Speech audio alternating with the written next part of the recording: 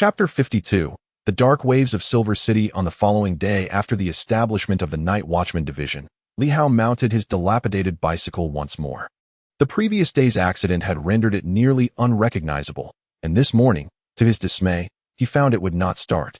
Frustrated, Liu nearly smashed the wretched contraption.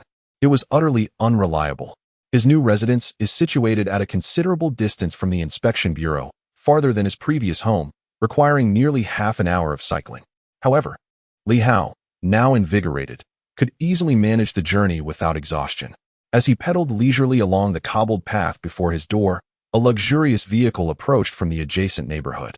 It was far more opulent than the one he possessed. Liu did not turn his head, but the window of the grand automobile rolled down, revealing the visage of the man who had clashed with Liu Yan the previous day. He wore a faint smile, appearing rather refined. Of course, he had not looked so composed when Liu Yan had apprehended him. "Little brother, do you remember me?" Liu glanced over, nodded slightly, and replied, "I remember, Mr. Qiao from Qiao Mining. Liu Jie mentioned you. Heading to work?" "Yes." Liu's expression remained calm, showing little enthusiasm for further conversation. "Riding a bicycle? Why not join me in my car?" Xiao Peng seemed quite magnanimous, chuckling as he said, "Yesterday was merely a playful spat with Liu Yan. I happen to be going to the inspection bureau as well. How long will your ride take?" "Come, join me." "No need." Liu politely declined. "Liu Jie mentioned that her husband was killed by the captain of your security team. Keep your distance, or I might not be able to restrain myself from apprehending you." Xiao Peng raised an eyebrow, then sighed. This incident was truly an accident. Over the years, I have endeavored to make amends. Frankly speaking, my pursuit of Liu Yan is an attempt to rectify my past mistakes. Otherwise, given my status, I could easily attract any woman. You do not understand, little brother. She is deeply wounded, and thus deserves a sense of security, which I can provide to heal her scars. Liu furrowed his brow and chose to ignore him, continuing to pedal. Yet, he pondered, is he merely acting? We are not so different. He too was playing a part. And this fellow before him was rumored to be connected to Yama. There was no need to sever ties so decisively. Moreover, why was this man seeking to engage him in conversation? Was it because he belonged to one of the 8 great families that Xiao Peng sought to ingratiate himself with him? Seeing that Liu was unresponsive, Xiao Peng chuckled softly. "Very well, perhaps you do not comprehend it now. When you are older, you may understand these matters. Young people often lack insight. We will be neighbors. Feel free to visit me sometime." As for how Liu came to reside here, Xiao Peng had no doubts. It was not difficult for a night watchman to find a suitable place. Furthermore, he had received word that this fellow had unexpectedly become an assistant minister, which was not entirely surprising, given the presence of Yuan Shua. The luxury vehicle gradually receded into the distance. Liu gazed for a moment longer before resuming his journey towards the inspection bureau on his humble bicycle. Xiaopeng. That name lingered in his mind. Perhaps this man had even desecrated his ancestral grave. The Law Enforcement Building. The Night Watch Division has now officially been established. As of today, it comprises only 9 official members. However, aside from them, Liu has recruited 10 individuals from the Inspection Bureau, primarily tasked with various daily and logistical responsibilities. Today marks the official launch of the Night Watch. Within this building, Liu has also acquired his own dedicated office. Adorning the office is a banner, a testament to his promise, gifted by Zhou He, which he has indeed hung up as a symbol of achievement. This banner represents the first accolade he has ever received in life. Thus, it holds significant value. Moreover, Zhou He has provided him not only with a residence and a vehicle, but also with invaluable combat experience. Liu must remember these generous contributions. Upon entering his office, Liu Yan knocked on the door and, without waiting for a response, pushed it open. "Let us go. Stop admiring your banner. The boss is calling us for a meeting." "So early for a meeting?" "The boss works swiftly," Liu Yan said with a bright smile, glancing at Liu. "Did you sleep well last night? Are you scared?" "Not at all."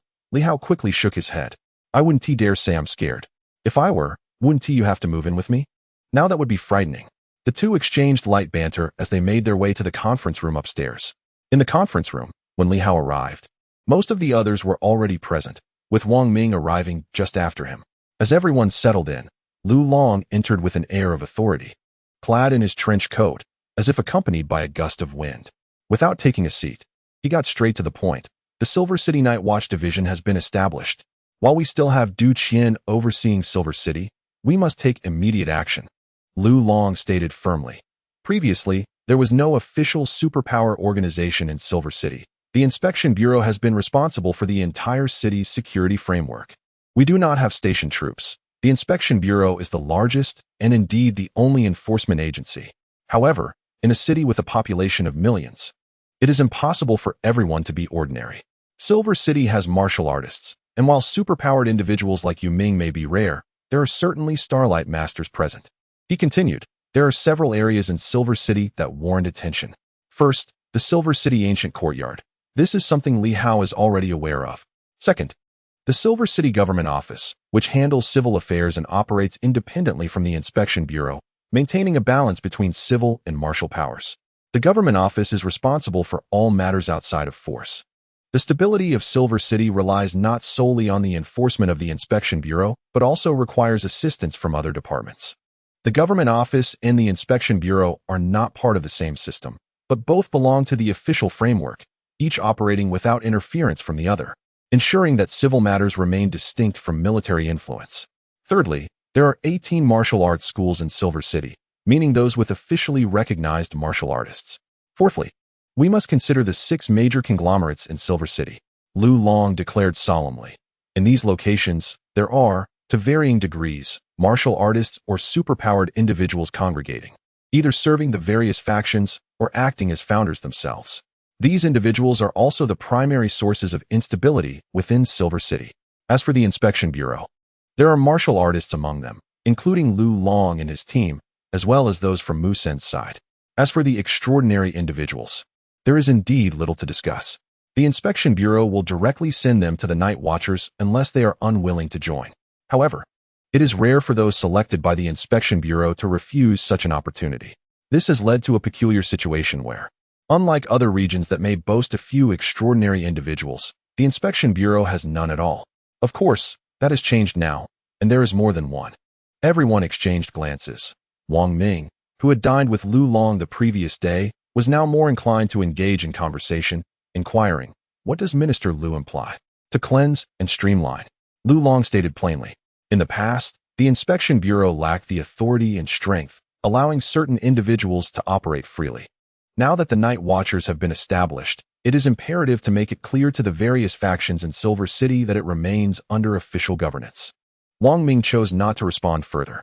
However, Li Hao interjected, Boss, what objectives must we achieve? Establishing authority? Li Hao chuckled.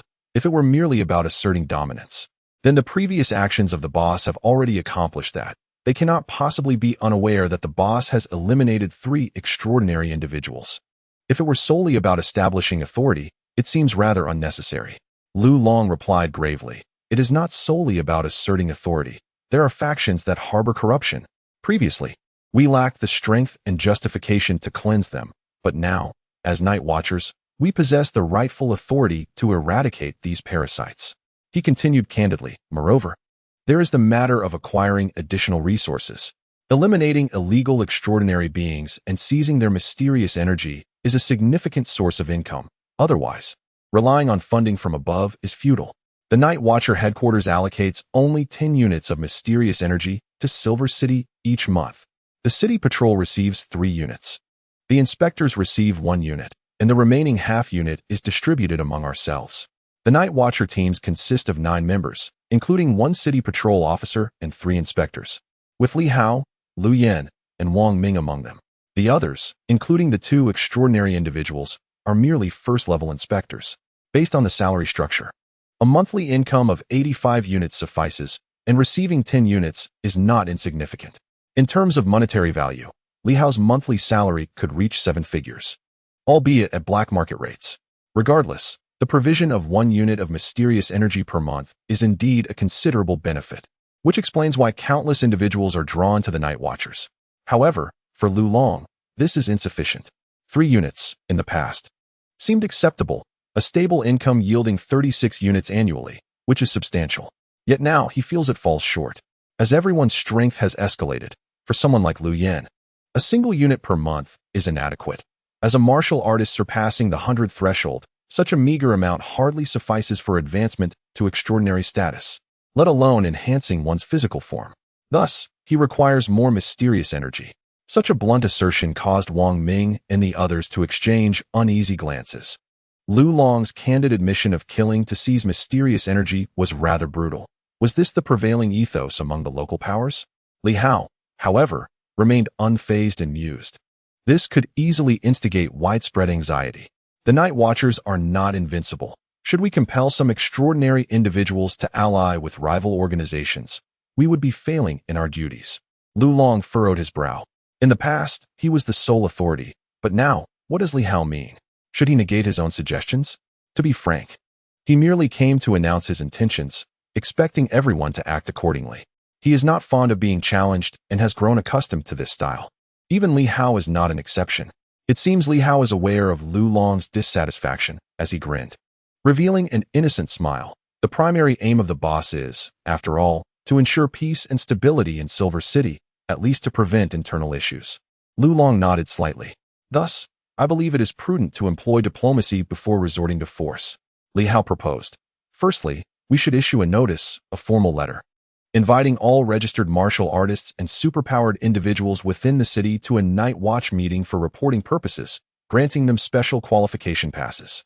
Those who possess our issued special qualification passes will be allowed to move freely within the city, as they possess considerable destructive power and thus require careful consideration.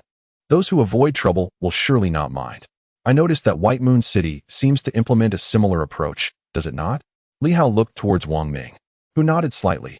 Yes, however, White Moon City has many powerful individuals, and as long as they do not overstep their bounds, the Night Watch will not be overly concerned.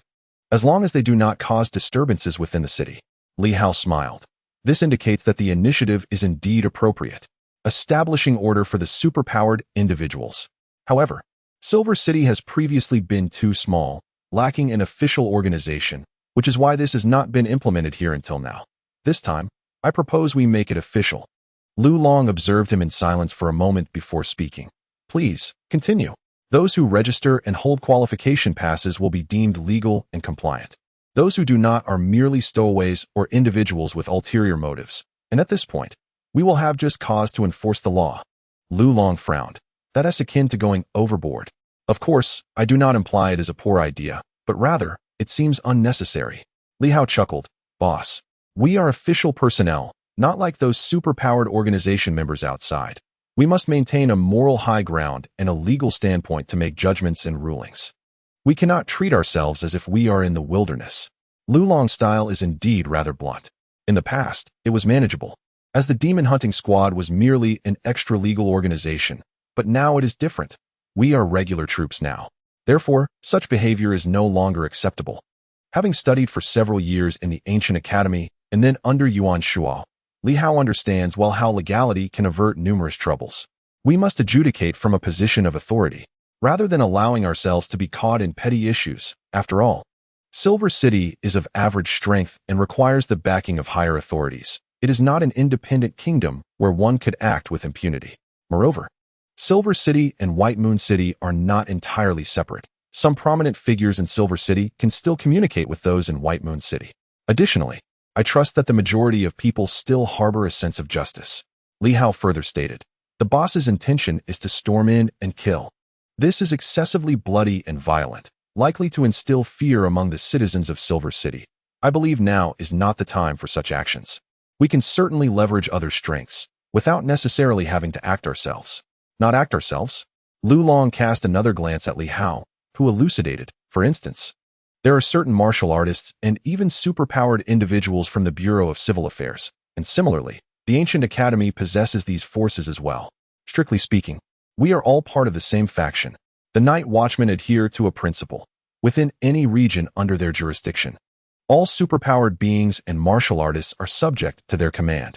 We can requisition martial artists and superpowered individuals from various factions to collaboratively suppress those who defy the law. This way, the burden can be shared, rather than being solely shouldered by us. Otherwise, it could easily provoke a resistance from the entire extraordinary community of Silver City, which would be detrimental to our standing here. He added, of course, everything is at the discretion of the boss. If the boss believes that a direct assault would be more effective, I will carry out the orders. Lu Long fell into contemplation. Liu Yan chuckled, boss. It's time for a shift in perspective. We have always conducted our affairs discreetly, and now we must adjust to a more overt approach. Yet, Li Hao is correct. We represent the official authority, the embodiment of justice, and our actions should not resemble those of bandits. Chen Jian also grinned. Boss. Perhaps enforcing the law openly might be more exhilarating. Back when we were part of the enforcement team, our actions were transparent and above board. However, after the establishment of the demon hunting squad, our base transformed into a hidden lair. For a time, I felt as though we were the true villains. Residing in a basement, living in darkness each day, indeed fostered a sense of moral corruption. Proclaiming the eternal existence of justice often served merely as self-comfort. Now, with Li Hao's words, Lu Long and the others momentarily struggled to adjust, having been accustomed to this way of operating for several years. Yet, upon reflection, memories of their previous upright conduct while in the enforcement team surfaced, causing Lu Long to lose focus slightly. It was not that he had never considered it. Rather, he had become entrenched in operating within the shadows. This, after all, was the essence of the Night Watchmen. As the name suggests, they manifest at night, patrolling in secrecy, and thus everyone had grown accustomed to clandestine operations.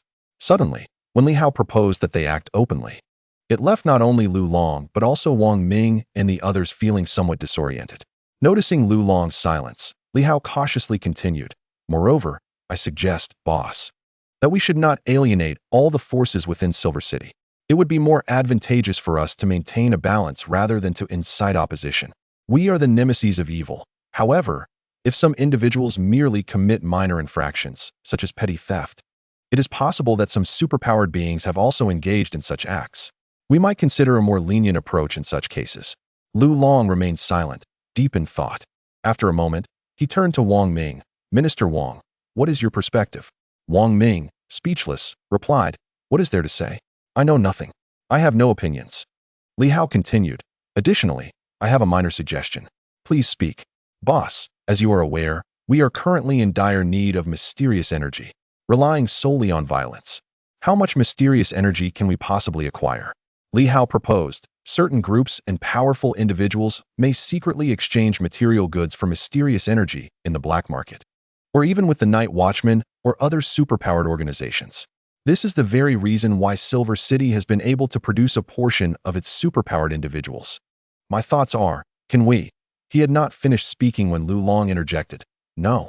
To the side, Wang Ming furrowed his brow and declared, "We must not encourage such a trend. It is understandable that you wish to acquire mysterious energy, but we cannot foster an atmosphere of clandestine transactions, nor can we allow the Night Watchers to endorse such activities. This will likely lead to uncontrollable superpowers. Initially, everyone engaged in these dealings discreetly, but once you publicly support it, we risk greater calamities. Li Hao, you must understand that some individuals will stop at nothing for their own gain. Darkness remains darkness. Once it transforms into light, maintaining order becomes exceedingly difficult." Li Hao, contemplative, nodded in agreement and chose not to pursue the matter further. He indeed harbored such intentions of utilizing these channels to acquire more mysterious energy. However, the points raised by the two were valid, and he decided against pressing the issue, for if it spiraled out of control, Silver City would face dire consequences. Lu Long did not elaborate further. "Then I shall send official letters to each household. It would be best if they come to register and report. If they do not, we must establish our authority. In recent years, some issues have persisted within Silver City, with certain unsolved cases that you, Li Hao, are most aware of. The culprits are likely among these individuals, but it is unfortunate that their actions have been executed with such meticulousness that we cannot find evidence. We will first conduct a thorough review of the entire Silver City. Should further issues arise, it will be easier to identify the culprits." Li Hao volunteered, "Boss, I will deliver the official letters to demonstrate our sincerity." "You will?" Li Hao nodded. This was an opportunity to gain a comprehensive understanding of the number of superpowered individuals within Silver City, as he possessed the ability to perceive them. Indeed, the luminous orbs. As long as they are superpowered, he can see the orbs, be it starlight or lunar shadows. The stronger they are, the easier they are to observe. This method is far more reliable than the superpower detector. The range of the superpower detector is too limited, and it can suppress the fluctuations of mysterious energy, rendering it ineffective for probing. Although weaker individuals find it challenging to suppress, it does not mean it is impossible. Since he had already decided to remain in Silver City for the time being, Li Hao also wished to ascertain the overall situation within the city. Moreover, he intended to see just how many formidable beings it concealed. He was certain there were many, especially with the exposure of the Red Moon and the 8 great families' affairs. It was likely that a significant number of superpowered individuals had recently flocked to Silver City. Additionally, he might seize the opportunity to investigate the Qiao Mining Company. This is one of the 6 major groups in Silver City, and ordinarily, Li Hao would have no reason or excuse to visit. However, the timing was now perfect. Lu Long pondered for a moment and nodded. Very well. Do you require our assistance? Yes, Minister Wang, please accompany me. Li Hao beamed. He is a superpowered individual from Baiwest City, a significant figure whom most would hesitate to refuse. His presence symbolizes our sincerity and determination. Unless one wishes to sever ties with the Night Watchers, they ought to comply. Very well. Wang Ming hesitated, not wanting to go. Damn it, Li Hao. Why must you drag me into this? Hu Hao and Li Ming are also here, aren't they? They too hail from Baiwest City. Wang Ming felt exhausted. He genuinely did not wish to work, preferring to leave matters to Lu Long and the others. Now, it seemed, everything was being thrust upon him. After the meeting concluded, Li Hao pulled Wang Ming along as they headed outside. Wang Ming appeared somewhat reluctant and could not help but exclaim, Li Hao, for such trivial matters, you could easily find anyone else. Why seek me out? Let those capable bear the burden. Li Hao chuckled softly and replied, Old Wang, do you wish to earn merit and return to Baiwest City sooner? A flicker of interest crossed Wang Ming's eyes. How can one earn merit? For instance, uncovering the secrets of the 8 prominent families in Silver City, or discovering the strongholds of the 3 major organizations in this area, or even apprehending some fugitives. Furthermore, there are countless methods to ascend in rank. How does this relate to your request for me to deliver a formal letter? Of course, Li Hao nodded with a smile. This way, we can gain a deeper understanding of Silver City's secrets. Shall we simply wait in the office for clues to present themselves? Old Wang, we are still young. And I, too, aspire to rise through the ranks. Therefore, let us work together. Wang Ming, slightly swayed, hesitated for a moment before reluctantly nodding in agreement. Very well. Li Hao grinned, having anticipated that this fellow was easily persuaded. If circumstances permitted, he actually wished to visit the Qiao mining district. For Liu Yan had mentioned that something intriguing had been discovered there. The Qiao mine, located on the outskirts, was not far from the city and had been under extraction for several years, seemingly rich in mineral deposits. However, for a large enterprise like Qiao, mining such small sites was not merely unprofitable, the earnings did not meet expectations. Some said Qiao was keen on giving back to its hometown by creating more job opportunities and generating additional tax revenue for Silver City, yet Li Hao dismissed this notion, believing that merchants were driven by profit and that Qiao had no such altruistic intentions. Nonetheless, the first destination should not be Qiao. In the afternoon, Li Hao and Wang Ming set out together, with Wang Ming insisting on driving, refusing to let Li Hao take the wheel, as he found Li Hao's driving style exhausting even for someone with superhuman abilities. Where to first? Silver City, Ancient Academy. Li Hao replied with a smile. That is my alma mater. Although I withdrew, I am eager to see the true capabilities of the academy. I recall that when certain professors traveled, it was the academy's security team that handled their safety. The Ancient Academy must possess some strength. Not counting the faculty, Li Hao believed there might also be some formidable individuals stationed there. The academy primarily focused on the study of ancient civilizations, but it also offered several other significant disciplines. During his time at the academy, Li Hao had vaguely heard that they were exploring various fields related to ancient civilizations. The Silver City Ancient Academy was a place he knew intimately. This time, he was there on official business. In the vice principal's office, the elderly vice principal, with graying hair, expressed his sentiments upon hearing Li Hao's purpose for visiting. You studied at the academy, but withdrew midway. I felt some regret. Yet I never expected you to carve out your own path by joining the inspection office. It is not a loss after all. Indeed, the academy had a security team, a matter well known to your former teacher, and some individuals had even received guidance from them. The vice principal continued, there is nothing to conceal. Previously, Silver City did not require any registration, so we did not report it. Since we need to make a report this time, I will have Captain Chun from the security team come over, and you can communicate directly. Li Hao nodded, for he was already acquainted with Captain Chun. However, having come here on official business, it is prudent to first greet the ancient institution. The vice dean sent a communication, and shortly thereafter, a robust man resembling a bear strode in. Upon seeing Li Hao, he offered a slight smile, but upon noticing Wang Ming, his brow furrowed slightly. "Captain Chun," Li Hao exclaimed with a grin, "I apologize for the intrusion. We are here to establish the Night Watch division in Silver City and need to register some extraordinary powers within the city.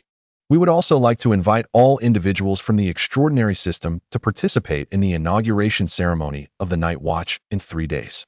He stated his purpose plainly and continued with a cheerful demeanor. "The ancient institution is the place I am most familiar with, so it is only fitting that it is our first stop. I trust that with Captain Chen here, we can collaborate effectively." Captain Chen nodded slightly. "Of course." He then glanced at Wang Ming. "And who might this be?" "From Baiwa City, a prominent figure, Minister Wang Ming," Li Hao introduced, leaving Wang Ming speechless. It was typical of Li Hao to make such introductions. Did he fear that others were unaware of Wang Ming's stature? "Pleased to meet you."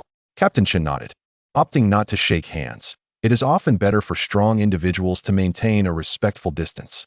After exchanging a few pleasantries, the other party was forthright. The guard team of the ancient institution is modest in size, totaling 40 members, yet only 7 have truly entered the 10th slaughter realm. With my inclusion, that makes 8. As Li Hao registered the information, he inquired, "Captain Chun, have you not yet broken the 100? "Not quite." Captain Chen replied with a hint of regret. "I am somewhat akin to your previous enforcement team as Captain Liu, though I have heard she seems to have crossed that threshold. Is that true?" "Yes," Li Hao replied. "Envy," Captain Chen remarked, a touch wistful. He did not expect to breach the extraordinary realm, but he certainly harbored ambitions regarding the 100. Regrettably, he had yet to achieve it. The pinnacle of the 10th slaughter realm is not to be considered weak. Nonetheless, Li Hao pressed further. "Does our ancient institution not have a single extraordinary individual? How should I put it?" He pondered before replying. "We do have one, and not just any stellar practitioner, but a moonshade master. This is one reason the ancient institution remains relatively stable. However, that individual is currently out of the area." Li Hao nodded, refraining from further inquiries. He then accompanied Captain Chun to observe the guard team's quarters, conducted a brief appraisal, and soon departed from the ancient institution. On the way, Wang Ming frowned. "Li Hao, is it sufficient to merely glance at it like this?" He felt that Li Hao was being dismissive. A mere cursory inspection followed by some registration would hardly uncover any deeper secrets or reveal extraordinary individuals. Was this a joke? Li Hao chuckled lightly, unconcerned, and replied nonchalantly, "They are all martial masters. Probing deeply would be unwise. Are we truly to engage in combat? At the very least, we ought to have brought a supernatural detection device. Without that, how can we ascertain if they are concealing anything? My teacher is present," Li Hao retorted. "Ah," Wang Ming suddenly recalled, rendered speechless. Li Hao chose not to elaborate further. In truth, he merely hoped that such a superficial inspection would soon be known to other factions in the city, giving the impression that he was merely going through the motions and would not be taken too seriously. Thus, even if there are superhumans, they will not hastily retreat into hiding. As long as they remain in the various powerful factions, they cannot escape his scrutiny. Indeed, when Li Hao and Wang Ming departed from the ancient courtyard, several factions received intelligence. Their inspection of the ancient courtyard was rather perfunctory. They hardly conducted a thorough investigation, merely going through the motions and completing a brief registration. At Xiao Mining, in the expansive office, the silver-haired president of the Qiao family smiled slightly as he glanced at his son before him. "It is merely a formality. When the individuals arrive later, you shall attend to them, ensure proper registration, and do not treat our side with complete indifference. All necessary records must be made. The several individuals at the 10th realm, as well as 2 stargazers, have already registered." Xiao Peng smiled and nodded. "Father, I understand what to do. Should we establish closer contact with Li Hao? It is advisable to maintain some distance. Many are currently watching him." "Understood." The president of the Qiao family pondered for a moment and added, "Are you certain there are no issues with Liu Yan?" "There should be none," Xiao Peng whispered. "The matter was handled swiftly. I believe that fellow had neither the opportunity nor the time to converse with Liu Yan. Over the years, I have been probing. Although Liu Yan has shown considerable impatience towards me, there has been no profound enmity directed at Yan Luo." "That is good," the president nodded. "Unless absolutely necessary. I do not wish to deal with Liu Yan lightly. She is the deputy captain of the Inspection Division's enforcement team and has an ambiguous relationship with Lu Long. If matters escalate, it would not bode well." Typically, if an issue arises during inspections, it can be overlooked, but Liu Yan is not ordinary. She is an inspector. The death of an inspector, regardless of the strength of the Night Watch, would inevitably lead to involvement. Her husband's demise does not equate to an inspector's death. The Night Watch would naturally be reluctant to involve themselves in her grievances with Yan Luo. Issuing a warrant would suffice as their effort. Noticing his father's silence, Xiao Peng spoke softly again. Father, the number of individuals paying attention to Silver City is increasing. Haven't any arrived from there? Furthermore, our progress is sluggish. If this continues, I worry we may be exposed. Do not rush. President Xiao chuckled. Haste makes waste. We have established ourselves here for many years, unlike others. Moreover, do not take any action there for now to avoid drawing attention. We shall wait and see. Understood. Xiao Peng nodded. President Xiao observed him for a moment before suddenly saying, it is acceptable to appear somewhat foolish or slow-witted in public. However, do not genuinely act foolishly at critical moments. As for Yan Luo's grandson, he has truly become foolish. So blinded by flattery that he boldly took out a precious artifact to flaunt, lacking the clarity of mind. A life lost is one matter, but he has dragged all of Yan Luo into the mire. Do not imitate him. Xiao Peng's expression turned serious. Father, rest assured. Good. President Xiao nodded. That is reassuring. Furthermore, do not harbor resentment for being restrained from entering the realm of superhumans these past years. The development of superhumans has only spanned 2 decades. There were instabilities before, but perhaps it has stabilized now. Once this matter passes, you may advance, and at that time, a mere month in the underworld will not suffice. Xiao Peng's face brightened, and he promptly nodded. This was what he had long anticipated. Over the years, he has been unable to ascend to the realm of superpowers. On one hand, he refrains from being overly ostentatious. On the other, his father has consistently held him back, forbidding his advancement. Unable to contain himself, he exclaimed, Father, if I were to advance, could I retrieve some items from there? Silence. The elder Qiao's face turned cold. Did I not just remind you? Have you forgotten? Foolishness. Forget this matter. Forget everything else. Remember, we are merely a business, a legitimate enterprise, extracting minerals from the earth. Everything else, cast aside. Understood.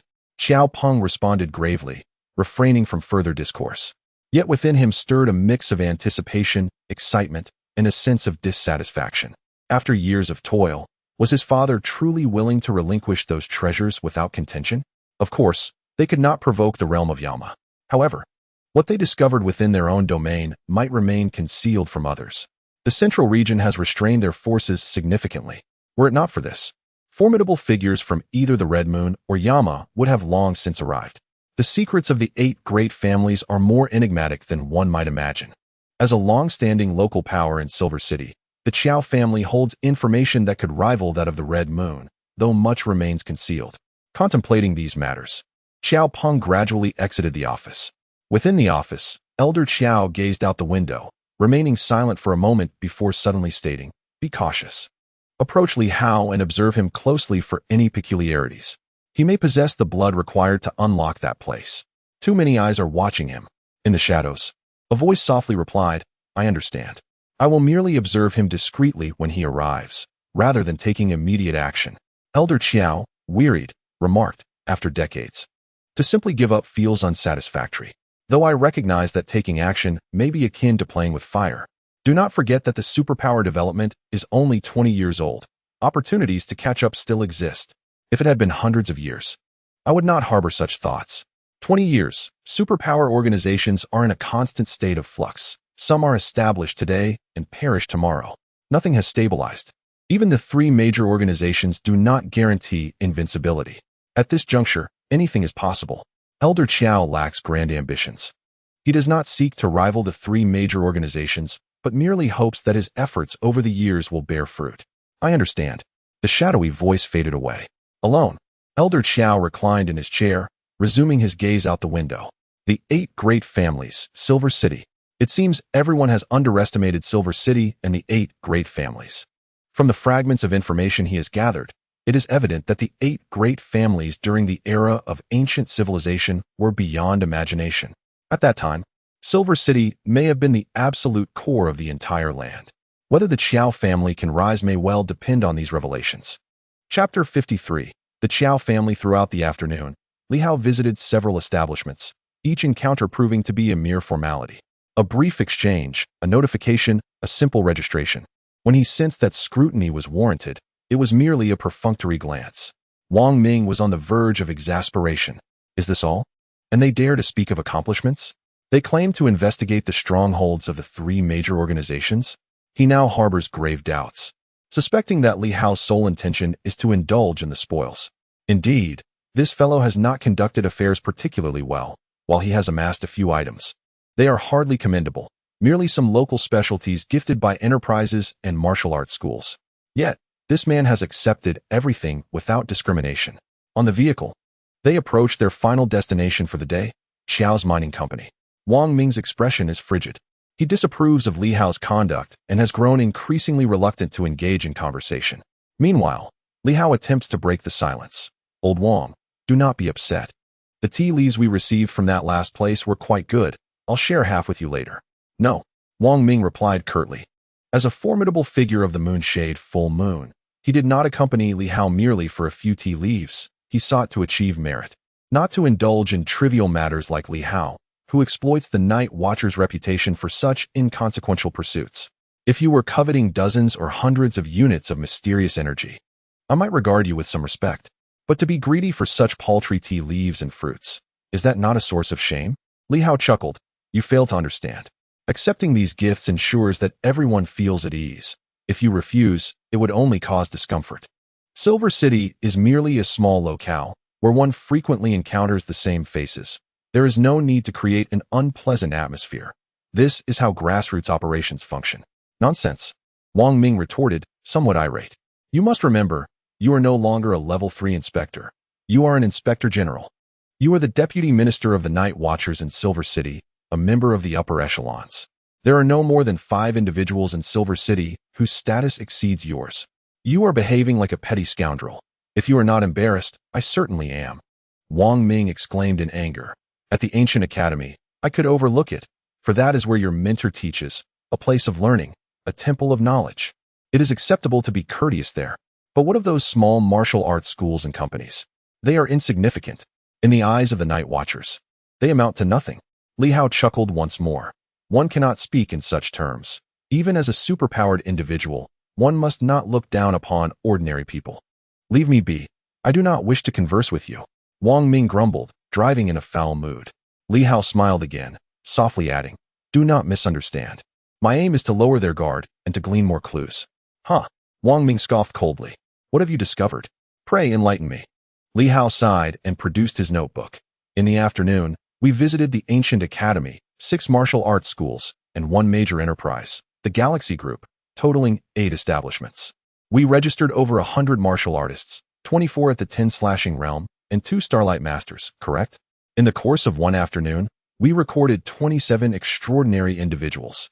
There are 8 from the ancient academy at the 10-slashing realm. The remaining establishments accounted for 19 extraordinary individuals, with the over 100 martial artists and the 2 Starlight Masters all hailing from the same place, the Galaxy Group. The Galaxy Group is a significant entity, rivaling Xiao's mining company.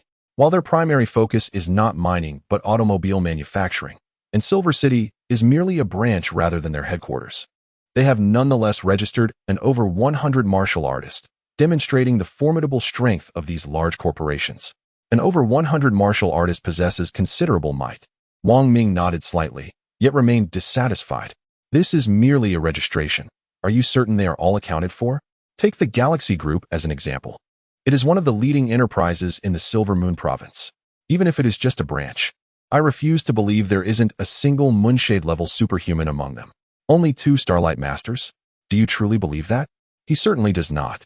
Moonshade may not be weak, but it is relative. This time, 3 Moonshade-level Night Watchers have even come to Silver City. Such a large company as the Galaxy Group is not short of funds or connections. In this day and age, small amounts of money are of little use. However, an abundance of wealth can indeed open doors. The Galaxy Group even collaborates with the Night Watcher headquarters, yet their branch in Silver City has only 2 Starlight Masters. He absolutely does not believe it. Nonetheless, Li Hao did not conduct a thorough investigation. Wang Ming proposed to explore the area and even suggested using a superpower detector. But Li Hao outright refused. nearly driving Wang Ming to the brink of explosion. Is this not mere deception? Although he held some reservations about Lulong's arrangements, believing that thoroughly investigating the strengths of various companies may not necessarily be beneficial, once a decision has been made, one cannot be negligent. Truly a righteous individual. Li Hao chuckled inwardly, concealing his amusement. He softly replied, "Rest assured, you do not understand. We are merely acting as scouts to draw attention. In truth, we have other plans in place. We are responsible for attracting their notice while others will conduct the actual investigation."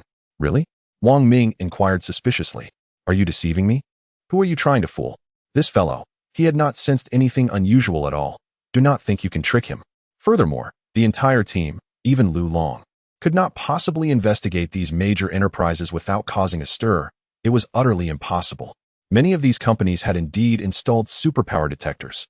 While martial artists might be difficult to detect, their abilities are limited, unlike superhumans who can traverse the skies and earth with slightly heightened security.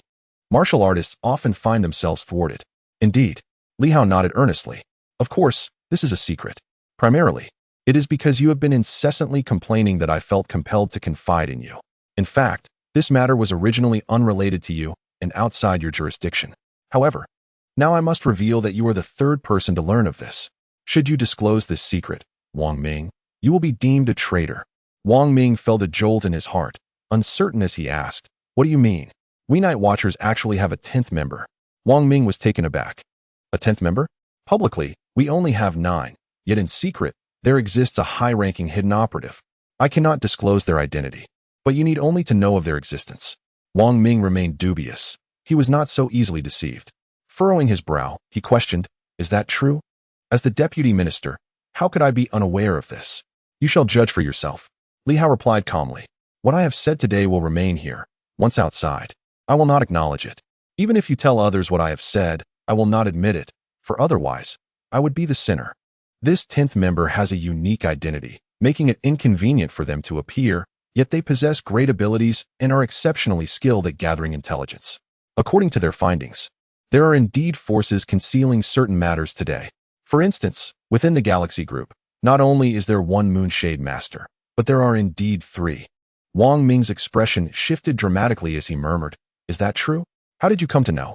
I had no inkling of it." "Li Hao, are you deceiving me?" "Indeed," Li Hao replied with a solemn nod. "As for the means by which I made contact, I cannot divulge that. We have our own methods. You are still not one of our trusted confidants. Bear in mind, you have only been here for a few days. To disclose this much to you is already a breach of protocol." Wang Ming understood. Initially, he had presumed it was merely the covert operations of the demon hunting team. Yet, the other party's capabilities were astonishing. He felt a sense of disbelief. Glancing back at Li Hao, he furrowed his brows. Li Hao cautioned, "Focus on driving." Wang Ming quickly regained his composure and resumed driving, still grappling with the incredulity of the situation. "Are you truly saying that the Galaxy Group harbors 3 Moonshade Masters?" To be honest, while there are quite a few at the Moonshade level these days, they are primarily concentrated within major organizations. Having 1 in a division seems reasonable, but 3 is certainly unusual. "Absolutely." Li Hao pondered for a moment before adding, "Moreover, one of them possesses strength comparable to yours. The size of their light orbs is similar." Li Hao had also observed that as long as the distance was not too great, he could perceive the light orbs. Naturally, the visibility varied with the strength of the superpowered individuals. For instance, at the sunlight level, he could see a massive light orb from several kilometers away, a memory that lingered vividly. At the daylight level, visibility extended to about a kilometer. However, for Moonshade, he could only discern a light orb from approximately 100 meters. As for the Starlight Masters, he needed to be quite close to catch even a faint glimmer, akin to a flickering spark, very weak. Hence, it was generally difficult for any superpowered individual to elude Li Hao's perception. Indeed, the Galaxy Group possessed 3 Moonshade Masters, one of whom was at the full moon level. Wang Ming furrowed his brow, beginning to believe that Li Hao was not merely jesting. It was plausible that he was intentionally diverting others' attention to create an opportunity for the elusive 10th member. Yet, he still harbored some confusion. What was the extent of this person's abilities that allowed for such swift assessment of another's strength without raising alarm? Could it be a superpowered individual adept in reconnaissance? That would at least suggest a Moonshade level of capability, at the very least. When had the demon-hunting team established contact with such a superpowered being? Reconnaissance abilities were of great significance. Many organizations sought to recruit those skilled in such arts. Among the superpowered, attack-oriented abilities were often undervalued, primarily due to the sheer number of attack-oriented superpowered individuals. There was no shortage. Conversely, those with unique abilities garnered considerable attention. For instance, Li Ming and Hu Hao were both highly regarded. Despite their lower status compared to Wang Ming, they were indeed among the promising talents of the Night Watch. Otherwise, they would not have been assigned to protect an important figure like Yuan Shua. Li Ming possessed the Eye of Heaven, granting her the ability to perceive many things beyond the sight of others. Hu Hao could fly. As a flying-type superpowered individual, his status significantly diminished after reaching the daylight level, yet prior to that, he had always been regarded as a crucial strategic asset. Typically, superpowered individuals at the daylight level could achieve flight, albeit not over extensive distances. Only when it came to the third sun did the mystique become ample, and soaring through the skies posed no significant challenge. Li Hao mentioned that he might have an adept in stealth, a superhuman skilled in reconnaissance across two realms, which naturally piqued Wang Ming's interest, as this was intelligence that even the higher-ups might be unaware of. At that moment, he felt a twinge of discomfort. Li Hao was remarkably candid, unafraid to speak his mind. If Lu Long were to catch wind of this, it could spell considerable trouble. However, Wang Ming was not one to indulge in idle gossip. Li Hao spoke softly. I cannot divulge too many specifics. All I know is that this individual could provide us with a wealth of intelligence. Old Wang, please refrain from probing too deeply. I share this with you out of respect for our friendship and your reputation as a person of integrity. Should this information leak, I would be in a precarious position. Rest assured. Wang Ming nodded, though uncertainty lingered. Are you certain the intelligence is accurate? Absolutely. Wang Ming inhaled sharply. Damn. In a single galaxy corporation, there are 3 hidden at the moonshade level, and 1 at the full moon level. What on earth is going on? Huang Yin had sent him here, indicating that there might be complications, but he had brushed it off before. Suddenly, he felt that Silver City was no longer safe. The Daylight faction, comprising the upper echelons of various powers, would not recklessly take risks. Those at the moon phase level were striving to ascend into daylight, which meant that currently active formidable beings were typically limited to the full moon threshold. He imparted some knowledge to Li Hao, stating, if there truly is a full moon level presence within this galaxy corporation, their intentions are likely far from pure. Merely for self-preservation, having 1 at the moon shade level suffices. Under normal circumstances, others would not dare to attack such major enterprises. Li Hao nodded in agreement. At that moment, Wang Ming fell silent, and Li Hao ceased to speak as well. The vehicle gradually came to a halt. They had arrived at the headquarters of Chao Mining. At the front desk, there was no scene of obstruction preventing their entry. After a brief phone call, Xiao Peng, accompanied by several staff members, descended to greet Li Hao and his companion. Inspector Li. Xiao Peng appeared to be in his 30s, relatively youthful. If one overlooked the awkwardness of being handcuffed by Liu Yan the previous day, he actually exuded an air of youthful promise.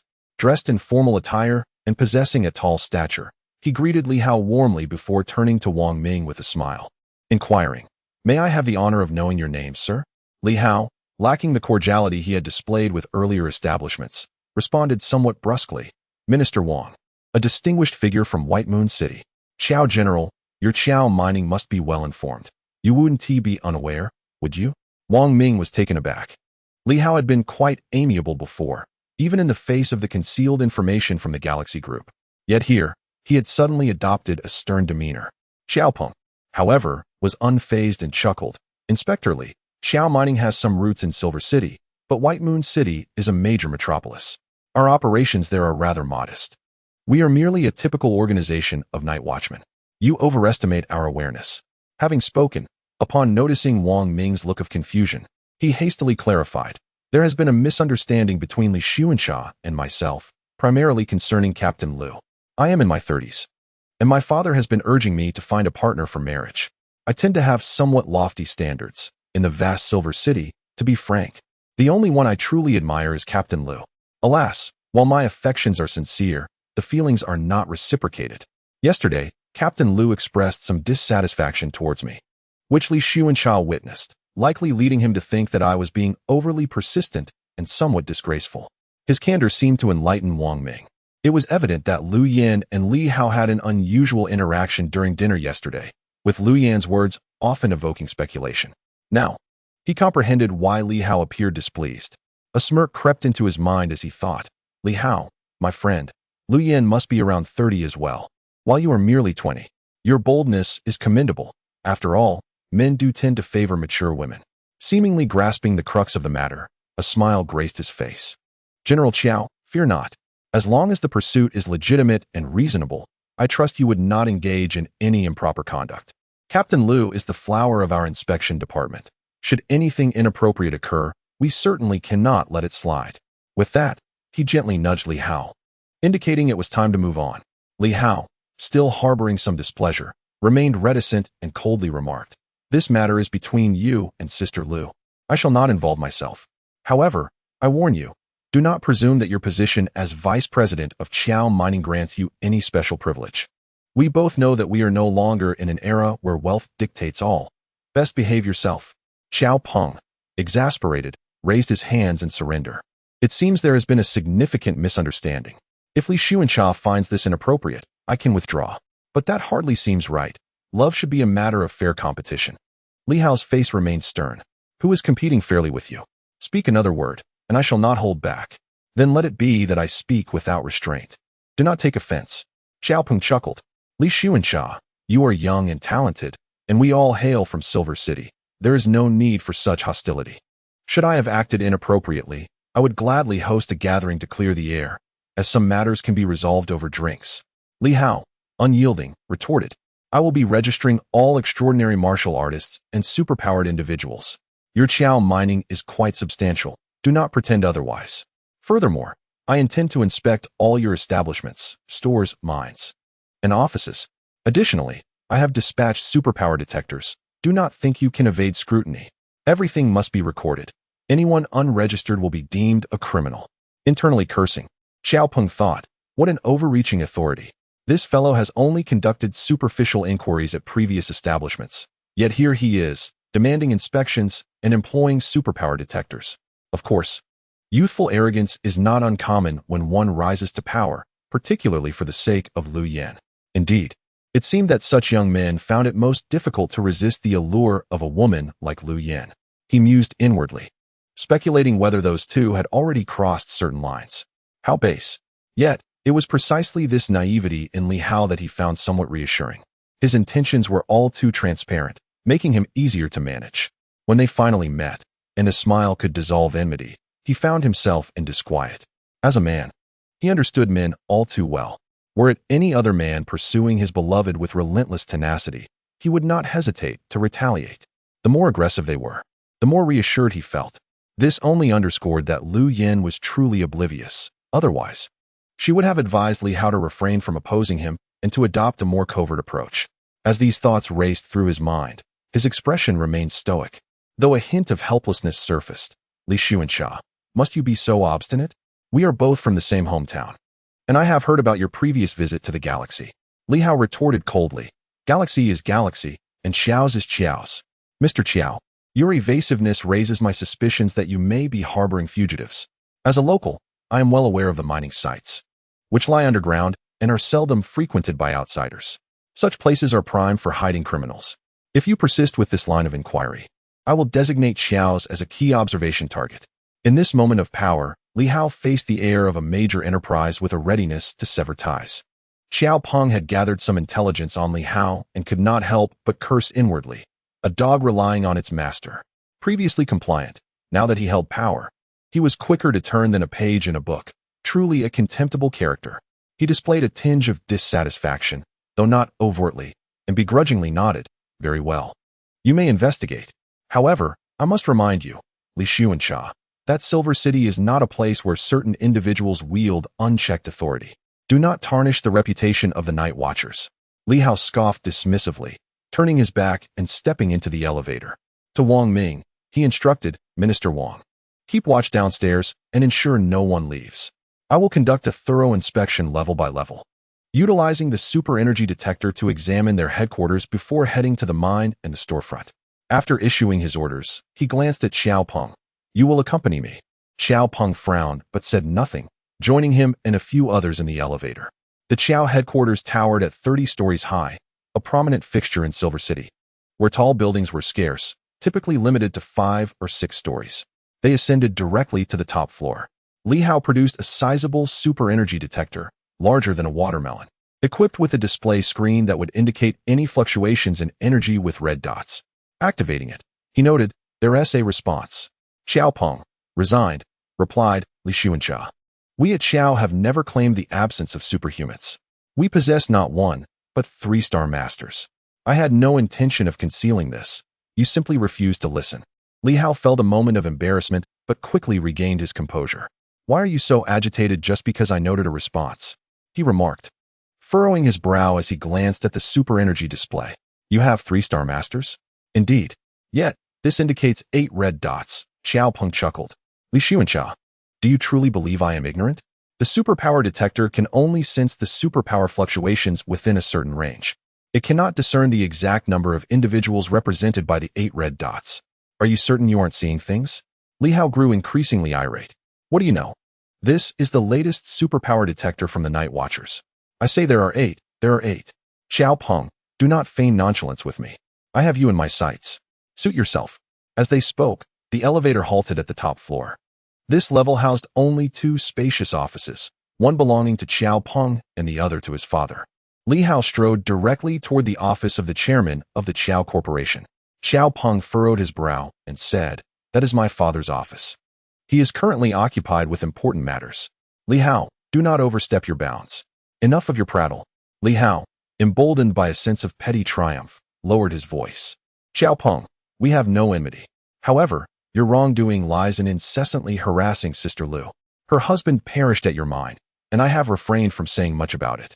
Yet here you are, having caused her husband's death, and still daring to pursue Sister Liu. We shall see how this unfolds. Xiao Peng cursed under his breath and frowned. Do not speak recklessly, Li Hao. Do not malign my name. That was an accident, and the Inspection Bureau has already concluded the case. Humph. Li Hao pushed the door open. At that moment, an elderly gentleman looked up at him from within the office. Xiao Peng, upon seeing him, displayed a questioning expression. He quickly approached and whispered a few words to the elder. The old man then rose, chuckling. Inspector Li, it is a pleasure to meet you. You are quite accomplished at such a young age. I am acquainted with your mentor, Professor Yuan, and I must say, it is a delight to encounter you here. The pride of Professor Yuan. Too kind. Li Hao responded stiffly, casually waving the detector around the room, avoiding any lengthy pleasantries. The elder did not impede him, merely watching with a smile. At this moment, however, Li Hao's heart was tumultuous. He had not perceived anything outside.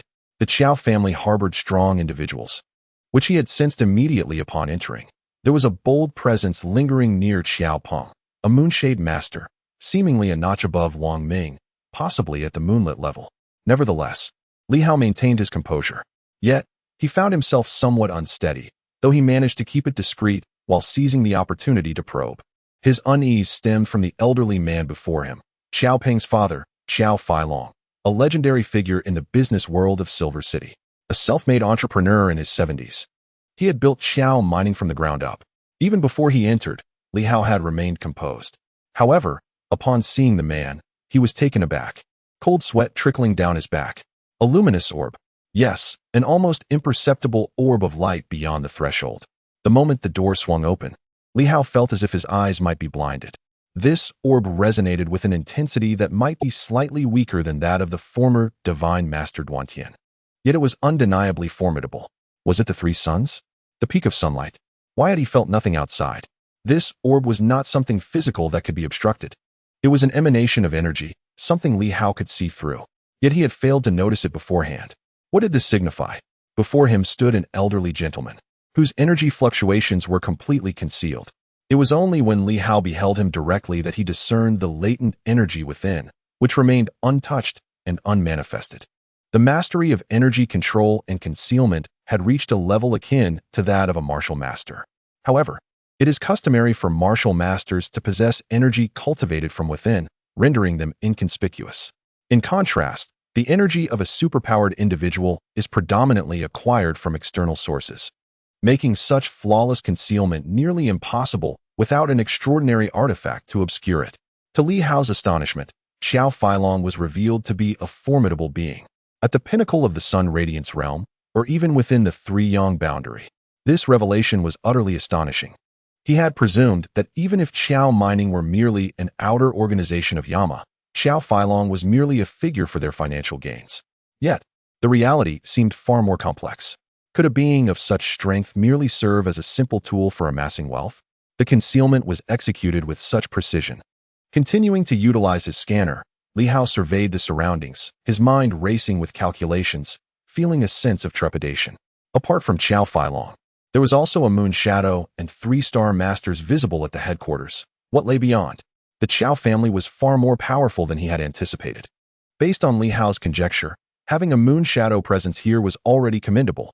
The moon shadow pinnacle might very well be their greatest ace. However, with Yuan Shua within the city, Li Hao felt an unusual sense of security. Li Xuanxia, have you completed your investigation? Xiao Peng, displaying signs of impatience, questioned. If Li Hao remained unperturbed by such provocation, it would be far too disingenuous. Li Hao retorted, what is your hurry? Turning to Qiao Feilong, he continued, Mr. Qiao, as a younger generation, I should not be so audacious. However, you are a legendary figure in Silver City, and I believe that perhaps you have been so engrossed in your endeavors that you have overlooked the education of your children. Xiao Feilong responded with a warm smile. What do you mean by that? Speak candidly, Li Xuanxia. That's Xiao Peng. Li Hao gestured towards Xiao Peng. This fellow possesses quite the audacity. Liu Yan is the leader of my Night Watch action team, a senior official of the investigation commissioner level. Xiao Peng, in this public forum, has repeatedly made frivolous remarks. Li Hao's irritation was palpable. Is it so commendable to bully a widow? The Night Watch division has only just been established, yet extinguishing your Qiao family would require no more than a breath. Now, as superpowers rise, your Qiao family and its vast enterprises must tread carefully. Allowing this individual to invite calamity will surely lead to disaster. Xiao Feilong maintained his composure, nodding slightly after a moment. A lesson well learned. Xiao Peng is indeed somewhat pampered. Rest assured, Li Xuanxia, after this incident, Xiao Peng will no longer trouble Captain Liu. Dad. Xiao Peng expressed his discontent. Xiao Feilong replied sternly, you are over 30 and yet lack any restraint. While Li Xuanxia is young, I find his words exceedingly reasonable. With superpowers on the rise, you should be focusing on advancing rather than embroiling yourself in frivolous disputes over women. He then turned to Li Hao and added, it is better to resolve enmity than to foster it. Xiao Peng's actions lack discretion, and Captain Liu may not wish to see me. I will apologize on Xiao Peng's behalf. I kindly ask you to convey this. Additionally, prepare a modest gift. Li Hao waved his hand dismissively. No need for that. Li Xuanxia would make the final decision after hearing all this. Xiao Feilong chuckled. After all, the Qiao family is a well-known local enterprise. The establishment of a branch in Silver City is also a form of protection for local businesses. I am aware of Captain Liu's situation. Her husband met with an unfortunate accident. However, he was one of our own, and it pains me that he met such a tragic end. I know Captain Liu has been seeking a breakthrough to advance her abilities, but Xiao's involvement in the realm of superpowers is limited, and it is a great pity that we cannot assist her in this endeavor. Recently, we managed to procure 10 units of mysterious energy from Baiwei City, which were originally intended for Xiao Peng's advancement. Yet, Xiao Peng has shown a lack of restraint, and I fear that should he advance, it may invite even greater troubles. It would be better to offer this gift to Captain Liu as a token of my goodwill. Li Hao initially intended to decline, but found himself in an awkward position. After a moment of hesitation, he remarked, 10 units? Isn't that rather precious? Human life is paramount. Xiao Feilong sighed. It will bring me some peace of mind to contribute in this small way. Whether or not Sister Liu accepts it is another matter. Li Hao appeared conflicted. If Captain Liu does not want it, then I shall return it to you. Not at all. If she refuses, simply discard it. Li Hao grinned sheepishly. In that case, I shall accept it for now. If she declines, I will dispose of it. With that, Li Hao's face brightened, and he hurriedly said, I apologize for the intrusion, Mr. Xiao. You are truly my idol. I hope to rely on you in my future duties in Silver City, as long as Xiao Peng refrains from bothering Sister Liu. I have no intention of making things difficult for the Qiao family.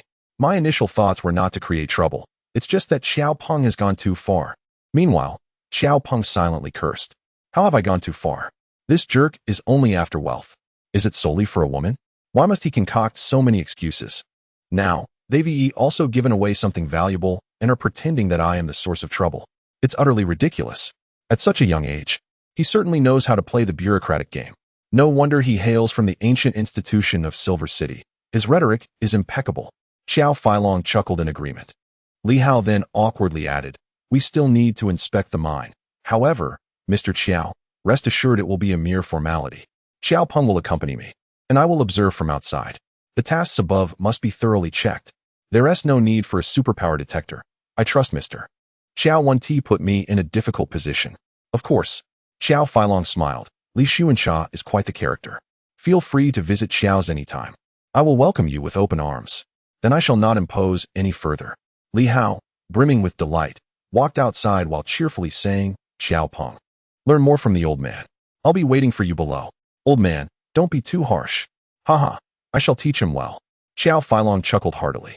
Once Li Hao had departed and entered the elevator heading downstairs, he finally subdued his laughter, casting a glance at Xiao Peng with a slight frown.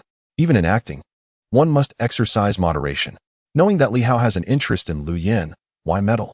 Isn't that a clear affront? Go accompany him to the mine, and remember, do not let him wander about recklessly. You as well. Understood. I shall take my leave. Xiao Peng dared not say more and quickly exited. After his departure, Xiao Feilong pondered briefly before inquiring, did you sense anything unusual? Nothing out of the ordinary, but he seems to have absorbed some mysterious energy. His physique appears quite robust, and the resilience of his skin suggests he may have reached the 10th slashing realm. That as expected, Xiao Feilong dismissed. He is a student of Yuan Shuo and has absorbed mysterious energy. With the new 5 Animals book in hand, and reportedly having learned the 5 Animals breathing technique, reaching the 10th slashing realm is merely a matter of time. A voice from the shadows murmured, does the boss find anything special about his blood? Perhaps it is not merely the blood, but rather the so-called bloodline that needs to be extracted from it, rather than just flowing blood. Xiao Feilong remarked, waving his hand. Enough of this for now. The Silver City is currently unstable. Let us not stir trouble, but rather wait for the opportune moment. Very well. The exchange concluded. At the same time, Li Hao arrived downstairs, his face adorned with a smile, yet his heart remained in a state of shock. Could it be the 3 sons? Without the sword's assistance from my master, can I confront the 3 sons? Moreover, if I slay these 3 sons, will I gain a substantial amount of mysterious energy? What kind of system is this? His thoughts were in disarray. He had not anticipated that this old fellow was so deeply concealed. Surely, he must possess treasures. Li Hao mused, for it was inconceivable that he could conceal the fluctuations of mysterious energy so effectively, to the point that he felt nothing. Seemingly shrouded within his own body. I've stumbled upon a significant catch, Li Hao thought, convinced that he had indeed found a great opportunity, and that the other party had been residing in Silver City. Logically, even a celestial master, if not venturing into battle or exploration, would find it challenging to break through. Take Yuan Shuo, for instance. It was during his youthful wanderings that he managed to leap into the 1,000 fighters realm. Not everyone, with sufficient mysterious energy, could simply sit and absorb until they achieved the Radiant Sun or 3 Sun status. Could it be the benefits derived from my ancestral grave? At this moment, Li Hao contemplated this notion, suddenly feeling an overwhelming sense of heartache. Scoundrel! This fellow must have excavated my ancestral grave to reap benefits, enabling him to ascend directly in Silver City to the pinnacle of Radiant Sun or even the 3 Suns level. Damn it, he has taken advantage of me. Moreover, the likelihood of this was exceedingly high. The other party's mind must undoubtedly harbor issues. Regrettably, it was not the right time to stir up trouble. Nevertheless, this visit was not in vain. He had already gleaned insights into Xiao Feilong's strength and acquired 10 units of mysterious energy, which could be considered an unexpected harvest. Sufficient in its own right. Li Hao. At this moment, Wang Ming cast a glance at Li Hao and noticed the box in his hand, his eyes flickering slightly. An energy storage box? Do you recognize it? Of course. Wang Ming furrowed his brows. Have you received another gift? A small token is one thing, but accepting mysterious energy is quite another. He had already forgotten his previous disdain for Li Hao's frugality, his earlier thoughts of not accepting anything, and if he did, it would be a substantial amount of mysterious energy. Li Hao whispered, it's not for me, it's for Sister Liu. She needs this, and it's a form of compensation from the other party. You wouldn't understand, this is life-saving money. You took it upon yourself to decide for Liu Yan? Wang Ming was taken aback. You dared to accept this? Li Hao grinned. It's fine. Why not take it if it's offered? Does Sister Lu want it? Under normal circumstances, she wouldn't, but I believe if I say a few more words, she will. Gifts from enemies that enhance one's strength for revenge should not be refused. Wang Ming internally scoffed, realizing that their relationship was indeed quite extraordinary. Li Hao, who seemed so honest, was unexpectedly a rather cunning individual at heart. Accepting benefits necessitated diligent efforts in return. The group drove swiftly to the mining site outside the city. Li Hao didn't even enter. He merely glanced from the entrance before cheerfully getting back into the car, seemingly eager to return, for he was carrying mysterious energy all along. Once Li Hao and the others departed, Xiao Peng suddenly spat, short-sighted fool. He cursed Li Hao, who had previously spoken so nobly. Yet, after accepting benefits, he merely glanced at the mining site, fearing to dirty his shoes, and hastily left. It was an oversight to allow this fellow to serve as deputy minister. He cursed again, but then thought, well, at least it saved him quite a bit of trouble. Meanwhile, in the car, Li Hao's smile gradually faded as he glanced at Wang Ming. After a moment, he asked, Old Wang, is Ri Yao truly a formidable warrior? Of course, Wang Ming replied, exasperated. Do you know how many Ri Yao there are in the entire Silver Moon province? A Ri Yao is akin to a martial artist among 1,000, capable of matching 1,000 men. Who isn't a powerful figure? Li Hao silently nodded, inwardly cursing, really? Damn. Deep within that mining site, I saw 3 luminous orbs, 3 Ri Yao, including Qiao Feilong. That might make it a trio of sunlight, 3 Ri Yao. Are you kidding me? You tell me Ri Yao are top-tier warriors, rarely seen? I've only been involved for a few days and have already encountered several trios of sunlight, Halian Chuan, Duan Tian, and now possibly Qiao Feilong, along with the last Ri Yao who was eliminated, Huang Yun. And now, there are secretly 3 more. The Qiao family. He was also shaken. Was the Qiao family merely a tool for Yama to amass wealth in the secular realm? Don't be absurd. If Yama were that powerful, Li Hao believed that the Red Moon and the Night Watchers could hardly compete. Who would place so many strong warriors within a secular money-making organization? It must be that the 8 great families had provided something that enabled their ascension, absolutely. At this moment, Li Hao was certain that the Qiao family was not simple. They must have discovered something significant and likely pocketed the benefits. Otherwise, the Qiao family could not be so formidable. In a small city on the outskirts of Silver City, the emergence of such formidable individuals from a single group raises questions about their regard for the Night Watchers. Wang Ming asserts that daylight is indeed powerful, and one must concede that he is. However, the benefits accrued by the Qiao family leave Li Hao feeling quite distressed. Surely they would not strip the ruins bare, would they? Liu Yan's husband has been deceased for several years, and it is known that the ruins were discovered by the other party years ago. Perhaps they have indeed unearthed many valuable items over time. The Qiao family remains taciturn, and Yin Luo has shown no signs of activity. There have been no reports of significant movements from either the Qiao family or Yin Luo in Silver City. Are they allies? Or is the Qiao family covertly operating behind Yin Luo's back? At this moment, doubt creeps into his mind. Otherwise, it is likely that there is more than just Qiao Feilong involved on Yin Luo's side. Perhaps others from the Sanyang society are lurking in the shadows, reaping benefits as well. A basic balance of power is essential. Seek out the teacher. Li Hao feels a tumult of anxiety and exhilaration within him. Perhaps this time, he might profit, provided he does not meet an untimely end. Beside him, Wang Ming observes him with a peculiar expression. This fellow's countenance shifts like a chameleon. Is he truly so excited over the acquisition of mysterious energy? Has he received an abundance? At this moment, Wang Ming feels a twinge of temptation but quickly dispels the thought. I am not Li Hao. This fellow is too shallow to keep secrets, and he will undoubtedly report him eventually. Of course, if he were to share a portion of it, Wang Ming, would never partake in the spoils with him. Various thoughts swirl in his mind, causing Wang Ming to accelerate his pace considerably. Chapter 54. Master and Apprentice Replan at the Ancient Courtyard in Silver City. Li Hao had only just departed, but rather than visiting Yuan Shua, he proceeded directly to the Dean's building. Now, however, he strides purposefully towards Yuan Shua's courtyard. Wang Ming did not accompany him. That fellow claimed he was no longer interested in running around and opted to wait outside in the car, a detail Li Hao chose to overlook. In the small courtyard, Yuan Shua is engaged in a playful tussle with a dog. Recently, He has taken an interest in training the Black Panther, deriving great joy from the endeavor. Li Hao is uncertain what has prompted this unusual enthusiasm in his teacher, who has been engaged in a battle of wits with the Black Panther for nearly half a month now. Teacher, Li Hao greets, and in response, the Black Panther howls, bounding towards him, its forelegs clinging to his thigh. Woof. Meow. Li Hao is momentarily taken aback. Black Panther, why are you mimicking a cat? The Black Panther, in a state of distress, is desperate to convey that it did not wish for this confusion. That fearsome old man insists that it might not be a dog at all, perhaps a hybrid that could climb trees like a cat, bite like a wolf, and plow fields like an ox. In short, the Black Panther feels it is in a dire predicament. Finally seeing Li Hao, it is eager to flee with him, yearning to escape the clutches of that old man. Have you arrived? Yuan Shuo appears significantly rejuvenated, seemingly unconcerned with the Black Panther.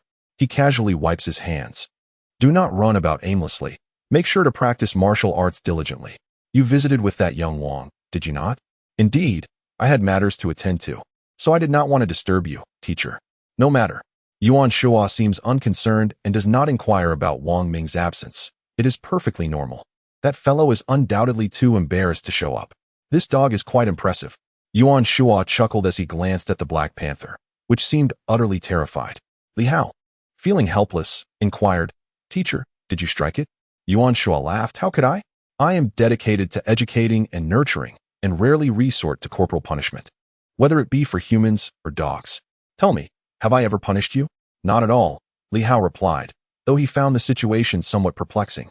What was there to fear if he hadn't harmed the Black Panther? Wong, Wong, Wong. The Black Panther barked loudly, and Yuan Shuo remarked with amusement. This dog is complaining. I assure you, I did not strike it. I merely used my blade to stimulate it momentarily and employed some mysterious energy a few times.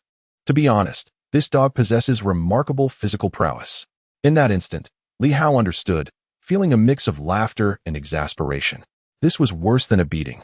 He was acutely aware of the sensations invoked by the blade energy and the mysterious energy. Without the counterbalancing effect of sword energy, such experiences were truly excruciating.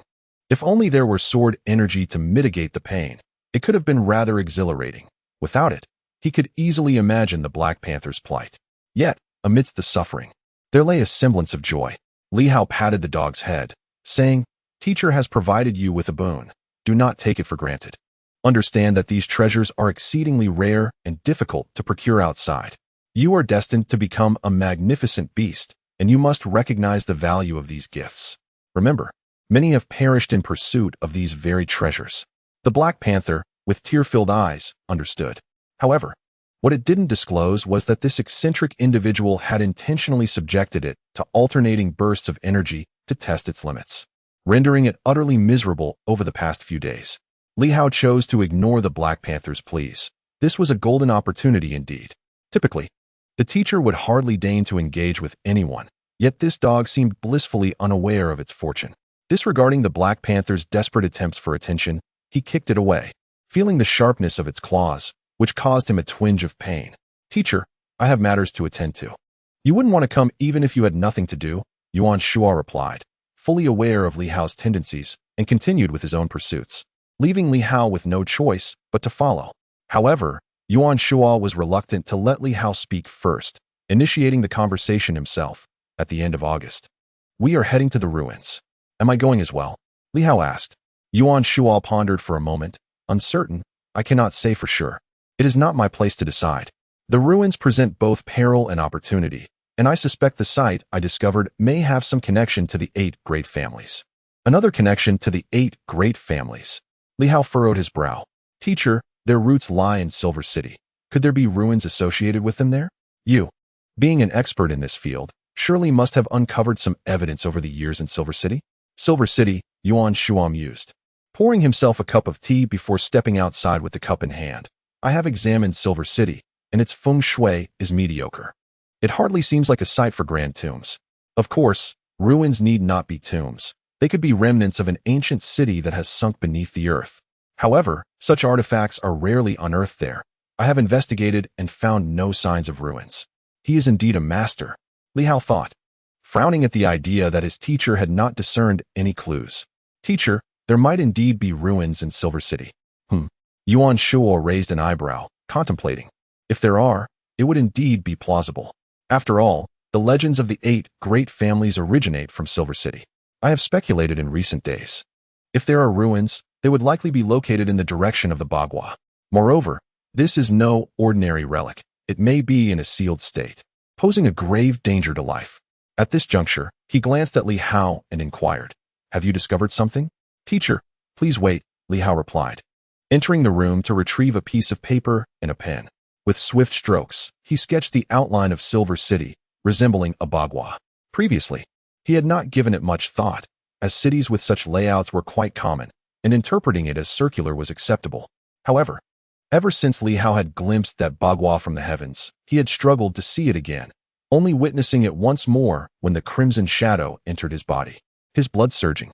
Perhaps only under the influence of blue rain could he perceive it again. In subsequent instances, even after absorbing the power of the crimson shadow, he had failed to discern the Bagua. Nonetheless, all of this remained etched in his mind. In that moment, he quickly rendered the design. It was a map of Silver City, a Bagua, and he promptly marked a red dot in one of the regions. Upon seeing it, Yuan Shuo raised an eyebrow slightly.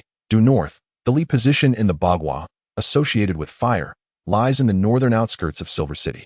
This area should be a mine, purportedly owned by the Qiao family. Li position, fire. At this moment, Li Hao suddenly recalled the mysterious energy that Qiao Feilong had previously bestowed upon him. Fire attribute. Perhaps it was mere coincidence, yet Li Hao instinctively contemplated this connection. Is there a relic in this location? Yuan Shuo looked at Li Hao, somewhat surprised. Before Li Hao could respond, he continued, "I have been there and found nothing, nor any clues of relics. My visit was prompted by a previous collapse. The Qiao family had invited me, hoping I could reopen a mine." He was a professor of ancient civilization and feng shui, as well as an adept in tomb raiding and exploration. It was quite normal for them to seek his expertise in reopening a mine. Li Hao spoke solemnly, "It is precisely here. Whether or not it truly exists, I cannot say, but I am not merely speculating."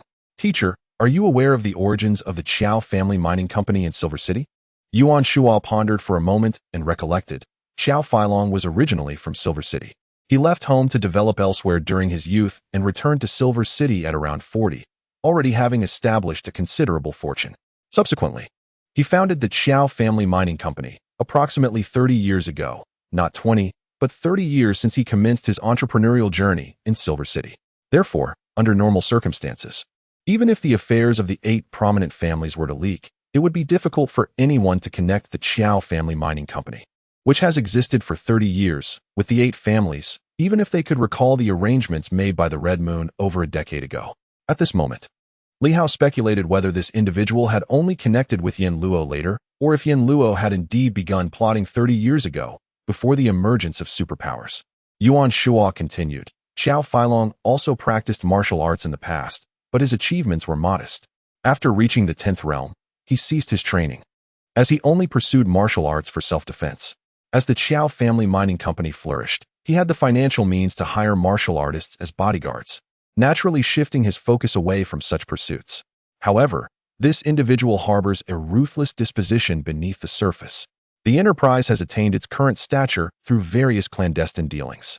The mining industry is inherently prone to conflict. In the past, there were numerous illegal mines in Silver City, all of which he managed to eradicate." Yuan Shuo gestured toward the area previously indicated by Li Hao. This location once harbored many illicit mines. Subsequently, Qiao Feilong's Qiao Mining Company took over, and before long, those illegal mine owners either met their demise or were severely injured, with some opting to transfer their mines at a loss. The authorities in Silver City turned a blind eye, primarily because those illegal mine owners were not virtuous individuals. It was a case of dogs biting dogs. All in a tangled mess. He briefly elaborated, then continued. Of course, on the surface, Qiao Feilong is portrayed as a prominent businessman and philanthropist. He has made considerable donations to Silver City, including to the Ancient Institute, which now boasts the Feilong Experimental Building, a testament to his generosity. Li Hao pondered for a moment and nodded. He had indeed visited that building, albeit he had forgotten it was a donation from Qiao Feilong. After finishing, Yuan Shuo looked at Li Hao, anticipating some information from him. He suddenly mentioned the Qiao family, clearly indicating that the matter was related to them. Could it be that Qiao's mines had uncovered some relics? Li Hao smiled. Teacher, since you have interacted with Qiao Feilong, do you suppose he is an extraordinary individual? Indeed. Yuan Shuo replied with a calm demeanor. He is an extraordinary individual. Li Hao was taken aback. You know? Not really. Yuan Shuo responded nonchalantly. Then chuckled. Now that you've raised the question, if I were to deny it, would that not make me foolish? Your inquiry has illuminated the truth. Li Hao remained speechless. Yuan Shuo furrowed his brow. Is he truly an extraordinary individual? To be honest, I encountered him not long ago.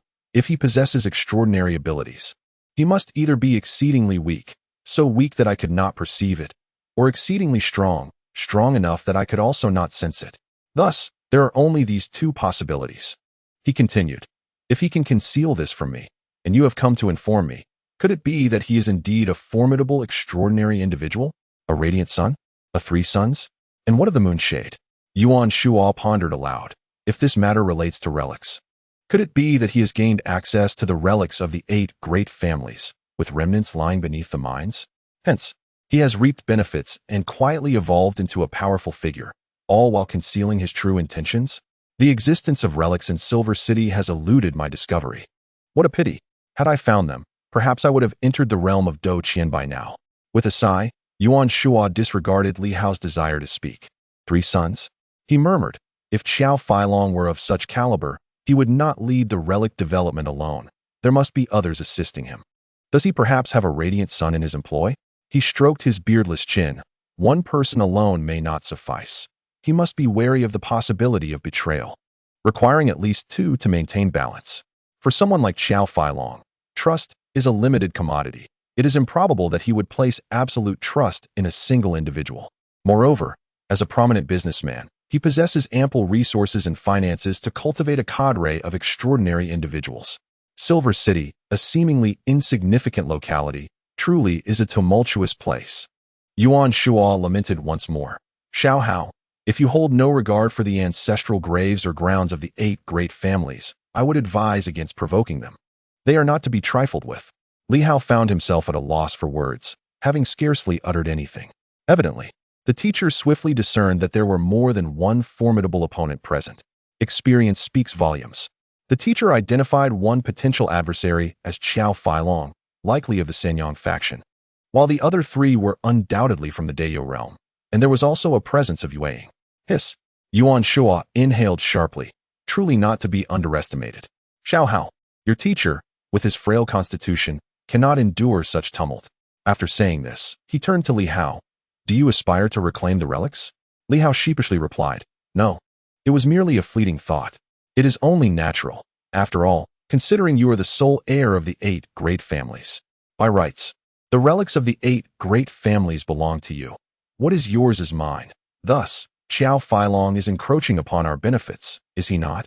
Li Hao nodded vigorously. Yuan Shuo continued. Furthermore, the relics of the 8 great families may require your weapons or bloodlines to unlock. Even if he manages to open it, at best, he could only create a small aperture. Complete access is impossible. Therefore, he surely harbors intentions towards you. Does this mean we have already made an enemy? Li Hao nodded once more, affirming his teacher's assertions.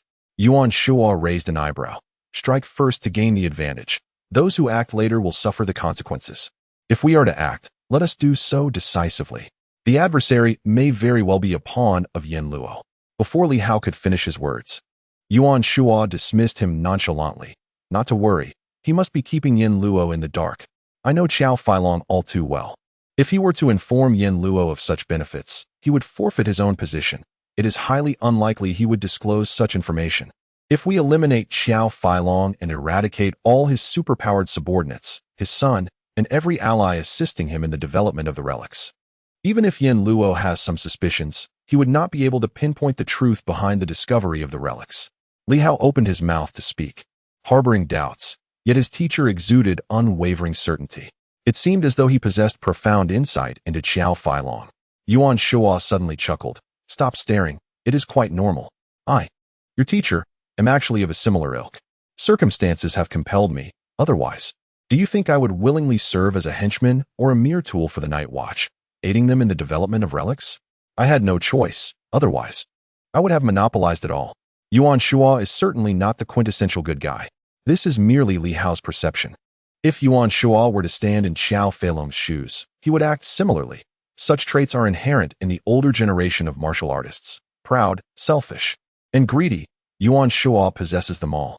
However, after years of self-cultivation, coupled with the knowledge of his impending death and the desolation of a severed path, he ultimately took Li Hao under his wing, presenting a facade of a benevolent teacher. The truth is, Yuan Shuo is indeed the legendary Yuan Laoma. They are kindred spirits. How could he not comprehend Xiao Feilong? Moreover, his first instinct is to silence all witnesses, to eliminate every threat. Not only that, but Yuan Shuo narrowed his eyes. Not only must we silence them, but we must also ensure that the commotion is kept to a minimum. We cannot allow too many to be aware that Xiao Feilong is a formidable figure. It is acceptable for him to be a member of the Moonshade, but he must not be of the Sanyang Dayo. Otherwise, why would Xiao Feilong remain hidden in Silver City for so long? Being a Moonshade is inconsequential.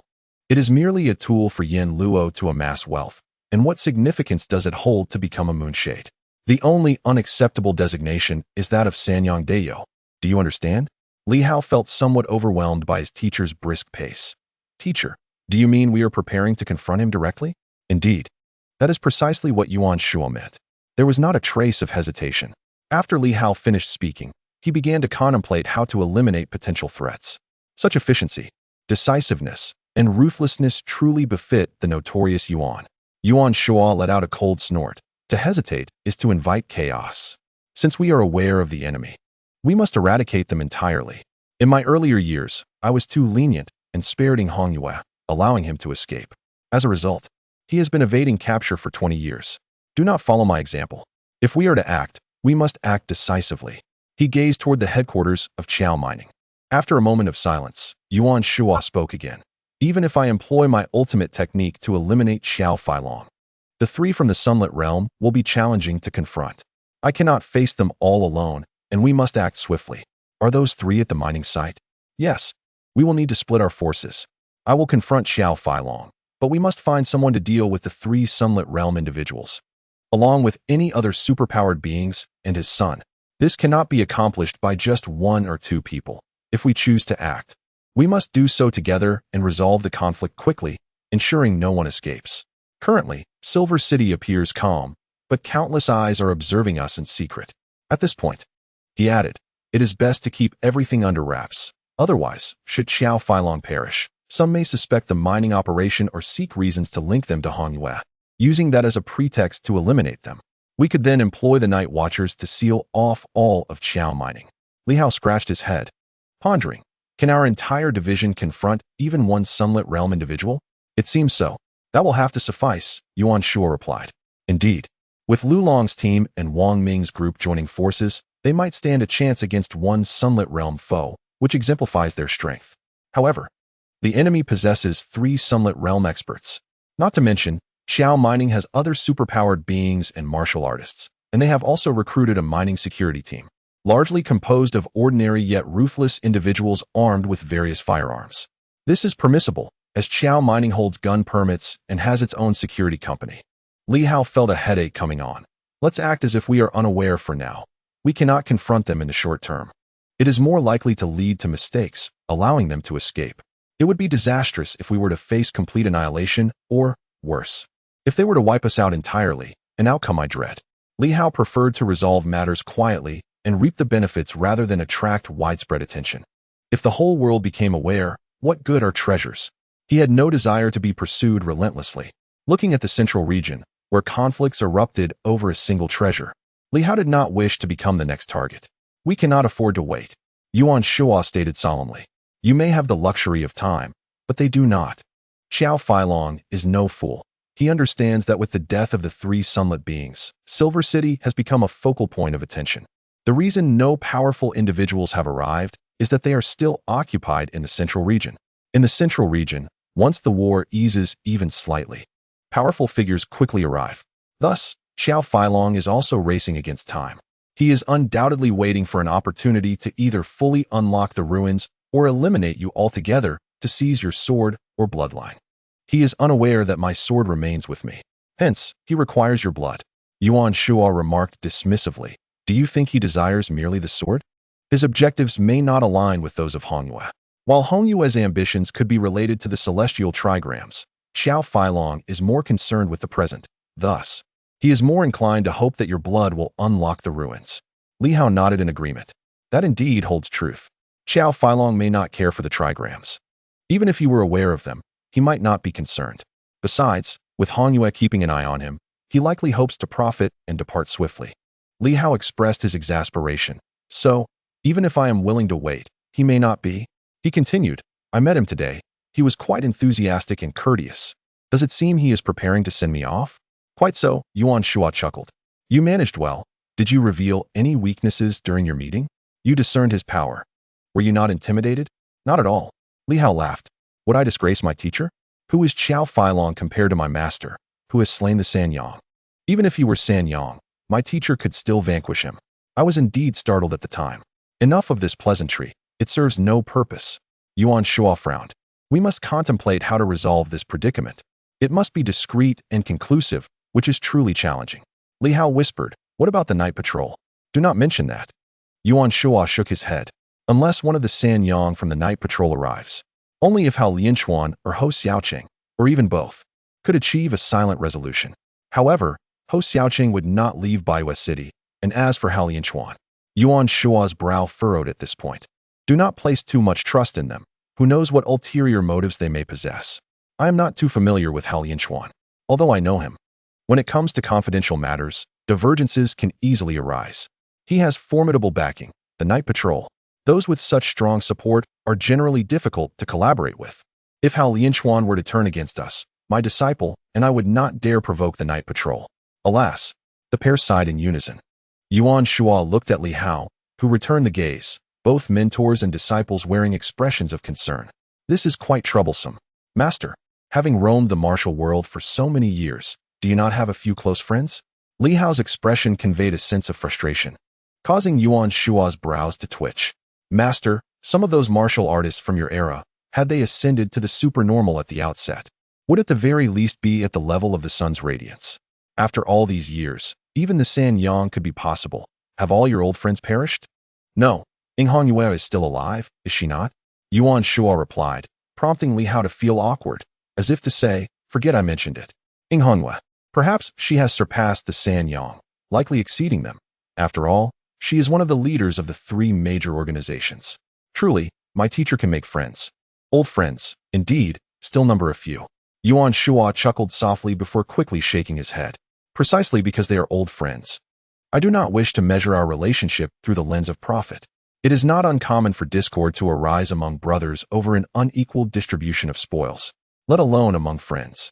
To put it bluntly, while enduring hardships together with old friends is quite feasible, sharing prosperity is a rarity. He had friends, some of whom possessed considerable strength. However, he did not wish to use that as a metric for judgment.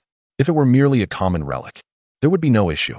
Yet this time, it involved the 8 great families and Li Hao, who was directly implicated. The crux of the matter was that if they needed to eliminate Li Hao to access the relic, it would complicate matters with those individuals. Once the relic was activated, was it necessary to spill Li Hao's blood? It was not merely a matter of drawing blood. It would mean killing him. Yuan Shua could restrain himself. But what of his old friends? In the eyes of some, the death of one Li Hao was inconsequential. These matters did not require discussion with Li Hao. While those old friends might not resort to such actions, Yuan Shua could not afford to be careless. The master and disciple both sighed heavily.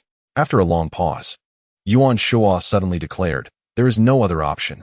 We must seek out Hao Lianchuan. Li Hao was taken aback. Hadn't they agreed not to pursue that avenue?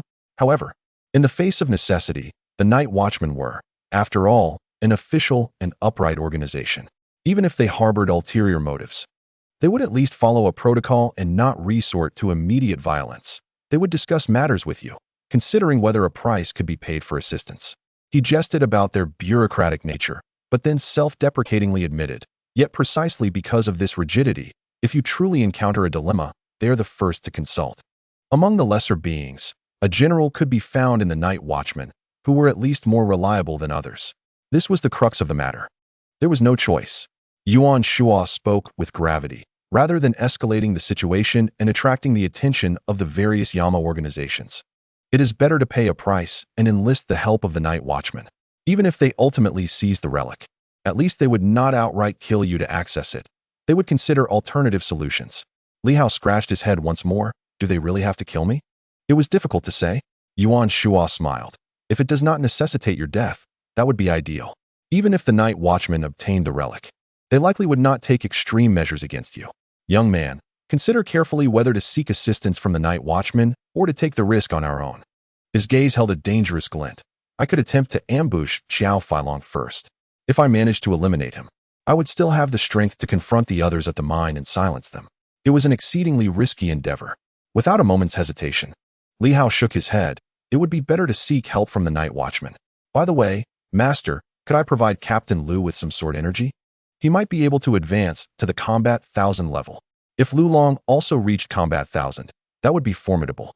Combat 1000 was not inferior to some of the Sunlights, and could even be stronger. Martial artists below Combat 1000 generally find it challenging to contend with superpowers. But once one reached Combat 1000 and acquired Divine Intent, Sunlights often fell short against the martial artists of that tier. He had not mastered the momentum.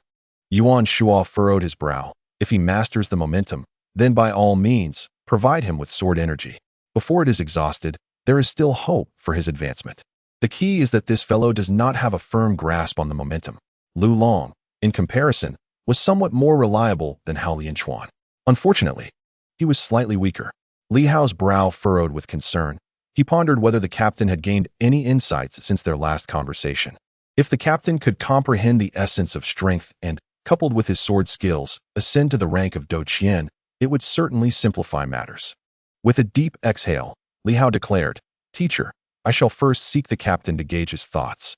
If he can indeed elevate to Do Qian, it may not be entirely secure. If that fails, I could summon Minister Hao. Ultimately, if we can resolve the issue with the Qiao family, exposing a few secrets wouldn't be too troublesome. We can always forfeit this relic. He maintained a pragmatic outlook, valuing wealth over life, which was not his style. The Qiao family likely had their sights set on him. Following the stormy night, his identity as a descendant of one of the 8 great families had been revealed.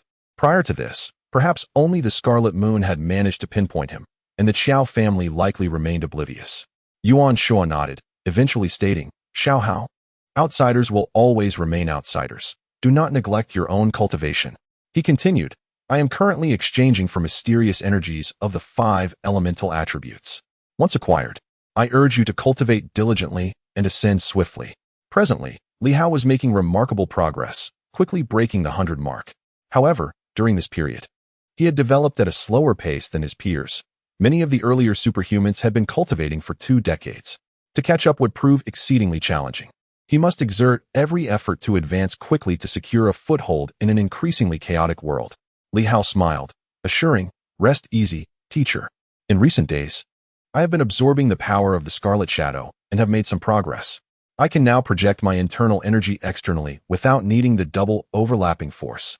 He had reached the stage where both arms could expel internal energy, and he was indeed advancing rapidly. He had neither slacked nor delayed his training. At the early stages of breaking 100, he had already managed to project energy from both arms, a feat largely attributed to the Scarlet Shadow. However, the power of the Scarlet Shadow was now nearly depleted.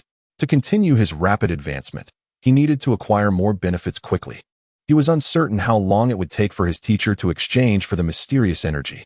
Both arms can manage it, Yuan Shuo exclaimed in astonishment, impressed by the speed of progress. Although it appeared he was still in the early stages of breaking 100, not yet at its peak, the fact that he could project energy from all 4 limbs was significant. Remarkably, this was achieved in just a few days. If this continued, with ample power from the Scarlet Shadow, this young man might reach the level of projecting energy from all 4 limbs within half a month. As long as you don't relax. Yuan Shuo nodded and added, before achieving any substantial breakthroughs, you should practice 9 tempering force more. You are only at the 3 overlapping force stage, correct? Yes, Li Hao responded, feeling somewhat at a loss for words. Teacher, that sounds quite insulting. You wretched dog, Yuan Shuo retorted. Previously, I observed that you could already manage the 3 overlapping force. Typically, one begins at the 4 overlapping force upon breaking 100. Li Hao was left speechless. Nearby, Black Panther, noticing Yuan Shuo speaking of him as if to boast or showcase his utility, suddenly swiped at Li Hao, conjuring 3 shadowy claw strikes in one motion. Moreover, A faint fourth strike was even visible. Li Hao was taken aback. What? Is this nearing the 4 overlapping force? Teacher, has Black Panther reached the pinnacle of the 10 strikes? The realm of the 10 cuts can sustain itself a maximum of 3 times. Only upon breaking the 100 can it endure beyond that. Has this dog grown even more formidable? Yuan Shuo chuckled, nodding. Indeed. This dog is nearing the threshold of breaking 100, but once it does, it should slow down. You fool, it drank the first broth. The sword, having been sealed for many years, would surely yield even greater effects, perhaps even possessing some unique abilities. Yet here you are, outsmarted by a mere dog. He couldn't help but curse. The energy of the jade sword, when first diluted, would undoubtedly have remarkable effects, but alas, it was all consumed by the Black Panther, while Li Hao merely drank the second infusion of the sword's essence. Li Hao, however, remained in good spirits, optimistic. Teacher, it's different. If it weren't for the Black Panther's discovery, I might never have realized this, and I could have failed to unlock the jade sword's special capabilities. At that time, you would have already broken 100, and I would have still been an ordinary person. Perhaps we would have perished last time. Without the Black Panther's revelation, Li Hao would have remained unaware of the jade sword's potential. And without that knowledge, Yuan Shuo would not have passed on the 5 animals breathing technique to him, for there would be no point if he had not even entered the realm of the 10 cuts. In such a case, Yuan Shuo would also be unable to transcend into the realm of the 1,000 struggles. Every action has its consequences. Who benefits from whom? Meanwhile, the Black Panther eagerly raised its head, seemingly boasting of its discovery of the jade sword's uniqueness, as if demanding praise for its keen insight. Li Hao chuckled, giving it a gentle kick. You need to break 100 soon. The 10 cuts are no longer sufficient. I was counting on your assistance, yet it seems to yield no results. A woof. The Black Panther felt a twinge of disappointment. It had indeed become quite powerful. Yet the adversaries Li Hao faced only grew stronger, leaving it little recourse. After chatting with Yuan Shuo for a while and confirming his intent to act first, Li Hao hurriedly departed. He sought the captain, aiming to take advantage of this opportunity to quietly eliminate the Qiao family under the pretext of their collusion with Yin Luo, hoping to do so without alarming others. As for whether the Qiao family would turn against him, he didn't dwell on that too much. Concealed superpowers that went unreported. Even if Qiao Feilong were truly a good person, it was improbable that he was genuinely benevolent. Once Li Hao left, Yuan Shuo's smile faded. He sighed deeply. Damn it. I've already entered the realm of the 1,000 struggles, capable of battling against the 3 suns, yet this rascal has attracted increasingly greater troubles. Silver City has become a hindrance to my progress. It appears I must venture to the central region. Martial artists who do not evolve through combat will inevitably fade into obscurity. His ascension to the 1,000 struggles was due to the time spent during the period of breaking 100, sweeping across the land and engaging in countless battles. Yet now, his foundation has dwindled. Silver City is not a place for prolonged stay. Even if battles were to continue, they would likely only be of the 3 suns level and above. Yuan Shuo yearned to witness this higher echelon, and beyond that, he aspired to venture into the central region to observe other martial artists. He was the foremost martial artist in the Silver Moon province, but that did not mean there were no other formidable warriors in the world. During his time of breaking 100, he had only roamed freely within Silver Moon province. Beyond its borders, there had been active 1,000 struggles martial artists at that time. Over the years, he wondered whether those individuals still survived, whether they continued to roam the world. The likelihood of their survival was quite high. After all, the martial artist Du Qian was once comparable to the radiant sun. At that time, the emergence of superpowers posed a significant threat to the 100 breakers, but did not greatly endanger Du Qian. In fact, they could absorb mysterious energies, and perhaps some had even forged a path to greater strength. Once I resolve matters here, I must take my leave. Yuan Shuo sighed, harboring concerns for Li Hao. However, remaining idle would only cause his own strength to wane, especially with the rapid advancement of superpowers. In the next moment, Yuan Shuo's spirit surged with determination. Let me first test the waters with the Qiao family. Qiao Feilong, I underestimated you. The image of Qiao Feilong, the smiling tiger, flashed through his mind, a visage he had previously failed to perceive. Chapter 55, Commonalities Among Warriors, Seeking Monthly Votes, the Law Enforcement Building. When Li Hao and Wang Ming returned to the Night Watchers' headquarters, they promptly proceeded to Lu Long's office to report on the progress of their day's work. Inside the office, Lu Long sat with a furrowed brow, lost in thought. Upon hearing their entrance, he called out, "Come in." The two entered the room. Lu Long appeared somewhat distracted, glancing at the pair before muttering, "Have you completed your rounds?" Wang Ming quickly responded, "We covered half of the martial arts schools. Visited the Silver City Ancient Courtyard, the Galaxy Group, Xiao's Mining, and several others that we plan to visit tomorrow since it is too late today." Lu Long nodded slightly and inquired further, "Are there any unregistered superpowers?" The superpowers and martial artists were not all documented. Lu Long had access to a list provided by the Inspection Division. This time, the focus was on registering those extraordinary beings not included on that list. "Indeed," Li Hao replied. "Today, we registered several martial artists and superpowers, though their strengths are rather average, limited to the 10th Realm and Starlight Masters. As for the 100 Breaker from the Galaxy Group, he is already recorded. This does not count as an unregistered extraordinary being. Regarding Xiao's Mining, only 3 Starlight Masters were registered, and no additional individuals were noted. Those who do not reach the 100 Breaker or Moonshade levels are not worth mentioning. Lu Long will naturally check the records later." "Humph." Lu Long scoffed. "I refuse to believe that, with the rise of superpowers and the increase in moonshades, none of the families have even a single moonshade among them. This is not a decade ago. Even 3 years ago, moonshades were rare, yet in the past 3 years. Following the outbreak of war, the development of superpowers has accelerated rapidly. Moonshade-level superpowers are now far from uncommon. Although Silver City is small, the major groups are not lacking in funds. Even extraordinary beings sometimes have to put their lives on the line for money these days. Not a single moonshade recruited by the major groups. Who are they trying to fool? Do they still believe it is as it once was?" Lu Long's demeanor was one of cold disdain. He was an arrogant individual, evidenced by his immediate displeasure upon his first encounter with Li Hao, when he bypassed the law enforcement team to notify Yuan Shuo directly. To Lu Long, the dignity of the Inspection Division must be upheld.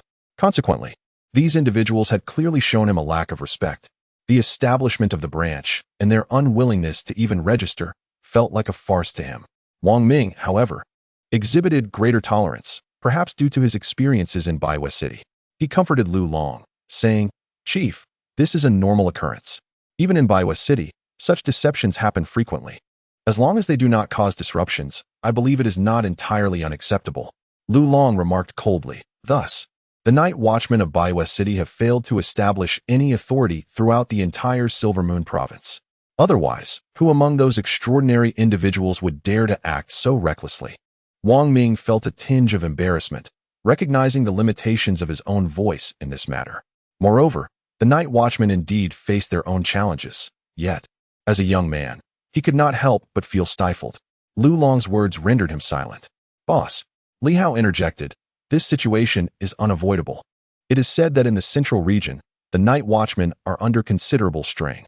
We, residing in the peripheral province, must exercise a degree of discretion under normal circumstances. Otherwise, if trouble arises, there will be no one to support us. I believe those in higher positions are aware of this." Lu Long was taken aback. "You, my friend, have taken on an official role and now speak in such a manner towards the higher-ups? You were not like this before." Previously, when discussing the Night Watchmen, everyone expressed dissatisfaction, believing they were ineffective. When incidents occurred in Silver City, they offered little assistance. Now that you have been promoted, have you turned traitor? Beside them, Wang Ming looked on with disdain. This fellow truly excelled at adapting to the winds of change. Shameless. Yet, Li Hao chuckled. "Boss, have you forgotten? We are indeed the Night Watchmen. To criticize them is to criticize ourselves. Upholding the dignity of the Night Watchmen is tantamount to preserving our own honor. If we constantly berate them, we are engaging in self-denial. If that is the case, why even establish a branch of the Night Watchmen?" Lu Long paused, momentarily perplexed. He was accustomed to his former life and found it challenging to adapt to the current transformation. Li Hao was correct. They were now Night Watchmen. To incessantly disparage them was, in essence, to denigrate oneself. Without a sense of honor, how could one integrate into the Night Watchmen's framework and compel others to respect and fear them? "Indeed, we are Night Watchmen." Lu Long sighed, feeling somewhat despondent as he waved his hand, signaling them to leave. Wang Ming, unceremonious, turned to depart. Noticing that Li Hao remained, he found it unexpected and glanced back, only to see Li Hao smiling faintly, whispering, "I have some other matters to report." With that, He exchanged knowing glances. Wang Ming understood. The 10th individual. It appeared that Li Hao intended to report on the 10th individual privately. This matter was not one he could involve himself in. Thus, he refrained from further inquiries to avoid compromising Li Hao. He quickly exited without asking another question, cooperating fully. Once Wang Ming had left, Lu Long frowned. Is there still something to discuss? Boss, we have discovered some hidden powerhouses, Li Hao replied. Lu Long, taken aback, asked, you found them? No.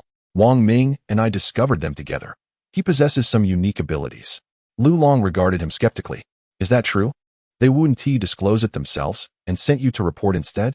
Wang Ming preferred to remain silent, as that individual was rather proud, believing himself above engaging with someone of Lu Long's stature.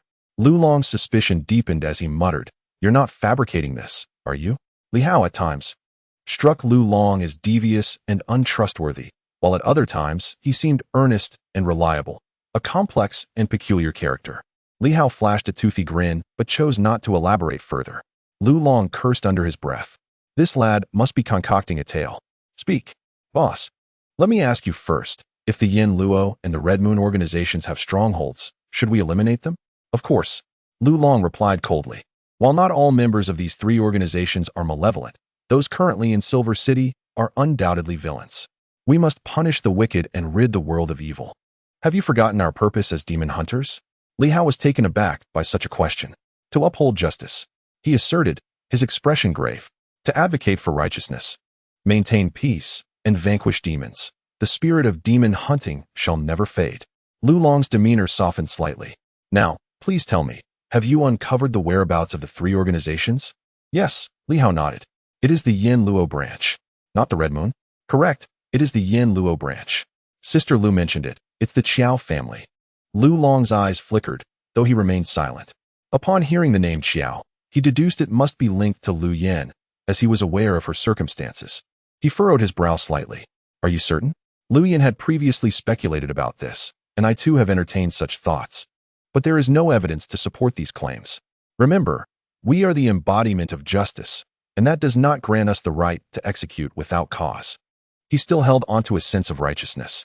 Even in the act of killing, one must adhere to fundamental evidence and logic. Without proof, indiscriminate slaying is unjustifiable. If that were the case, how would they differ from those superhumans who slaughter innocents without reason? Thus, despite Liu Yan's earlier insinuations regarding the Qiao family, he had discreetly investigated but found nothing, ultimately abandoning his pursuit. He had even stealthily infiltrated the Qiao residence one night, standing silently beside the elder Qiao, observing him closely for several days. It was only after confirming there was no issue that he ceased his inquiries into the Qiao family. The death of Liu Yan's husband could only be attributed to an accident. However, the murderer remained on the wanted list. Li Hao chuckled. No need for any evidence. Just one fact. Qiao Feilong is a formidable individual and conceals several other powerful beings. Isn't that sufficient? Are you jesting? Lu Long chuckled. If one considers a warrior who has not trained for over a decade in the realm of the 10th stage to be strong, then I cannot refute your claim. I know Qiao Feilong all too well. Boss, you know him? Absolutely. Lu Long laughed. Let me put it this way. I have scrutinized every part of him. Li Hao's face registered shock. You actually. He was left astounded, pondering whether he should remain silent. I once lurked in the shadows, watching him at his bedside for several days. Boss. In that moment, Li Hao comprehended, his expression one of disbelief. It is a miracle you are alive. My heavens. You stalked a third-stage powerhouse and observed him for days at his bedside. The fact that you survived indicates that Qiao Feilong must have exerted great effort to conceal himself from you. Otherwise, he would have effortlessly dispatched you. You, a mere 100-level individual, daring to watch him day after day, even witnessing his most private moments. How disturbing. What do you mean? Lu Long furrowed his brow. Are you suggesting he has hidden his true strength? That is impossible. He is no fool. He discerned the implication. There were no extraordinary fluctuations emanating from him. As for the martial artist realm, though it was challenging to perceive, subtle indicators such as skin resilience and luster could reveal a fraction of the truth. While not entirely explicit, it was sufficient for him to form a judgment. He was confident in his assessment. Li Hao spoke solemnly. Sen Yang. Lu Long was taken aback, staring blankly at Li Hao, and after a long pause, he murmured in a daze. What? Sen Yang. Oh, Lu Long was momentarily lost in thought, and after a while, he regained his composure. He rose to his feet, somewhat dazed, and after a lengthy silence, turned to Li Hao, torn between words. My teacher has confirmed it. Li Hao understood the answer Lu Long sought, and swiftly provided it. With Yuan Shuo backing him, Lu Long instantly grasped the truth of the matter. He could doubt Li Hao, but he had no reason to question Yuan Shuo. If Yuan Shuo asserted it, it must be true. Sanyang. He felt somewhat disoriented. There were indeed Sanyang figures in Silver City, and they belonged to Silver City itself. If Qiao Feilong was a Sanyang powerhouse, then he was undoubtedly the strongest in Silver City. Lu Long had long feared that Silver City would be displaced, lamenting the absence of strong figures to secure its foundation. But now he realized there were indeed powerful individuals. Regrettably, they had not emerged in times of peril for Silver City. During the onslaught of the Red Moon, they were absent. When other extraordinary deeds were committed, they were also nowhere to be found. Qiao Feilong. Yet, one of the Sanyang had concealed his identity all along, even surveilling Lu Long without revealing a hint of his true self. The death of Liu Yan's husband was undoubtedly linked to the Qiao family. After a long silence, Lu Long took a deep breath, feeling somewhat self-deprecating. How foolish of me to have believed I was the strongest in Silver City, only to be eclipsed first by Yuan Shuo and now by him. It is indeed laughable. My teacher is different. Li Hao spoke gravely. I assure you. My teacher advanced just a few days ago, coinciding with my own entry into the 10th slashing realm. It was not a deliberate concealment. Lu Long's expression shifted. Is that true? He had always assumed that Yuan Shuo had long since advanced, merely hiding it. Before this, your teacher might not have been as strong as you. Li Hao sensed Lu Long's inner turmoil. He even suspected that when Xiao Yuan perished, his teacher was aware but chose not to intervene, only acting when Li Hao faced danger. It is not as such, Li Hao declared earnestly. I would never conceal the truth. Had my teacher been a Do Qian at the time of Xiao Yuan's death and yet remained indifferent, I would not maintain such a relationship with him. I would harbor disdain, not admiration. I revere my teacher precisely because, had he been a Do Qian then, he would have surely acted to eliminate the threat. Do you find my words credible, boss? I do. Lu Long nodded. Taking a deep breath, he regained his composure. Sanyang is intriguing, especially in connection with Yan Luo.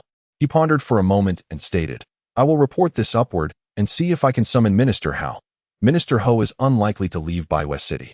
Since he has concealed his identity, for both public and private reasons, he must be dealt with decisively. Indeed, this response from both Lu Long and Yuan Shuo was unexpected. These martial artists could sometimes be exceedingly ruthless and cunning. No additional evidence is required, nor is there a need for excessive words. When Li Hao revealed that the opponent was a third Yang, who had been concealing their strength, a singular thought crossed their minds: to strike first and eliminate the threat, certain that no mistake would be made. If a mistake were to occur, it would solely be the responsibility of the concealed opponent. A powerful individual who offered no assistance to Silver City and remained indifferent to its troubles would be of no consequence if they were to perish. Lu Long and his cohorts would harbor no regrets.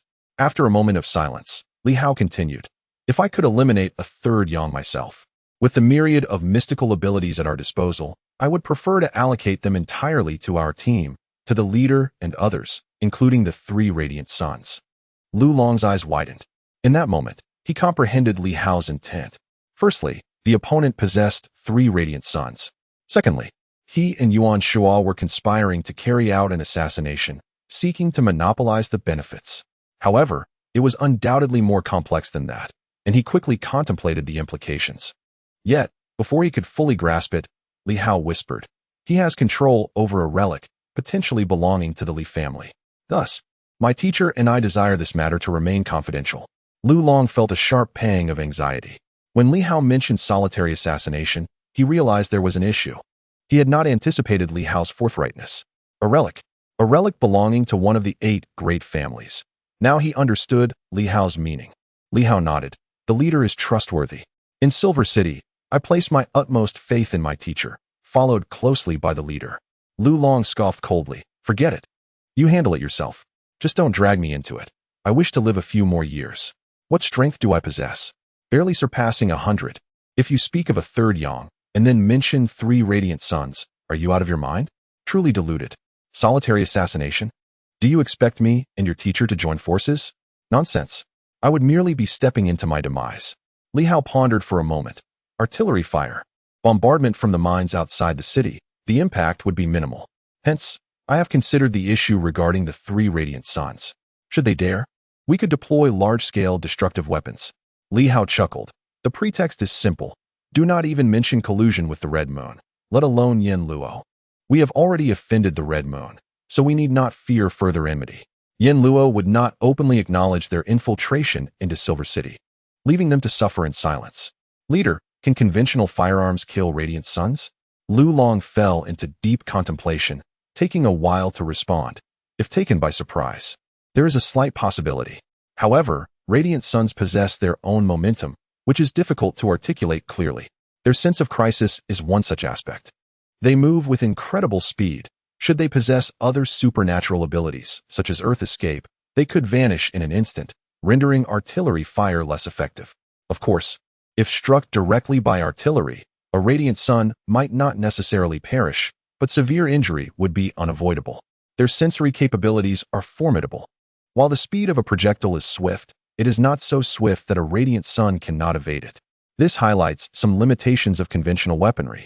However, should a weapon of mass destruction be employed, covering vast expanses, even a radiant sun would find it challenging to escape in a fleeting moment. Such weapons would only surface in a battlefield of mutual destruction. Otherwise, no one will emerge unscathed. For instance, in the central region, a fierce battle erupted where the Night Watchers unleashed city-destroying weaponry, laying a mountainous area utterly flat. However, this was contingent upon the terrain being suitable.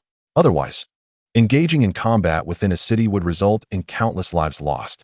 Li Hao pondered for a moment and inquired, Boss, if you were to advance to the level of Do Qian, would you be confident in confronting 3 Radiant Sun warriors? Observing their strength, one might wonder if they were mid-phase martial artists or equally formidable as your master. If they were indeed comparable to your teacher, victory would be assured. The crux of the matter is, not everyone possesses such prowess as your master. Even if he were to ascend to Do Qian, he would not consider himself stronger than Yuan Shuo, and moreover, he was incapable of advancing. Boss, have you grasped the essence of momentum? Lu Long furrowed his brow slightly. Not quite, though I have some inkling. However, after my previous explosive performance, my arms sustained considerable injuries, and I have yet to find an opportunity to recuperate. My vital energy has also been somewhat depleted, and I fear it will require a period of rest to recover. Previously, to contend with the Red Shadow, his blood had been boiling and evaporating. He had relied on his strength surpassing 100 to persist, otherwise, he would have long since faltered. Li Hao was unaware of the severity of Lu Long's injuries, as he had not displayed any signs of distress. At this moment, recognizing that Li Hao was contemplating his involvement, Lu Long chose to disclose his condition to prevent any misjudgment from Li Hao, which would indeed pose a significant problem. Presently, he could manage against an ordinary opponent with a strength surpassing 100, yet facing the full moon or crescent moon levels would likely be beyond his capabilities. Do you have any insights? Li Hao, disregarding the injuries, quickly asked. Lu Long nodded slightly. The ninefold strength. I have perused the records, and it is characterized by the principle that each layer is stronger than the last. The source is quite evident, like the ocean. Lu Long conveyed the concept of ninefold strength to Li Hao without reservation. Have you ever seen the sea? Li Hao shook his head. There is no sea in Silver City. Then you must see it. Nearby West City, I have witnessed the sea. Lu Long reminisced, by the seaside. The waves come crashing in, starting as gentle ripples. Then the following waves push the preceding ones. Each wave's fluctuations are quite similar. However, when dual waves converge, they unleash a far more formidable destructive force. When multiple waves accumulate, they can even generate a tsunami, a manifestation of nature's might. Lu Long expressed a hint of trepidation. I once witnessed a towering wave over 100 meters high. Initially, it was merely an ordinary wave, but coupled with the wind's impetus, akin to our blood flowing and internal energy accumulating, a series of waves surged, creating a 100-meter wave that shattered a colossal boulder and engulfed the entire beach. At that time, I was merely at the 10th cutting level, yet I felt utterly incapable of surviving in such an environment. Lu Long reflected. When your teacher speaks of momentum, I am reminded of that day's force. Indeed, the waves were tumultuous, annihilating everything in their path. I yearned to emulate the cascading waves, to advance with unstoppable momentum, Regrettably, my body does not permit such action. He shook his head. I have never utilized the ninefold overlap, as my body would not allow it. But now I am contemplating whether employing the ninefold overlap might enable me to comprehend the momentum of the ninefold strength. Alas, I have realized this insight a bit too late. He expressed a tinge of regret.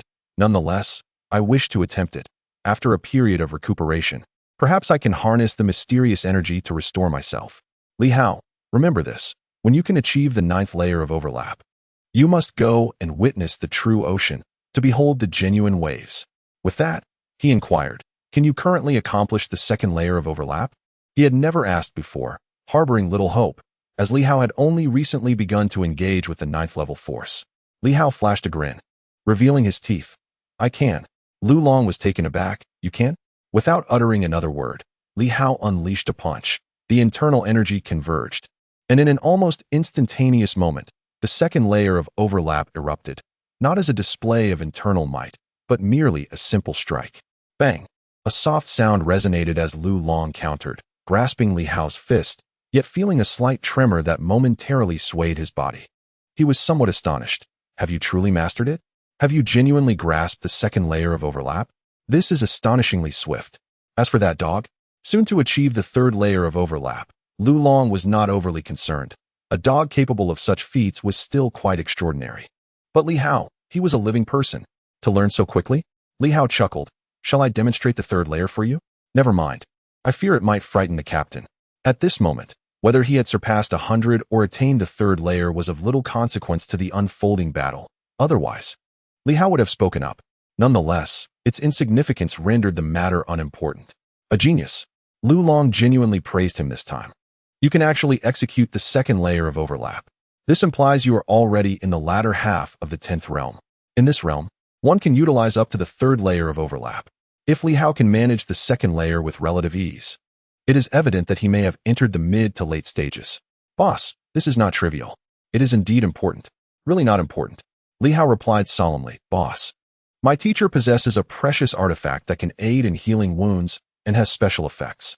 If your injuries were to heal, would you not have the potential to ascend to the realm of the 1,000 fighters? Lu Long furrowed his brow. My injuries are no ordinary matter. Are they not worse than my teacher's? His heart was nearly pierced. Stumped for words, he recalled a moment. Indeed, Yuan Shua had once sustained a shattered heart, yet he healed and even advanced. Many believed he possessed some unique method or had gradually recovered. Now, to consider it was the artifact's influence? If your teacher's heart injury can heal, so too can mine. But there are no buts. Li Hao insisted earnestly. As long as you affirm your confidence in successfully advancing to become 1,000 fighter, I can summon my teacher to guide you and assist in your healing. With 2,000 fighters in action, it would surely demonstrate the formidable strength of the Night Watchmen of Silver City. To intimidate all around, to serve as a warning. This fellow seemed to embody the spirit of the minister. Lu Long mused inwardly, glancing once more at the serious Li Hao, hesitating slightly.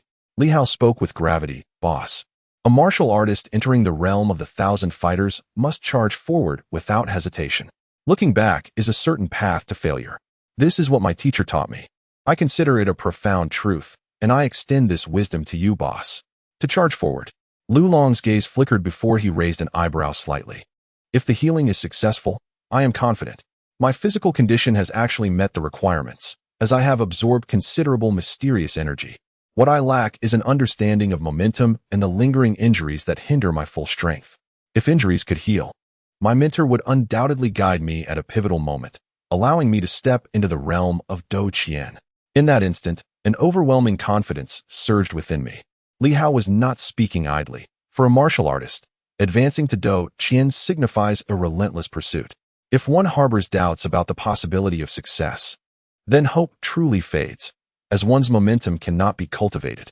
He reminisced about the day of the ocean waves, unyielding and indomitable, though merely water, gentle in nature, at that moment. It surged forth like cannon fire, unflinching and resolute. To retreat would mean dissipating that force, retreating back into the sea, transforming once again into gentle waters. At that moment, Li Hao suddenly smiled and said, Boss, if you could ascend to Do Qian on the day my mentor entered that realm. He guided me into the realm of Zhan Shi with his momentum. If we both cultivate the 9 forging technique, Perhaps your advancement could assist me as well. It would be a mutually beneficial endeavor. If I make progress, I believe my mentor would not hesitate to lend additional support. After all, I am his most cherished disciple. He had practiced the 5-animal technique with Yuan Shuo and the 9 forging technique with Liu Long. Thus, he could sense and guide the 2 types of momentum, while others, being from different schools, might glean some understanding, but to a limited extent. Therefore, his words were not mere flattery. If Liu Long were truly to succeed, Li Hao felt it would significantly bolster his own future ascent into Do Qian, as experiencing 2 types of Do Qian momentum in advance was indeed a rare opportunity. Liu Long's expression became solemn. I have not taken on a disciple. The 9 forging technique is nearly lost in my generation. While you have already mastered the 2nd folding technique, I am reluctant to accept you as a disciple. However, you are indeed a descendant of the Liu family. If you can advance to Do Qian, I would naturally share the essence of the 9 forging technique with you. He had no disciples. And now, Li Hao was the martial heir of the Liu family. As a successor, it was only right for him to experience the might of the 9 forging technique. He continued, moreover, if my injuries were to heal and I could ascend to Do Qian, my previous claim of being inferior to your mentor was merely due to my injuries. Furthermore, while your mentor may be more comprehensive, my explosive power in the 9 forging technique is unmatched. His confidence swelled. With the 9 forging technique, I can unleash 9 folds at once. Your mentor, when he defeated that San Yang, likely relied on some formidable extraordinary items, yet I may not require such aids. I am confident in breaking through San Yang's defenses. Of course, I may lack in other areas compared to your mentor. He did not mind revealing his shortcomings, yet he wished to ensure that the family legacy was not underestimated, especially by Li Hao. Li Hao inherited techniques from 2 prestigious families. He needed to convey that although your mentor is strong in his overall capabilities, I, Liu Long, excel in offense. Li Hao's eyes flickered with intrigue. Breaking through San Yang's defenses? Could it truly be? Upon reflection, it might indeed hold some truth. After all, the 9 forging technique could potentially rival the blade in its effectiveness. While his mentor's strength lies in his versatility, he has also expressed a desire to practice the 9 forging technique, which possesses immense explosive power. Of course, Yuan Shuo had never mentioned wanting to learn it. Martial artists place great importance on these traditions, aware that mutual enhancement could foster greater strength. However, they are reluctant to hastily adopt techniques from others. Boss, shall we not give it a try? Li Hao, filled with excitement, contemplated the possibilities. Should they succeed this time? Regardless of the outcome, whether they vanquish their adversary or merely strip them of their mysterious energy, members of their team, be it Sister Liu, Chun Jian, or Wu Chao, would have the opportunity to enter the realm of superpowers. With over 1,000 units, and alongside the 3 solar beings, they could potentially extract 2,000 units of mysterious energy. The act of killing to seize mysterious energy may seem foolish, yet for those like them, it was the most straightforward approach. 2,000 units represented an astronomical fortune. At that moment, Li Hao quickly assessed the situation. The teacher would deal with Qiao Feilong while the captain confronted the 3 solar beings, not alone, but in unison. Li Hao calculated that it would be best for them to launch a joint assault, utilizing firearms for suppression, aiming to inflict damage if possible. The moment the adversaries attempted to flee would be their most vulnerable, making them susceptible to elimination. Should they succeed, the strength of the Night Watchers in Silver City would see a significant enhancement. As for the use of firearms, there was little concern. As long as they neutralized these opponents before other powerful entities sensed their actions, the extensive use of firearms would likely go unnoticed. Moreover, those who could be felled by firearms were generally not worth excessive contemplation. True powerhouses would not succumb to gunfire unless under specific conditions. At this juncture, Liu Long felt a surge of fervor. To slay the 3 suns and the solar beings. Enter the fray. He felt parched, casting a glance at Li Hao, momentarily lost in thought. Just days prior, he had found it daunting to confront Yu Ming. Now, this young man was inviting him to hunt the solar beings and the 3 suns. Was it he who had lost his senses, or was Li Hao truly mad? Indeed, as Liu Yan and the others had suggested, Li Hao possessed an exceedingly twisted nature. Give me 3 days, Liu Long declared solemnly. If I achieve my breakthrough in that time, we shall devise a way to eliminate them. If not, we cannot afford to delay. Qiao Feilong undoubtedly has ulterior motives and must not be allowed to roam freely. If I do not succeed in 3 days, We will seek Minister Hao's assistance. I trust he will intervene. He recognized Li Hao's concerns, but added, remember this, Li Hao. What you can seize with your life is rightfully yours. Without life, nothing belongs to you. This sentiment echoed the words of Yuan Shua. In that moment, Li Hao realized that the mindset of martial artists bore a striking resemblance to one another. If Lu Long were not in the inspection department, he might well be a formidable force in his own right. Yet martial artists exhibited remarkable self-restraint. Their power was acquired gradually, and they did not lose themselves in their strength. They were acutely aware of their desires and aspirations. Comparing martial artists to superhumans, Li Hao discerned that the most significant difference might lie in the clarity of their convictions. He observed that the convictions of martial artists seemed more defined and robust. Although he had limited interactions with superhumans, individuals like Wang Ming did not exude a compelling sense of conviction. 3 days. Lu Long believed he could achieve a breakthrough within that time frame. If not, the prospects appeared dim, and it would be prudent to allow the Night Watchers to handle the situation. Li Hao nodded. Agreed. Captain, time is of the essence. Shall we proceed to see my teacher now? Not in haste. Lu Long chuckled softly. It attracts too much attention. You've already gone several times today. It's rather inappropriate to go again. Moreover, I need to prepare as well. Let's postpone it until tomorrow. Tomorrow, I shall visit Yuan Shua openly and hand him the invitation, inviting him to the establishment ceremony in 3 days. Lu Long smiled again. In 3 days, inviting everyone to the ceremony will conveniently divert attention and relax Xiao Feilong's vigilance. He is not a superhuman and will not be part of our invitation list. Thus, that day is indeed the most opportune moment to eliminate him. He had even determined the timing. Lu Long continued, the establishment ceremony is to be held in the evening. As Night Watchman, it is only fitting to commence our activities after dark, effectively eliminating unexpected factors within the city. Nighttime is also suitable for murder. Li Hao nodded in agreement.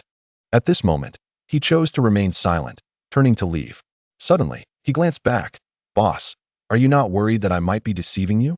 The opponent could be even stronger, or perhaps after we eliminate Xiao Feilong, the teacher might turn against you? Lu Long, do you not fear this? Are you not apprehensive about our side silencing potential witnesses? Lu Long scoffed. Am I afraid of that? If I were to be fearful of every possible threat, I would have met my demise long ago. My ability to carve a niche for myself in Silver City stems from my willingness to trust others. If he trusts someone, he will not harbor doubts. It is precisely for this reason that when issues arose within the enforcement team last time, he refrained from taking lives, relying instead on Mu Sun to clear the way for him. Lu Long's strengths were evident, yet his flaws were substantial as well. In this moment, Li Hao discerned that Lu Long was distinctly different from the teacher. The latter was more cautious, to put it plainly, more cunning and cold-blooded. Indeed, cold-blooded. Li Hao was acutely aware of this. The teacher's kindness towards him did not imply the same towards others. It was due to the disillusionment 3 years prior, when the teacher genuinely regarded him as a favored disciple, bequeathing his vast knowledge. In the past, a cherished disciple was akin to a biological son, perhaps even more significant. Thus, Li Hao never doubted the teacher, as Yuan Shua treated him like kin. This was the essence of being a cherished disciple, the significance of being a closed-door apprentice. Conversely, Lu Long was more inclined towards loyalty and affection. However, on the surface, Yuan Shua appeared more amiable, while Lu Long seemed more austere. Thus, outwardly, 9 out of 10 would find Lu Long less approachable, more distant. Li Hao suddenly laughed.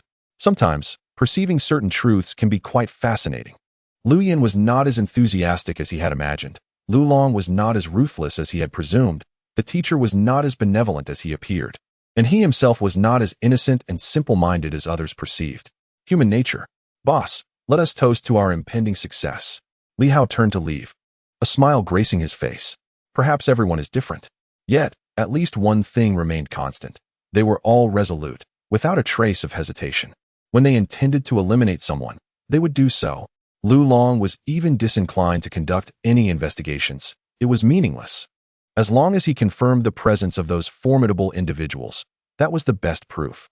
Kill first and discuss later. This was their shared trait. At this moment, as Li Hao stepped out of the office, he pondered a pressing matter.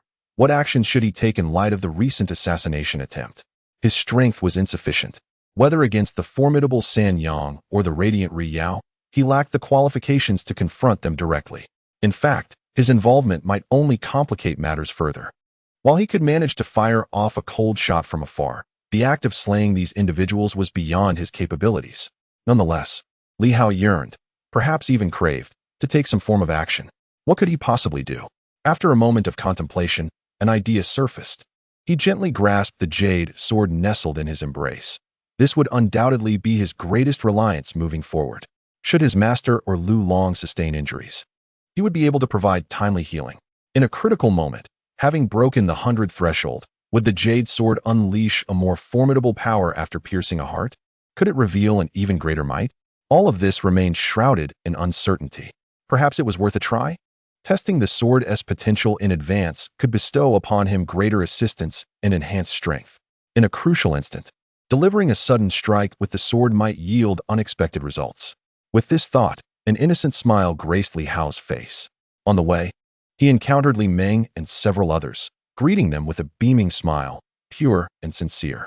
Li Meng and Hu Hao felt a twinge of embarrassment at not responding, realizing that he was, after all, their junior brother. His genuine smile prompted them to reciprocate with faint smiles of their own. Initially, they had perceived Li Hao as somewhat unqualified to serve as their deputy minister, yet with such a heartfelt smile, they found solace. Perhaps this was indeed preferable to having that treacherous Liu Yan in the position. At least Li Hao felt like one of their own. In this tranquil moment, Silver City remained undisturbed. No one anticipated that Li Hao and his companions had resolutely and decisively resolved to carry out an assassination. Furthermore, Xiao Feilong would never have imagined that the same Li Hao who had greeted him with a smile and accepted favors just hours earlier was now strategizing on how to eliminate him after a day of relentless effort. In a more distant locale, White Moon City, Hao Lianquan was clandestinely meeting with certain individuals, issuing grave warnings. Prior to the exploration of the relic, no one should stir trouble in Silver City. I believe all understand the significance of this relic. The Night Watchers are willing to share it with you, hoping for a peaceful resolution to any issues. However, if anyone dares to provoke conflict in Silver City or the Silver Moon Province at this juncture, they should not blame the Night Watchers for their lack of courtesy. Surrounding him, several formidable figures voiced their agreement. Among them was the previously troublesome Red Moon, now represented by individuals who exuded a chilling arrogance, coldly stating, "Rest assured, all matters will be addressed after the relic exploration concludes." At this moment, Red Moon would not act rashly, lest they miss the opportunity of the relic exploration. As for the Night Watchers, no one believed they would instigate conflict. Silver City lacked the strength for such actions, and the Night Watchers themselves were both underpowered and adhered to a code of order. Often, the obstinate Night Watchers were relegated to a passive defensive stance. Hao Lianquan frowned slightly. That would be for the best. Whether through the chaos of war in the central region or a successful negotiation, neither would hinder this collaboration. The Silver Moon Province, while not among the strongest, held no significant advantage, and we still hope this partnership will bolster the strength of the entire Silver Moon. Of course, a voice responded, accompanied by a chilling laughter reminiscent of the underworld. Rest assured, Chief Hao, we shall not seek trouble without cause. Moreover, Silver City is under the domain of the Crimson Moon, and it bears no relation to us of the underworld. So there is no need for you to be concerned about our stance. The members of the Crimson Moon echoed their cold laughter. Hao Lianquan, disinterested in further discourse, declared, I care not for your affairs. Consider this a warning. The Night Watch may not be able to obliterate you, but should matters escalate, none shall fare well. With that, Hao Lianquan vanished from sight. A sense of reassurance washed over him. Having issued a warning, Silver City should remain untroubled for the time being. Everyone still placed their hopes on Yuan Shua to assist in exploring the ruins. Thus, for now, Li Hao ought to be safe. I have done my utmost. Once the exploration of the ruins concludes, it is best to bring Li Hao to White Moon City, where safety would be assured. Hao Lianquan mused, a faint smile gracing his lips. As for the notion of Li Hao seeking trouble, that had never crossed his mind. Chapter 56, Comprehending Momentum. Silver City. A realm of tranquility. The rainy season had passed, and the incessant downpours had finally ceased. The weather returned to its sweltering state. Tianla Residence. This is where Li Hao currently resides. The neighborhood, though modest, is affluent, with only a handful of families, yet the greenery is undeniably splendid. Early in the morning, the air was refreshingly crisp. Rising with the dawn, Li Hao practiced his punches in his small courtyard, relishing the spaciousness.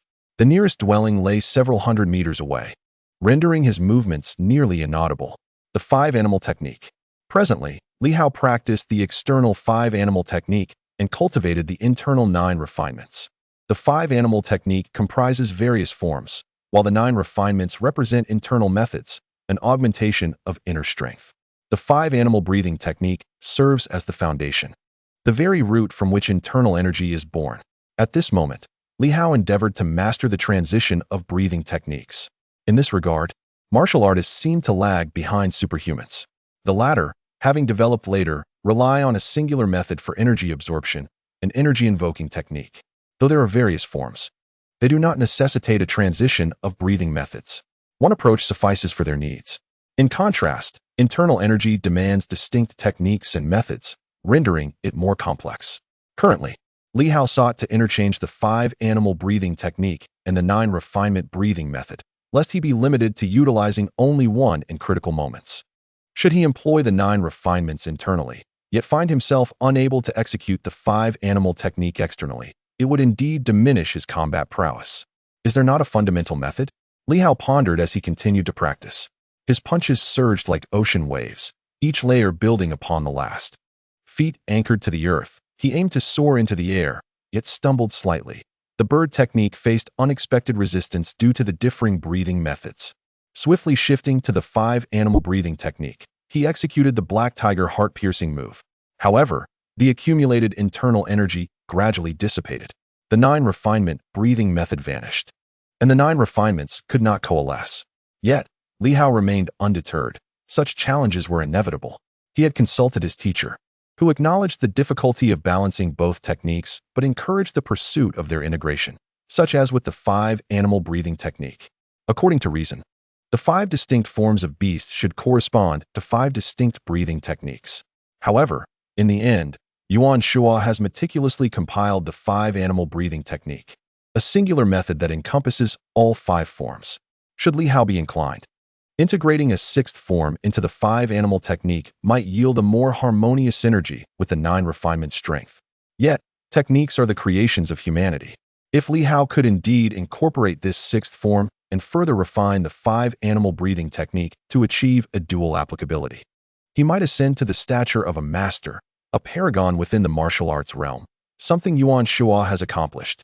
Naturally, this demands a profound accumulation of knowledge, not mere flights of fancy.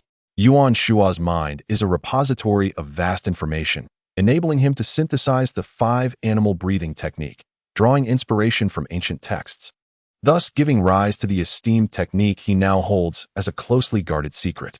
Though I have perused numerous ancient tomes and absorbed teachings from my mentors, my understanding remains superficial, akin to swallowing without digesting.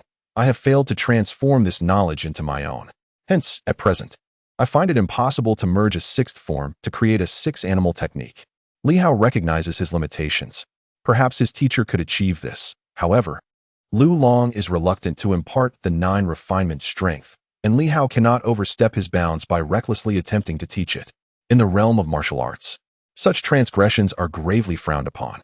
After a round of sparring, primarily to dissipate some of the internal red shadow energy, Li Hao felt that the internal energy within his limbs would soon be externalized. His progress was rapid, yet he perceived it as sluggish.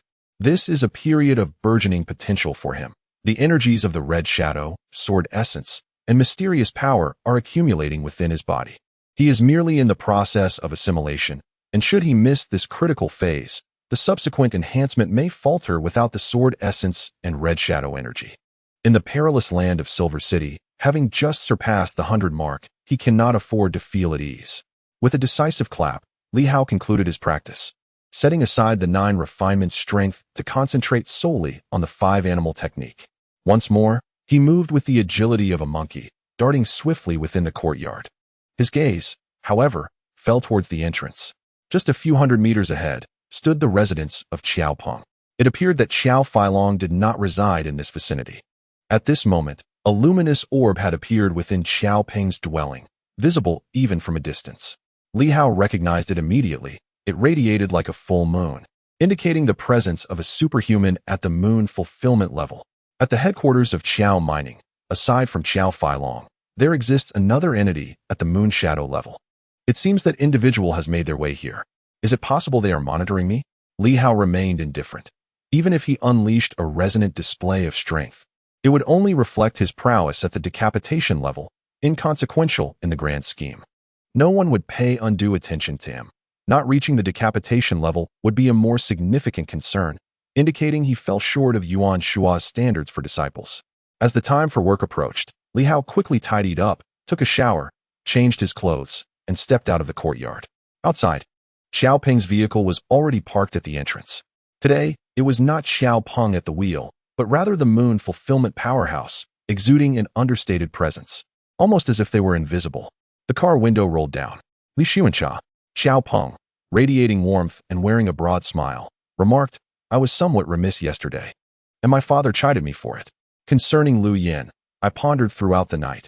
After all, what is a mere woman worth to me, Xiao Peng, that I should offend Li Xuanxia? If Li Xuanxia is willing to extend an olive branch, I shall host an evening gathering at Yinxing Restaurant, where I can express my apologies to Captain Liu and Li Xuanxia. What do you think?" Li Hao cast a glance at him, waved his hand dismissively, and expressed his impatience. "Forget it. I have no interest in making the acquaintance of young Master Qiao. If I were to form connections, it would be with old Master Qiao instead." With that, he mounted his bicycle and departed, his words blunt and dismissive, indicating Xiao Peng's unworthiness. "If your father were here, I might consider it," he added. Xiao Peng furrowed his brow slightly, but quickly regained his composure, watching as Li Hao disappeared from view. After a moment, he inquired, "Uncle Chun, has he reached the 10th realm?" "Indeed," the driver replied with a slight nod, glancing at Li Hao before continuing. "He may have entered the 10th realm a few days ago. This morning, I observed him practicing his punches. His technique appeared somewhat stilted, often interrupted, which suggests a lack of proficiency. It seems that Yuan Shua did not impart to him the true essence of martial arts. As Li Hao practiced his punches that morning, he frequently struggled with his breathing technique, often pausing, an issue typical of novices. However, it was not surprising for someone like Li Hao, who was indeed a newcomer to the martial arts realm, having previously engaged only with the superficial aspects of the discipline. Xiao Peng chuckled lightly, finding no astonishment in the situation. He mused, relying on Yuan Shua's influence, he ascended to the position of Deputy Minister of Night Patrols. Yet his rise seems to be built on mere mystique. How can someone who has just entered the 10th realm lead a few members of the Moonshade? I wonder how they perceive him in their hearts. The driver remained silent. Xiao Peng continued, "Nonetheless, despite his newfound power leading to arrogance, he still exhibits a sense of self-discipline. Punctually clocking in and out is quite remarkable. Even as a Deputy Minister of Night Patrols, Li Hao adheres to a strict schedule, still riding his bicycle. One must admit, he is quite an odd fellow. Perhaps he is still learning the lifestyle appropriate for his current standing." Once more, Xiao Peng glanced at the vanishing figure of Li Hao, gently raised his hand, and the vehicle commenced its journey towards Qiao Mining. His interaction with Li Hao was merely for the sake of observation. He was unaware of how many eyes were upon Li Hao, and there was no need to draw too close. Li Hao's reluctance to dine together was, in fact, a relief to Xiao Peng, minimizing his troubles, for that fellow had repeatedly ridiculed him, causing Qiao to feel a simmering frustration within. At the law enforcement building, Li Hao arrived punctually. Instead of heading to his own office, he proceeded directly to Liu Yan's office. It was rather unusual that Liu Yan had left early the previous evening, an occurrence rarely seen. "Oh, the sun is rising from the west," Liu Yan exclaimed upon seeing Li Hao, unable to suppress a laugh. It was indeed a rarity for him to voluntarily visit her office. Aside from his initial reporting, he had rarely ventured here. So what had prompted this unexpected visit? Li Hao flashed a grin. "Just wanted to see you, sister. After not seeing you for a night, you look even more beautiful." "Bah," Liu Yan scoffed, leaving Li Hao utterly perplexed. "What's wrong? I was merely complimenting you, engaging in polite banter. Why are you upset?" Noticing his bewilderment, Liu Yan couldn't help but chuckle and scold. "Stop spouting nonsense. How can saying you look better after a night apart be a compliment? It sounds more like an insult. As for me, a widow, I should be withering and haggard, not looking radiant after just a day. Doesn't he that raise any eyebrows?" Li Hao, somewhat confused, inquired, "Is there really an issue?" He sighed. "If you say there is, then so be it." With a bright smile, Liu Yan chose not to dwell on the matter. "What brings you here?" "Gift delivery." Li Hao lifted the box in his hand. Yesterday, I visited Xiao's mining, and Xiao Feilong gifted me 10 units of mysterious energy, supposedly for you, as an apology. Liu Yan's expression turned icy. She glanced at Li Hao, who remained cheerful. Sister, it would be a shame to refuse. If you don't want it, I'll gladly accept it. Liu Yan frowned slightly, and, after a moment's pause, replied coolly, You may keep it. Though she felt displeased, she refrained from voicing it. Some things could be accepted, while others were not meant to be taken. The 10 units of mysterious energy gifted by Qiao were akin to a life debt.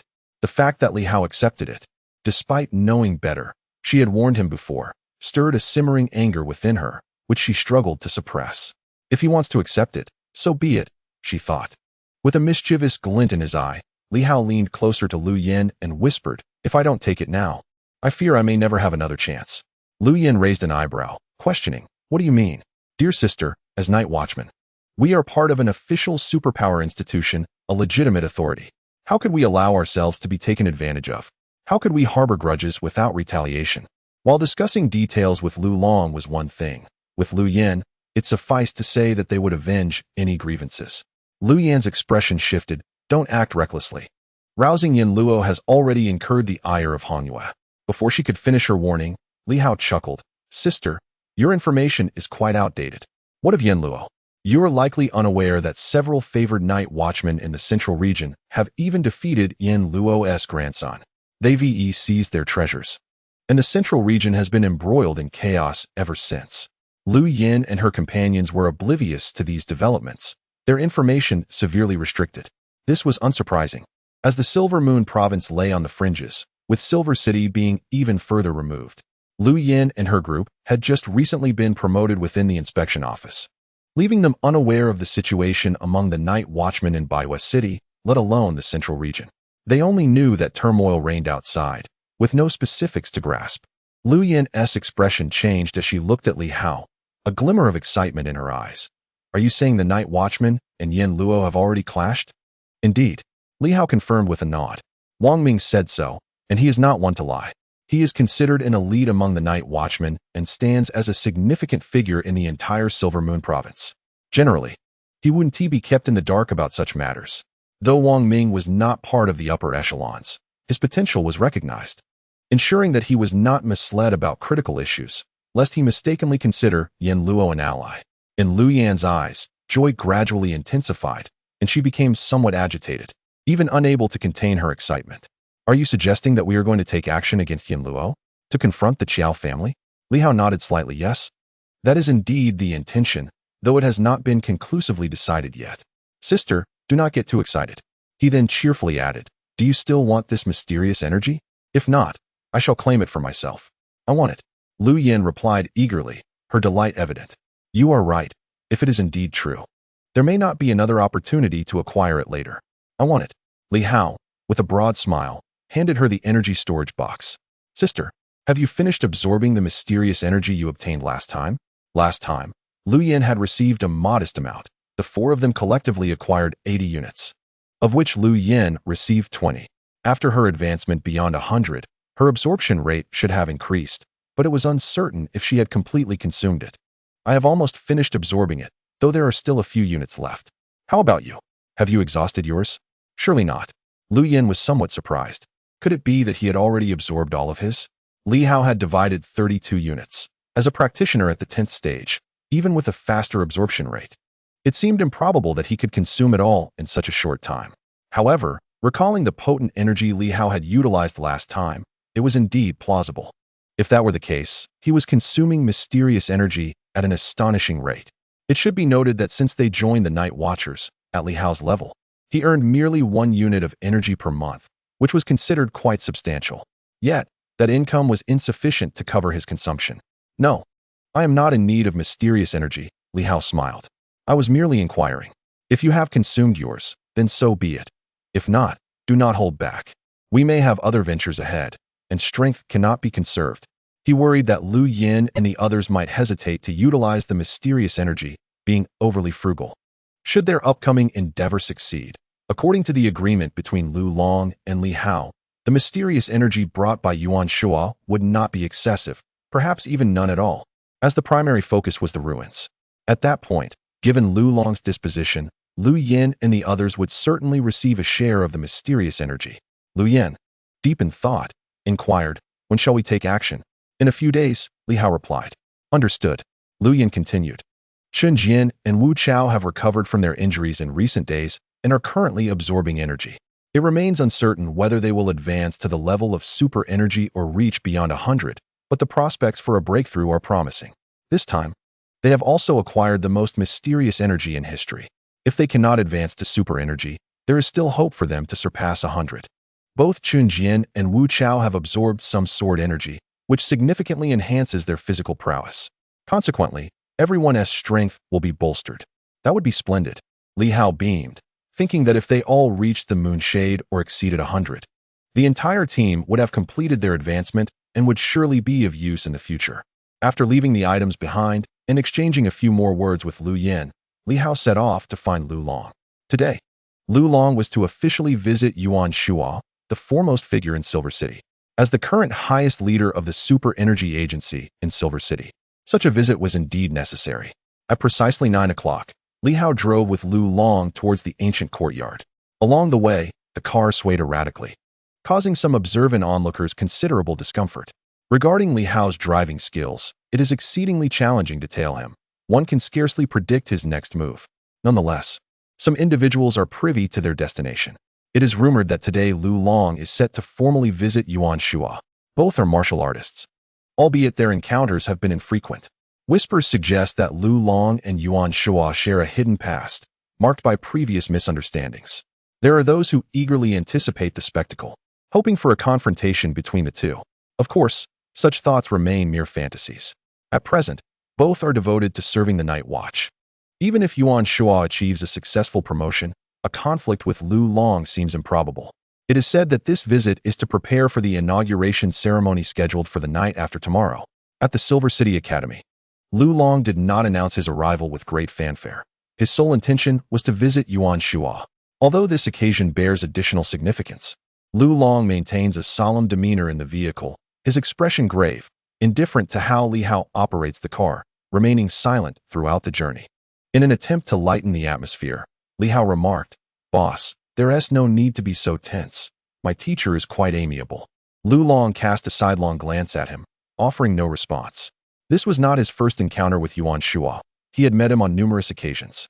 However, this formal visit could be considered the second.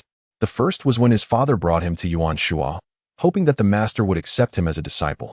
As the family's traditional 9 forgings technique was fraught with shortcomings, while Yuan Shuo's 5 animal frolics was renowned for its health benefits. His father, already nearing the end of his martial career, bore significant injuries to his arms that rendered him unable to wield a weapon with full strength. Lu Long vividly recalls the moment Yuan Shuo declined their request. His father was filled with sorrow and helplessness. He did not wish for Lu Long to continue practicing 9 forgings, nor did he want him to pursue martial arts at all. Yet Lu Long understood that as the son of the Silver Spear Liu Hao, a figure of some renown in the Silver Moon province, he could not abandon martial arts. Should his father pass, the Liu family might face utter ruin. Thus, despite the internal conflict, Liu Hao imparted the 9 forgings technique to Lu Long. Fully aware of the arduous path ahead, yet once embarked upon, there was no turning back. The vehicle came to a halt. Lu Long emerged from his reverie, glancing at the small courtyard ahead. Taking a deep breath, he opened the car door and stepped out. The gate to the courtyard had already been opened. Within, Yuan Shuo stood at the entrance, wearing a smile as he regarded Lu Long. As Lu Long approached, an overwhelming force pressed upon him. His steps faltered, his boots seemingly rooted to the ground. He lifted his gaze to Yuan Shuo, who, still smiling, met his eyes without uttering a word. Yet, the unspoken message was clear. "Lu Long, if you lack the strength to withstand my presence and enter this courtyard, I have little faith in your capacity to step into the realm of Do Qian. This is the trial of a Do Qian martial artist. If you cannot accomplish this, you are unworthy of pursuing Do Qian."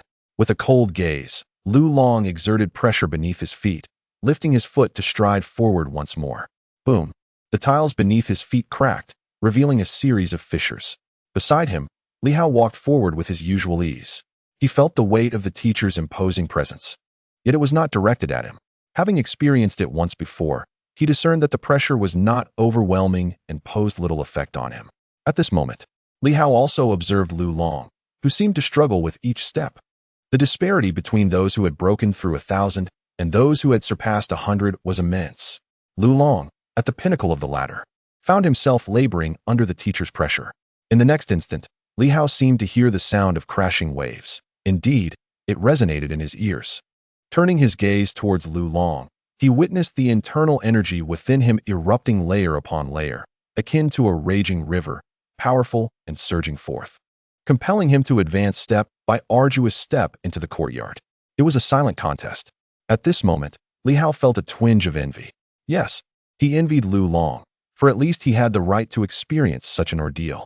As for himself, the teacher had never subjected him to such rigorous trials, for he had yet to traverse the path towards understanding the essence of this force. Li Hao lingered for a moment, positioning himself behind Lu Long.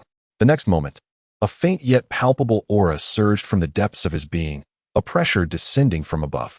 He deliberately walked behind Lu Long to absorb the teacher's force, not the nurturing kind, but one that was targeted. Ahead, Yuan Shuo raised an eyebrow, glancing at Li Hao. His student was indeed intriguing. He wanted to give it a try, although Lu Long bore the brunt of the overwhelming force. Li Hao had yet to reach the stage of comprehending the divine intent. Even the slightest residual energy would be sufficient to overwhelm him. Yuan Shuo chose not to interfere. If Li Hao wished to test himself, so be it. Experiencing true adversarial pressure would be beneficial, at the very least allowing him to grasp what it meant to contend with 1,000. At this moment, Yuan Shuo's focus remained primarily on Lu Long. He too heard the sound of waves. Lu Long appeared to have a faint inkling of understanding, though his force was still insufficiently potent. Yuan Shuo raised an eyebrow slightly. Just then, Lu Long let out a low shout, stomping his foot down, causing the ground to crack open. A surge of internal energy erupted from his arms, radiating throughout his body. His sleeves tore, revealing bloodied arms. Yes, it was all blood, typically concealed beneath his coat. This moment unveiled a grim reality that had gone unnoticed until now. At this juncture, Lu Long's arms undulated like waves. However, with each movement, a copious amount of blood spilled forth. His arms were bearing an unbearable burden. The combined force of the 9 forging energy was formidable. Yet Lu Long's physical constitution paled in comparison. 3 accumulations, 4, 5. On the 7th, his muscles trembled violently, and with a resounding thud, blood splattered forth. A look of disappointment crossed Lu Long's face. He could not endure. He could not withstand the 8th or 9th rounds, though he could achieve 9 accumulations. His body did not permit him to unleash the true might of the 9 forging energy. Yet, gazing at the distance separating him from Yuan Shuo, a sense of reluctance welled within him. Years ago, when I could not become your disciple, you deemed me foolish. Today, I have reached a profound level of my 9 forging strength, yet I still find it exceedingly difficult to approach the secret techniques of the Liu family. Is your 5-animal technique truly superior to mine? With a resounding shout, I harnessed the power of 8-fold strength. Crack! In this moment, it feels as though not just my veins, but even my bones are strained to their limits. The prominent veins throb with blood, nearly bursting forth. Lu Long forcibly combines his strength 8 times. A single punch cleaves through the obstructive force, propelling him forward. Meanwhile, Li Hao's complexion reddens as he takes a step forward, feeling the increasing pressure. In this instant, he perceives the stark disparity between the combatants, realizing that the two cannot be compared. He merely bears the weight of the pressure that Lu Long could not withstand, feeling as if he might fracture under the strain. However, Li Hao's physical resilience is truly formidable. He shows no signs of blood seeping forth. He believes that the pressure he feels is primarily psychological, with the physical burden being far less daunting. With a muffled grunt, he abandons the 5-animal breathing technique, channeling his 9 forging strength instead, layering his internal energy, once, twice, thrice, 3 layers. Li Hao concentrates not on his hands, but on his legs. With a single step, he shatters the tiles beneath him, and with each stride forward, he feels exhilarated. Just then, Yuan Shuo's voice rings out. Do you wish to try again? After 9 layers, your hands may not endure. Lu Long halts, a flicker of reluctance in his eyes as he gazes at Yuan Shuo, clenching his bloodied fists. 9 layers? Does he dare? No, he does not. It is not out of fear of death or injury, but rather the dread of losing his combat prowess after having just established the Night Watch division, which would betray the trust of many. Humph. A sound laced with resentment, fury, and frustration escapes him. Lu Long grits his teeth, standing rooted in place, uncertain of how to confront this individual before him. Yuan Shua? And Yuan Shua's voice echoes once more. The waves sweep across the heavens. The nine-forging strength of Lu Long. Even the waves harbor fury. Yuan Shua's tone remains calm. Some say tsunamis are the ocean's rage. Mere waves pale in comparison to celestial might. Only a tsunami embodies true power. You have likely never witnessed a tsunami.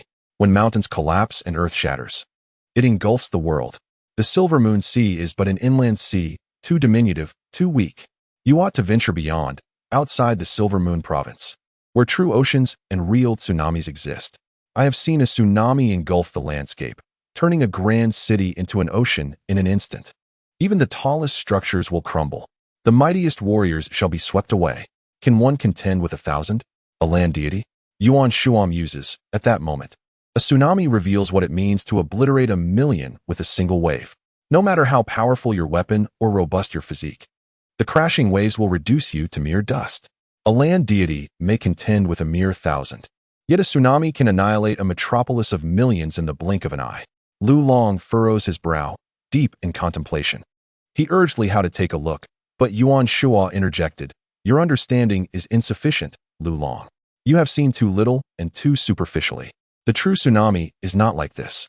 Yuan, even if he had witnessed a tsunami, my physique would likely be unable to withstand it. Yuan Shua chuckled. Have you ever seen the sea being ravaged by a tsunami? At this remark, Lu Long appeared momentarily dazed. Could the sea truly be destroyed by a tsunami? What could that possibly mean? Meanwhile, Li Hao was deep in thought. He had never seen the ocean, but he had observed lakes. Can the waves in a lake devastate it? Impossible.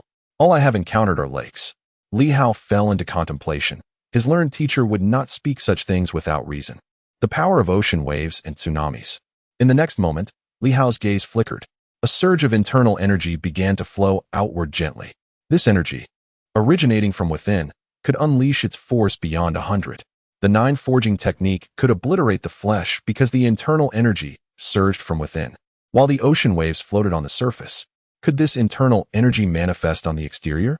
At this moment, as these thoughts occupied his mind, Li Hao involuntarily released a wave of internal energy. In the next instant, a second wave of internal energy was expelled, as he attempted to combine them using the nine-forging technique, yet it dissipated in an instant. The external release of energy could not be compounded a second time. Why? Li Hao questioned himself. Whether it be ocean waves or lake waters, they are continuous and capable of external accumulation. Why could internal energy not achieve the same? They are, after all, one and the same. Internal energy and the corporeal form are essentially unified, both springing from the human body. Is the physical form a bridge? At this moment, Li Hao gazed at his arms, sinking once more into contemplation. He recalled an ancient text he had previously recited, which contained certain records. The body serves as a bridge, connecting heaven and earth. Communication between the internal and external realms relies on the corporeal form. Though he did not fully comprehend it, he felt an inkling of understanding at this moment. In the next instant, he withdrew his internal energy, ceasing its outward flow. He could not grasp it. After a brief moment, Li Hao extended his index finger. A faint surge of internal energy erupted forth. After a while, a second wave of internal energy accumulated and was also released externally. Two streams of energy struggled to coalesce. A thought struck Li Hao.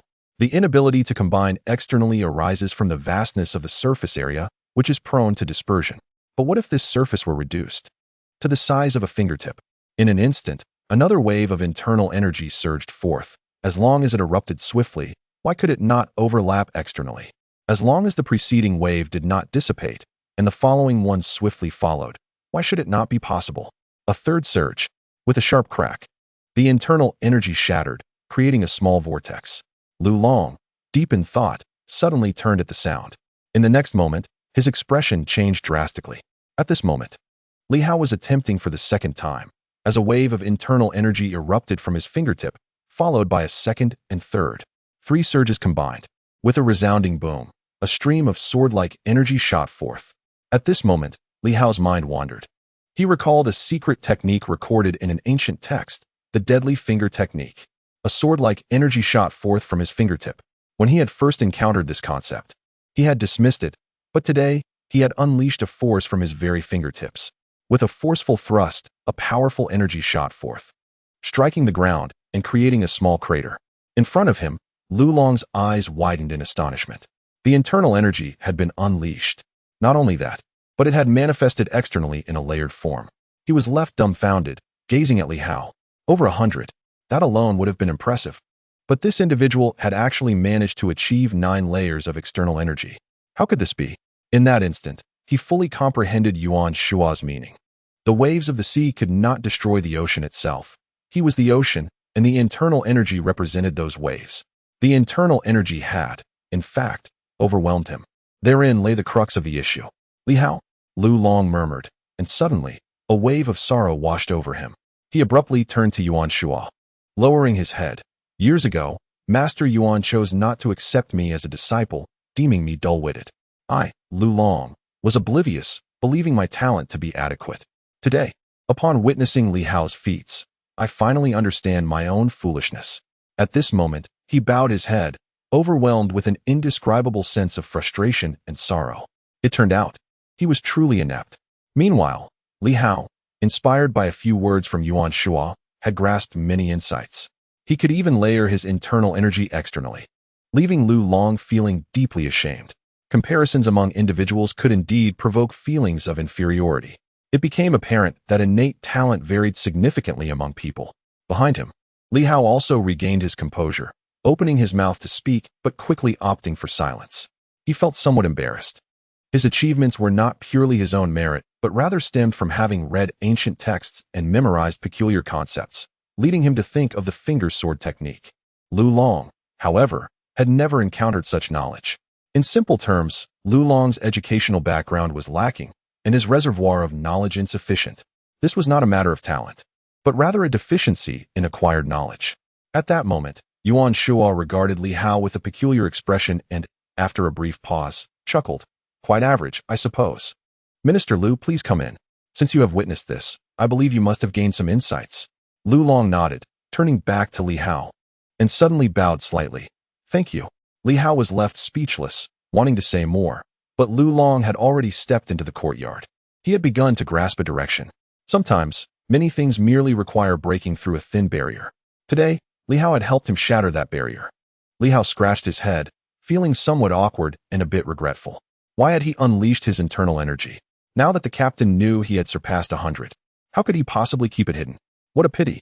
Ahead, Yuan Shua wore a smile as he turned to walk ahead, yet beneath the surface, a hint of maniacal glee shone through. Look at you, Lu Long, so arrogant. Today, one of my disciples has humbled you completely.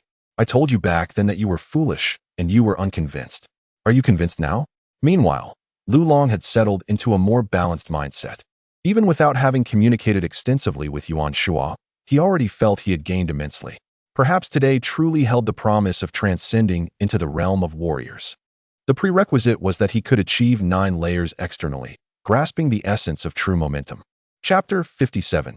The momentum of Li Hao, seeking monthly votes. In the grand hall of the Yuan family, Yuan Shua and Lu Long took their seats, with one as the host and the other as the guest.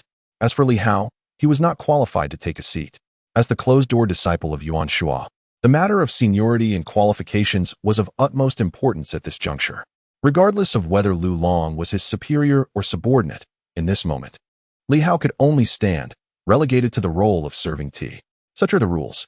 In the realm of martial arts, the principle of respecting strength reigns supreme.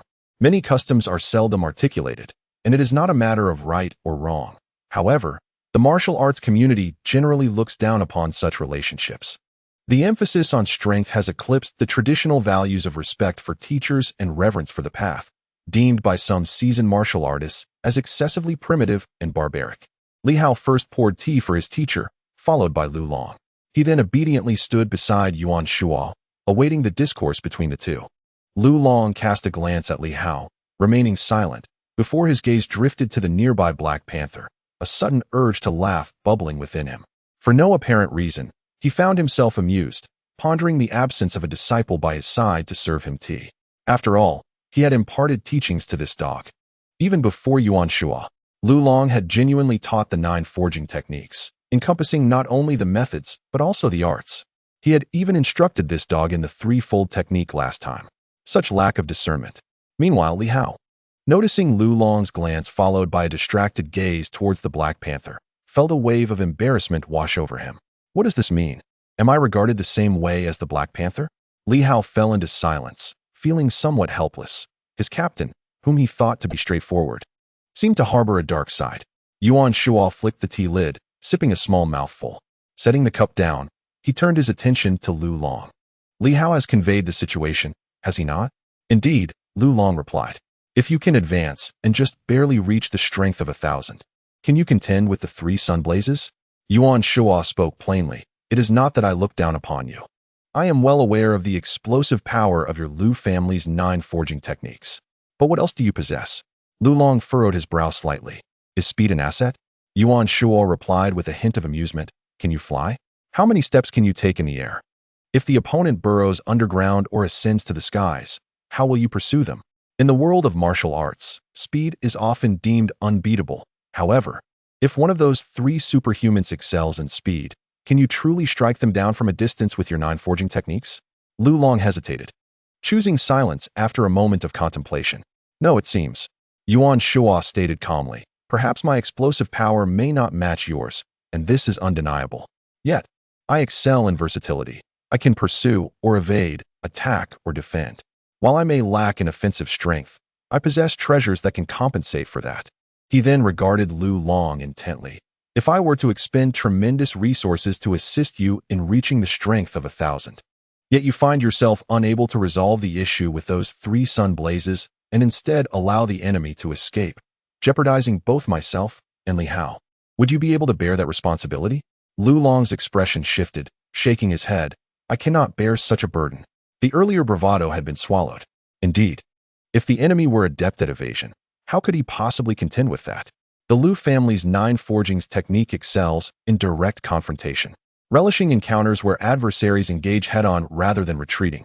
Such opponents are precisely the kind Lu longs for, a contest of sheer strength to determine who shall perish. Yuan Shua, ever pragmatic and forthright, remarked, Lu Long, as a martial master, you should grasp what my uninitiated student cannot. Assisting someone in transcending to the realm of Douqian, entering the so-called earthly immortals, bears immense significance for a martial master. My foolish disciple even suggests I lend him a precious artifact to aid your recovery. You must understand how arduous it is for martial masters to mend old wounds. Countless have perished at this juncture. He speaks so lightly of it. Yet those who do not shoulder the burdens of life cannot fathom its weight. It is easy to voice opinions without understanding the toil behind them. Yuan Shua chuckled, adding, this fellow even dares to negotiate, jesting about the precious energy being yours to command. If I were to declare that I assist someone in advancing to Douqian, and upon their ascension, they must assist me in eliminating 3 of the radiant Lu Long, I ask you, would not all those who have achieved the 100 completion realm flock to me, imploring for my aid? Moreover, those individuals have comprehended the essence, making their ascension even more attainable than yours. Lu Long's expression shifted as he nodded. Elder Yuan speaks truthfully. This alone is sufficient to compel any martial master with ambition to stake their life for it. Even if it means death, it is a worthy sacrifice. Yuan Shua was indeed correct. The mere prospect of advancing to Douqian is an irresistible temptation for any martial master still harboring aspirations of progression. Thus, Yuan Shua proclaimed that no other conditions were necessary. This single point was enough to ensure Lu Long would strive with all his might. Lu Long remained silent for a moment before stating, I shall not demand any precious energy for myself. However, should others partake in the battle, I hope to allocate a portion to them, though not excessively, merely a fair distribution based on merit. Beside them, Li Hao glanced at his teacher, suppressing his urge to speak. The allocation of precious energy to Lu Long was not merely his suggestion. The teacher had previously consented. Yet now, the teacher appeared to waver, prompting Li Hao to ponder his mentor's intentions. Yuan Shua remained composed. I do not covet this small amount of precious energy. Perhaps you, Lu Long, are more in need of it, which is of little consequence. I mention this solely to convey that, while my student may lack understanding, you, with your knowledge, should not take it for granted. Lu Long replied solemnly, I dare not presume. It is true that I have not given this matter adequate thought, and I apologize for my oversight, Elder Yuan. My actions are driven by duty, coupled with some personal grievances, and I ought not to accept any benefits. Yet, regrettably, my abilities are limited, and as one at the 100 completion stage, I fear I may not be up to the task. He had not contemplated the implications deeply. When Li Hao claimed he could acquire thousands of units of precious energy, he had only been taken aback. Now, with Yuan Shuo elucidating these matters, Lu Long instinctively felt a sense of impropriety. Yuan Shuo chuckled. As a martial master, you may soon become the second Silver Moon Do Qian martial master. Let us speak openly to avoid misunderstandings and discord later. Indeed, Elder Yuan, he affirmed. Yuan Shuo added, the relics shall belong to Li Hao. The precious energy will be divided equally between us. Should there be any additional gains, if Li Hao takes nothing, we shall share it equally. However, if you deem it unfair that Li Hao claims the relics, that is not my intention. Lu Long's expression turned serious. Although Li Hao has not been formally apprenticed to me, he has already mastered the 9 forging technique to its 3rd tier. He is indeed a vessel of the Lu family's martial legacy. Old Yuan must know that our 9 forging technique has never been passed on to outsiders. Hence, it is only natural that I would wish to see Li Hao's strength flourish. Yuan Shuo nodded slightly, a smile gracing his lips. If you acknowledge this, then it is for the best. For martial masters like us, the transmission of our legacy surpasses all else. Let us dispense with unnecessary words. I shall first attend to your injuries. Your arms are gravely wounded. As for whether you can comprehend the essence of the 9 forging technique after healing, that is your own matter. Should you succeed in advancing, then our collaboration may proceed. If you fail, consider our previous discourse as mere empty words. Indeed, Lu Long nodded, taking a deep breath filled with both anticipation and trepidation. The injuries to his arms were not solely the result of the recent altercation, but were compounded by the lingering effects of years spent practicing the 9 forging technique. Could Yuan Shuo truly possess the means to heal him? He did not know, but since Yuan Shuo had made a promise, it was worth a try. The prospect of success stirred excitement within Lu Long. Let us not delay. We shall commence at once, Yuan Shuo declared, raising his hand to deliver a firm slap to Li Hao's shoulder. You, step outside and keep watch. Prepare a few dishes as well. Inform them that I am hosting Lu Long for lunch. I trust they will not dare intrude upon us. Yes, Li Hao responded promptly, hurrying out of the hall. He touched his neck, realizing the small sword was gone. It seemed his master had decided to retrieve it himself. The master had not mentioned that it belonged to Li Hao, rendering that debt of gratitude meaningless. One must always guard against potential threats. Both Li Hao and Yuan Shuo felt confident that Lu Long posed no danger, yet they refrained from openly acknowledging that the precious item was Li Hao's. Liu Yan and Chun Jian were aware that Li Hao possessed some healing abilities, but they had never broached the subject. Some matters it was best to remain willfully blind to. Outside the door, Li Hao had just brought along the Black Panther, which had attempted to seize the opportunity to absorb some sword energy, but was promptly kicked out by Yuan Shuo. Now, it trailed behind Li Hao, feeling rather dejected. Li Hao paid little mind to its disposition and walked to a pavilion at the entrance of the small courtyard, a remnant left by the Night Watchmen. Inside was a communication device. Without needing to dial a number, Li Hao picked it up and stated, prepare some food and wine. Deliver it here at lunchtime. Also, keep a vigilant watch around the perimeter. No one is to enter. A voice responded from the other end. But Li Hao did not concern himself with the identity of the speaker and immediately hung up. Standing in the pavilion, Li Hao played with a surge of internal energy in his fingers, gently channeling it to complete a second layer of amplification. The external force intertwined with the internal energy. However, this was merely a technique, not the essence. At that moment, Li Hao still contemplated the notion of essence. Whether through external amplification or internal enhancement, these were but skills, not the true essence. Essence, often referred to as the divine will, pertains to a spiritual dimension. Ancient texts also recorded this spiritual realm, known as intent or thought, accumulating power before release, wherein one possesses invincibility. The ancient scriptures recounted that during the era of ancient civilizations, some firmly believed in their invincibility, even without truly grasping the essence. Yet, they could still achieve great might. The true fear lay in the possibility of failure, leading to a complete rout, shattering their invincible aura and plunging them into despair. He reminisced about the ancient texts he had memorized. Power does not necessarily require one to observe and emulate teachers directly. In ancient civilizations, some individuals carved out their unique paths to power. Some firmly believed in their invincibility, maintaining this conviction until death. This, too, is a form of power. During ancient times, certain individuals embarked on a journey of invincibility, nurturing their strength to ensure victory, cultivating an indomitable force that, once fully realized, swept across the world, undefeated and unmatched, ultimately ascending to greatness. This differs from the power wielded by teachers. Different eras, different methods of cultivation. Yet they all share a commonality: the ability to exert influence through power. Once power is established, it nurtures vitality, and power arises from within. The strength of the strong often transcends mere physical destruction. It encompasses psychological dominance as well. When true power emerges, the weak can be easily overwhelmed in an instant. How then should he cultivate his own power? He pondered his options. Should he, like his teachers, venture into the mountains to coexist with tigers and leopards? Or follow in Liu Yan's footsteps to witness its tsunami's awe-inspiring force? Or perhaps, akin to the ancients, embark on a path of invincibility? Or simply maintain an unwavering belief in his own supremacy, destined to triumph in every battle? He lowered his gaze to the Black Panther, who was at that moment playfully toying with its paws, as if aspiring to emulate Li Hao by mastering external force, yet it had not yet surpassed the 100 mark, rendering its internal energy ineffective for external manifestation. Li Hao chuckled. Black Panther, are you a martial artist dog or a superpowered canine? The Black Panther seemed to have not become a superpowered being. Could it be that this creature had transformed into a martial art dog instead? Woof! The Black Panther barked. And though Li Hao did not comprehend, he noted its gaze surveying the ground, as if declaring its ambition to become an invincible dog. Li Hao chose to disregard it and softly mused, as someone of my humble disposition, what sort of power should I seek to comprehend? An invincible force? It is impossible to tread the path of invincibility.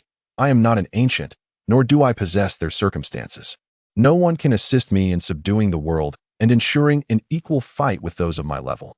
No one can help me suppress formidable foes. This approach is futile. An invincible force requires prerequisites. One must have powerful backing to command respect and assert dominance over all. I would have you engage at your level, and you shall do so. Alternatively, in a time of peace, one may cultivate friendships through martial arts. Otherwise, in this current era, if Li Hao were to seek out a challenge against someone of the Three Sons caliber at Hongwa, he would promptly face dire consequences. Having the audacity to confront them in their own stronghold would be sheer folly. If that is not feasible, then I must seek to understand the natural forces. Li Hao murmured, the heavens and earth are formidable. The power of nature is immensely potent. With my strength barely surpassing 100, I am unqualified to look down upon the might of nature, not to mention, even at 1,000 or beyond. One cannot underestimate these forces.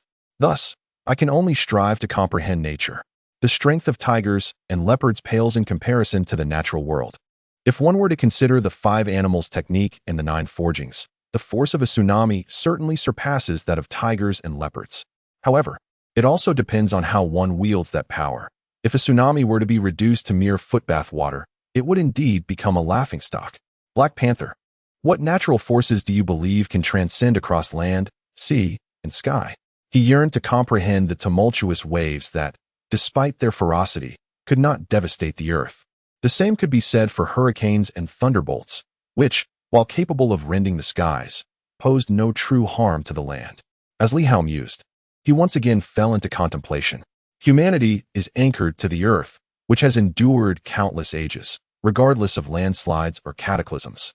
The true peril often does not arise from the heavens or the seas, but rather from the ground itself.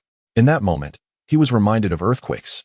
When an earthquake strikes, it reverberates from within, shaking the heavens and the earth, causing mountains to crumble and all beings to tremble in fear. He had witnessed this firsthand, a small-scale occurrence in Silver City, yet even in that instance, lives were lost. A martial artist must remain grounded. Even the most powerful of superhumans will eventually touch the earth. At this moment, Li Hao's gaze was fixed upon the ground, and he seemed to grasp what he truly needed. No one can dwell eternally in the skies. Only the might of the earth, its inexhaustible power, remains. With a forceful stomp, he unleashed a triple-layered shockwave, creating a crater in the ground. Beside him, The Black Panther mimicked his actions, its paw striking the earth, causing a tremor that made Li Hao's foot tingle slightly. The panther, too, was unsettled by the vibrations emanating from Li Hao. They exchanged glances, and in the next moment, man and beast engaged in a playful contest of foot and paw. The panther played, yet for Li Hao, it was a moment of reflection.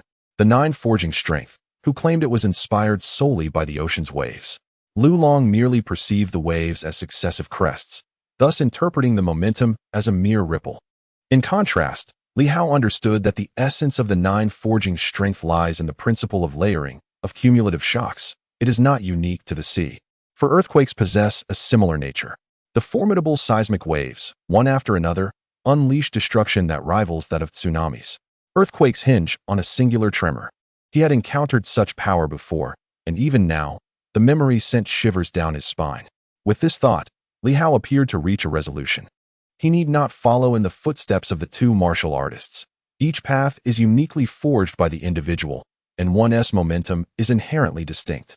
At this juncture, he recognized the necessity of being grounded, taking the earth as his foundation. He stomped once more, recalling a moment from his past. He sought to channel the overwhelming force of annihilation, and with a resounding thud, he unleashed a quadruple-layered shockwave. Not only that, but he sensed a subtle shift in the panther's eyes, as if it perceived a difference. In that instant, it felt as though Li Hao had rooted himself to the earth. As he stomped, the ground trembled beneath him, yet he stood resolute, as if a great mountain loomed behind him. The panther let out a bark, its eyes filled with confusion. What was this? Yet Li Hao smiled, realizing that while he may not yet grasp the full essence of momentum, he appeared to have discovered his direction. He pondered how to cultivate strength, how to nurture it. Ancient texts once recorded that there were sages who spent years nurturing a sword, and when it was finally drawn, the heavens and earth would be astonished. Concealing ferocity within a blade, and nurturing both the sword and its sheath, he sought to merge with the earth, finding refuge within its embrace. As long as the earth endures, so too shall he. Of course, this was merely a dream, a feat nearly impossible to achieve. Yet Li Hao remained unfazed. Today, Lu Long approached Wu Shi, yet he had not yet grasped the essence of it. In contrast, Li Hao began to sense something. Although it remained uncertain whether Lu Long was aware of this, or what his thoughts were regarding the matter. Thus, it is often said that talent resides not merely in the physical form, but rather in the realm of thought. The elevation of one's thoughts determines the height of one's perspective. While physical strength may dictate the present, the loftiness of thought shapes the future. Hey Bao, you must learn to recognize words and read more. Li Hao smiled, stating, if you fail to comprehend the principles of the Tao and the natural order of the universe, you shall forever remain oblivious to the vastness of the future. You see only the present, whereas I am capable of envisioning what lies ahead. Woof! Hey Bao barked. Still somewhat bewildered, yet he retained these words in his mind. Li Hao closed his eyes and ceased speaking. After a moment of contemplation, he suddenly stomped his foot again. At that moment, an inner strength surged forth from his feet, penetrating the earth. This time, however, rather than creating a pit, the ground seemed to tremble momentarily, sending shockwaves that extended 2 to 3 meters, shattering the flower bed outside the courtyard. Li Hao beamed with delight. His limbs radiated energy. In that fleeting instant, he had successfully externalized the inner strength from his limbs. His legs could now completely channel their inner power outward, and he even gained insights into other realms. Inside the house, a furious shout erupted. Li Hao, if you cause any more destruction, I will slap you dead. What was that rascal doing outside? The sounds of crashing and shattering echoed. Was he demolishing the house? Even dogs do not dismantle their homes. Yet you, Li Hao, are worse than a dog. The once spirited Li Hao's expression instantly drooped, a sense of helplessness washing over him. I did not cause any destruction, all right? I merely shattered the flower bed and kicked a few tiles. I hope the teacher will not ask me to repair them. I have no money. Lu Long can fix them. Although he lacks funds, he holds a position that allows him to use public money for repairs. Within the house, Lu Long's arms were swiftly recovering. Upon hearing Yuan Shua's furious outburst, he felt a tinge of amusement. Yuan Shua, however, raised an eyebrow and said in a low tone, "What are you laughing at? I have a vague sense that the young man outside will, in the near future, astonish the world." While Lu Long possessed considerable talent, Yuan Shua deemed his assessment somewhat exaggerated. It is not merely about physical talent. I have never placed importance on that. Yuan Shua's expression was one of icy pride. Your aptitude for martial arts is undoubtedly top tier, Lu Long. However, I, Yuan Shua, do not concern myself with such trivialities. I value intelligence and the ability to make quick decisions. That is the foundation upon which a true martial artist can advance. A martial artist devoid of their own thoughts, one who merely follows the rules, would find it difficult to even enter the realm of Do Qian, and even if they did, they would merely echo the words of others. Lu Long felt somewhat speechless. Was this a compliment or a critique? His talent was commendable, yet it went unappreciated by Yuan Shua, implying that he lacked intelligence. Lu Long had never considered himself foolish, yet in Yuan Shua's eyes, he would forever be viewed as a simpleton. At that moment, Lu Long could not restrain himself. Yuan Lao, even if I am not exceptionally bright, I was merely a child at that time. Can you truly judge my intelligence based on a single glance, deeming me unworthy of your standards? He felt a flicker of defiance. Yuan Shua scoffed. Is a second glance even necessary? On that day, your father brought you to me. I inquired. Your 9 forging technique is remarkably powerful. Why do you still seek to learn the arts of outsiders? After a moment of contemplation, Lu Long replied. Though the 9 forging technique is formidable, it possesses inherent risks to one's health.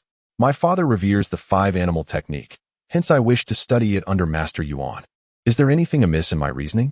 Yet, he remained perplexed.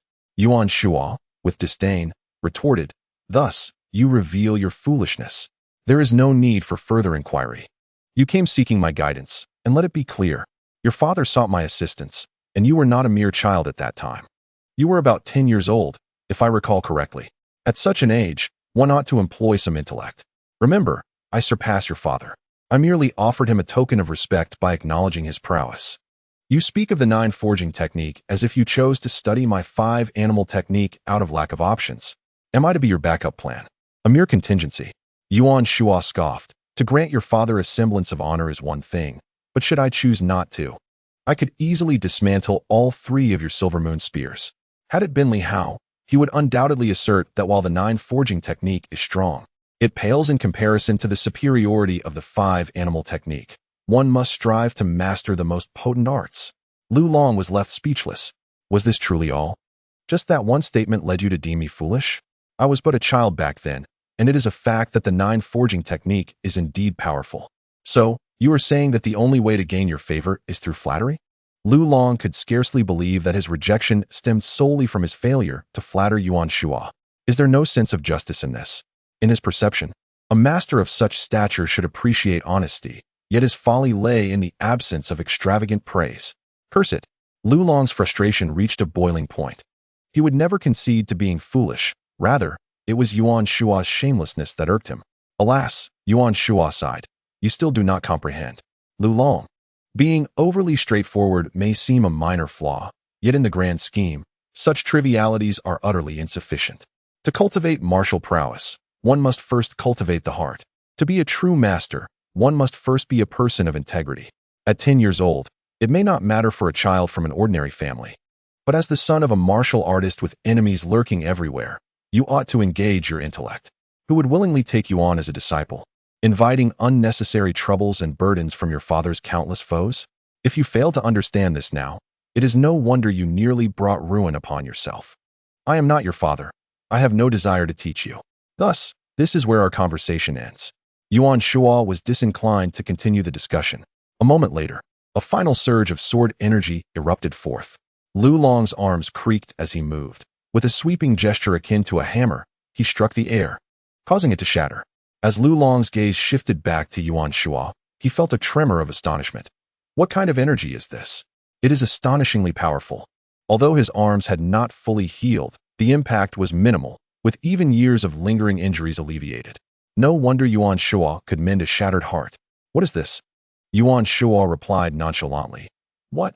Do you expect me to justify myself as if I were a criminal? You often speak without thinking. Remember, whether a martial artist or a superhuman, everyone harbors a few secrets. You see, do I need to explain everything to you? Lu Long felt a sense of frustration. That was not my intention. In front of Yuan Shua, he was the junior, and not only that, but he found himself unable to outtalk this fellow or overpower him. It was exceedingly vexing.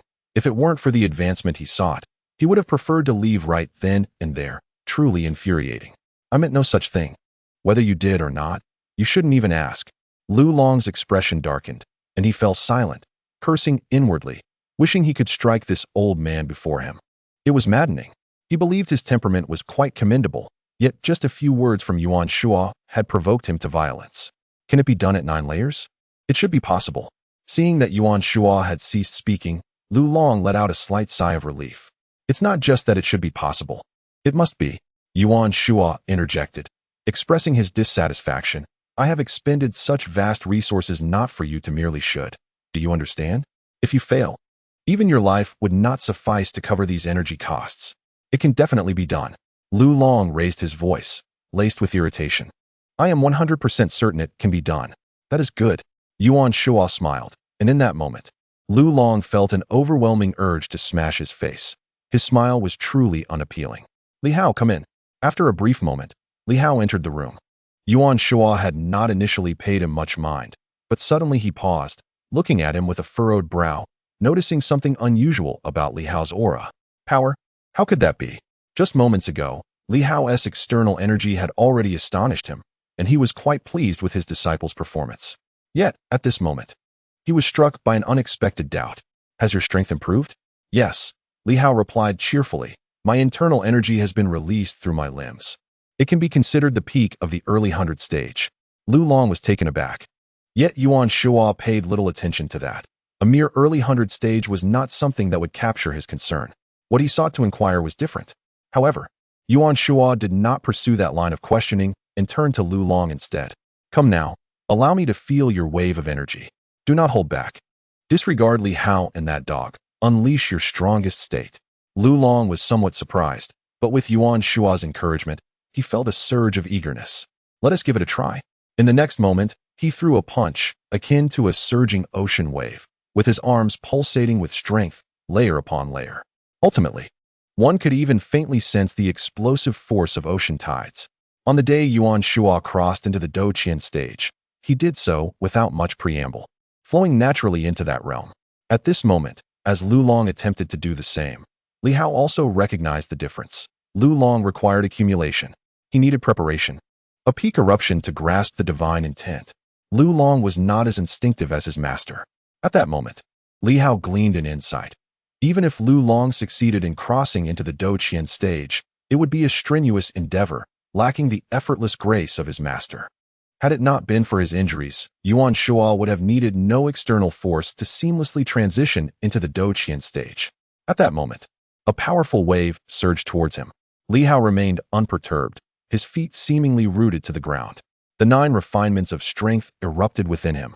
The force entered his body, swirling restlessly like a torrent. In the next instant, Li Hao let out a muffled grunt, lightly stamping his foot to redirect the wave's energy into the earth. The ground trembled, the tiles cracked, and Li Hao's expression shifted. Damn. In the next moment, he cast a furtive glance at Yuan Shuo, just in time to see Yuan Shuo's eyes widen in horror. It was over. The teacher had seen it, and he had no money to replace the tiles. Li Hao inquired about the cost. Over 500 for a single tile, and replacing them all could easily amount to tens of thousands. At that moment, Yuan Shuo's eyes widened further. The manifestation of momentum.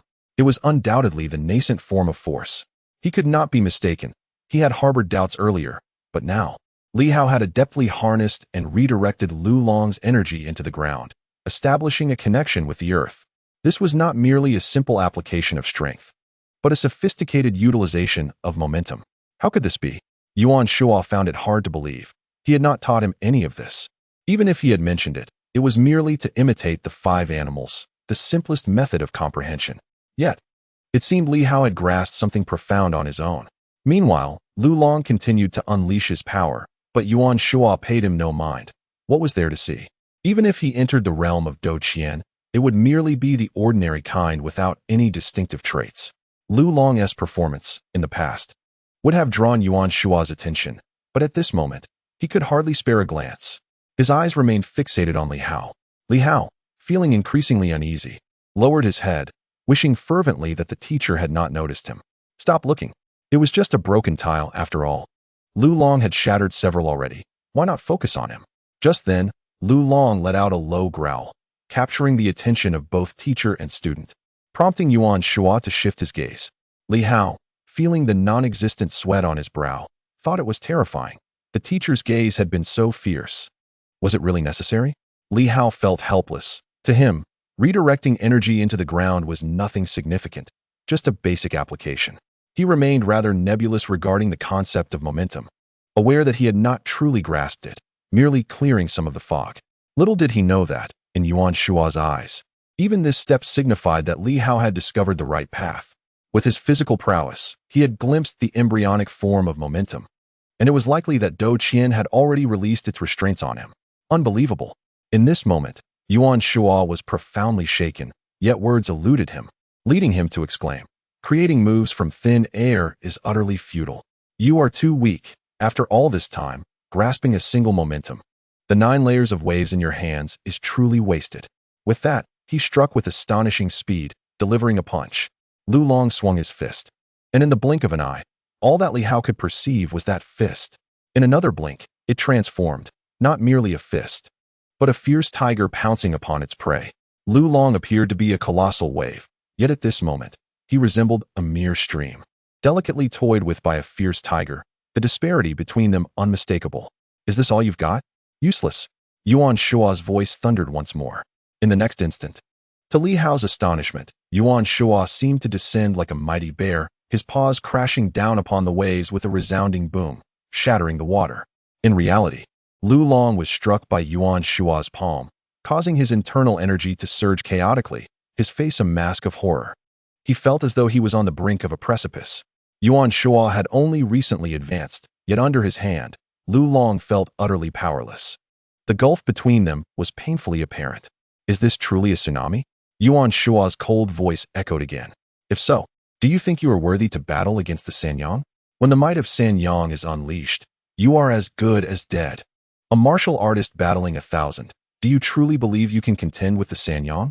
I demand to witness a tsunami, not a mere massage or bath. You are unworthy of even that, you wretched brute." Lu Long was incensed. "A bath? Who do you look down upon?" With a low growl, he unleashed a punch, his long fist striking forth like a spear, unleashing a torrent of water dragons. A thunderous crash resounded as Yuan Shua transformed into a colossal ape, seizing the dragon. His hand, vast as the heavens, descended with an oppressive force, extinguishing the water dragon in an instant. This laughter provoked Lu Long to abandon all restraint. His opponent was overwhelmingly strong, rendering him utterly outmatched. Even with his own momentum building, he could do nothing against Yuan Shua. This man was terrifying beyond measure. Lu Long had initially feared igniting his fury, but he soon realized he had underestimated the situation. He was merely being toyed with. The formidable waves surged, cascading upon one another, threefold, fourfold, in an instant, 9 times compounded. The sound echoed like a roaring tide in Li Hao's ears. He watched intently, observing Lu Long's fists and Yuan Shua's hands, one employing the 5-animal technique, the other utilizing the 9 forging strength, both of which Li Hao had mastered. The battle between these two martial artists was palpable. At that moment, Lu Long seemed to have entered the realm of 1,000 fighters, unwittingly unleashing his strikes, each infused with force, only to be met with counterpressure. Regardless, this was a clash of 2 seasoned warriors. Meanwhile, Li Hao, a mere novice just entering the 100 realm, had the rare opportunity to witness the combat up close. He instinctively threw punches and strikes, captivated by the spectacle before him. Suddenly, Li Hao found himself empathizing with Lu Long, feeling the essence of his teacher's 5-animal force, a cold sweat breaking out. It was too swift. Indeed, his teacher was too fast. Lu Long was entirely on the defensive, unable to match Yuan Shua's speed, reflexes, or strikes. Lu Long could only engage in a brute force struggle. Abruptly, Li Hao felt a chill in his throat as Yuan Shua transformed his fist into a claw, akin to an eagle's talon, reaching for Lu Long's throat. Lu Long roared, once more raising his fist to block, attempting to repel his opponent with the power of 9-fold strikes. Retreating was not an option. Evasion would not suffice. Such thoughts raced through Li Hao's mind. In the next moment, Lu Long grunted softly. Yuan Shua's hand seemed to vanish, only to reappear, having seized Lu Long's throat, grasping it tightly. Meanwhile, Lu Long's fist was effortlessly held at bay by Yuan Shuo with a single hand, sliding away to either side. Lu Long's face was filled with despondence. Yet Yuan Shuo paid no heed to him, instead directing his gaze towards Li Hao. Lu Long instinctively followed his line of sight, and in the next moment, he beheld a scene that took him by surprise. Li Hao, drenched in sweat, suddenly spread his hands wide, not to attack anyone, but seemingly striving to prop something up. It was the non-existent hands of Yuan Shuo. As he spread his arms, his body leaned back, transforming his right arm into a pushing motion, a palm strike. This strike appeared to dispel something. In the blink of an eye, Li Hao pushed off the ground with his toes, executed a backflip, and swiftly landed, rolling into the earth, evading an unseen force. The more Lu Long observed, the more astonished he became. Was this Li Hao's method of counterattack?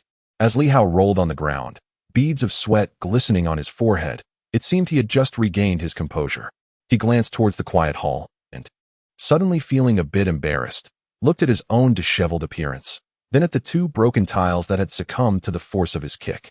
Li Hao sheepishly rose, cleared his throat, and remarked, "The battle between the teacher and the boss is too exquisite. I couldn't help but learn from the teacher. Since the boss is a guest, I inadvertently shattered some tiles. I shall bear the cost of their repair." Retreating to advance.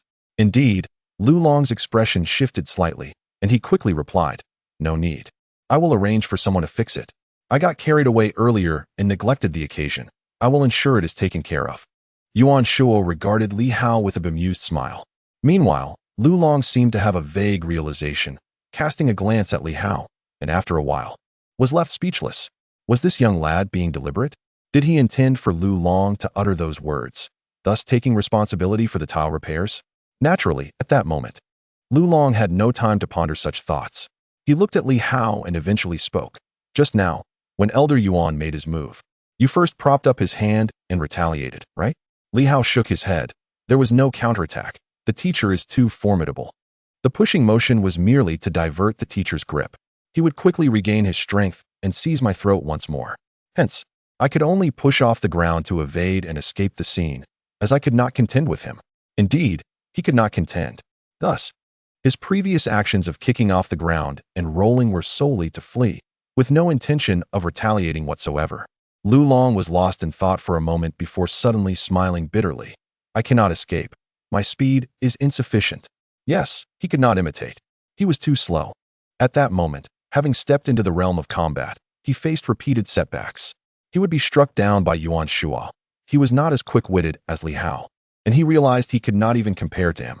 This disparity was not merely in strength, but in the strategies of confrontation. He had relied too heavily on brute force. Was this truly advancement? An earthly immortal in combat? Lu Long felt a wave of despondency wash over him. Unable to contain himself, "Did you glean any insights from my earlier momentum?" Li Hao hesitated momentarily, then nodded. "Yes, many insights, an abundance of realizations." Lu Long pressed for clarity. "What exactly did you comprehend?"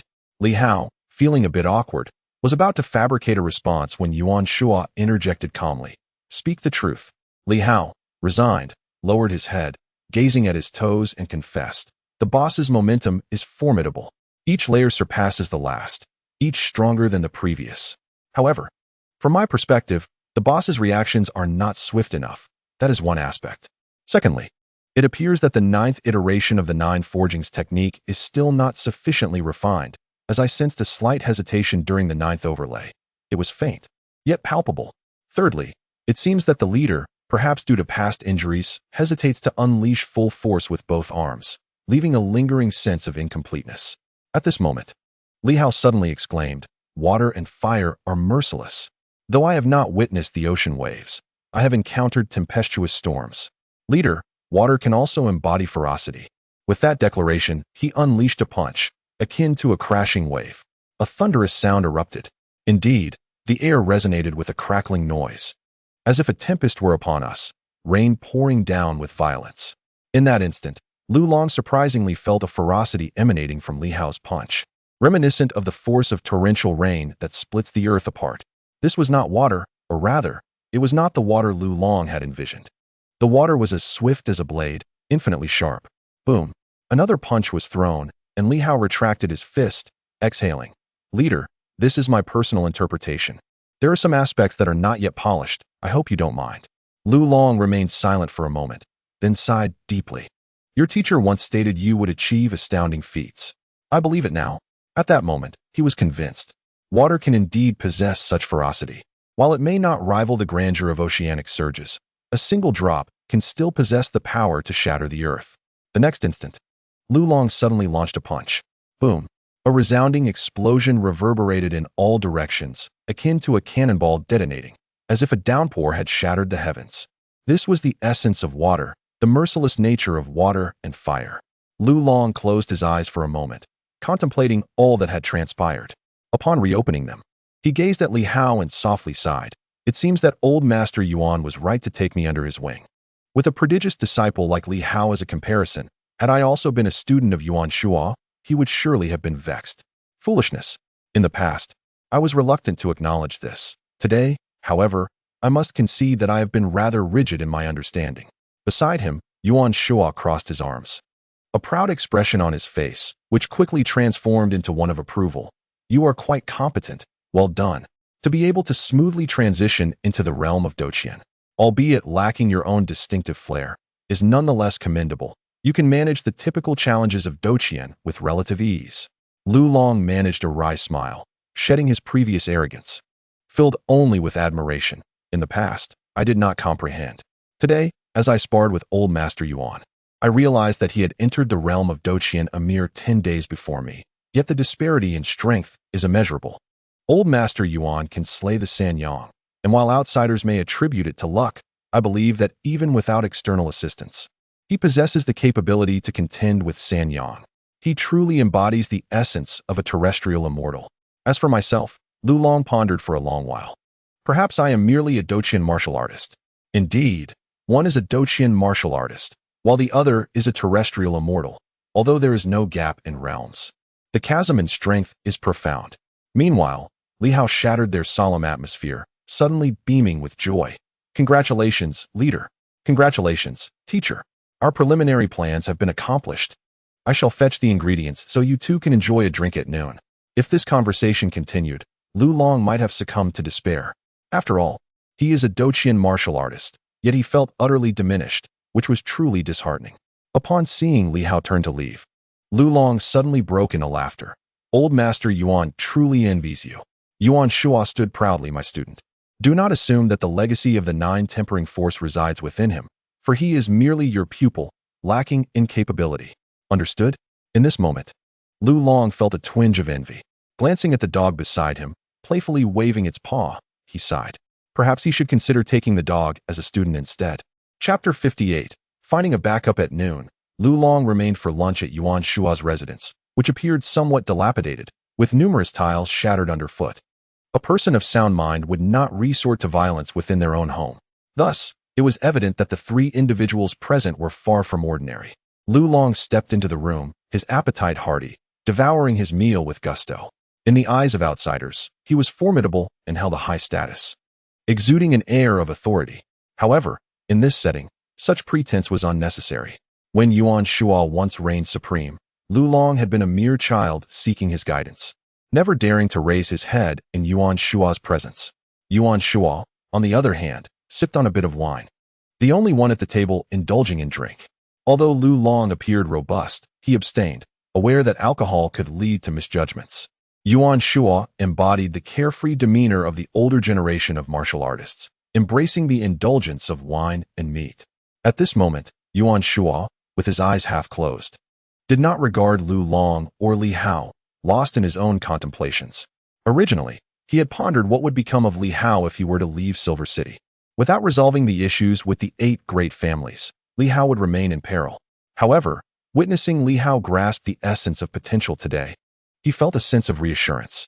He even found himself hoping that before his departure, Li Hao might seize the opportunity to advance into the realm of Douqian.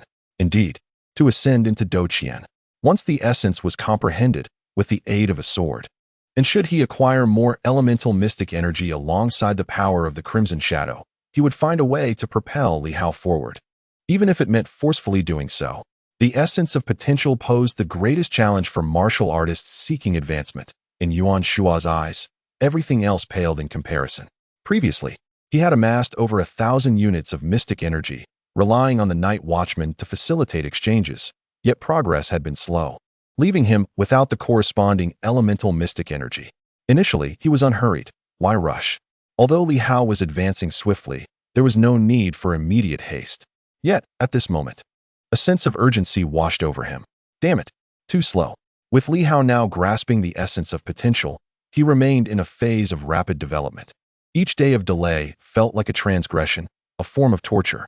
As for Li Hao consuming too much energy, resulting in a disparity between his power and experience, Yuan Shuo was unconcerned. He was not like other martial artists. Even the weakest Do Qian surpassed the strength of a mere Bai. Elevate the realm first. With an increased level, strength would follow. Experience would come naturally through combat. Thus, it mattered little whether or not Li Hao possessed experience.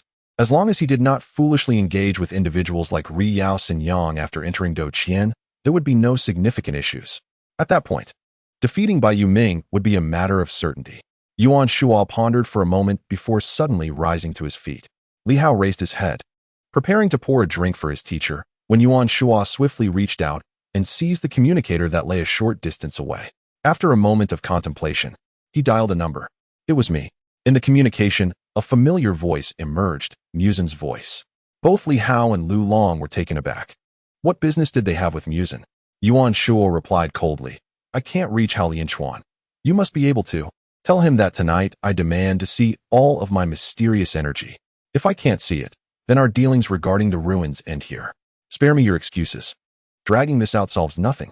Are you waiting for me to emerge from the ruins before providing it? Or perhaps until I'm dead before you burn it for me? Yuan Lao, we cannot get in touch with Baiyu City either, Muzin responded. Do you insist on me coming to your office to shake you by the collar and demand answers? There was a brief silence on the line. Moments later, Muzin lamented. Utilizing emergency contacts typically indicates a significant issue at hand. Each instance is a drain on both manpower and resources. The significant issue is that if Hao Lianchuan fails to provide me with what I need, I will eliminate the chief of the inspection department, Muzin. Is that reason sufficient? Lu Long smirked, but remained silent.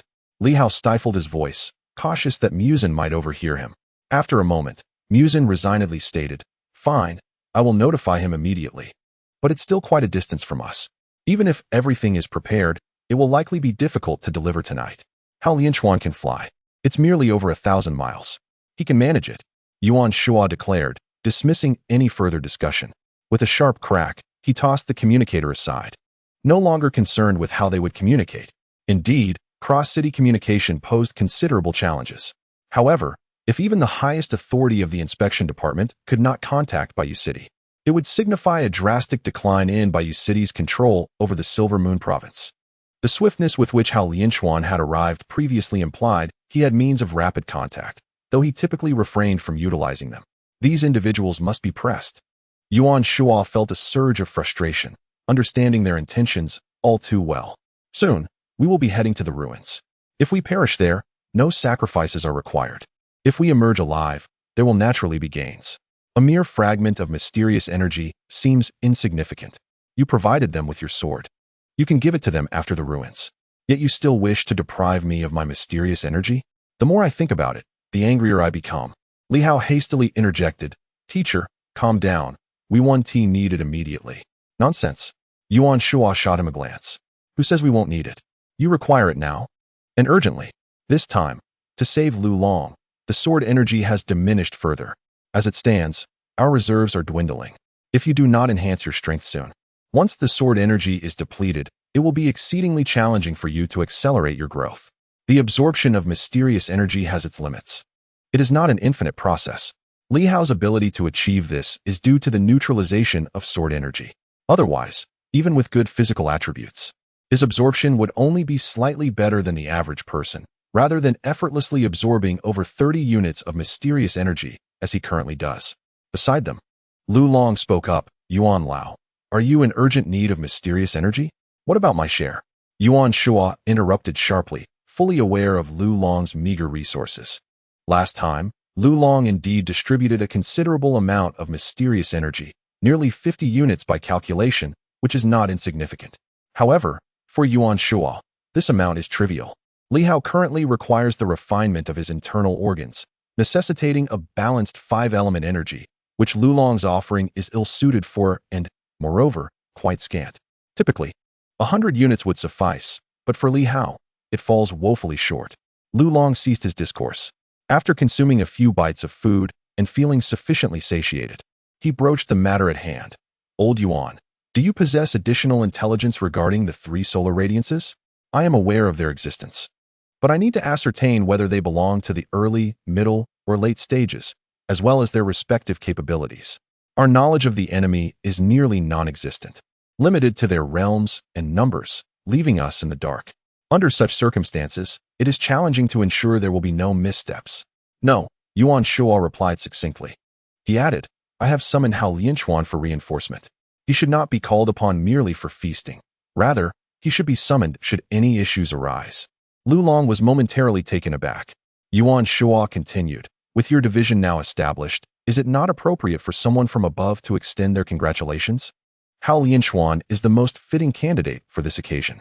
His presence would not only signify the importance placed upon your establishment, but also serve to suppress the superpowered individuals present, preventing their interference. Should any slip-ups occur, Hao Lianquan will be there to assist in rectifying the situation. Indeed, this was Yuan Shua's strategy. He pressed the other party to deliver supplies tonight, aside from Hao Lianquan. Who else could traverse the distance so quickly? Regardless of whether he arrives tonight or not, he must come by tomorrow. It will undoubtedly be Hao Lianquan. For the transportation of such a vast amount of mysterious energy, no ordinary solar radiance would dare to cover 1,000 miles without caution. Assuming there are no superpowered individuals lurking in the wilderness to rob them, Li Hao could not help but exclaim, your plan is truly meticulous, teacher. Of course, the reaction of Hao Lianquan at that time remained uncertain. Yuan Shuo remarked, do not concern yourself with his thoughts. The Night Watchmen are purging wanted criminals. Is this not permissible? Moreover, various factions are eager to collaborate with us in the development of the ruins. So as long as we are not on the verge of an all-out war, there shouldn't be significant issues, provided these individuals remain unaware of Qiao Feilong's true strength. The two nodded in agreement. Lulong pondered for a moment and said, so, does this mean we must handle the three solar radiances ourselves? After contemplating, he recalled Yuan Shua's mention of having Hao Lianquan assist in the aftermath, which should mitigate potential complications. Naturally, no plan can be flawless. One must seek fortune and risk. If Yuan Shuo is unafraid, then he has little reason to be frightened.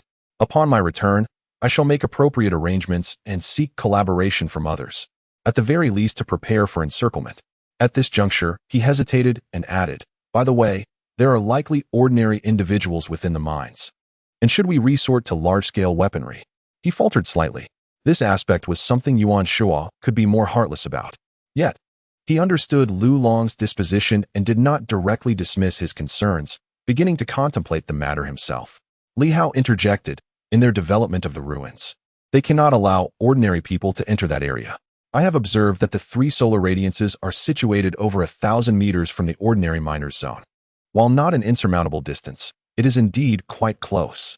Merely a kilometer away, yet with a modicum of caution, it can indeed be circumvented. After a moment's contemplation, Li Hao added, if the leader finds this unsatisfactory, I have a suggestion. What is it? Lulong inquired. A holiday. Lulong paused, taken aback. A holiday? There is no justification for that. Li Hao chuckled. How can there be none? The day after tomorrow marks the inauguration of our night patrol division. To commemorate this occasion, and to celebrate the establishment of a superpower organization exclusive to Silver City, the entire city shall rest for 2 days. To the upper echelons of Silver City, we present it as a formal holiday. To the common folk, we simply declare a respite. With 2 days off, most individuals would return home, particularly those from the mines, who are often overworked. Having finally acquired a break, they would certainly not linger in the mines. Naturally, not everyone would leave, but the number present would significantly dwindle. At a distance of a kilometer, such a strategy would minimize potential losses. Wouldn't this alert the enemy? Lulong pondered, voicing a concern. The whole city on holiday is not solely at the behest of the Qiao family. Li Hao responded with a smile. Moreover, we are targeting only the ordinary citizens. The Qiao family is unlikely to suspect anything. Yet, caution is still warranted. Yuan Shuo interjected, adding, furthermore, the establishment of the night patrol, and granting a holiday to the commoners. Do you find that meaningful? And can we be certain that the Qiao family will obediently comply with this holiday? Yuan Shuo glanced at Li Hao, shaking his head. You possess a certain cleverness. Yet in critical moments, you may err. Li Hao lowered his gaze, refraining from further comment. Since the teacher had voiced such opinions, perhaps there was a method behind them. Simply declaring a holiday would indeed be imprudent. Yuan Shuo squinted. Approximately a kilometer from the 3 radiant sunstones. Yes? Tonight, I shall pay them a visit and instigate an incident. A mine collapse will suffice. I am familiar with that area. I visited it recently to open new mining sites. With a slight manipulation in the existing collapse zone, the subsidence will persist. At night, the mines will be deserted. Once a collapse occurs, the Qiao family will be compelled to declare a holiday. It could take weeks to recover. Lu Long nodded slightly. A mine collapse is feasible, after all. This is not the first occurrence. During my time with the law enforcement team, there were several instances of collapses at Qiao's mines, yet no significant injuries ensued. So they merely rectified the situation. It's quite normal. Yuan Shuo laughed. The areas they collapse should be close to the ruins, so naturally, there would be no personnel present. With the mere appearance of a collapse, they can only impose regulations. The ruins are likely in the process of being developed, and in recent years, collapses have not been infrequent. One more will hardly be consequential. To prevent any prying eyes, they will certainly evacuate the workers. Li Hao nodded, finding merit in this plan. As for suspicion, it was not a novel occurrence. The Qiao family might be even more concerned than anyone else, eager to ensure that operations ceased immediately to avoid inspections. Thus, should an accident arise, they would undoubtedly halt work at the earliest opportunity. But can the teacher evade their detection? Of course. I am a martial artist, not a superpower. Yuan Shuo retorted, scolding. Such basic knowledge escapes you. The greatest advantage of a martial artist lies in this. Internal energy is generated from within the body and does not manifest externally, thus possessing no extraordinary traits. The psychics find it exceedingly difficult to sense the presence of martial artists. Li Hao chuckled dryly, choosing to remain silent.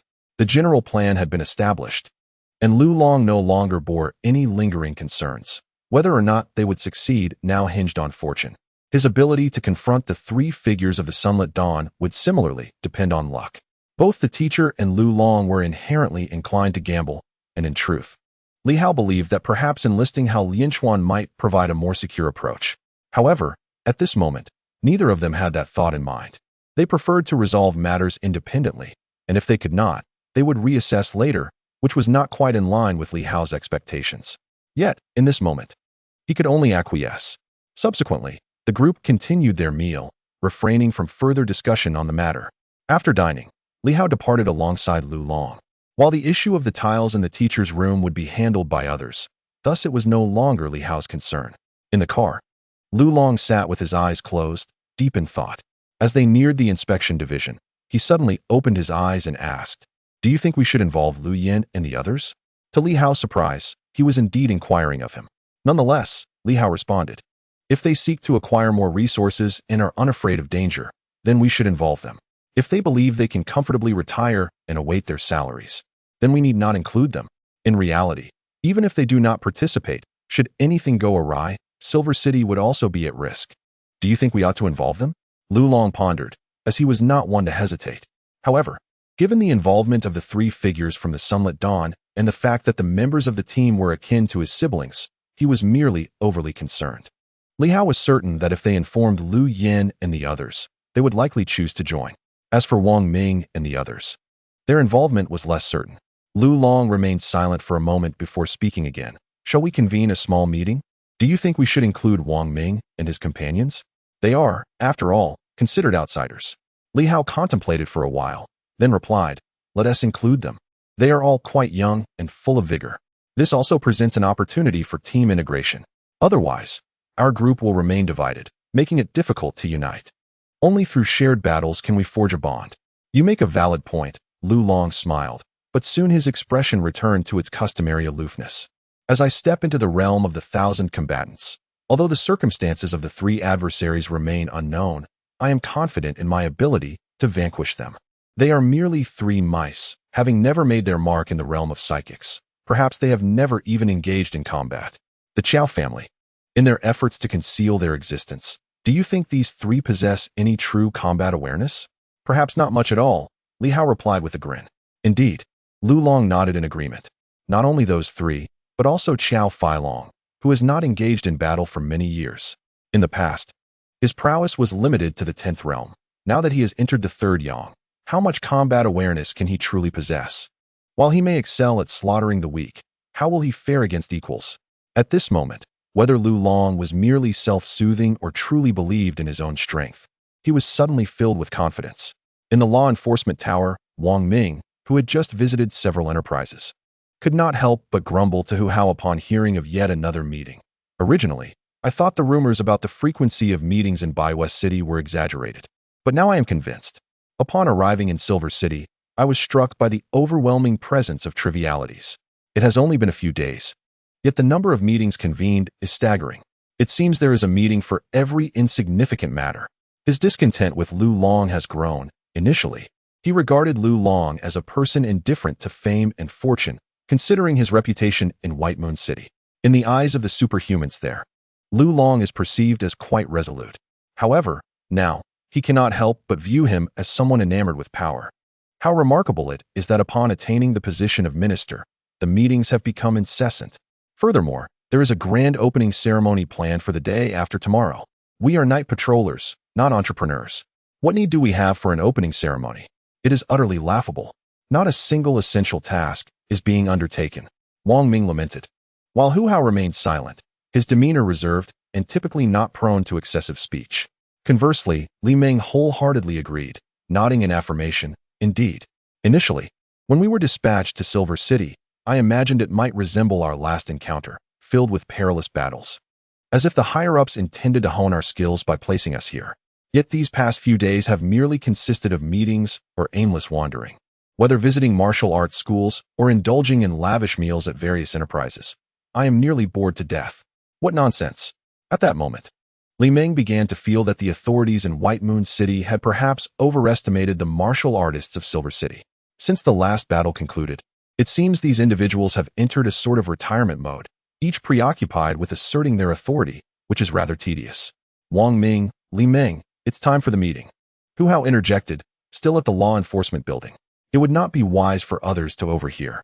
The three of them formed a tight-knit group, and during their time here, they had not truly integrated with Liu Yan and her companions. Their relationship remained superficial at best. Wang Ming snorted in response and stood up, declaring, "Let us go. I am curious to hear what nonsense they will discuss today." Rather than occupy the conference room, they choose to convene in the basement. How absurd. As they continued their conversation, they made their way toward the basement, where the meeting was set to commence. In the basement, Liu Yan and her group arrived in succession. Yun Yao and her companions had been residing there for some time, as the offices above were often empty. Here, they felt more at ease. Upon seeing Li Hao and Lu Long enter together, the others paid it no mind. Liu Yan had a vague understanding of the situation but chose to remain silent. Noticing that Wang Ming and his group had not yet arrived, Lu Long cast a glance at Wu Chao and Chen Jian, frowning slightly as he inquired, "Have you just begun absorbing the mysterious energy in these past couple of days?" Both nodded in affirmation. "Within 2 days, I expect all mysterious energy to be absorbed, regardless of any latent injuries that may remain." The two were taken aback by the urgency of his request. They had typically divided the task over a span of 6 months, as the forthcoming period offered little in terms of income. Thus, conserving resources would maximize benefits. Why the rush? Nevertheless, Lu Long's authority was undeniable, and they trusted him implicitly, quickly agreeing without further questions. Yun Yao. Yes? Yun Yao looked up at Lu Long. You possess water-based superpowers. How effective is your healing ability? It remains much the same as before. Yun Yao adjusted her glasses. She had not worn them before, but now she had grown fond of wearing a pair. Li Hao was somewhat aware that these glasses seemed to allow her to see a faint red shadow, which had aided her in evading the pursuit of that ominous presence. Lu Long nodded in acknowledgement. You shall serve as the healer. Until a genuine light or healing type of superhuman joins our team, you will be responsible for the recovery of our group's injuries. Understood. As these words were uttered, a knock resonated at the door, and Wang Ming entered with a smile, glancing at the group before nodding at Lu Long. He sought a place to sit, only to discover that the others were seated haphazardly, with Chun Jian, the corpulent fellow, opting to sit on the floor. Exasperated, Wang Ming chose not to sit at all and stood alongside Li Hao. Li Ming and Hu Hao also refrained from taking a seat, moving instead towards Chun Jian and his companions. Lu Long observed the group briefly and addressed them directly. Ladies and gentlemen, as newcomers, you are not yet familiar with us. We have fought together once, albeit briefly. I wish to ask, did you come to Silver City for mere embellishment or for a genuine experience of life and death? Wang Ming, slightly discontented, replied, naturally, we are here to hone our skills. Embellishment? If a superhuman lacks strength, what purpose does embellishment serve? Minister Liu, do you underestimate us? Li Ming added, Minister, we came to Silver City because we heard it was in need of support, not for leisure. That is reassuring. Lu Long responded coldly. Soon, Silver City will erupt into battle. You need not concern yourselves with the identity of the enemy. Your only obligation is to follow orders, remain undaunted, adhere to the plan, and not disrupt your comrades. Battle? Wang Ming was taken aback. What battle is this? Minister, what is the strength of the enemy? It is the sunlight. Wang Ming furrowed his brow slightly. It is not insurmountable, yet the danger is indeed considerable. May I inquire whether they belong to one of the 3 major organizations or another superhuman group? They are considered part of one of the 3 major organizations. Lu Long replied. However, the directive from Bai West City is clear. It is best not to initiate conflict. This is Silver City, Lu Long stated coldly. Thus, here, my decisions are absolute. Unless I am ousted and you take my place, my word is law. Wang Ming shrugged. As you wish. He was not particularly afraid. Although Silver City lacked a sunlight, their team included 4 moon shadows and 2 capable of breaking the 100 mark, making them formidable. As for the danger, as he had mentioned, encountering peril was precisely the life they had envisioned. Hu Hao, who had remained silent until now, spoke up. Minister, do we have specifics regarding the timing and location of the operation? I will notify you when it is time to act. Lu Long replied. All right. This indicates a lack of trust in them. This was, of course, a normal reaction. Although somewhat dissatisfied, Wang Ming accepted this and inquired, is there a combat plan? How shall we coordinate? I am a metal-type superhuman. Li Ming is of a special type, and Hu Hao is of the aerial type. In Baiwa City, if there are superhuman operations, rehearsals are typically conducted in advance to ensure seamless coordination, preventing interference among our abilities. That is unnecessary. You 3 need only to coordinate well amongst yourselves. Lu Long gazed at them. You 3, prepare yourselves for the impending confrontation with the sunlight.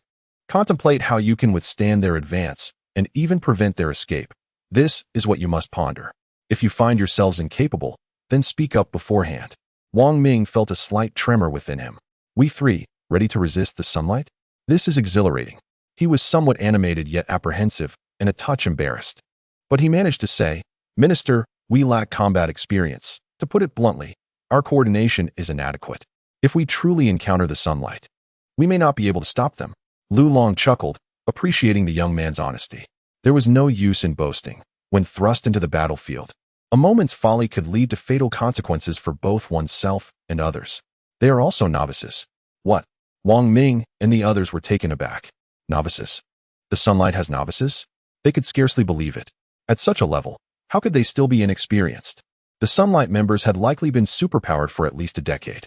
As superpowered individuals, whether Night Watchers or from other organizations, 10 years of experience typically entailed numerous battles. Especially at the level of Sunlight, unless one was a prodigy with innate abilities, the likelihood of them being novices was astonishingly high, perhaps even up to 90%. Even if they had seen combat, it was likely of a lower tier, lacking experience against equals. Wang Ming sighed with relief. If that is the case, then we need not fear much. Hu Hao can fly, Li Ming can pinpoint locations and distances, and I can attack. The 3 of us must be cautious.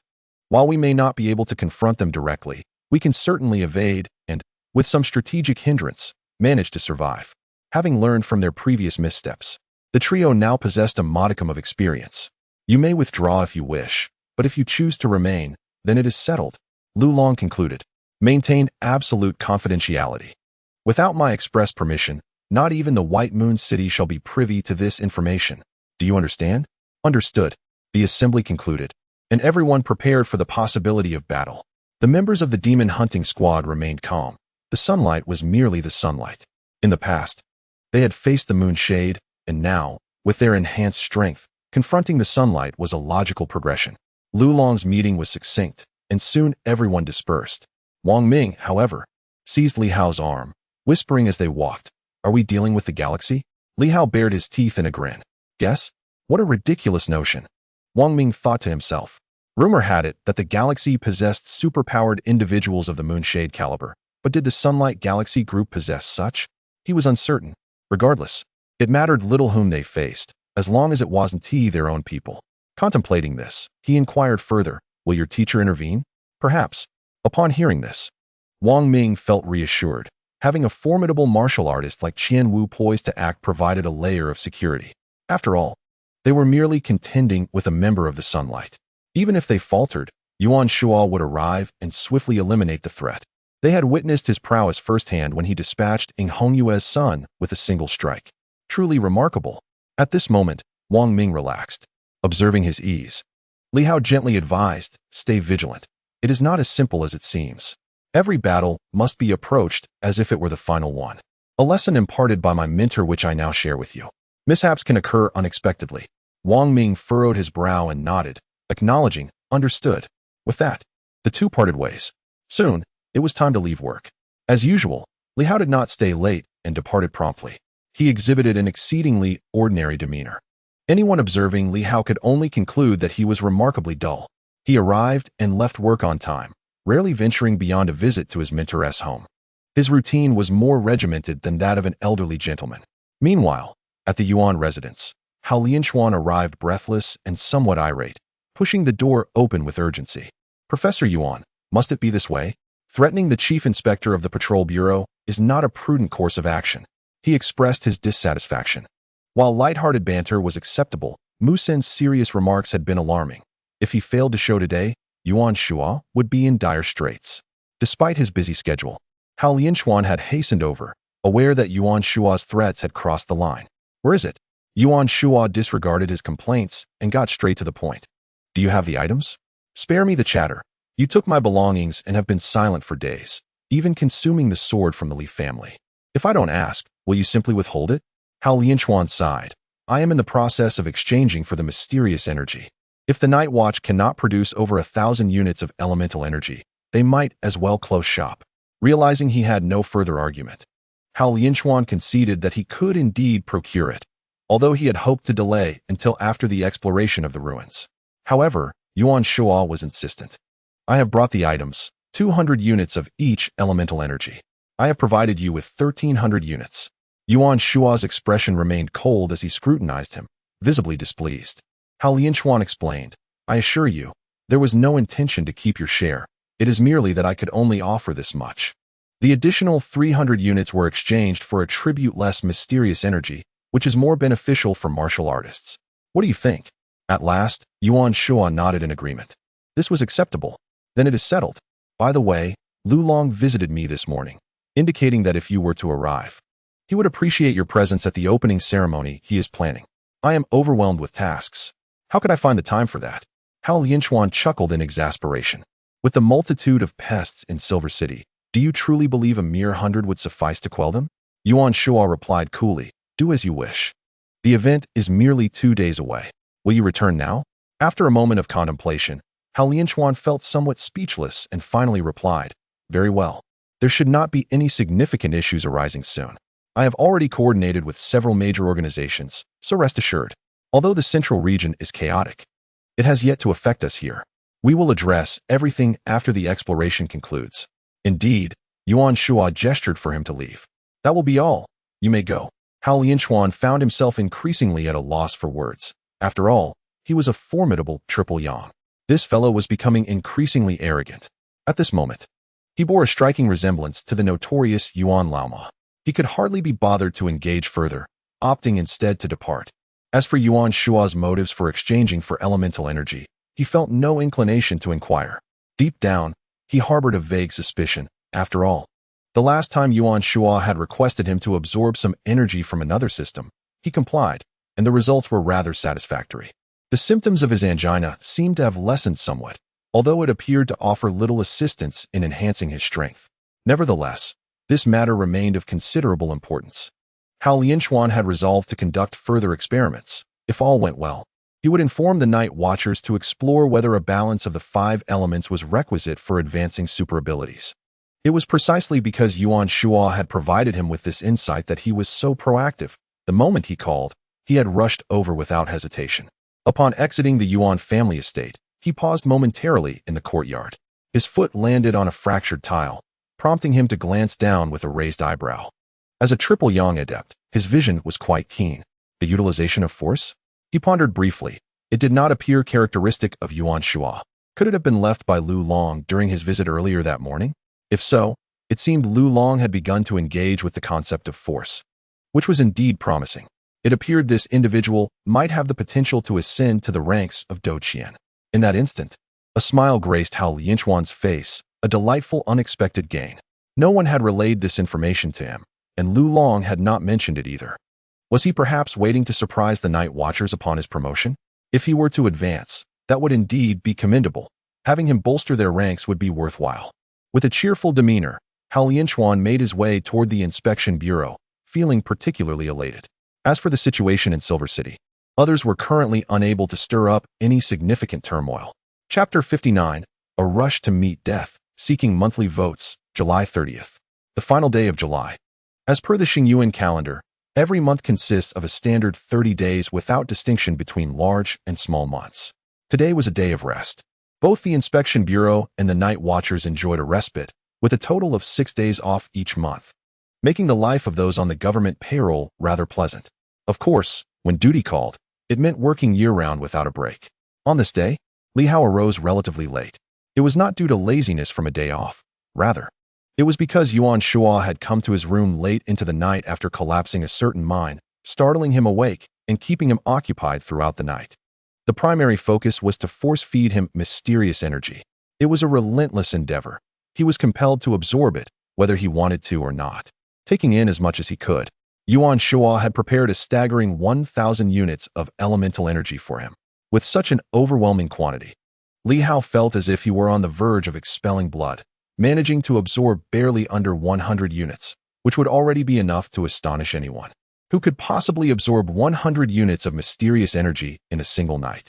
Even someone like Lu Long, a Douqian martial artist, would struggle to take in such a volume, mainly because it was beyond their capacity to digest. However, Li Hao possessed sword energy.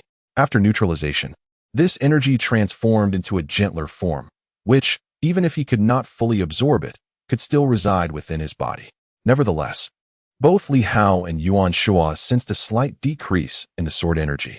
Regarding the issue of diminishing sword capabilities, Yuan Shuo found himself at a loss for a solution. The concept of the source divine weapon is a closely guarded secret within the realm of superhuman powers, and it is notably absent from ancient texts, suggesting it is a modern invention by contemporary superhuman practitioners. The absorption of 100 units would be sufficient for a breakthrough into the superhuman realm, as exemplified by someone like Liu Yan, if she were to advance. 100 units should suffice. When Yuan Shuo achieved a perfect 100, he remarked that he would require several hundred to 1,000 units for his own advancement. As for Li Hao, his substantial absorption was primarily aimed at fortifying his internal organs and enhancing his physical constitution. The external manifestation of internal energy through his torso would necessitate his own refinement over time. From a purely physical standpoint, even Yuan Shuo acknowledged that Li Hao's internal organs were not inferior to his own at the time of his perfect 100. Yuan Shuo had relied solely on nurturing through internal energy, a luxury that Li Hao did not possess, as he depended entirely on extraordinary abilities for enhancement. Thus, Li Hao's progress was somewhat delayed, leaving him with a sensation akin to being overly full.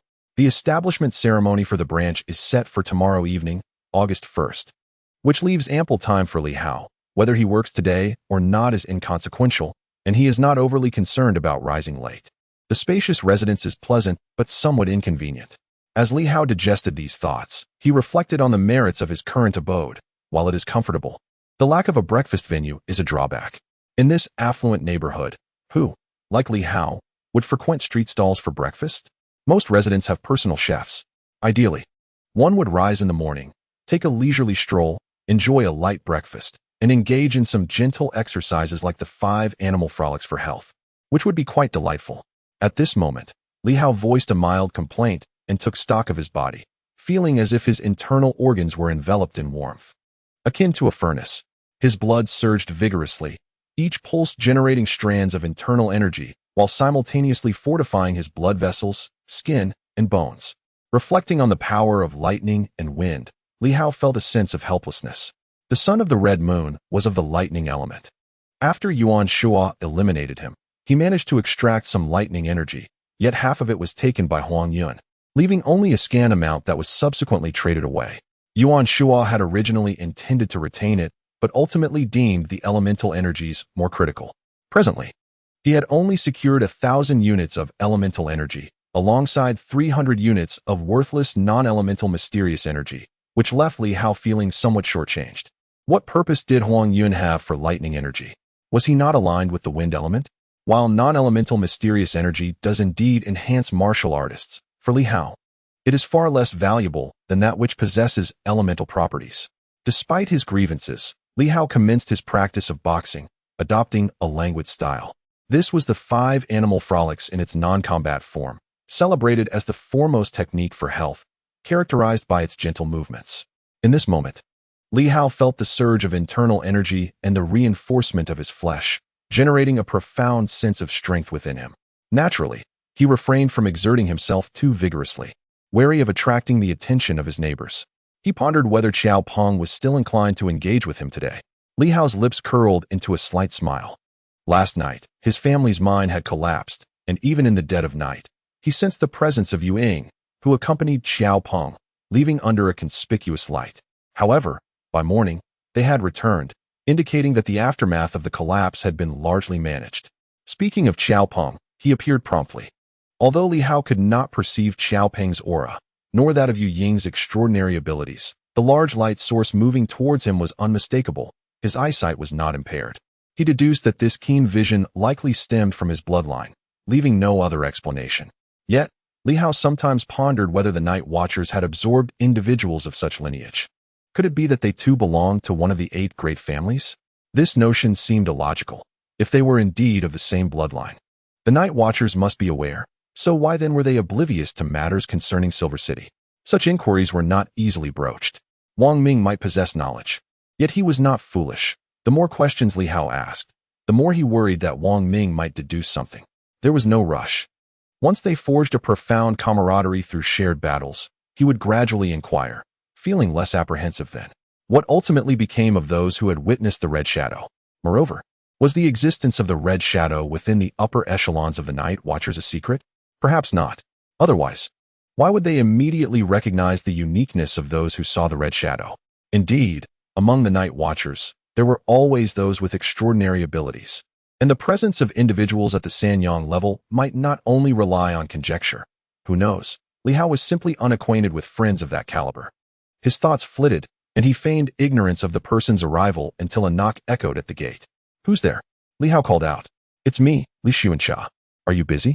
Outside, Qiao Peng stood with the driver, awaiting his response. Shortly, the gate was opened, and Li Hao furrowed his brow, casting a cold glance at him. "Qiao Peng, I told you before, if you don't provoke me, I have no intention of engaging with you. What do you want so early in the morning? Don't misunderstand." Qiao Peng chuckled lightly. "I truly have no ulterior motives. I believe there may be some misconceptions regarding my intentions. I have come today to discuss a matter with you." "What matter?" Li Hao made it clear he had no intention of letting him inside, blocking the entrance. Qiao Peng remained unfazed and explained.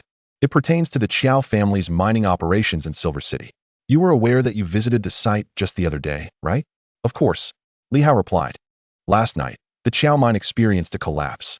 Li Hao's eyes sparkled with curiosity. "Were there any casualties?" He looked at Qiao Peng and suddenly chuckled. "You want me to help you sort this out? Let us hear how many perished. If it's more than 3, you ought to handle it with the inspection office. If it's fewer than 3, I have no interest in money. It holds no significance for me. What I need is supernatural power." Qiao Peng was taken aback, utterly astonished. Who claimed Li Hao was a good person? Good heavens. This fellow had only been in office for a few days and had already learned the art of extortion. Had he simply not had the opportunity to demonstrate such tendencies before? Qiao Peng never anticipated that Li Hao would approach the matter with a demand for money. He had not come for that purpose at all. It is not the case that the Qiao family treats their workers well. They refrain from operating at night. Last night, There was a collapse in the mine, but fortunately, no one was injured. Starting today, the mine will be closed until a new shaft is established. At this point, Xiao Peng revealed his true intention. You see, Professor Yuan is the most renowned geological expert in Silver City. Li Hao understood. You wish to seek assistance from my teacher to open a new mine? Not at all. Xiao Peng chuckled. Currently, Professor Yuan stands as the foremost authority in Silver City. Such trivial matters should not trouble him. We all know that Li Xuanxia is a disciple of the professor and has specialized in these studies. So today, we hope to enlist Li Xuanxia's help in determining a new mine site. Li Hao furrowed his brow, his mind racing. He had not anticipated that the Qiao family would seek his assistance. What could this mean? Does the Qiao mining enterprise truly lack an expert? Surely not. They are the professionals in this field.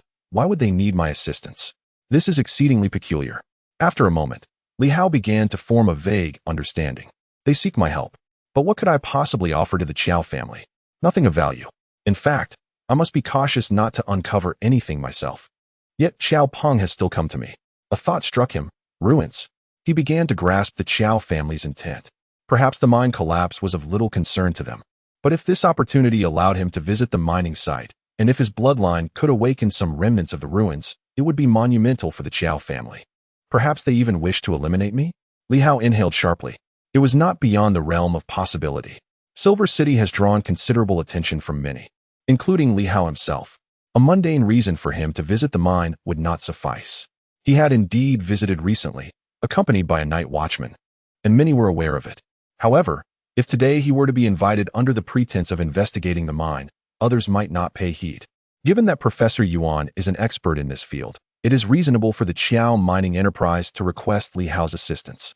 What worried him was the possibility of going there and not returning.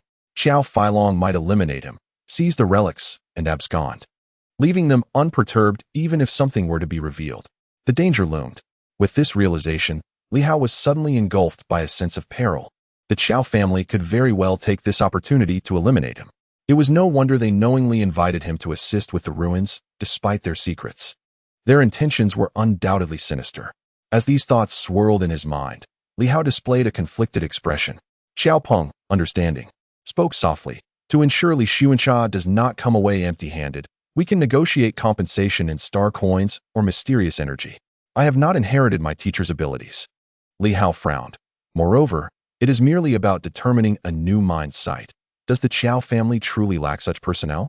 Xiao Peng sighed helplessly, stating that while they were not lacking in resources, the truth remained. If possible, they would prefer to resolve the issue themselves. However, the location of the collapse posed significant challenges. Their experts, being somewhat elderly, lacked the agility required for the task at hand.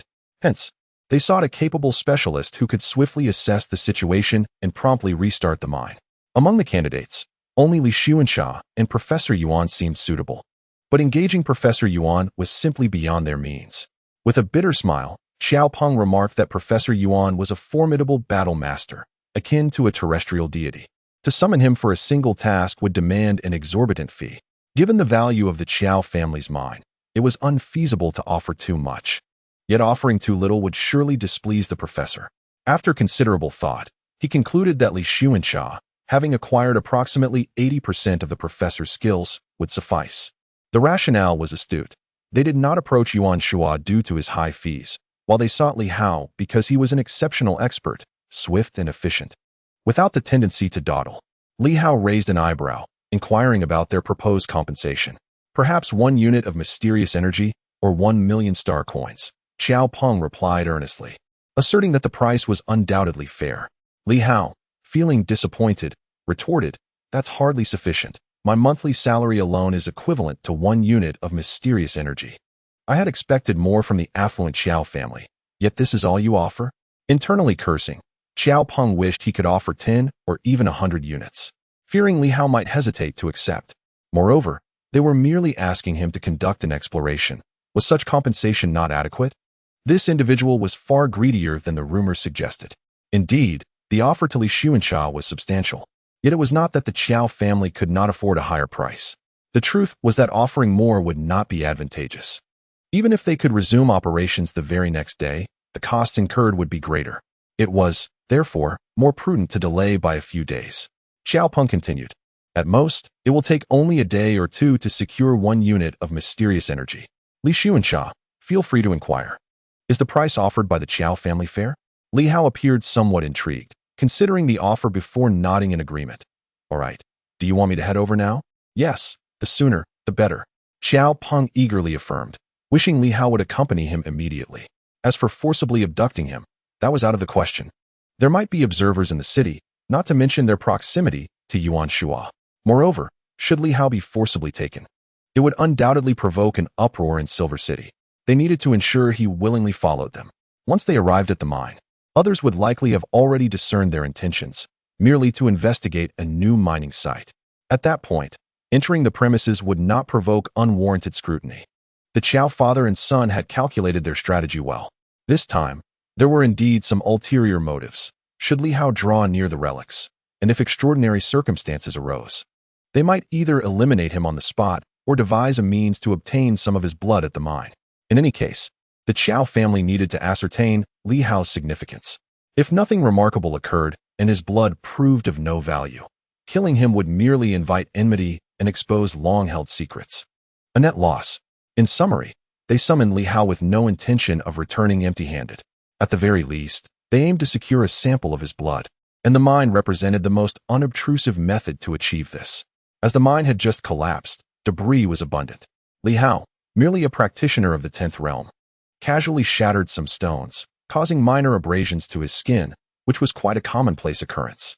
Without delay, he changed his attire upon entering and swiftly exited the courtyard. Just as he stepped outside and boarded the Qiao family's vehicle, his communicator suddenly buzzed. Li Hao answered, while Xiao Peng in the front seat leaned in, eavesdropping on his conversation.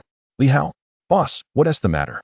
Xiao Peng raised an eyebrow, recognizing the voice of Lulong. Minister Hao has arrived from Baiwa City, stating that he is here to oversee tomorrow's branch establishment ceremony. You need to come promptly and meet him. Now. Yes, the sooner, the better. Li Hao hesitated momentarily. Boss, why don't you wait a bit? Or better yet, come drive to Qiao's mine and wait for me at the entrance? I'm just heading to secure a new mining site for Qiao mining. It will be resolved quickly. What nonsense are you spouting? Lulong's voice boomed through the communicator. Minister Hao is waiting for you, and you want to go earn some extra cash? No, that's not what I meant. Li Hao clarified. Our inspection department has a duty to assist with certain cases. The mine's collapse is inherently a safety incident. I primarily intend to investigate and ascertain whether Qiao's company has concealed any casualties. I'm focused on my responsibilities here. Nonsense. Hurry back. Li Hao, feeling a sense of reluctance, gritted his teeth. Boss, I'll be done in just an hour and will come right over. I made a promise, and I'm nearly at the location. It would be inappropriate not to go. I'm in need of mysterious energy. Damn it. Lulong cursed. If you weren't Yuan Shua's student, I would slap you dead. Just wait. I'll drive over immediately. You'd better wrap things up quickly, Li Hao. You think just because you're Yuan Shua's student, you can act this way? Minister Hao's arrival is serious business, and I never realized you could be so reckless. Such timing. Li Hao hurriedly explained, but Lulong had already ended the call. Li Hao sighed in exasperation and muttered under his breath, glancing at Xiao Peng with annoyance. Look what your affairs have caused me, getting me scolded by Minister Liu. Xiao Peng, regardless of the circumstances, I'll need at most an hour. It's best if I can secure the location, and if not, I'll still have to pay. At that moment, Xiao Peng was nearly ready to curse. He was fuming inside. Lulong is going as well. Minister Hao has come here? If Lulong is there, and Li Hao too, won't that immediately draw attention? If Minister Hao also becomes involved, we must tread carefully. Bringing Li Hao and Lulong could attract unwanted notice and possibly jeopardize our plans. He quickly interjected, No. Li Hao, let us call it a day. Don't make Minister Liu travel for nothing. We can reschedule for a later date. With Lulong involved, this plan is doomed. Li Hao frowned. Enough of the chatter. I've already faced a scolding. If I let the boss down now, it would only invite more ire. It's fine. Minister Liu takes good care of me. I genuinely require mysterious energy. Spending an hour to earn some 1T concern the boss. He'll merely grumble. As he spoke, he cast a glance at Xiao Peng, secretly amused. Let us see how you handle this predicament. Lulong's timely communication was undoubtedly prompted by Li Hao, who had just entered to change his attire and notified him in advance. Given the courteous and enthusiastic invitation extended by the Qiao family, it would be prudent to accept. To decline might raise suspicions. Lu Long decided to accompany them, hoping to discern any insights, particularly regarding the specific attributes and capabilities of the three superhumans. The concealment of martial artists is profound. However, superhumans, especially at the Radiant Sun level, should allow Lu Long to detect certain nuances, particularly being so close to formidable opponents. He had been concerned about his lack of understanding of his adversaries, and this presented an opportune moment. Otherwise, as a mere branch director of the Night Watch, he would have no valid reason to venture in that direction. Although Yuan Shua had visited the previous night, his perceptions may not align with Lu Long's. Perhaps Yuan Shua felt capable of handling the situation, but that was subjective. It ultimately depended on Lu Long's own assessment. Simultaneously, Lu Long drove swiftly toward the mine, feeling quite peculiar about the circumstances. Was the Qiao family truly so eager to invite disaster? He harbored a desire to infiltrate the mine himself, but feared his stealth capabilities were inferior to Yuan Shua's, which could lead to significant trouble if discovered. Now, however, he had the perfect opportunity to investigate openly. Driving with a speed that mirrored his assertive nature, Lu Long arrived at the site before Li Hao and the others. Due to a collapse, few were left at the mining site, and upon his arrival, he remained outside, stepping out of his vehicle to light a cigarette. When someone approached, Lu Long coldly declared, "I am Lu Long." The expression of the person who emerged shifted dramatically. In the next moment, Lu Long inquired, "Where is Li Hao? Have him come out quickly." The remaining individuals were, of course, the senior management of the mine, and upon hearing his words, one hurriedly replied, "Captain Lu, it seems that Inspector Li has not come this way. Are you looking for him?" "Indeed." Lu Long frowned. "He hasn't arrived? Is he toying with me?" With that, his brow furrowed, and he glared at the person before him. "I heard there was a collapse. Were there any casualties?" "No, absolutely none," the person in charge quickly explained. Visibly anxious, few in Silver City were unafraid of Lu Long. Although he was no longer the top enforcer, the general populace remained unaware of that fact.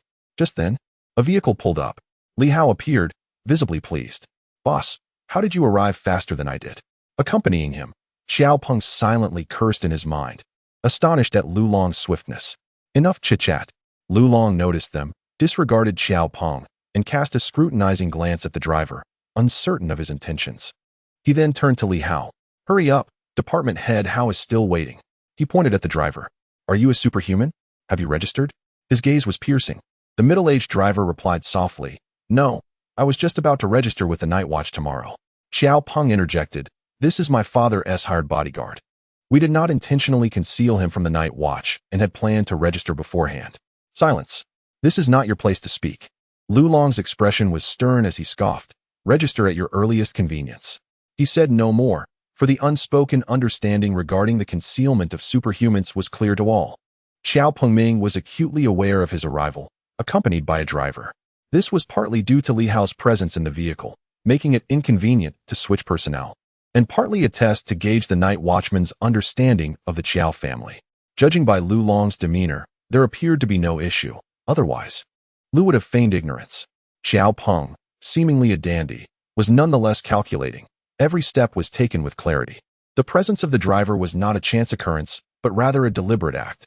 After all, for the prominent Qiao family, the lack of a prominent figure or 100 years of history was incongruent with their status. Lu Long, disinterested in further discourse, frowned and said, "I don't care what arrangements you've made. Li Hao, hurry up. I'll accompany you. Let us get this done swiftly." He shot a glance at the driver, adding with a hint of derision, "With me here, who would dare to pose a threat to you? Young Master Qiao? Keep it low-key. Don't assume that wealth grants you the freedom to act as you please. I was indifferent before, lacking the authority to intervene, but that is no longer the case." "Understood." Xiao Peng nodded eagerly. "Perhaps Minister Lu could stay here for a while. It's been a long trip for Inspector Li, and he'll be out shortly." "Not necessary. Let us go together," Lu Long replied, exuding an air of arrogance. "Considering the Qiao family's stature, you should recognize that Li Hao is in considerable danger. It's better to be overly cautious than to face unforeseen risks. If there are hidden threats within the mines, the Qiao family cannot afford such liabilities." Internally, Xiao Peng cursed his misfortune. Had he known better than to be overly clever by inviting Li Hao, he would not have also drawn in Lu Long. What a bother. Eliminating Lu Long alongside them was out of the question, especially with Hao Lianchuan and Yuan Shua in the city. Turning against them now could lead to significant complications. It appeared that the plan had to be abandoned. It was best to expedite the departure of these unwelcome guests. He dared not voice his concerns further and hurriedly led the two towards the collapsed mining area. Lu Long, silent, crossed his arms and followed Li Hao, boldly stepping into the mine. The moment he entered, he felt a faint presence, 3 exceedingly subtle auras that he would have entirely missed had he not crossed the threshold into the Douqian realm. At that moment, he could vaguely perceive something. If he had not been forewarned, he might have overlooked it. This indicated that the Qiao family was indeed adept at concealment. It was unlikely that these 3 were like Qiao Feilong, possessing treasures that could mask all traces of their aura. Yet, even so, the sensations he detected were exceedingly faint. Thus, it suggested either that the adversaries were extraordinarily powerful or that they were situated in an unusual locale where the aura was significantly isolated, potentially even obstructed by ice crystals. As this realization dawned upon Lu Long, his eyes brightened. Could it be? If ice crystals were indeed at play, they could effectively obscure one's aura to the utmost degree. Yet, should that be the case, it would imply that within the range of the ice, the opposing party would find it challenging to fully utilize their powers. Of course, under normal conditions, ice crystals are fragile. Breaking through them could be accomplished in an instant. However, seizing this opportunity might prove to be of great significance. Was it ice crystals? Or was it the effect of the relic that Li Hao and the others had mentioned? He pondered for a moment, concluding that it was highly likely to be ice crystals. The ruins might not have been fully accessed by the Qiao family, if not all had been unlocked. Then there was an overwhelming chance that it was indeed ice crystals. Fortune favored him. At this moment, Lu Long felt a surge of excitement, if that were the case. And he could stealthily arrive beforehand, catching the adversaries off guard. Perhaps he could resolve the 3 daylight figures before the ice crystals shattered. This trip would certainly be worthwhile. However, soon enough, his sensing abilities began to fade. The collapsed area was quite distant, and gradually, the signal weakened until it became imperceptible. This further confirmed Lu Long's belief that the presence of ice crystals was more probable. Meanwhile, Li Hao was not idle. He surveyed his surroundings, glancing left and right. He had been closely observing those 3 luminous spheres, assessing their specific strengths by comparing them to the Huang Yun from earlier, which served as a tangible reference. This way, he might discern the true capabilities of the 3 individuals. Moreover, by examining the unique colors within the spheres, he could potentially identify the elemental attributes of certain extraordinary beings. Before long, they arrived at the area of collapse. Li Hao demonstrated his expertise, meticulously inspecting the site and swiftly surveying the surroundings. Before long, he leapt from underground, declaring, "It's straightforward. There's no need to open a new mine. A thorough cleaning here will have us back in operation within 10 days. Opening a new mine may take considerably longer." He added, "To prevent any secondary collapses, it would be prudent to wait 3 days before sending anyone to clear the site." Li Hao spoke firmly, "Do not disregard human life. The Qiao family may possess wealth, but these are our local compatriots. Given the risk of further collapse, it's best to wait a few more days until everything is completely stabilized before proceeding with the cleanup, understood? I will be monitoring you closely. Do not act recklessly. You wouldn't want Sister Lu to recall any unpleasant memories, and at that time, do not blame me for lacking leniency." Xiao Peng quickly replied, "That will certainly not happen." "Inspector Li, are you certain we do not need to open a new mine?" "Absolutely not." Li Hao replied with a hint of pride. "Though I may not measure up to my mentor, such minor issues are readily apparent. Engaging my services would merely waste your resources. Others could discern the same. However, since your Qiao family is substantial, I suppose it matters little to you. That makes a difference." With Inspector Li's word, "I feel much more at ease," Xiao Peng responded. Impatiently, Lu Long interjected, "If you're finished, let us move now. Why the delay?" Li Hao chuckled softly, nodded, and turned to Xiao Peng. Xiao Peng understood and quickly said, "Once Inspector Li returns tonight, I will send someone over. It's inconvenient to take anything now.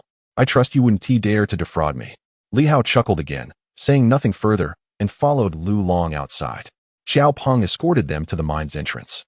And once the two were in their vehicle, he let out a sigh of relief. As the vehicle drove away, he couldn't help but mutter a curse under his breath. I was so close to success. Cursing his misfortune, he quickly thought of something and turned to his driver, whispering, "Go inquire if there are any unusual occurrences." He felt a pang of regret for not obtaining Li Hao's blood. However, as Li Hao arrived here, he was uncertain about the implications it might have over there. The driver said little, swiftly vanishing from sight. Meanwhile, in the vehicle, Liu Long had driven quite a distance before speaking in a hushed tone. The aura is faint and difficult to sense, but it is undoubtedly related to the sun's radiance. There is a vague essence of flames rising, likely of the fire element. Li Hao nodded, having also perceived some crimson hues, suggesting the presence of two fire elements, while the other might belong to earth or wood, though the distinction was not entirely clear. My teacher visited last night and mentioned that the three individuals are probably slightly weaker than Huang Yun, including that wind element Night Watchman from last time. Your teacher is truly formidable, Liu Long exclaimed, astonished that Yuan Shua had managed to observe so much, even discerning their strengths. Huang Yun is an intermediate-level superhuman of the sun's radiance, so it appears that these three might be early-stage or nearing mid-stage entities. As long as they do not surpass Huang Yun, that would be ideal. After a moment, Liu Long added, "Did your teacher mention whether their auras were obscured due to the relic or the ice crystal?" Yuan Shua didn't he mention that at all? Li Hao replied, indifferent to the omission. There were other things he didn't discuss, as he didn't want to be detected by the opponent during his investigation last night. He pondered briefly, then stated, "It could be the effect of the ice crystal. Relics are quite solid and won't be easily compromised. Ice crystals, however, are somewhat fragile. The cave-in last night may have caused some fissures in the ice crystals, allowing a portion of the superhuman energy to leak out. Otherwise, you might not have sensed anything at all." He reasoned this because he had observed a mysterious energy emanating from around the light sphere, rather than a sensation of being completely encapsulated, indicating that the ice crystals likely had minor fractures. With this understanding, Liu Long felt reassured and had no doubts about Yuan Shua's words. Their strengths and attributes had been largely assessed. Today is indeed peculiar. The Qiao family has invited you to inspect the mine. What were they thinking? Liu Long chuckled. Li Hao shrugged. What do you mean by thinking irrationally? They are contemplating something splendid. If you weren't here, the likelihood of the Qiao family eliminating me would be quite high. Now, go meet Minister Hao. Do you think I'm jesting? Liu Long looked at him incredulously. As a deputy minister of a branch, you should meet your direct superior. What's your reasoning? Li Hao considered for a moment, then nodded, asking, what level is Minister Hao at within the three suns? Hard to say, Liu Long responded. You don't know? How could I possibly? Liu Long shook his head.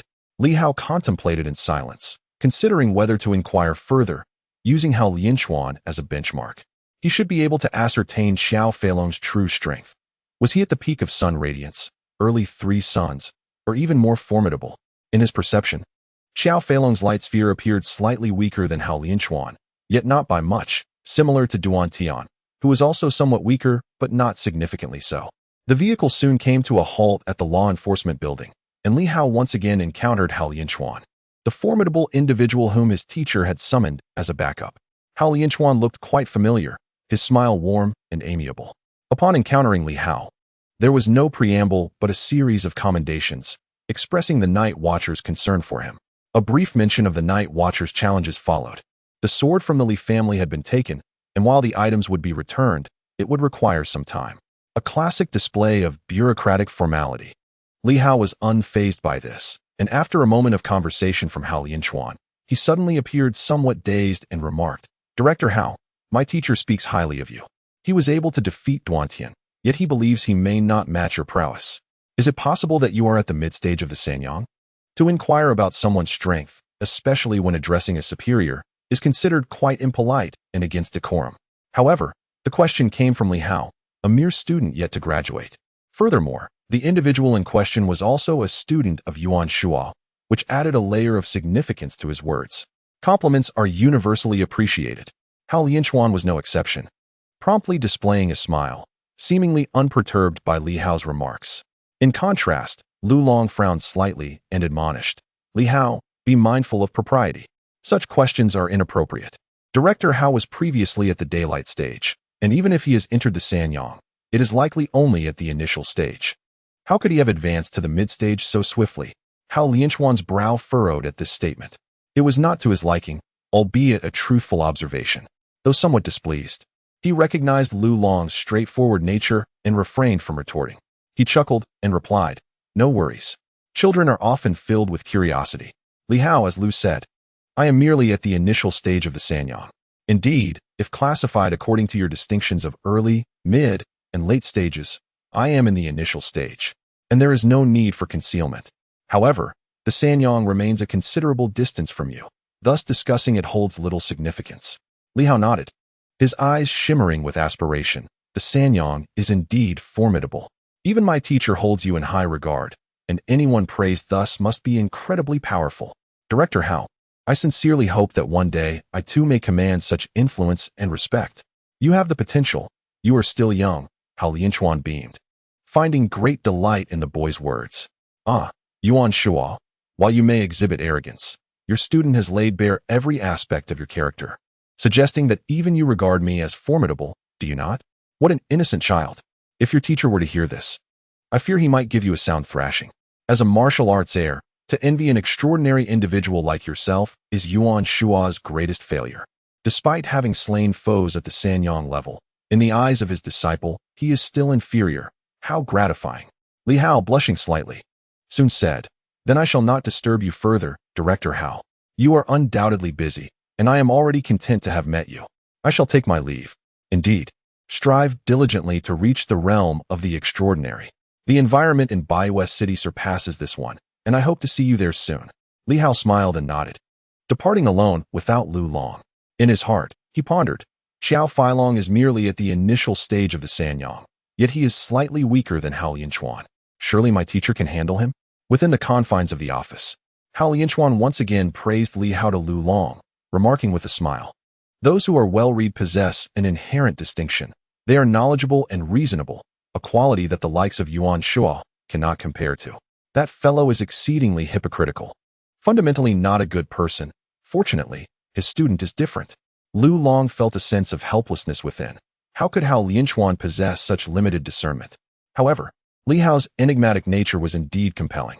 Admittedly, upon first witnessing Li Hao's bashful smile, he too regarded the lad as innocent, unworthy of being embroiled in such perilous affairs. Of course, his perspective had shifted since then. That little fellow was merely a pitfall, no different from Yuan Shuo. Lu Long did not elaborate further, offering a few perfunctory comments before quickly stating, Tomorrow, Director Hao will preside over the inauguration ceremony. I, along with others, will arrive a bit later. Hao Lianchuan was taken aback. Was it customary for the host to arrive late, allowing others to proceed first? Lu Long clarified, with the establishment of the Night Watch division. You are aware of our demon hunting team's situation. Liu Yan and the others expressed their desire to pay tribute to the fallen members of our team before the ceremony. It would be inappropriate for you to accompany us. Hao Lianchuan sighed and nodded. That is indeed the right course of action. Speaking of which, these individuals were exemplary. However, the Night Watch faced its own challenges, as you well know.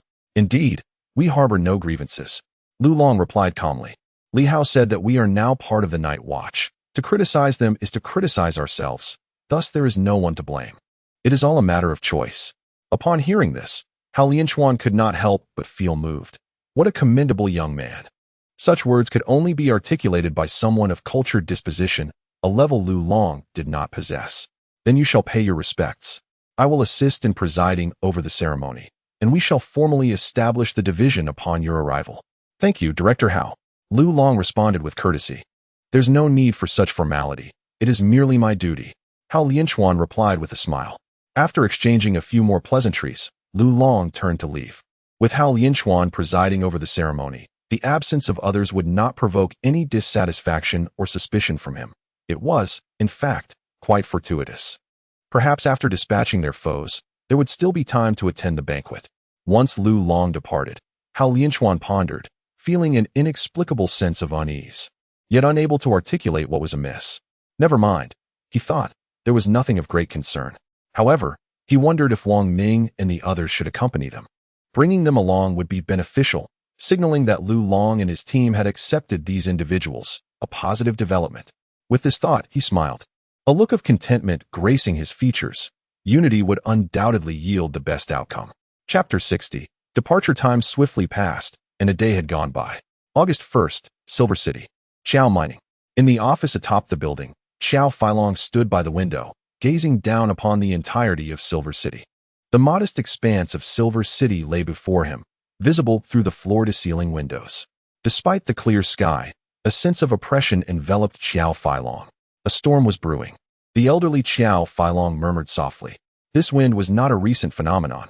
When the Crimson Moon made its move to capture the last heir of the 8 families, only to have Yuan Shua slay a member of the Sanyang, that was when the winds began to howl through Silver City. Not only in Silver City, but throughout the entire Silver Moon province. There is no place where the winds blow as fiercely as they do in Silver City at this moment. The gaze of the Red Moon, the Flying Sky, the Underworld, along with various smaller organizations and the Night Watchers, is all directed towards Silver City. How much longer can the Qiao family, concealed for years, maintain their secrecy? Once exposed, the first to act against them would be none other than the Underworld. As a pawn placed in Silver City by the Underworld, they initially had only a rudimentary understanding of the 8 great families. However, upon discovering the Red Moon's presence in Silver City, and with Qiao Feilong being a native of Silver City, they decided to implant him back into the city. At that time, Qiao Feilong was merely a peak martial artist at the 10th slashing realm. In that era, such strength was considered respectable, but to the Underworld, the presence of one more or one less Qiao Feilong was inconsequential. The primary motive was to secure a foothold for the Red Moon. Yet, nobody anticipated that Qiao Feilong would truly uncover something significant in Silver City, even reaping numerous benefits. Unbeknownst to many, while countless individuals outside fought fiercely, none managed to ascend to the 3rd Sun realm, whereas he quietly crossed into that realm. Should this information leak, the Underworld would undoubtedly dispatch assassins. Perhaps even their leader would personally intervene to eliminate a 10th slashing realm warrior who had ascended to the 3rd Sun without extensive experience. The relics of Silver City clearly hold powers beyond imagination. It is time to depart. Qiao Feilong murmured once more. Silver City is not a place for prolonged stay. Now that the Red Moon has lost a member of the 3rd Sun, this location has drawn too much attention. Yet, he is reluctant to leave the relics behind, as he feels he has merely scratched the surface of their potential. Even so, he has managed to ascend to the 3rd Sun realm. If he could inherit everything, he believes he could surpass the 3rd Sun and even establish a formidable organization rivaling the 3 major factions. He is unwilling to relent. Greed is a universal trait. Moreover, having already acquired benefits, how could he willingly forsake them? Li Hao. Knock, knock, knock. The office door was rapped upon. Come in. Outside, Xiao Peng pushed the door open. Father. Qiao Feilong turned to face him, his expression neutral. What is it? Father, tonight marks the establishment of the Night Watchers Division, presided over personally by Minister Hao Lianchuan. Although you and I are not on the guest list, Uncle Chun and several others are. Oh, Uncle Chun, the driver, has recently been safeguarding Qiao Peng and represents the most formidable force of Qiao mining, now brought to light, a presence at the moonlit level. Such an individual is no weaker than Lu Long, sufficiently demonstrating the status and strength of Qiao mining. Qiao Feilong aimed to preemptively dissuade any short-sighted individuals from casting their ambitions upon the Qiao family, for that would certainly lead to discomfort. Should he act or refrain from acting? If this moonlit figure had appeared publicly earlier, would Lu Long have dared to intrude into his room under the cover of night? For this reason, to prevent such bothersome incidents from arising, the emergence of this powerful figure into the public eye was orchestrated, with external communications suggesting that he was a heavily invested powerhouse brought in by Qiao Feilong to establish dominance. Every year, he requires the provision of 100 units of enigmatic energy, valued at a staggering 100 million star coins. In contrast, Lu Long, a mere division head, receives a monthly salary equivalent to only 3 units of enigmatic energy, totaling 36 units annually. This is the sole remuneration offered by the official organization of Night Watchers. Clearly, aligning with the Qiao family yields greater rewards. Noticing his father seemingly lost in contemplation, Xiao Peng felt compelled to interject once more. Father, may I attend the ceremony tonight? You? Qiao Feilong frowned slightly. What purpose would you serve there? You are not a superhuman, and you have not received an invitation. Would you seek trouble uninvited? I wish to seize the opportunity to converse with Liu Yan and resolve our previous grievances. Furthermore, I would like to engage more with Li Hao. Xiao Peng expressed his frustration. Had it not been for Lu Long's interference yesterday, I might have secured Li Hao's blood. He still grappled with the sting of that failure. I was so close. Xiao Feilong frowned again, but quickly shook his head. No need. I have plans regarding Li Hao. He was eager to expedite matters. Although the ruins had yet to be fully explored, once the Night Watchers completed their endeavors at another site, the tranquility of Silver City would inevitably come to an end. He could not afford to squander precious time. He needed to resolve matters with Li Hao and attempt to unlock the ruins, though regrettably, the sword from the Li family seemed to have been entrusted to the Night Watchers. He was uncertain whether he required weaponry or bloodlines. This ambiguity caused him to waver. "Father, what do your plans entail?" "Fabricate an assault," Xiao Feilong stated coldly. "Disguise ourselves as members of the Red Moon and strike him once. We do not seek to kill him, but we must procure a portion of his blood, preferably his heart's blood. It must be done this way." Xiao Peng nodded in agreement, though he understood that voicing dissent would be futile. "Shall we act after Hao Lianchuan departs?" "Yes," Xiao Feilong affirmed. If circumstances permitted, he would prefer to wait until Yuan Shuo had left to act, but Yuan Shuo was likely to take Li Hao to another ruin. They would not allow Li Hao to remain in Silver City, as they were acutely aware that the Red Moon had their sights on him. Currently, the only advantage the Xiao family possessed was their concealment. No one knew their true capabilities or circumstances. An attack on Li Hao, disguised as the Red Moon, would lead any investigation back to them, potentially granting them additional time to fully explore the ruins. Yet, he was reluctant to leave so soon. After a lengthy discussion between father and son, Xiao Peng glanced around, appearing somewhat hesitant. Xiao Feilong furrowed his brow again. "Speak, father. We may soon need to evacuate Silver City. When might I gain entry there and ascend to superhuman status?" He could not restrain himself from voicing this desire.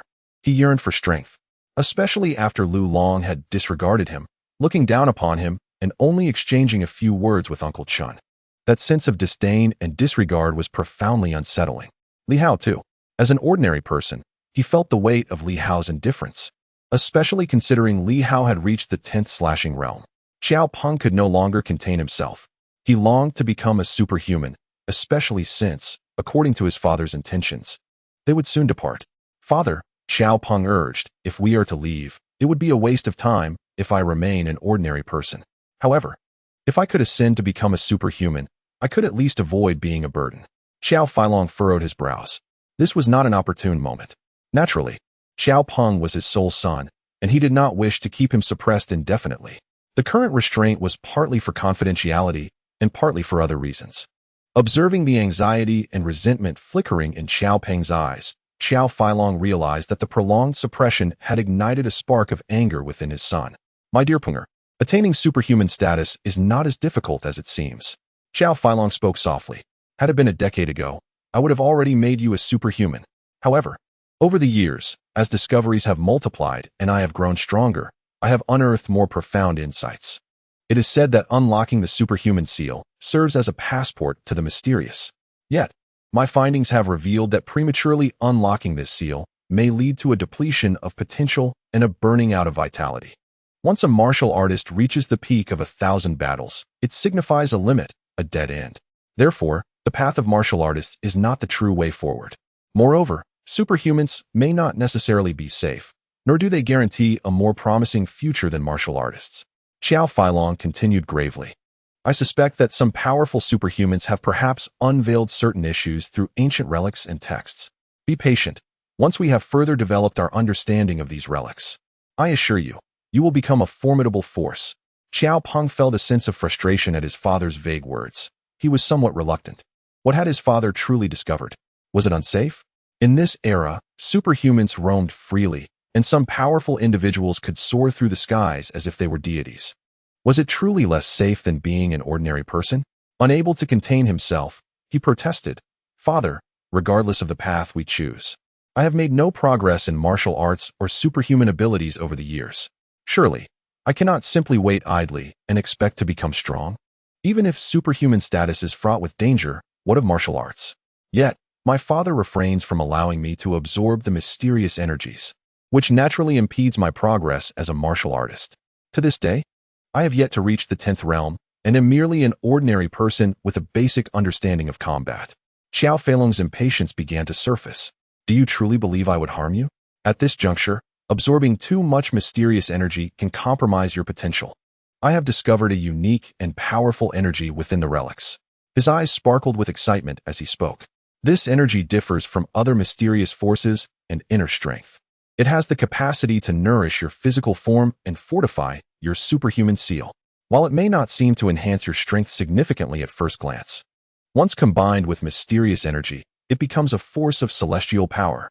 If we can harness more of this energy, you will swiftly transcend the martial artist realm, breaking through the 100 and even 1,000 battles, and with your robust physique, shatter the superhuman seal, leaping into the ranks of the Radiant Sun or even the Three Suns. Xiao Peng's expression shifted slightly. To leap into the ranks of Radiant Sun and Three Suns? How could that be possible? Even if his father had excavated the relics, it had taken over a decade to reach this point. He felt as though his father was speaking of fanciful dreams. Father, is this truly the case? Indeed. Xiao Feilong furrowed his brow and remarked, it is not only you. Even I will benefit from this energy, mending some of the hidden wounds left from years past and replenishing the potential that has been drained. Upon entering the third yang, I found it increasingly difficult to progress, as I had previously overextended my potential, leaving me exhausted. However, this energy could assist us in recovering what we have lost. With that, his complexion flushed slightly. Should he acquire that energy, it is highly probable that he could restore everything and advance once more, potentially surpassing the third yang, achieving the status of a true powerhouse, and standing shoulder to shoulder with the leaders of the three major organizations. In that moment, Xiao Peng wavered, no longer insisting on becoming a superpowered individual immediately. If his father spoke thus, it would not be to deceive him, unless he were not truly his biological child. After a period of exchange, he sent the hopeful Xiao Peng away. Xiao Feilong gradually reined in his smile and sighed, suddenly pondering aloud. Do you think what we have uncovered over the years is indeed a genuine relic, or merely the periphery? Why do you say that? Came a faint voice from the sparsely furnished office. Xiao Feilong frowned, stating, as we continue to develop the areas we have discovered, I cannot shake the feeling that they resemble peripheral zones rather than the true core. The core, I suspect, lies beyond that door. Otherwise, what could possibly be behind it? Behind the door? A nebulous voice returned, tinged with uncertainty. Perhaps there is nothing at all. Impossible. That energy is seeping through that very door. Xiao Feilong countered, his brow furrowing deeper. Yet, the amount leaking is minimal. Moreover, did you not notice the depressions on the door? Do you think it requires the weapons of the 8 great families to unlock it? Only then can we gain entry into the true relic of the 8 great families. As he spoke, Xiao Feilong grew increasingly assured, yet he found himself powerless. The other 7 families had perished, leaving only Li Hao alive. Yet his sword had been given to the Night Watchers. Even if he understood that such items were necessary, he could not act upon it. Thus, this was a significant factor in his hesitation regarding whether to leave at the earliest opportunity. I wish to secure the relic for now, waiting until I am sufficiently powerful to locate the Red Moon and reclaim the weapons they have taken before retrieving that sword from the Night Watchers. This was Xiao Feilong's recent plan. Make your decision. Came the voice once more, shrouded in darkness. Xiao Feilong chuckled. You remain unchanged. Very well, I shall decide for myself. With a hint of regret, he added, it is a pity we cannot obtain sufficient energy. Otherwise, I believe that energy could perhaps assist you in reshaping your body. It matters not, replied the figure in the darkness with a laugh. Boss, it is precisely because I have shed the constraints of the corporeal that I have achieved what I am today. Who can say that losing one's body is a misfortune? Yet it remains incomplete. Xiao Feilong stated solemnly. From the information gathered over the years, the physical form remains exceedingly crucial. The notion of transcending the flesh and detaching from the material world is rather dubious. The Red Moon has such a plan. You have seen and felt some of the things you discovered previously. Those entities are merely puppets, not true deities. Deities? The figure in the shadows fell silent. In that moment, he recalled the crimson shadows, akin to puppets, devoid of their own consciousness. Though they were elusive and invisible to outsiders, they had not transcended their existence. Perhaps the Red Moon had discovered something as well, even beginning to experiment. However, now it was evident that such endeavors were futile. Xiao Feilong inquired, did anyone from the Red Moon come later to retrieve those items? Uncertain, Yuan Shua replied, I was within the city. And with Hao Lianchuan not having left at that time, I dared not investigate recklessly. By the time I looked again, they had vanished. Possibly taken by the Red Moon, or simply disintegrated. What a pity. Xiao Feilong sighed, lamenting that he had wished to attempt capturing some of them, as they might prove immensely valuable. Meanwhile, Li Hao remained oblivious to the conversations at Xiao's mining company. At this moment, he was hiding in a basement with Lu Long and a few others. Unusually, a modified vehicle occupied a space in the basement. Yun Yao was diligently transforming it, gently embedding shards of ice crystal to convert the entire compartment into a sealed icy shell. Nearby, Liu Yan, arms crossed and beaming, remarked, "Modifying this is feasible. But you absolutely cannot let Li Hao be the driver. With him at the wheel, no matter how tightly you seal it, he would shatter it." Li Hao felt a twinge of embarrassment. "Sister, I've been driving decently these past few days. Surely that's enough." Liu Yan scoffed dismissively. "Decently? Please." At that moment, Wang Ming and others were present as well. Wang Ming scrutinized the vehicle and frowned. "What purpose does this modification serve? The sound of the vehicle will still attract attention. It merely obscures your powers temporarily. Why bother with this?" He deemed it unnecessary, noting that ice crystals were costly and easily breakable. "Concealing your powers is sufficient." Lu Long replied calmly. "You all, with your abilities, should remain inside the vehicle to prevent any leakage of your powers from being detected. While martial artists are not as susceptible to this, superpowered individuals are the most vulnerable to exposure." Beside the vehicle, Chun Jin was busy transporting weapons, inquiring, "Boss, can we not disclose our target yet? What is the rush?" Lu Long interrupted him, then turned to Wang Ming and the others, stating, "I've already outlined your tasks. Additionally, remember to avoid stepping outside the vehicle unless the enemy is charging toward you. The purpose of the icy shell is not only for concealment, but also to facilitate a surprise attack. Seize such opportunities." He continued, addressing Chun Jin and the others. "You, Wu Chao, and Liu Yan are tasked with utilizing firearms to destroy the target. The moment they identify you, they will likely attempt to eliminate you, though there is also a chance they may spare you. However, for the Daylight faction, being struck by firearms will likely provoke a retaliatory response." The group nodded, clearly understanding they were being used as bait. This was not their first experience of this nature. In contrast to the superpowered individuals, their situation was notably more perilous. "What about me?" Li Hao inquired, noticing Lu Long had not assigned him a role. Lu Long glanced at him and replied coolly, "What do you believe you can accomplish?" Li Hao was left speechless, yet he understood Lu Long's intent. There was also a protective element to this. Lu Long was aware that he had surpassed the 100 mark in strength, and that he was indeed stronger than Chun Jin and Wu Chao. "Your task is quite simple. Eliminate that jumping insect." Lu Long has arranged the mission, as he fears Li Hao might wander off. The jumping insect refers to Qiao Peng. It is imperative to eradicate the Qiao family completely. It would be more prudent to let Sister Lu handle the orders.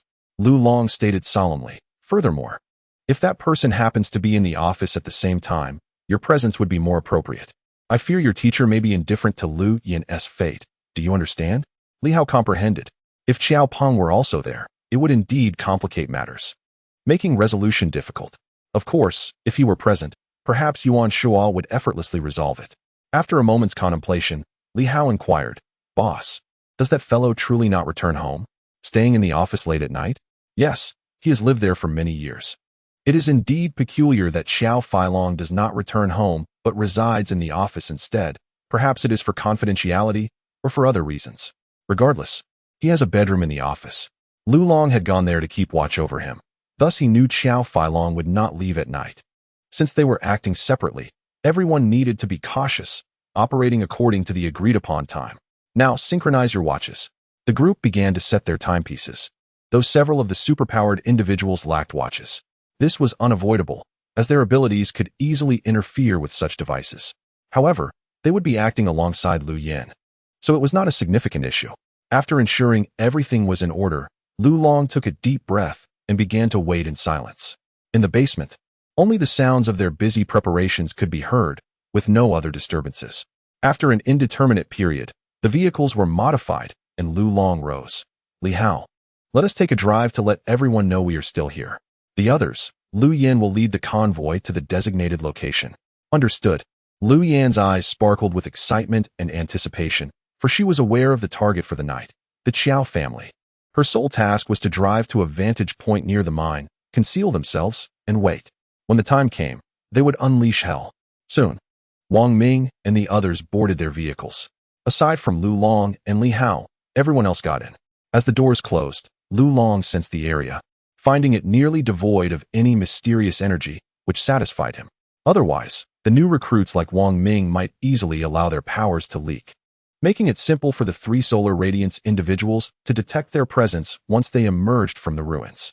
Another door in the basement swung open, leading directly to the underground garage. Exiting through this way would attract little attention. Once everyone had departed, Liu Long could not help but feel a tinge of anxiety. As he walked, he murmured, "This mission is the most formidable opponent I have faced in my career, and not just one, but multiple adversaries.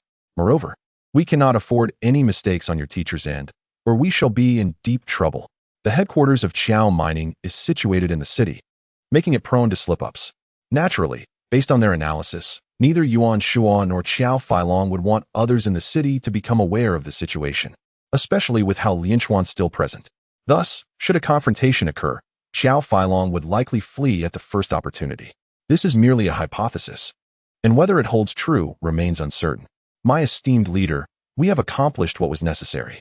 As for the outcome, overthinking serves no purpose. The more flawless the plan appears, the more prone it is to unforeseen errors. At this juncture, we must proceed with resolute determination. Liu Long nodded slightly and added, "Your sole task is to ensure your own safety. Rest assured, I have surpassed the century mark." Upon hearing this, Liu Long refrained from further comment, pondering for a moment before suggesting, "Perhaps you might consider bringing along Black Panther to avert any unexpected crises. The abilities of superhumans are manifold. At times, what escapes human perception may be visible to dogs." He exhibited additional care and concern for Li Hao. Recognizing the substantial effort Li Hao had invested in his ascension to the level of Doqian. "I shall." As the two conversed, they ascended to the upper floor. Just then, Hao Lianchuan descended, spotting the pair and inquiring with curiosity, "Have Wang Ming and the others departed?" Within the building, he sensed no other superhumans. Had they indeed left? Liu Long nodded slightly. They departed early to procure certain items for the memorial. "Where are you headed, Captain Hao?" "To seek out Yuan Shuo," Hao Lianchuan replied with a smile. After all, he is the foremost figure in Silver City. It is only fitting to extend an invitation to him. However, he may not grant you the courtesy you seek. I shall personally invite him. Surely, he would not completely disregard his own reputation? Meanwhile, Li Hao hastily interjected, "Minister, allow me. It would be unseemly to trouble the minister with such an invitation. I shall summon my teacher." "You?" Hao Lianchuan contemplated for a moment, then nodded in agreement. That would suffice. Just then, Mu's son approached, cheerfully inquiring, "Captain Hao, old Liu, with the extraordinary gathering tonight, should we impose a lockdown? After all, some individuals may not adhere to the rules, and we must prevent any potential complications." "That would be most prudent." Liu Long glanced at the time and declared, "Let us commence the curfew a bit earlier tonight.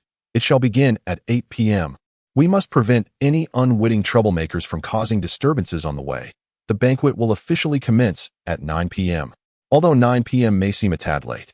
For the extraordinary, day and night hold little distinction. Even without Mu Sen's presence, he too must seek out his own affairs. It is best that none venture out tonight." Mu's son nodded in agreement. Li Hao exchanged farewells with a few individuals and departed early to locate his teacher. At the Yuan residence, Yuan Shuo wielded a weapon resembling a tiger claw, though the true lethality lay in the sharper, horn-like component, the blade of the Zhang family. At this moment, Yuan Shuo gestured towards the map on his desk. "Your banquet begins at 9 p.m., and as the main attraction, I shall set off at 8:30. You will drive. We will pass by the Qiao Mining Company, arriving there around 8:45. Silver City is merely a small town, and at that hour, the streets will be nearly deserted. Furthermore, with the curfew in effect tonight, the populace will be even scarcer. The headquarters of Qiao Mining is situated in the business district, where there will be no one around in the evening, as everyone will have returned home." Li Hao spoke up, "Teacher, Qiao Feilong is on the top floor. We can only ascend via the elevator or by climbing. Will this not afford him too much time to react?" Yuan Shuo chuckled, "Fear not. The bird flight technique is not to be underestimated. Even if we cannot reach the summit in one attempt, 2 will suffice. His response time will not be excessively prolonged. He is accustomed to concealing himself and will not respond quickly at the first instance." Li Hao nodded. Given the teacher's words, he had no choice but to accept them. The master and disciple exchanged no further words, allowing time to pass slowly. Soon, the clock struck 7. Outside, the sky had yet to fully succumb to darkness. Summer nights tend to linger longer. At the same hour, within the enforcement building, the atmosphere was abuzz with excitement. as the ceremony for the establishment of the Night Patrol Division was being held there instead of at a hotel. By 7 o'clock, guests began to arrive in succession. At the entrance, a few enforcement officers were stationed to welcome the attendees, with the primary responsibility resting on Mu's son, the director of the patrol division. His presence surprised many, though some were puzzled by the absence of Liu Yan and his colleagues. At that moment, a martial arts school owner inquired, "Director Mu, is Minister Liu not here?" Mu's son smiled warmly. "He is here, but he is tied up with some matters. Tonight, it's mainly under the oversight of Minister Hao. Whether Liu is present or not is of little consequence." Upon hearing this, some chuckled while others refrained from showing amusement, wary of attracting trouble. As for Minister Hao and his associates, they were somewhat familiar to the attendees. The second-in-command of the Night Patrol in the Silver Moon Province was a formidable figure. To encounter such a legendary individual in Silver City was indeed an honor, and none of the martial artists or superhumans dared to act recklessly in his presence. Inside, the grandest hall of the Enforcement Division had been prepared for the ceremony. Hao Lianquan frowned slightly, observing the spacious hall filled with guests, yet feeling somewhat overlooked himself. It was a tad frustrating. While he understood Liu Long's absence due to honoring fallen comrades, he was perplexed by the delay of that old rascal Yuan Shua. Was he truly waiting until the last moment to arrive? His elevated status rendered others hesitant to engage him in conversation, leaving him feeling somewhat idle. It was unfortunate that he had arrived too early. With the ceremony taking place within the Enforcement Division, he had no alternative but to remain there in Silver City. Originally hoping to converse with Yuan Shua upon his arrival, as he watched the ebb and flow of guests in the hall, he shook his head slightly, reflecting on the peculiarity of this establishment ceremony, such a notable absence of a host. At the very least, an assistant minister could have been present to entertain the guests. Fortunately, it wasn't long before Mu's son hurried into the hall, locating Hao Lianquan. At this point, he too was beginning to feel restless. "Minister Hao, should we urge Liu Long and the others to hurry? They still haven't returned, and the ceremony is about to commence, which is quite inappropriate." "Indeed, it is inappropriate," Hao Lianquan replied, shaking his head. "They are honoring their comrades, so it would be unseemly to press them. A slight delay is acceptable. Consider it a lesson for these fellows. As for Yuan Shua, please do urge him." Mu's son appeared awkward, while he could prompt Liu Long. He feared reprimand for urging Yuan Shua. "Are you foolish? You wouldn't dare press Yuan Shua. Can't you reach out to Li Hao?" Hao Lianquan sighed, bemused by the lack of adaptability. Hasn't Li Hao gone to fetch his teacher? Certainly, he was likely with his teacher and probably did not go to pay respects. Well, Mu's son had no choice but to follow orders. He dialed Li Hao's number. After a while, he hung up the call, somewhat helplessly stating, Li Hao mentioned that his teacher said they would depart at 8:30 and arrive punctually at 9. Hao Lianquan cursed under his breath, truly quite pretentious. He waved his hand in impatience, deciding not to linger in the hall, and instead sought a quiet place to rest. These individuals were utterly unreliable. The folks from Silver City seemed even more so than what he had gleaned from previous reports. As various parties gradually arrived, some time passed. A silver car emerged from the Yuan family estate. It belonged to Yuan Shua. Although he did not drive it himself, he possessed it, unlike the impoverished Li Hao. Not only did he own a vehicle, but it was also quite stylish. While those of Yuan Shua's age tended to favor black, he opted for a flamboyant silver car instead. At that moment, Li Hao felt quite tense behind the wheel. He thought to himself that this car might very well meet its end after this trip, though he dared not voice his concerns. He certainly wouldn't be paying for it. The small car gradually sped away, heading towards the inspection department, and would pass by the Qiao family's vicinity. Chapter 61, The Great Battle. The silver car moved slowly along the road, containing 2 individuals and a dog. After a while, Li Hao felt a surge of anxiety. He took a deep breath and, while driving, voiced his worry. "Teacher, what if Qiao Peng is also there, along with his driver? What if I cannot defeat them?" In Li Hao's eyes, Qiao Peng's driver was a formidable presence, akin to the peak of the 100-layer realm. Truly formidable. Naturally, the other party had been invited to the banquet at the inspection department, yet who could say if they would arrive late, or even not at all? Li Hao had not inquired whether they were attending. If luck was not on his side, he might indeed encounter them. Yuan Shua, who had been resting with his eyes closed, suddenly opened them. "You have also entered the 100-layer realm, having practiced the 5 animal exercises and 9 forging techniques. Even if you cannot win outright, you won't be instantly defeated. If you approach the fight with a calm heart, and truly cannot prevail, then simply endure. The Black Panther possesses a bit of strength. If you coordinate well, you won't perish so swiftly. His words carried a certain coldness. It was evident that Yuan Shua had contemplated the possibility of Li Hao encountering the opponent, yet he still chose to bring him along. Li Hao remained silent. Yuan Shua continued calmly. Every fledgling eventually learns to soar. With that sword in your hand, I am not overly concerned about you sustaining severe injuries. After all, you can recover. My only fear is that you might lack the courage. As a martial artist, that is unacceptable. As my apprentice, I do not impose too many demands. However, you should at least be able to hold your ground for a time and not perish. We are both in the 100-layer realm. The difference lies merely in physical prowess. The opponent does not possess an advantage. You still have the potential to harness momentum, so why fear him? He believed that Yuan Shua had no need to fear. There was no necessity. Remember, momentum is a martial artist's ultimate weapon. A fighter with momentum will never cower before the sun's radiance. You must understand that you are not an ordinary beginner in the 100-layer realm. As long as your mind remains steady, all problems are surmountable. I even look forward to you encountering the opponent. Only anticipation, devoid of worry. Li Hao smiled. Teacher, I'm just a novice, and you aren't afraid of me dying. If I truly die, then it is simply my fate. Yuan Shua spoke with profound seriousness.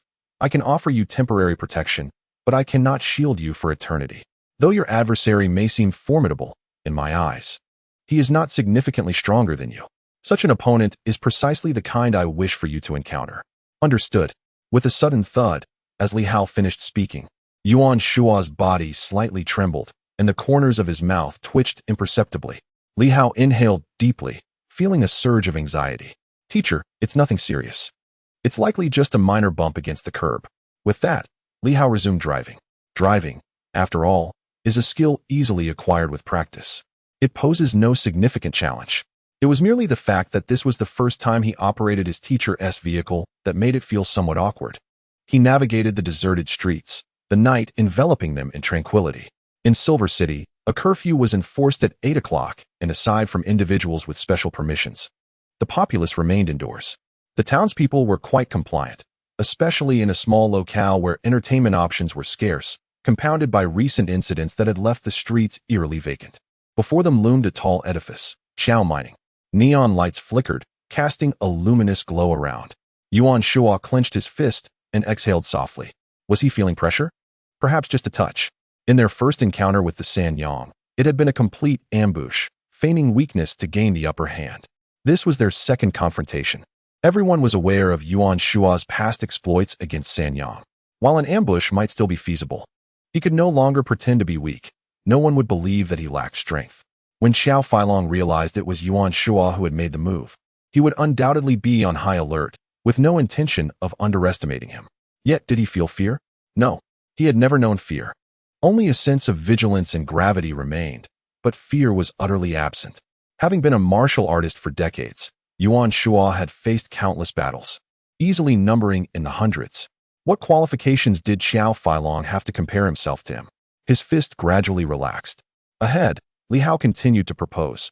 Teacher, once we arrive, how about I pretend to crash into their building? Perhaps Xiao Feilong will come down, and when he does, we can launch our ambush. Yuan Shua ignored him.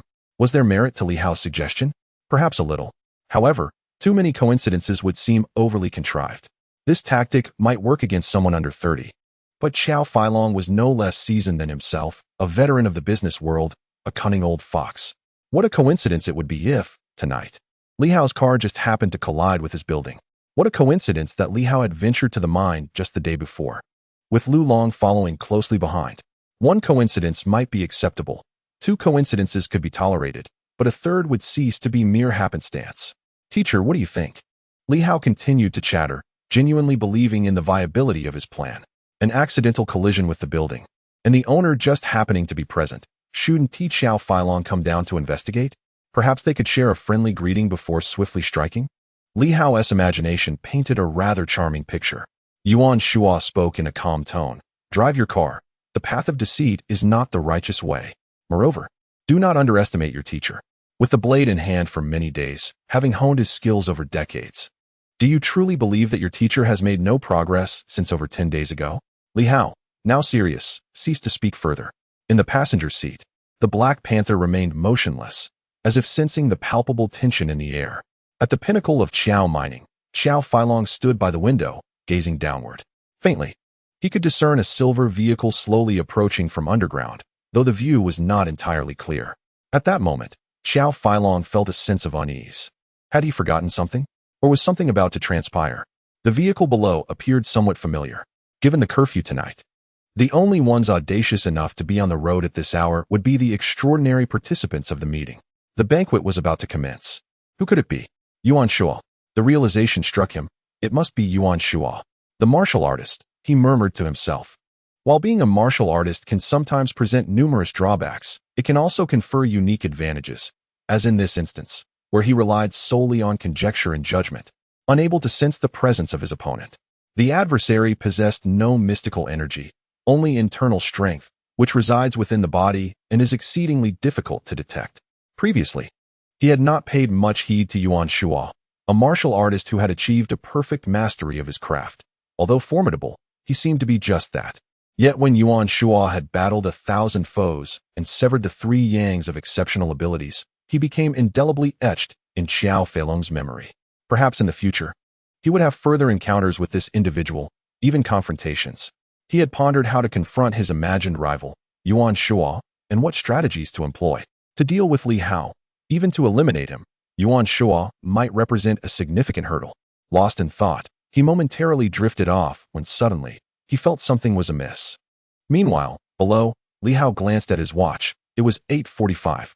He spoke. At 8:45, we will initiate our actions. 1 minute later, those outside the city will commence theirs. The reason for this timing was that the commotion from their skirmish would be relatively subdued, even if 2 top-tier entities clashed. The news would not spread rapidly. In contrast, the situation outside the city was different, as Lu Long and his group were armed with heavy weaponry. Should they act first, it could create a significant disturbance, alerting Qiao Feilong to the unfolding events. As his words fell, Yuan Shuo, akin to a monkey, moved with astonishing speed, instantly leaping out of the car window. Despite the small opening, he made not a sound in his departure. Li Hao did not stop. He merely glanced back. In that moment, amidst the darkness and beneath the neon lights, a shadow soared skyward. Yuan Shuo, like a great bird, ascended with a single bound. Soaring nearly 100 meters high, a height befitting the 30-story building that loomed above. Li Hao was astounded. The last time his teacher had leaped, he had only ascended a few meters, perhaps not exerting his full strength. But this time, with a single leap, he had climbed over 100 meters. A clear testament to his vastly enhanced prowess. As Yuan Shuo shot into the sky at an astonishing velocity, he felt as if he had caught sight of a pair of eyes, and the owner of those eyes had also seen him.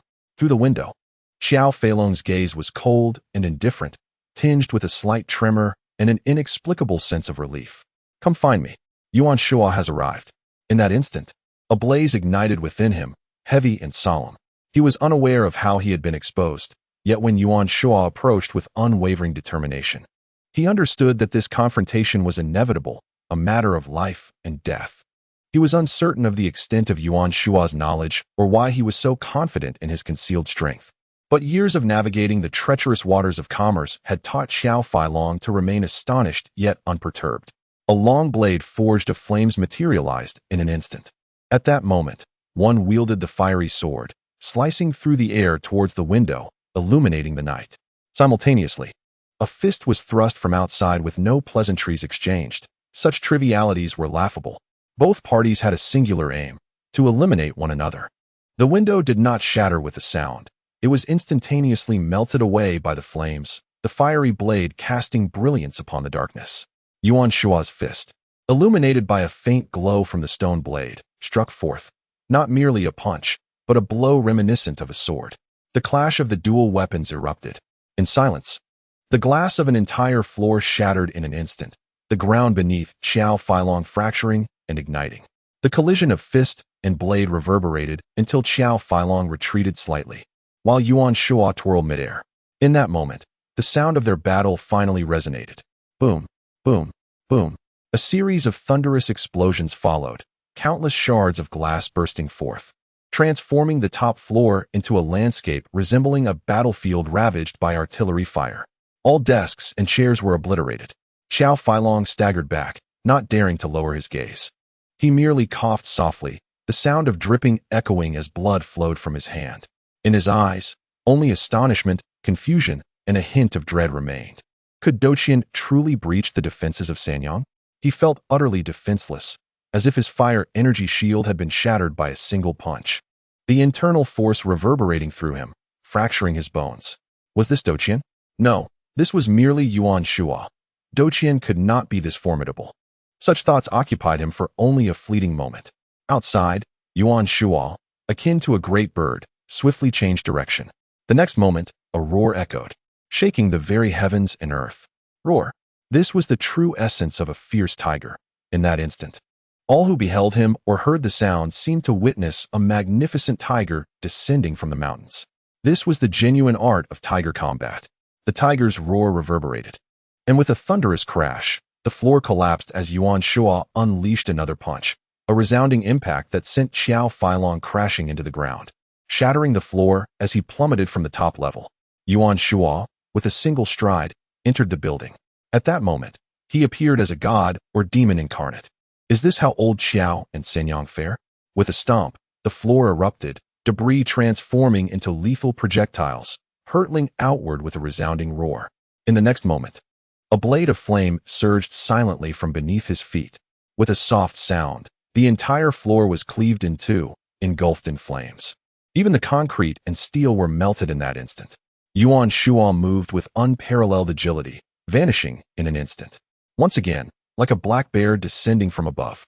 With a thunderous crash, it suppressed downward, a single step shattering the uppermost layer and revealing the one below. Amidst the swirling smoke, a crimson longsword sliced through the air once more. Qiao Feilong remained silent, offering no words or inquiries. There was no need for such things. To eliminate Yuan Shua would naturally bring an end to everything. At this moment, his greater concern was the whereabouts of Hao Lianquan. Indeed, had Hao Lianquan fallen victim to Yuan Shua's ambush, or had he ventured outside the city? A flicker of anxiety crossed his mind. Yet, regardless of the circumstances, Yuan Shua must be dealt with. In an instant, the flames ceased to coalesce into a long sword, transforming instead into a sea of fire. A veritable sea of flames. At this moment, the entire edifice was illuminated by the inferno-s blaze. The fire surged, ostentatious yet insubstantial. Yuan Shua's countenance hardened. In this moment, he was indeed the formidable Yuan Laoma. I possess only these two fists. The fists that once felled countless martial artists during the early days of the superhuman rise, vanquishing innumerable superhumans, until the day his fists grew weak and he became a recluse in Silver City. But now, those fists had regained their formidable strength. Kill. Like a demon, like a beast. With a single punch, the sea of flames roiled. Divine intent erupted, a surge of momentum. He was an invincible terrestrial deity. At this moment, relying solely on this punch, he forcefully extinguished the sea of flames, delivering a thunderous impact that sent Qiao Feilong hurtling away from the heart of the inferno. Qiao Feilong was left in shock. His mind trembled. This was Yuan Shua? He could hardly believe he was overmatched by Yuan Shua, truly outclassed. In skills, in murderous intent, in divine will, he fell short. The only advantage he possessed was his substantial superpower, which prevented him from succumbing entirely. Cough, cough, cough. Vivid crimson blood trickled from the corner of his mouth. Beneath his feet, a fire dragon emerged, instantly lifting him into the air. Gritting his teeth, countless flames erupted once more, this time even more potent.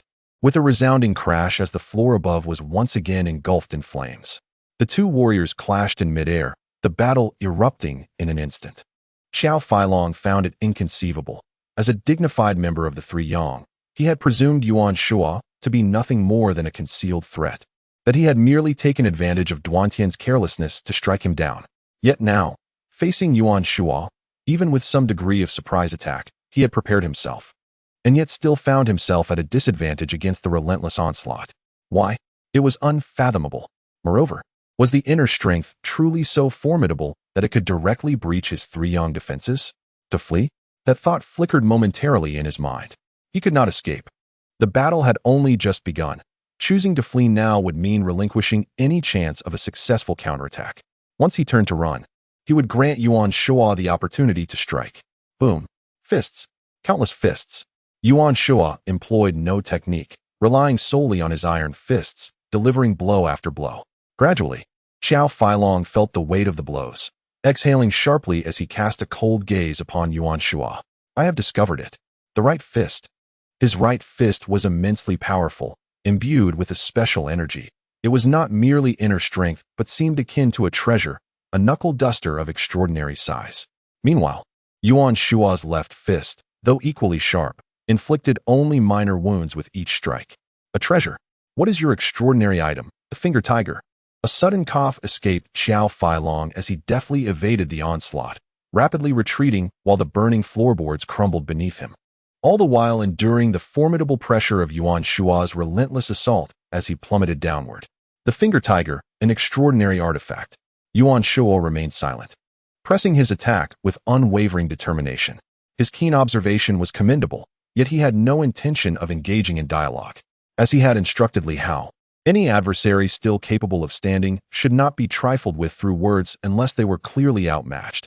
Otherwise, it was only a matter of relentless assault. With a thunderous crash, he unleashed another blow, his fist piercing through the floorboards, and in the next instant, Yuan Shua swung through the air like a monkey, delivering a series of kicks that encircled Qiao Feilong in an instant. Thud after thud, Qiao Feilong retaliated, flames erupting forth to form serpentine fire dragons, intent on ensnaring Yuan Shua and incinerating him. While defending himself, he coughed, yet his gaze remained resolute. Perhaps lacking in combat experience, he was not easily vanquished. Having navigated the tumultuous seas of commerce for years, he possessed the necessary composure, proving to be more formidable than Yuan Shua had anticipated. At that moment, he chose to speak again, seeking Yuan Shua's attention. Yuan Shua, you have come for the relic, have you not? It is not something we can covet.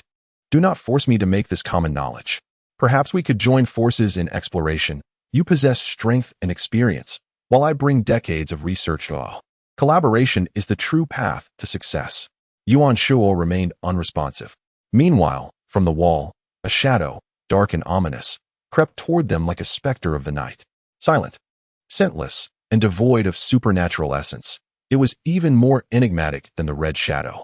The moment Qiao Feilong identified the threat emanating from the finger tiger, that shadow found its mark. Killing Yuan Shua would be no easy feat. They understood the power dynamics at play, whether it was the red shadow or others. They could contend with those of lesser strength, but penetrating the defenses of a formidable foe like Yuan Shua was a daunting challenge. Yet, they remained undetected, especially in this moment of fierce combat, where focus was paramount. If they could seize the finger tiger, Qiao Feilong would have the opportunity to counterattack. Once Yuan Shua's offensive was disrupted, his downfall would be inevitable. Simultaneously, below ground, Li Hao crashed his car into the building. Glancing upward as he abandoned his battered silver vehicle, he beheld a colossal orb of light. It was Qiao Feilong, without a doubt. However, at that moment, Li Hao furrowed his brow. The immense light source cast a shadow, and he wondered, what was that? Previously, on his last visit, he had seen nothing unusual near Qiao Feilong, yet now this shadow emerged. He was not observing a wall or a physical entity, but rather a source of energy. Qiao Feilong's fiery energy and Yuan Shua's internal force were difficult to discern, and this shadow, now appearing before him, was evidently another form of extraordinary energy. It was simply something he had not encountered before. The shadow was drifting closer to the luminous orb. Li Hao was not foolish. He discerned that this might be the covert machination of Qiao Feilong, who likely intended to ambush his teacher. Yet, should he raise a cry at this moment? It was uncertain whether Yuan Shua, engaged in battle, could even hear him. Even if he did, it could provoke the shadow to swiftly attack the teacher. The strength of the shadow felt akin to the sun's radiance, not the might of the three suns. What should he do? These thoughts surged through his mind in an instant. The Night Watchman was on the case. Qiao Feilong was cornered. In that moment, Li Hao let out a thunderous roar. Whether or not the two could hear him was unclear, yet he employed a fierce tiger-esque growl, reminiscent of a young cub's roar. The next moment, he uttered a cryptic phrase, "Three spirits guard the flag. The South Mountain of Tianyue resides in my heart." There existed a set of secret phrases between Yuan Shua and his students, employed to communicate the contents of special ancient texts and the transmission of secret techniques, such as the 5 animals breathing method. At such times, Yuan Shua would utilize these secret phrases to converse with his students. Previously, When Li Hao and Yuan Shuo communicated the 5 animals breathing method through the communicator, they had done so using this very code. At this moment above, Yuan Shuo kicked out with force, shattering a layer of flooring as he and his adversary descended further. In this environment, Li Hao's voice, the youthful roar of a fierce tiger, still managed to reach him. "Teacher, be cautious. A shadow lurks behind you." This was the message Li Hao conveyed. A shadow? In that instant, Yuan Shuo's hair stood on end. He had not sensed it. As a formidable martial artist, his perception was acute and with divine intent at his disposal. He could typically detect even the slightest approach of the red shadow. Yet at this moment, he felt nothing. Where was the shadow? Behind him. His formidable mental fortitude prevented him from succumbing to panic. Rather, he shouted, "Get back." This served as both a warning to Li Hao and a diversion to draw Qiao Feilong's attention away. He urged Li Hao to escape post-haste. The emergence of the shadow had disrupted certain plans, for he had failed to detect it. The unknown heralded danger. As for why Li Hao could perceive it, Yuan Shuo was oblivious. It likely pertained to his unusual eyes, which could see the red shadow. Yuan Shuo had been investigating discreetly, for according to Li Hao, the Night Watchmen might have apprehended a group of such individuals. However, to this day, no information had returned. Below, Li Hao said nothing further. He quickly glanced in a certain direction, where some individuals were frantically fleeing from the upper levels. The sudden outbreak of conflict had left others still within the building. Li Hao's eyes fell upon Xiao Peng, and he was instantly elated. "He truly is here. Xiao Feilong, surrender at once, or I shall slay your son."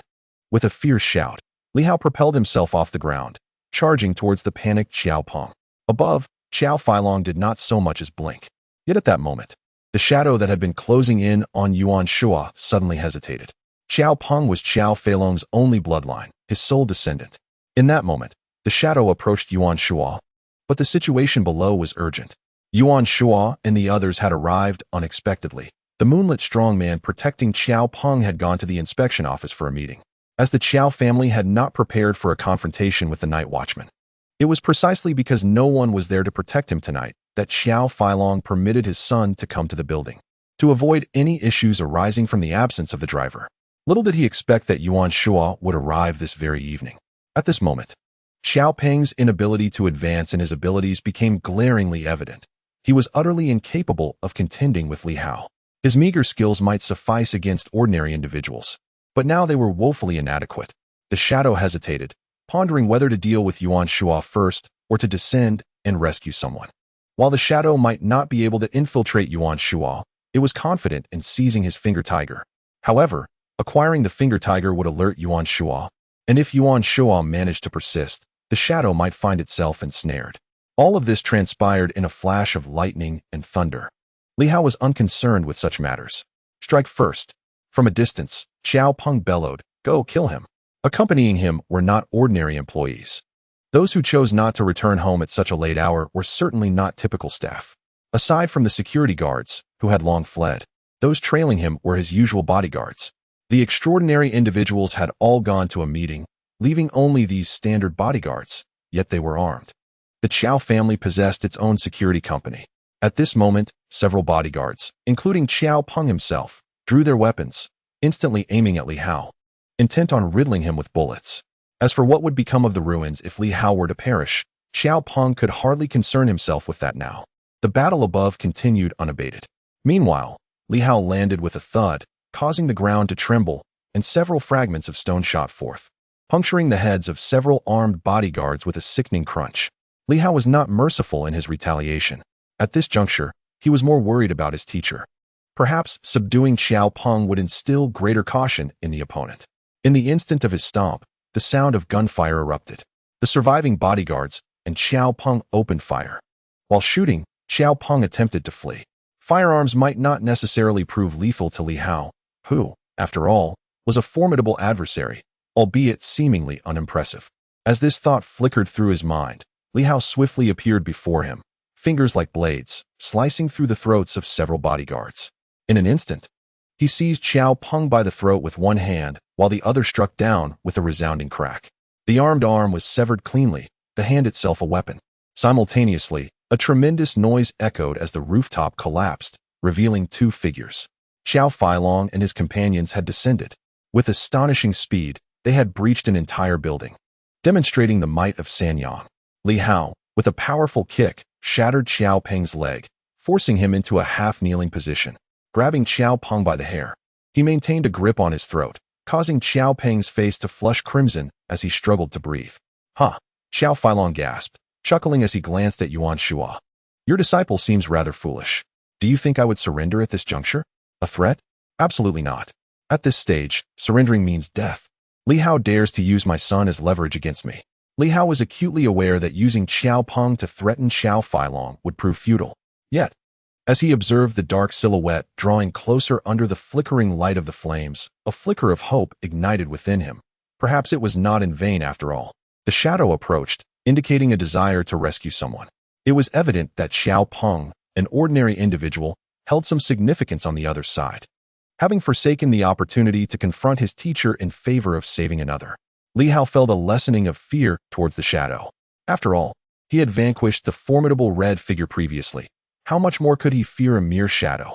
Nevertheless, he could not ascertain whether these two entities were akin.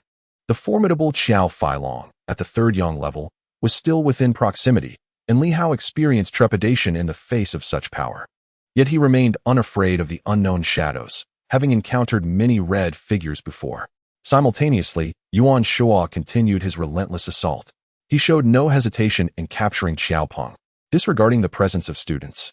With unwavering ferocity, he unleashed a barrage of punches, employing the five-animal technique to its fullest extent, managing to suppress Xiao Feilong, who struggled to dissipate his energy. The ensuing shockwaves were unavoidable, and Yuan Shua could not afford to concern himself with them. Perhaps one party hesitated due to familial ties, while the other was mindful of the students. Thus, they instinctively retreated further into the distance, shattering countless tiles and continuing their battle onto the street. At that moment, Li Hao perceived the shadow lunging towards him. Others remained oblivious, but he was acutely aware. As the shadow surged forward, he had already grasped his small sword, his trump card for survival. In that instant, who cared about exposure? Perhaps only this small sword could combat such an entity. He doubted his ability to strike effectively. The sword emitted a faint glow, and as he wielded it, he thrust forward. With a soft sound, it seemed to pierce something, and a muffled grunt resonated through the void. What? The shadow emitted a sound, differing from the red figure. In that moment, the shadow too appeared astonished. What was this? The Li family sword? It seemed to dawn upon the shadow, causing it to tremble slightly. Had it not been given to the Night Watchmen? How could it still be in Li Hao's possession? The Li family's sword could harm it? This revelation made sense, as the weapons of the 8 great families were undoubtedly extraordinary. Xiao Feilong had previously speculated that their weapons likely belonged to the class of divine artifacts. At that instant, after being struck, the shadow quivered slightly, and the next moment, a humanoid figure began to materialize. Meanwhile, Xiao Peng, whose leg had been broken by Li Hao, blushed with embarrassment as he was dragged backward like a cur, quickly spotting the emerging shadow. With great difficulty, he managed to utter a single phrase, "Mother." Li Hao's heart jolted. Mother? How could this be? Xiao Feilong's wife had been deceased for many years. How could this shadow be her? The shadow, indistinct in appearance, also seemed to quiver slightly, uttering the words, "You can see me?" This single phrase revealed an abundance of information. Xiao Peng was once an unseen presence, her very existence unknown, and it was likely that she herself could not manifest, lest she be the mother of Xiao Peng who had no need to remain concealed. Unless she were neither human nor ghost, unable to control her own manifestation, in which case revealing herself to Xiao Peng would only burden him further. At this moment, Li Hao was also taken aback, though his astonishment quickly transformed into joy. Xiao Peng's mother? How splendid! Despite her passing, Li Hao had acquired some knowledge about her. According to available records, she had served as Xiao Feilong's secretary and was a figure he deeply trusted, eventually rising to become the matriarch of the Qiao family. In her lifetime, Xiao's mother was a pivotal ally to Xiao Feilong, and her contributions were instrumental in the family's prosperity. Although she later withdrew from the company to raise her son, Xiao Peng, this indicates a profound affection she held for him. It was unexpected that she was still alive, albeit in such a state. What could this condition signify? At that instant, in the distance, Xiao Feilong, who was being subdued, suddenly turned his gaze towards this direction. Upon seeing the shadowy figure, his eyes widened in shock. It has appeared. The shadow had indeed manifested. Or rather, he could not see the shadow but could hear its voice. In his mind, it was the manifestation of his beloved. How could this be? Over the years, he had contemplated numerous methods to achieve this, only able to perceive her presence through sound, feeling her essence despite her lack of corporeal form. Why at this moment? Did she materialize? Though puzzled, Xiao Feilong's thoughts shifted as he glanced at Li Hao and the small sword in his hand. He began to realize that this might be the sword of the Li family, which could potentially assist his wife in regaining her physical form. An energy surge from a past relic had transformed her into her current ghostly state, and now there seemed to be a chance for restoration. The sword of the Li family and the relic must be interconnected. Kill him. Seize the sword. Xiao Feilong commanded, his voice a low growl. A son lost can be reborn. You must return to us, and we shall have many children. He feared that his wife might show mercy. Boom. Yuan Shuo delivered a punch that sent him hurtling backwards, crashing into the street and shattering countless structures in the process. Xiao Feilong coughed blood but persisted in his command. Kill him. Do you hear me? Despite being threatened by Xiao Peng, Li Hao had no desire for his son to perish, yet his attitude shifted. Xiao Peng could die, but Li Hao must also perish, and that sword must be seized. The shadow trembled slightly before lunging at Li Hao. Li Hao stomped his foot, unleashing a faint surge of power that caused the ground to quake. Yet, this force was swiftly suppressed. The shadow, though perhaps not as formidable as Xiao Feilong, emanated a presence that felt comparable to that of a solar deity, a level of power beyond Li Hao's capacity to confront. At this moment, even a sneak attack seemed futile. As the shadow subdued his meager force, Li Hao suddenly raised Xiao Peng, wielding him as a weapon against the shadow. Xiao Feilong remained indifferent. What about you? In the distance, Yuan Shuo's expression was frigid as he unleashed a flurry of punches, each strike reminiscent of a colossal bear, causing the very earth to fracture beneath him. His sole intent was to pummel Xiao Feilong to death, affording him the precious time needed to rescue Li Hao. Over 100, and Li Hao could endure.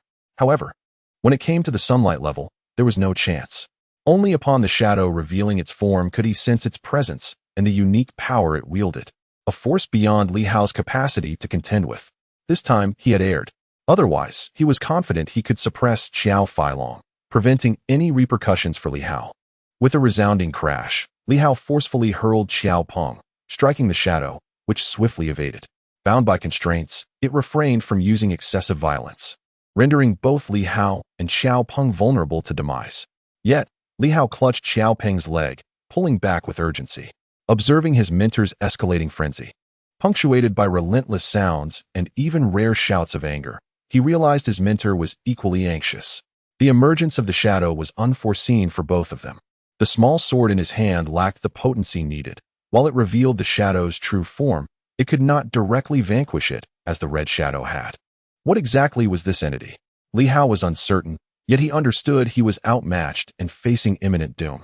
In that moment, he stomped his foot once more, a faint force erupting anew, causing the ground to tremble. The shadow, poised to pounce, was momentarily repelled. Despite the urgency within, Li Hao remained calm amidst the chaos. There was little to panic over. The shadow was apprehensive of Xiao Peng's fate, a fortunate circumstance. However, he knew this situation could not persist for long. Soon, he would fall victim to the shadow, but for the time being, it still held some trepidation towards the small sword. Li Hao's wielding of it granted him a semblance of leverage. Not far away, Yuan Shuo observed Li Hao's arduous resistance, his heart racing with concern. Though he professed indifference to Li Hao's life or death, it was merely rhetoric. How could his disciple perish before the next contest of myriad seeds? With this thought, Yuan Shuo, who had initially refrained from employing the blood blade technique, could no longer contain himself. Perhaps his sword energy was insufficient this time. It might severely deplete his vitality or even inflict grave injury, yet he had no choice but to proceed. He acted with resolute determination, a surge of blood vitality flushing across his face. In an instant, the blood essence coalesced, and his spirit surged to its zenith. The stone blade in his hand seemed to elongate. With a punch, he sent Xiao Feilong flying, and in the next moment, Yuan Shuo bellowed, merging his essence and spirit into a formidable force. Uncertain if he would recover from this, he thought, yet he pressed forward without hesitation. Just as Li Hao had chosen to confront the shadow, fully aware of the peril, yet still opting to seize Xiao Peng as leverage. Such was the bond between master and disciple. There was no need for excessive consideration. Bloodblade slash. He roared, and in that moment, the stone knife transformed to a conventional sword size, its hue of vivid crimson. Xiao Feilong instantly sensed the looming threat of death. He initially intended to wait, anticipating that his wife would deal with Li Hao shortly. She was merely preoccupied with their son's life and death, which had delayed matters until now. If he could grant her a little more time, after eliminating Li Hao, she might once again retreat into the shadows. At that juncture, despite Yuan Shua being prepared, he could instill fear in him, marking the moment for his counterattack. Yet, at this instant, he sensed danger. In a heartbeat, an overwhelming inferno erupted. He fought back fiercely. As a member of the Three Sons, being so suppressed by Yuan Shua, even facing mortal peril, incited his fury. Flames surged upwards, illuminating the entirety of Silver City in an instant. A powerful aura was unleashed, reverberating throughout. Above Silver City, fire and blood blades reflected in the void. Two potent forces surged forth, radiating in all directions. Boom! A deafening roar shook half of Silver City. The blood blade cleaved through the flames, extinguishing the sea of fire. In a fleeting moment, the blood blade sliced through the air, shattering a head into fragments. At that moment, in the distance, the inspection office, Hao Lianchuan swiftly looked up. Only now did he fully grasp the situation. Despite the considerable distance of over 10 kilometers, he had faintly sensed some commotion earlier and felt certain presences. But due to the multitude of extraordinary beings present, he had instructed Musin to investigate first. Yet now, his expression changed drastically. This was no ordinary battle of superpowers. Where did this Three Sons come from? And was that Yuan Shua? With whom was Yuan Shua engaged in combat? Observing the throng of extraordinary individuals in the hall, he bellowed, "Silence!" As the crowd, engrossed in their clamor, registered his command, an overwhelming force erupted. Hao Lianchuan's face turned icy. "Be silent. Whoever dares to disturb the peace at this moment shall be executed on the spot." A flicker of unease crossed his eyes. What was happening? The Red Moon? Or another organization? Damn it, what was Yuan Shua up to? This incessant battle with the Three Sons was never-ending. He yearned to see for himself, but the sight of so many extraordinary beings made him hesitate. If he left, would they revolt?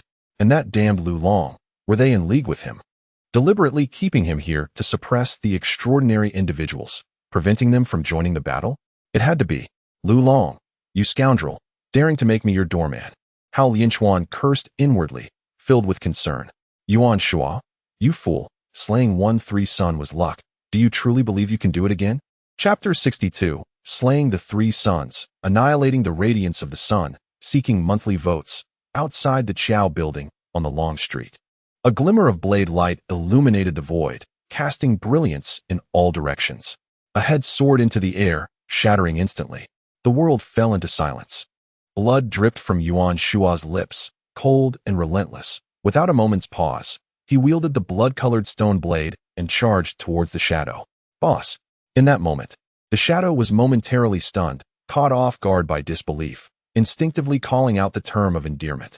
For many years, in the eyes of the shadow, Xiao Feilong was regarded as a genius, a remarkable individual, and an invincible force. He ascended from Silver City step by step, meticulously calculating his moves against Yen Luo, quietly cultivating his power until he reached the realm of Sanyang, even preparing to establish his own supernatural organization to rival the three major factions as well as the Night Watchers. Yet today, all of that has vanished. Xiao Feilong is dead. A powerful figure of Sanyang, although previously suppressed by Yuan Shua, had not reached the point of total defeat. However, in an instant, Yuan Shua shattered all of his defenses, and with Xiao Feilong at full strength, he severed his head with a single strike. No, this cannot be true. The shadow could hardly believe it. At this moment, Xiao Peng, who was being used as a weapon by Li Hao, was still alive but bore a glimmer of despair in his eyes. Xiao Feilong had urged him to abandon him, and deep down, he held no resentment. There was no need for it.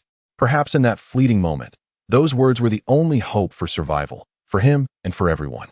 It was Xiao Peng's mother who hesitated too much, too concerned for her own safety, and thus became ensnared by Li Hao. She missed the opportune moment. Whom can she blame? In her attempt to save herself, her indecision led to their defeat, the death of her husband, and one might say the responsibility lay with her. Yet, She acted out of a desire to protect her child. A hint of helplessness flickered in Xiao Peng's eyes, mixed with sorrow and reluctance. Of course, there was also a sense of regret. In the final moments, he could not attain the level of supernatural power, missing the opportunity his father had spoken of. In that moment, Xiao Peng suddenly began to struggle violently in Li Hao's grip, desperately fighting against him, only for Li Hao to instinctively crush his throat, blood spraying forth. Yet Xiao Peng remained unfazed. At this juncture, did he still wish to live? No longer. Only in death could his mother be driven to madness, completely relinquishing any illusions. And if she were to kill Li Hao, she would ensure he accompanied her to the grave. Yuan Shuo was invincible. In this moment, the once frivolous young man revealed a ruthless character. When there was a glimmer of hope for survival, he clung to life. When that hope was extinguished, he yearned for someone to accompany him in death. Punger, a furious, frenzied roar echoed, as the shadow was still engulfed in despair over Qiao Feilong's demise. In the next moment, she witnessed Xiao Peng's throat being crushed, blood spraying forth. In that instant, the shadow awakened to the harsh reality. She realized that her own hesitation and indecision had led to the failure of this battle. Xiao Feilong did not blame her. He died with regret. Her son bore no resentment, choosing resolutely to embrace death, and now she sought to kill Li Hao. Yuan Shuo was approaching. The shadow erupted with an astonishing aura of killing intent. She too desired to see Yuan Shuo's student perish. No, this was his closed-door disciple. To a martial artist, a closed-door disciple is often even more cherished than one's own child. Even if Yuan Shuo were to be resurrected and enter the realm of Douqian, living for a time longer, the loss of his disciple would surely wound him deeply. Die! The shadow surged forth like a sharpened blade. In an unexpected turn of events, she had become what she was now. Years ago, during the development of the ruins, she had been struck down by a unique force, yet she had not perished. Due to the unique energy intertwined with the relic, there existed a healing force that preserved her soul, or rather, her spiritual essence. Yuan Shuo was unable to detect her presence, attributed to this very energy. It was exceptionally rare and difficult to discern. Much like how Yuan Shuo initially failed to perceive the sword's capabilities until Li Hao extracted it, at which point he began to sense it. The energies of the 8 great families seemed to possess a certain elusive quality. In that moment, the shadow could no longer afford to hesitate. The husband she revered as a celestial being had perished, and out of deep affection, she had become a spiritual entity, reluctant to reveal herself before her son. Fearing it would cause him sorrow, this demonstrated her profound love for Xiao Peng. Yet, at this moment, her son was on the brink of death as well. She did not comprehend why everything was transpiring so swiftly, but one thought consumed her: eliminate Li Hao. Like a sharp blade, she surged towards Li Hao's head. Although he had severed her physical form, she remained a unique spiritual force, moving with boundless speed, intent on shattering Li Hao's skull. At that instant, Li Hao's expression shifted. Uncertain whether the opponent could inflict harm upon him like the Red Shadow, he refused to gamble with such possibilities. In that fleeting moment, Li Hao shouted and stamped his foot down. He raised his hand to shield Xiao Peng, causing the earth to tremble slightly as a unique momentum erupted forth. Moreover, at that moment, a surge of blood energy and internal force emerged, merging with the special momentum. The blood blade technique. Yuan Shuo had frequently instructed Li Hao in recent days, yet he had merely advised Li Hao to memorize the technique without delving into its practice. It was a method of mutual destruction. Furthermore, without the presence of momentum, Li Hao would not have been able to utilize it. Nevertheless, Yuan Shuo had not anticipated that his student would grasp the rudimentary form of momentum so swiftly. In this life and death moment, Li Hao paid no heed to anything else. The blood blade technique erupted instantaneously. Blood energy, internal force, and the nascent form of momentum rapidly fused into one, exhibiting such decisiveness that it was not inferior to Yuan Shuo's prowess in the slightest. At the brink of life and death, he remained eerily composed. Xiao Peng, spewing blood, was flung away by his force. The shadow hesitated for a moment, and even at that juncture, she could not bring herself to destroy Xiao Peng's corpse. This was indeed a testament to a mother's great love, yet in the face of mortality, it proved to be ill-timed. The shadow's speed faltered for an instant, and in the next moment, a unique blood energy surged around Li Hao. The blood blade technique. It was not employed for killing, but rather to obstruct the opponent momentarily, for his teacher was nearing, swiftly approaching. A buzzing sound resonated throughout the air as Yuan Shua, akin to a flying sword, shattered the ground and charged forth, raising his blade to strike. The shadow let out a fierce roar, dodging Xiao Peng and crashing forward. A thunderous boom echoed. The blood-red barrier shattered instantaneously. Li Hao was still too weak. His momentum had not fully formed. Thus, the explosive bloodblade technique fell short of achieving what Yuan Shua could, defeating foes of a higher tier. However, as the blood-red barrier broke, Li Hao was compelled to spit forth a mouthful of blood, which landed precisely on his small sword, causing it to seem to bubble momentarily. He felt as if it had grown slightly larger. He paid little mind to it, and thrust the sword forward, like the sharp sound of glass scraping against glass. The shadow was pierced by a sword, releasing a plume of black smoke. In an instant, this smoke was devoured by the small sword, as if it had encountered a delectable treat or an energy of the same origin.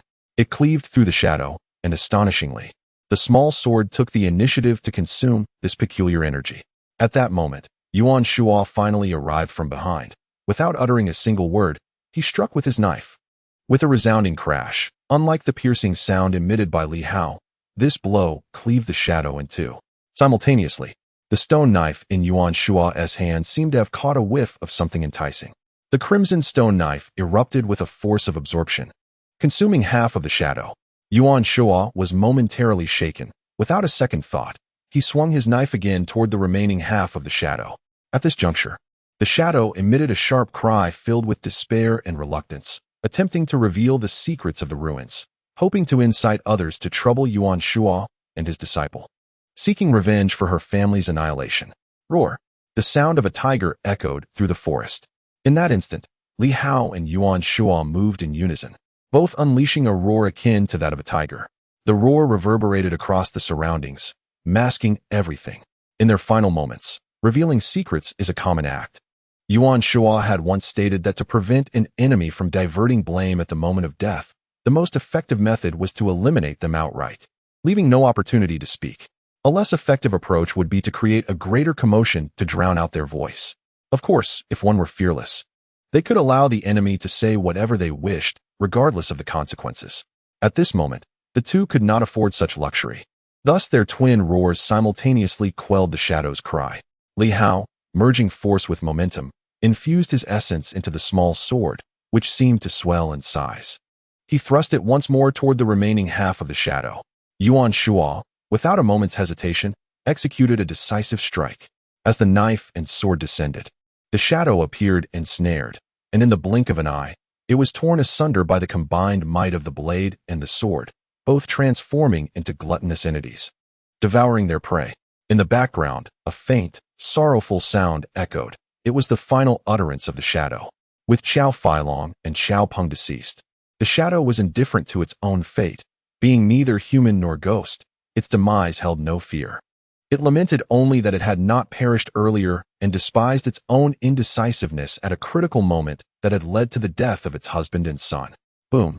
A wisp of black smoke exploded, mostly consumed by the knife and sword, with only a small portion gradually dissipating. Just as the master and disciple concluded their confrontation with the Qiao family, a sudden bark of a dog echoed from the side of the street. In the next moment, Li Hao and Yuan Shua witnessed a scene unfold. In the darkness, a black panther clawed out, ripping apart a human head that had partially surfaced from the ground.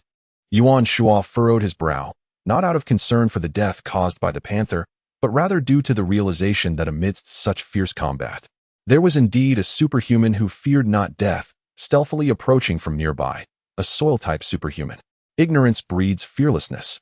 To be slain by a single claw of the Black Panther, one could only be a novice, either a Starlight Master or a newcomer barely entering the realm of the Moon's shadow.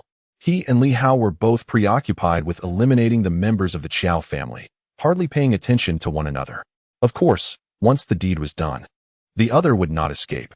As long as the master and disciple dealt with their formidable adversaries, this fellow had no chance of evasion.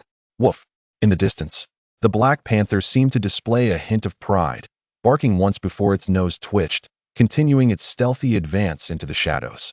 This dog had just been patrolling the periphery. This was not a lesson from Li Hao. Casting a glance at his mentor, Li Hao wondered if this was indeed part of the training. Yuan Shua, with blood trickling from the corner of his mouth. Suddenly let out a cold laugh. I did not instruct it. This creature fears for its life. It likely wished to hide, realizing we had dispatched our foes. And fearing we might turn on it, it barked a few times to inform us that it was also contributing. Li Hao was taken aback, then couldn't help but chuckle. Yet, amidst their laughter, both master and disciple coughed up blood. They had both employed the blood blade technique this time.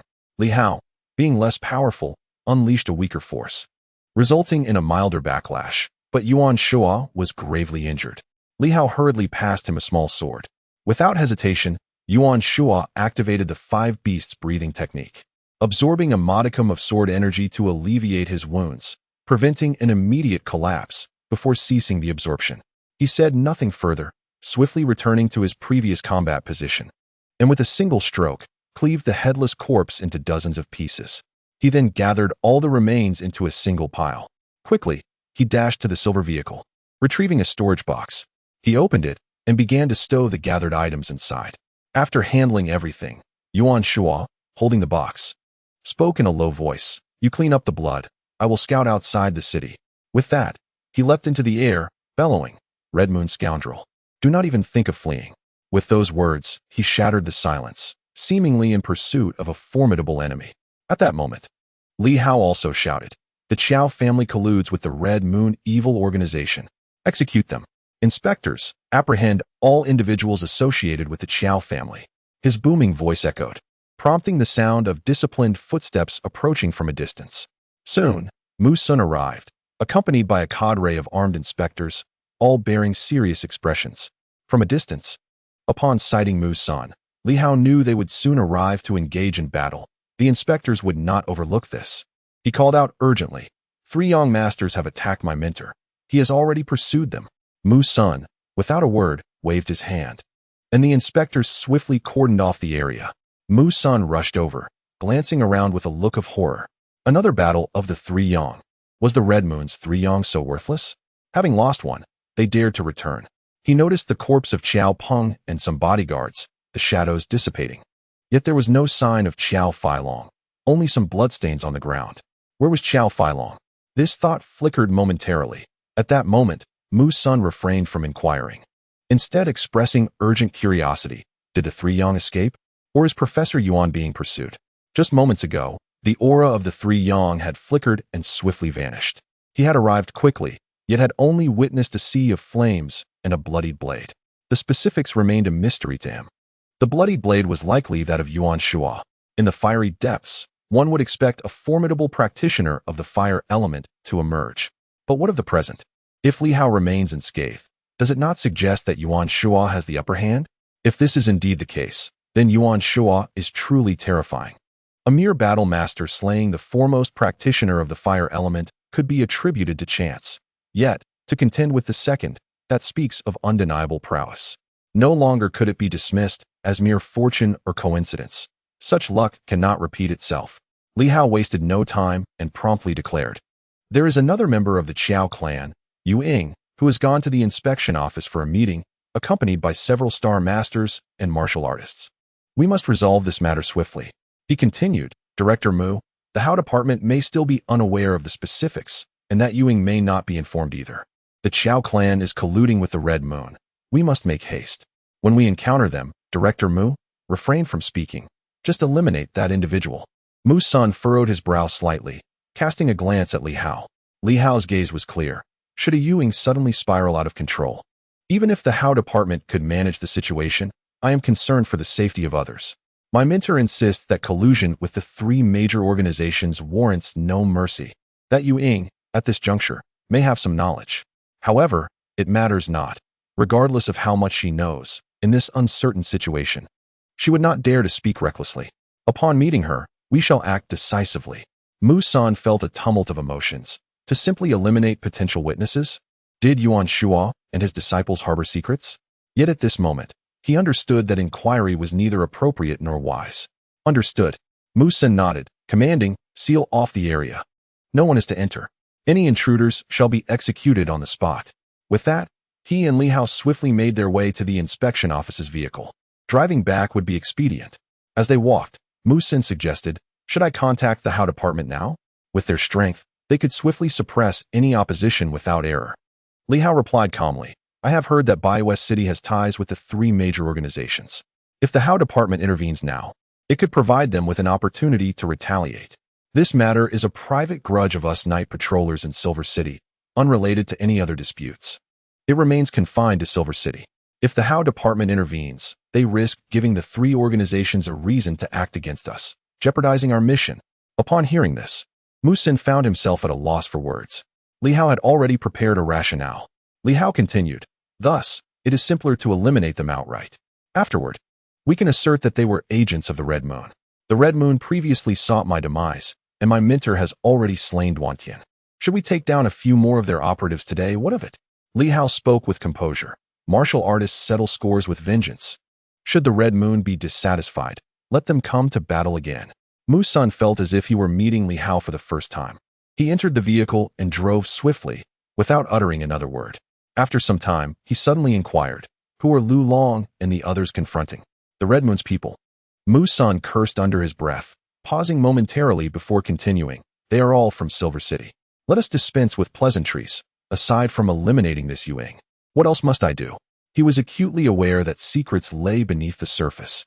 The commotion caused by Yuan Shua's actions was too great to conceal. Coupled with the uproar outside the city, various parties would inevitably seek the truth. At this moment, what course of action should he pursue? Li Hao cast a glance at Mu Xin's retreating figure and, after a brief pause, spoke. Make public the collusion between the Qiao family and Hongyue. The Qiao family serves as Hongyue's stronghold in Silver City, with both father and son being peripheral members of Hongyue.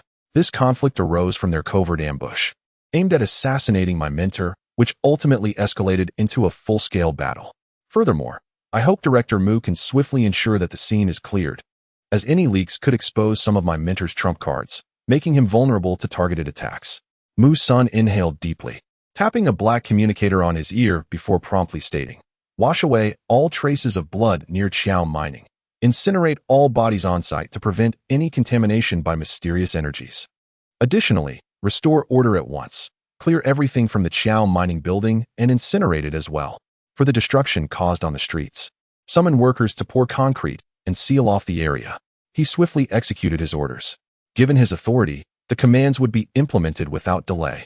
The Inspection Bureau, as a force of enforcement, would soon restore the area, leaving little trace of the damaged Qiao building.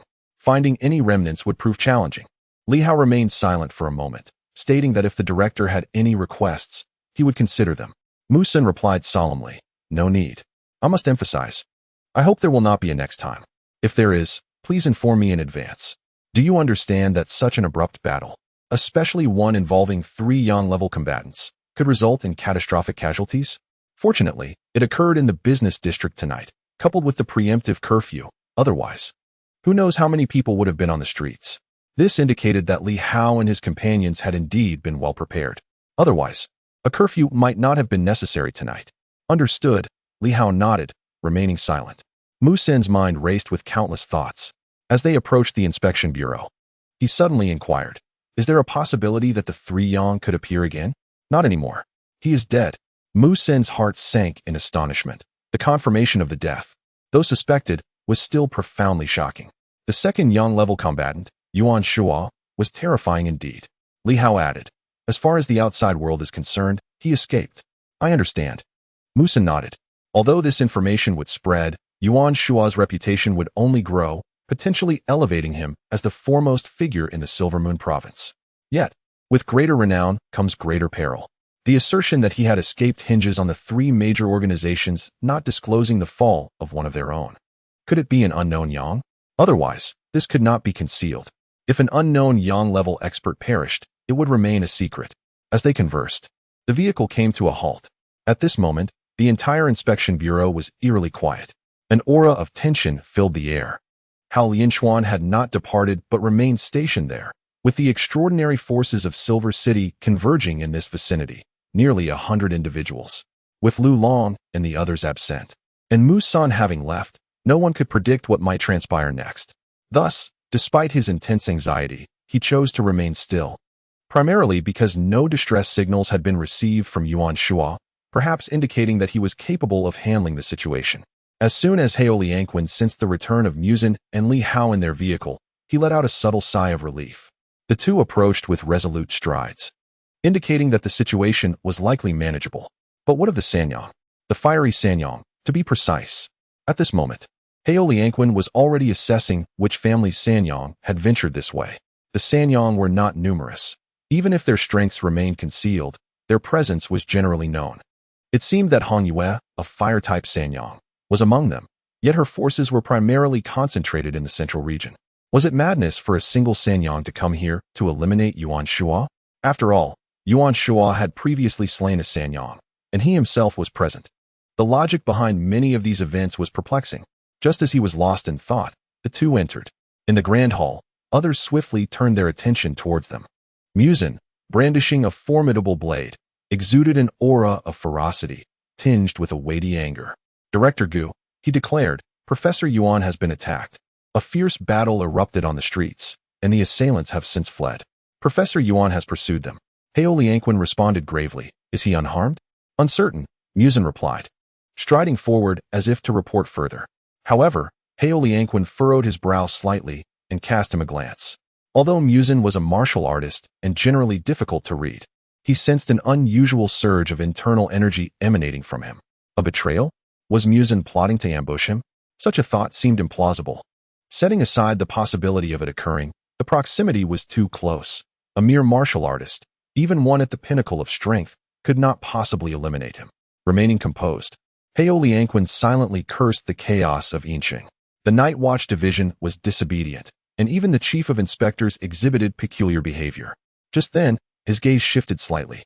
Catching sight of a seemingly honest middle-aged man, now appearing somewhat anxious, it was none other than the driver from the Qiao family. Was Muzin intending to kill him? Why? This thought flickered briefly, and he even considered intervening. But at that moment, a figure stepped into his path. Li Hao spoke. Director Gu. My teacher said. What did your teacher say? Liu Yan had not heard, for in truth, Li Hao had said nothing at all. At that very instant, a glint of murderous intent flashed in Muzin's eyes as he swung his long blade towards the driver. Simultaneously, he bellowed like thunder. The Qiao family conspires with bandits to assault Professor Yuan. They must be punished. Anyone who dares to move shall be considered an accomplice. With a resounding crash, the moonlight-level expert finally reacted to Muzin's ambush. He swiftly attempted to defend himself, unleashing a formidable surge of superpower, also of the fire element. But as soon as the power erupted, a sickening sound echoed. Muzin's blade fell with lethal precision. At such close range, even a peak martial artist could not withstand the surprise attack. With a sickening thud, the man's head was cleaved apart, along with the hands he had raised in defense. Utterly obliterated, Liu Yan frowned slightly and cast a cold glance at Li Hao. These individuals were blatantly disregarding his authority, even going so far as to obstruct him deliberately. Li Hao, Yuan Shua, Lu Long, and Mu Sun. Together, they had become a cohesive entity within the Silver City. No water could penetrate their unity, as they provided mutual protection, even harboring distrust towards the night patrollers. Clearly, these individuals were concealing secrets, and even Hao Lianchuan found himself doubting their intentions.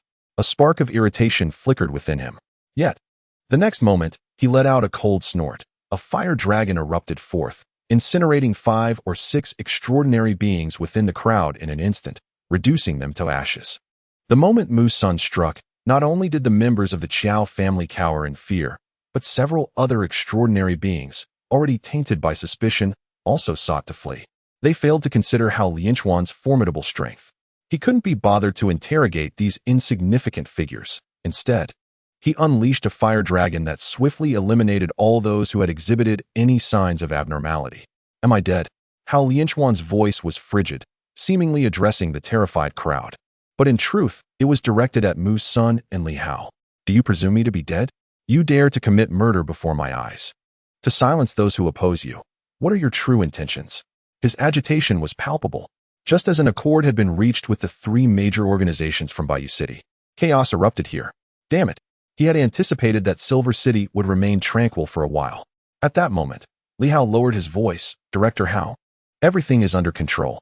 It was merely a local enterprise in Silver City colluding with some malevolent forces to attempt an assault on my mentor, but that has been resolved.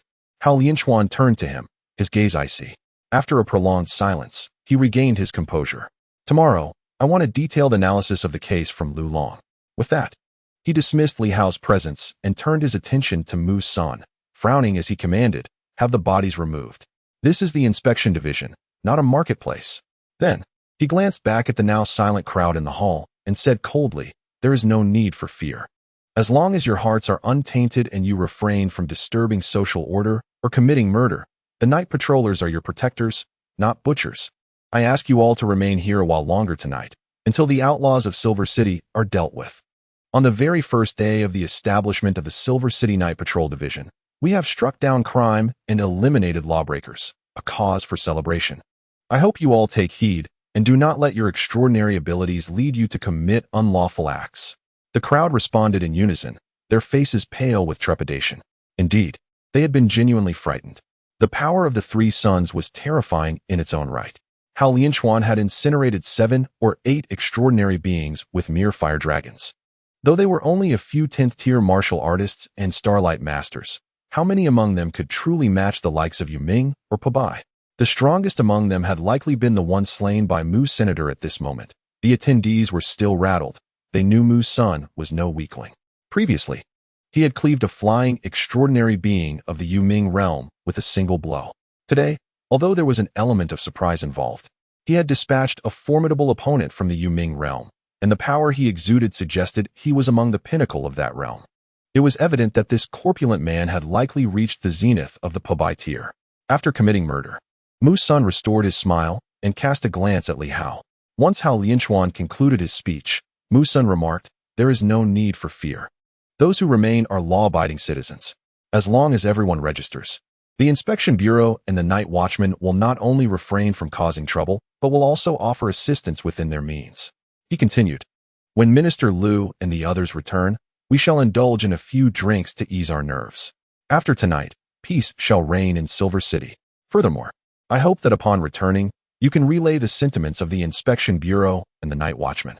Some individuals may have forgotten to register, or perhaps have been in seclusion for too long, and it would be wise to register as soon as they emerge from their isolation." At this statement, some faces paled slightly. Were there still unregistered superhumans within the city? Undoubtedly. After tonight, would anyone dare to remain unregistered? Perhaps not. Unless one truly had issues. Otherwise, the Night Watchman's display of power tonight, culminating in a murder to establish authority, could lead to dire consequences if discovered. For a moment, the entire hall fell into an eerie silence. Li Hao and his companions remained motionless, their gazes fixed on the doorway. Li Hao pondered, would there be problems on Captain's side? The 3 daybreakers. The mines were a considerable distance from the urban area, and even if Yuan Shua rushed over, the battle might very well have concluded by then. The outcome remained uncertain. However, with careful planning, Captain should be able to manage, right? Moreover, there were lingering repercussions from this incident. For instance, Liu Yan likely held a poor impression of himself now, perhaps even of Silver City as a whole. Deceit and manipulation. To speak more bluntly, the Night Watchman and Inspection Bureau hardly regarded Liu Yan with any respect. Should he be slightly more vindictive, it would be understandable. As for Mu Sun, Li Hao found himself gaining a deeper understanding of this individual. He was indeed a formidable character. While not overly inquisitive, Li Hao had surmised certain things without asking, opting instead for decisive action to eliminate potential threats, a trait evident in Mu Sun's demeanor. Additionally, thoughts of the starry sky sword flickered in Li Hao's mind. Remarkably, the starry sky sword absorbed some shadows, seemingly replenishing its energy, and it appeared that the Zhang family's stone knife exhibited similar behavior. Previously, when he and his teacher had engaged in combat, both weapons seemed to sense a feast, eagerly consuming the shadows. What peculiar properties did these shadows possess? The earlier red shadows had not been devoured by either. Might it be related to the ruins? Perhaps the ruins controlled by the Qiao family contained something that could replenish the energy of the small sword. With this thought, Li Hao felt a surge of excitement. He needed sword energy, as did his teacher. Previously, his teacher had employed the blood blade technique, sustaining significant injuries. Although a small amount of sword energy had been absorbed, it was far from sufficient. Even a complete absorption might not suffice. Moreover, they were yet unaware of the multitude of troubles that awaited them. It was imperative that his teacher's wounds healed swiftly. As Li Hao contemplated these matters, at the Qiao mines, cannon fire rained down, causing a mountain peak to collapse, revealing glimpses of ancient relics hidden beneath. At this moment, Lu Long delivered a decisive blow with his axe, slaying a recently emerged adversary from the rising sun. Of the two remaining foes, one found himself entangled with Lu Long, while the other dashed toward a nearby hill, intent on eliminating those who were firing from a distance. He was not unwilling to join forces against Lu Long. Rather, he recognized that engaging simultaneously would expose them to being targeted by distant shots, which could easily reveal vulnerabilities. It was imperative to first eradicate these troublesome assailants. The rising sun boasted formidable defenses, yet in the throes of combat with Do Qian, being under fire from afar could lead to their demise. Boom! A shell exploded beside the assailant, who narrowly evaded the blast. Chun Jian, wielding a rocket launcher, took aim once more, but the adversary deftly dodged again, demonstrating the might of the rising sun. Liu Yan, armed with dual blades, displayed fervor in her gaze. Despite the undeniable strength of her opponent, she was aware that they were not alone in this battle. 3 empowered individuals remained in their vehicle, ready to assist. Meanwhile, Lu Long engaged singularly, his fists crashing like waves, rendering his opponent unable to stand firm and clearly gaining the upper hand. If he could hold his ground for a while longer, victory would be assured. Attack! Liu Yan urged, charging forward, though she was at a distinct disadvantage. Being in the early stages of her own power compared to the rising sun, they showed no fear. The fire element empowered assailant, appearing quite youthful, was consumed by rage and frustration, unwilling to linger and entangle with them. They needed to swiftly eliminate these foes before turning their combined efforts against Lu Long. The situation had escalated, and uncertainty loomed regarding whether their leader was also facing trouble. Without time to ponder, the fire-powered adversary unleashed a rapid burst of energy. In response, Liu Yan and her companions conjured a small shield, a crystalline barrier. The ice crystal shield proved to be exceedingly fragile upon contact with the fire energy. It suppressed much of the force, yet the residual impact shattered the shield into fragments. This was the inherent flaw of the ice crystal barrier. Otherwise, it could have been a divine tool against empowered foes. The fire element assailant paid little heed to the fragile shield, recognizing it merely as a temporary impediment. These individuals were destined to perish. At that moment, a resounding explosion echoed, and in the following instant, a golden light sliced through the air from behind. Wang Ming, a master of the golden element, emerged, while Li Ming had already opened her third eye, being far better prepared than before. Li Ming's third eye emanated a stream of unique, enigmatic energy. In an instant, the fire element assailant felt as though he had entered a black hole. Reacting swiftly, he unleashed a surge of fire energy to shatter the void. Yet this moment of distraction proved to be fatal. The golden sword had inexplicably vanished. Instinctively, he unleashed his fire energy to counter the sword, but an unsettling sensation washed over him. Above, Hu Hao had unexpectedly lifted Wang Ming into the sky, descending upon him from above. Nearby, Liu Yan let out a fierce cry as her dual blades sliced through the air. Wu Chao, Chun Jian, and the others maintained their distance, opting instead to unleash a barrage of gunfire. In this moment, the realms of firearms, cold weapons, and supernatural powers converged to seal off the fire-based abilities.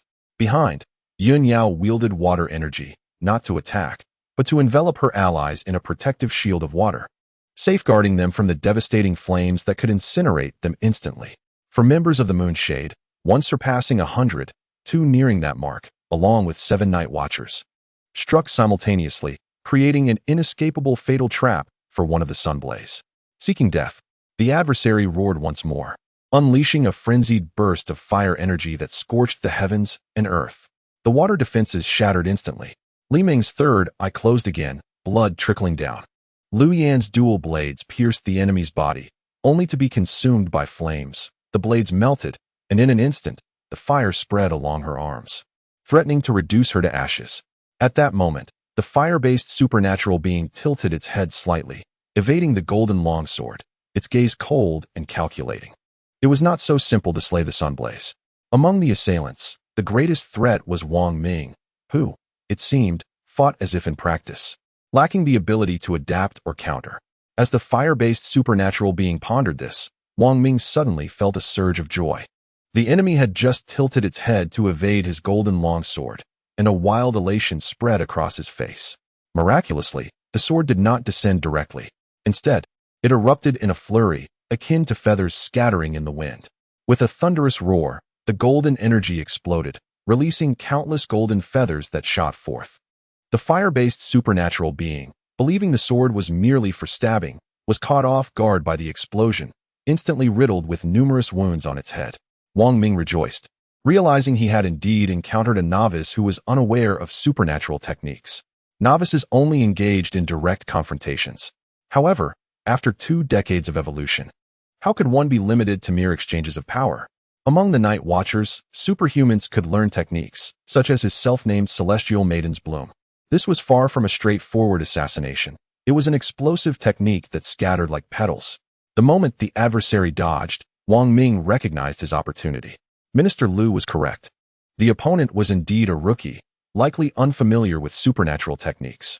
An experienced member of the 3 major organizations would never fall for such a trap so easily. With this successful strike, he transformed the enemy's head into a veritable hive of chaos. In the next moment, soaring through the air, Hu Hao unleashed his own power, delivering a crushing kick that obliterated the enemy's skull. Meanwhile, Yin Yao, pale-faced, issued a low command as her water energy surged forth. A water dragon enveloped Liu Yan's hands, extinguishing the flames, though some charred remnants remained. Liu Yan frowned slightly, remaining silent. Despite the pain, she struck fiercely, thrusting her scorched hands into the enemy's chest and tearing it open. In an instant, the battle concluded. In the distance, the last sun blaze, face ashen, suddenly turned and fled. The first daylight was abruptly ambushed and slain by Lu Long, while the second met his demise at the hands of a group of over 100 moon shadows. In that moment, he realized the tide had turned against him, and he dared not linger to continue the fight. Kill! At that instant, a thunderous wave echoed through the mountains, as if the very sky began to shed raindrops, resembling the explosive bursts of waves. Indeed, the droplets and rain cascaded in a violent eruption. Lu Long's arms radiated a crimson hue, a testament to the full force of his 9 forgings technique. With dual axes in hand, he swung down with ferocious might. Boom! In a colossal crash, the fleeing daylight was cleaved in twain by the axe, his body disintegrating in an explosion of gore. Lu Long's veins, too, burst open, blood splattering everywhere. In the distance, Wang Ming and his companions looked on in astonishment. Another duelist. At this moment, the superhumans were utterly stunned. The second duelist of Silver City. Previously, when Lu Long had slain one daylight, they had their suspicions. But the intensity of the battle had left little room for contemplation. Yet now, having witnessed the spectacle, they beheld the savage scene where one axe executed a daylight with brutal efficiency. This was Lu Long. Coughing, blood trickled from the corner of his mouth. Yet a smile graced his face as he turned to Wang Ming and his group. It had been accomplished. This night, he had single-handedly slain 2 daylights. Although he had capitalized on the first, the second was a testament to his genuine prowess. Even without becoming a superhuman, Lu Long had triumphed over the daylights. In that moment, a swell of excitement surged through the crowd. Wang Ming and his associates were momentarily lost in thought. Silver City was indeed a realm of the extraordinary, producing 2 duelists in quick succession, both fearsome individuals. They had initially believed Lu Long would collaborate with them to take down a single daylight, yet here he was, having dispatched 3. Thankfully, all 3 were dead. Wang Ming murmured, "When did daylights become so worthless that 3 could perish in quick succession, one even at his own hand?" It was utterly astonishing. Then, Lu Long's sudden words struck him with even greater shock. Yuan Lao arrived quite swiftly. Has the Sanyang fallen? Sanyang. Wang Ming and his companions' eyes widened in disbelief. They had thought Yuan Shua had failed to arrive in time, yet he had gone to confront Sanyang.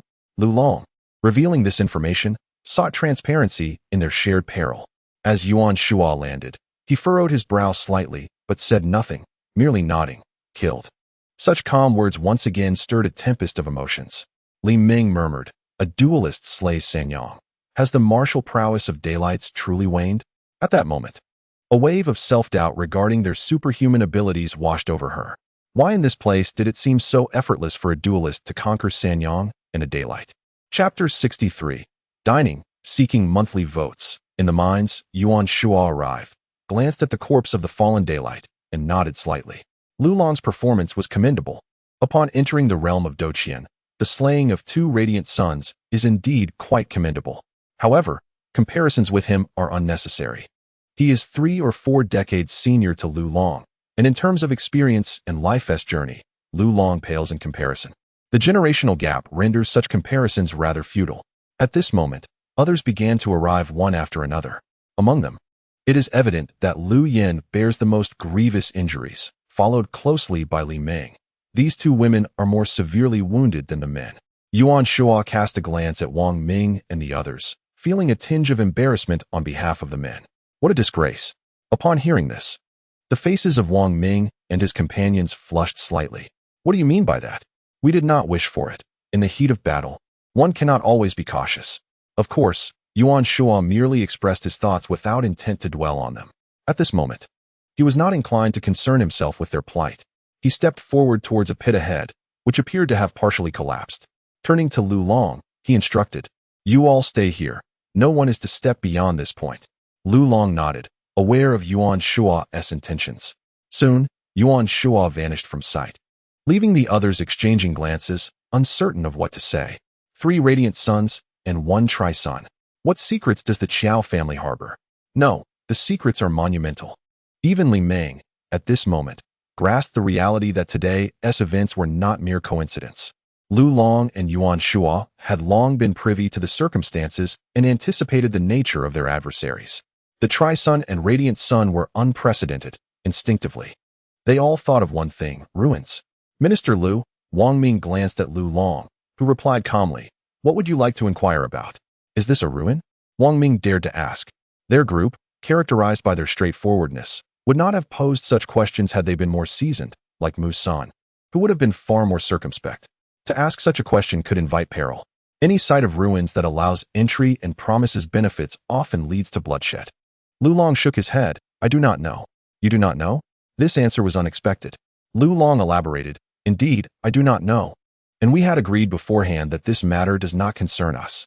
Wang Ming, as per our prior discussion, the mysterious energies and treasures from the 3 radiant suns will belong to us. Naturally, I shall not claim them, as the benefits I seek are already covered by Professor Yuan aiding my advancement in Doqian. Thus, the deaths of the 3 radiant suns mean that all spoils will be divided among you. The 3 radiant suns could yield a minimum of 500 units of mysterious energy, perhaps even reaching 900, though these individuals are not exceptionally strong, likely around 5 to 600. A radiant sun typically provides about 200 to 300 units of mysterious energy, contingent upon their strength. If they were peak radiant suns, the yield would be greater. However, since they have never engaged in such kills, the exact outcomes remain uncertain. This time, with the 3 radiant suns slain, extracting 5 to 600 units is quite feasible. Within the group, Liu Long will not take any, nor will Li Hao. Thus, the remaining 7 in the squad will share the bounty, each likely receiving nearly 100 units of mysterious energy, which is several times more than before. Even Wang Ming has never acquired such a substantial amount of mysterious energy in a single instance. At this moment, Wang Ming found himself in a quandary. Liu Long furrowed his brow slightly and remarked, "You must understand that Sanyang is significantly stronger than Rieo. It was Professor Yuan who eliminated them. Had I not entered Doqian in advance, it would have been impossible for me to vanquish them with such ease. Moreover, it was thanks to the extensive intelligence provided by Li Hao that we were adequately prepared today." He believed Wang Ming had set his sights on the relics and deemed such an allocation inappropriate. However, Wang Ming quickly shook his head, clarifying, "I am not referring to the allocation matter. It is Minister Liu. According to the Night Watchers regulations, we can distribute the spoils amongst ourselves. However, when it comes to relics, they must be reported to the Night Watchers." Liu Long responded calmly, "Ah, so that is what you meant. Yet, I recall that the Night Watchers also have a rule against actively participating in the competition for relics. You must understand that these are not our spoils, they belong to others.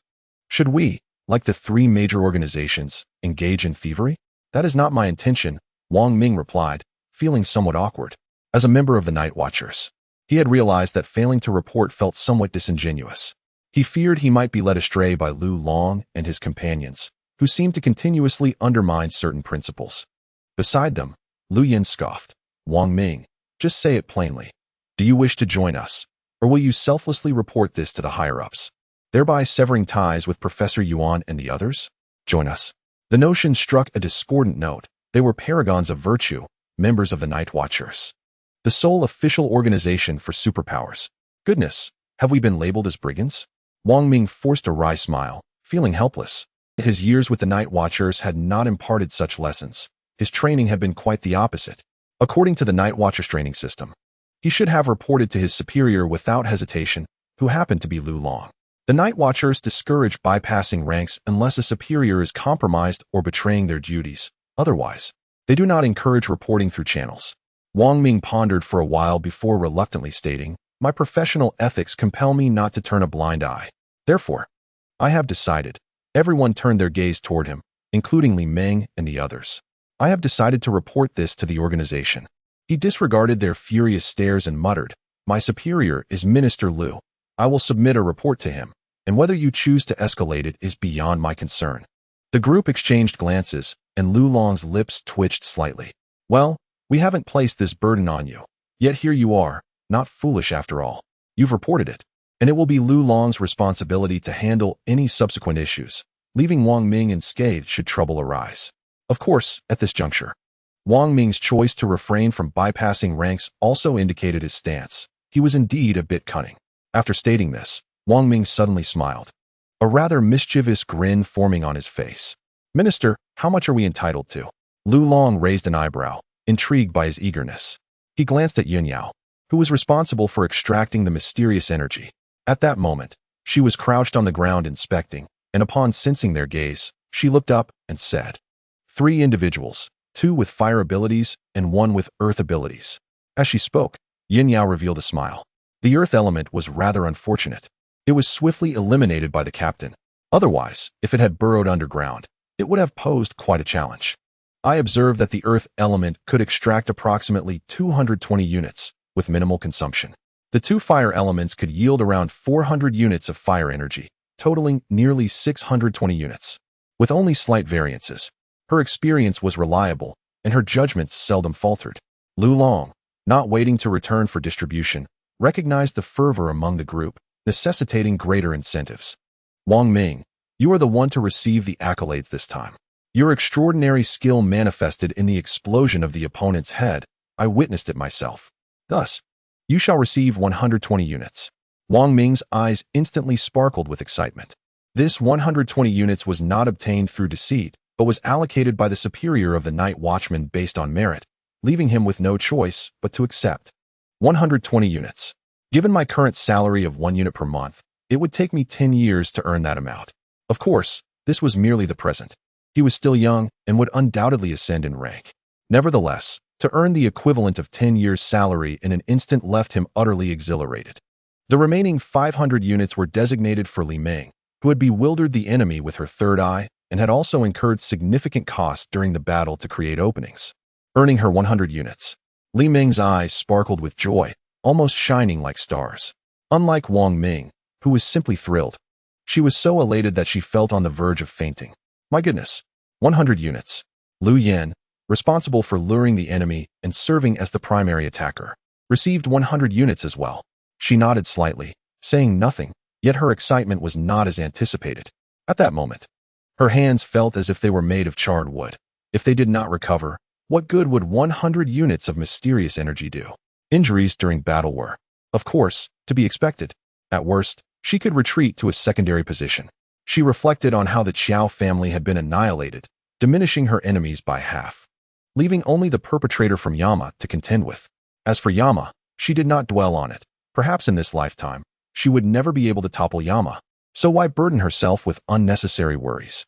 With half of her foes vanquished, even if she did not gain any benefits this time, it would still be worthwhile. Hu Hao, Yun Yao, Chen Jian, Wu Chao, you all assisted in the combat. Although your strengths vary, your contributions, in my view, were equivalent, each fulfilling their roles without error. Yet there was nothing extraordinary. You 4 shall evenly divide the remaining 300 units, receiving 75 units each. Any objections? The group promptly shook their heads. Chen Jian could not refrain from speaking up. Boss, we only took down 1. You eliminated 2. I have already received my rewards in advance. Liu Long replied with a grin. I have advanced to the rank of Do Qian. Do you think 100 or 200 units of mysterious energy could compare? Upon hearing this, the others finally snapped back to reality. Even Wang Ming could not help but express his envy. Minister, you quietly advanced. Wasn't it said that the difficulty of a martial artist's promotion is 10 times greater than that of a superpower? How did you achieve it so suddenly? Truly astonishing. It's merely the brilliance of old Yuan. Lu Long chuckled, while Liu Yan raised an eyebrow slightly, inquiring, what about Li Hao? Is he not entitled to anything? Lu Long chuckled, remarking that old Yuan had vanquished a formidable adversary, and that Li Hao's achievements were rooted in that very endeavor. A harvest from which they would not partake, hence he would not distribute the spoils. He cast a glance toward the collapsed area ahead and murmured, regardless of what lay within, it was his hope that none would seek to pry into its mysteries. All that was rightfully theirs would be claimed, and this bounty would far surpass any they had previously amassed. At the very least, they had secured 75 units of enigmatic energy this time. Coupled with the 20 units previously acquired by Chun Jian and his group, they had reaped an unimaginable fortune in mysterious energy. Wang Ming shrugged. Having decided to report to Lu Long, he would no longer concern himself with the matter. Relics? What did it matter to him? In truth, there were indeed numerous relics scattered throughout the wilderness, but the crux lay in whether one could unlock their secrets. Ancient relics were abundant, yet their exploration was fraught with traps and peril. Otherwise, the Night Watchers would not be collaborating with the 3 major organizations in the excavation of such sites. Wang Ming was aware of this, and while he felt a stirring of desire for the relics here, he recognized his own limitations and knew they were beyond his reach. Li Ming and Hu Hao both shook their heads, refraining from comment. At that moment, Yuan Shuo suddenly leaped up from below, furrowing his brow momentarily before it smoothed out. Without further ado, he unleashed a punch that echoed thunderously, causing the remnants of the not yet fully collapsed area to give way completely. Lu Long's expression shifted to one of concern. Yuan Shuo shook his head, stating, "It's not easy. Let us not dwell on that. First, let us clear the battlefield here, and we'll assign 2 people to keep watch, ensuring that no ordinary individuals wander in. The rest can be disregarded." Chen Jian turned to Lu Long, earnestly suggesting, "Boss, I'll stay and keep watch." Lu Long considered Chen Jian for a moment before responding. "Hu Hao, you are uninjured and can fly, should danger arise. You can escape swiftly. How about you and Chen Jian remain here on guard?" Hu Hao was taken aback. He was typically reticent and reserved. Logically, given the significant secrets at play, he, as a Yu Ming, was superior to Chen Jian. Now, being tasked to guard alongside Chen Jian seemed fraught with potential unforeseen events, such as harboring ulterior motives to eliminate Chen Jian and secretly seize some treasures. The fact that Lu Long entrusted him with this role was indeed surprising. "Am I suitable for this position?" Hu Hao murmured softly. Before Lu Long could respond, Yuan Shuo interjected with a calm demeanor, "What does suitability matter? All 3 of you are my designated disciples. This relic is a legacy from your senior brother's family. Without him, you would not be able to unlock it. Should there be any genuine benefit, your senior brother's generosity would not deny you a share. If one wishes to hoard it all for oneself, they are welcome to try, but even a formidable adversary like a San Yang cannot fully unlock and claim the benefits alone, should you succeed in obtaining anything. It would indeed be a testament to your capabilities." At these words, the group fell silent, contemplating the truth therein. If the treasures could be so easily claimed, they would have long since vanished. Clearly, the relic was likely devoid of any significant treasures by now, and even if remnants remained, they would have been taken long ago. To gain any further advantage would necessitate additional exploration. Hu Hao, feeling enlightened, nodded. "I understand, Teacher Yuan, rest assured." Yuan Shuo remained indifferent to the slight stutter in his address to the teacher. After all, he was merely a named disciple, and the sincerity of his heart was of little concern to him. However, Lu Long and his companions were somewhat taken aback. A junior brother? A named disciple? What was the connection here? "Lu Long, let us return for now. If we linger, Hao Lianchuan may become furious," Yuan Shuo remarked with a smile. But suddenly blood welled from the corner of his mouth. Lu Long's expression changed dramatically, and the others also turned pale. Had he been injured? "It's nothing." Yuan Shuo waved his hand dismissively, and with a casual stroke, the blood vanished completely. He glanced around and softly declared, "It's merely a trivial injury. There is no need to elaborate to the outside world." As the steadfast anchor of Silver City, if news of his severe injury were to leak, it could lead to unforeseen complications. Despite their concerns, the group refrained from voicing further worries. Yuan Yao swiftly collected the remains of the fallen. The bones of the sunlight corpses possessed mysterious energy preservation properties. The group quickly tidied the battlefield. Given the extent of the chaos, a thorough cleanup was nearly impossible.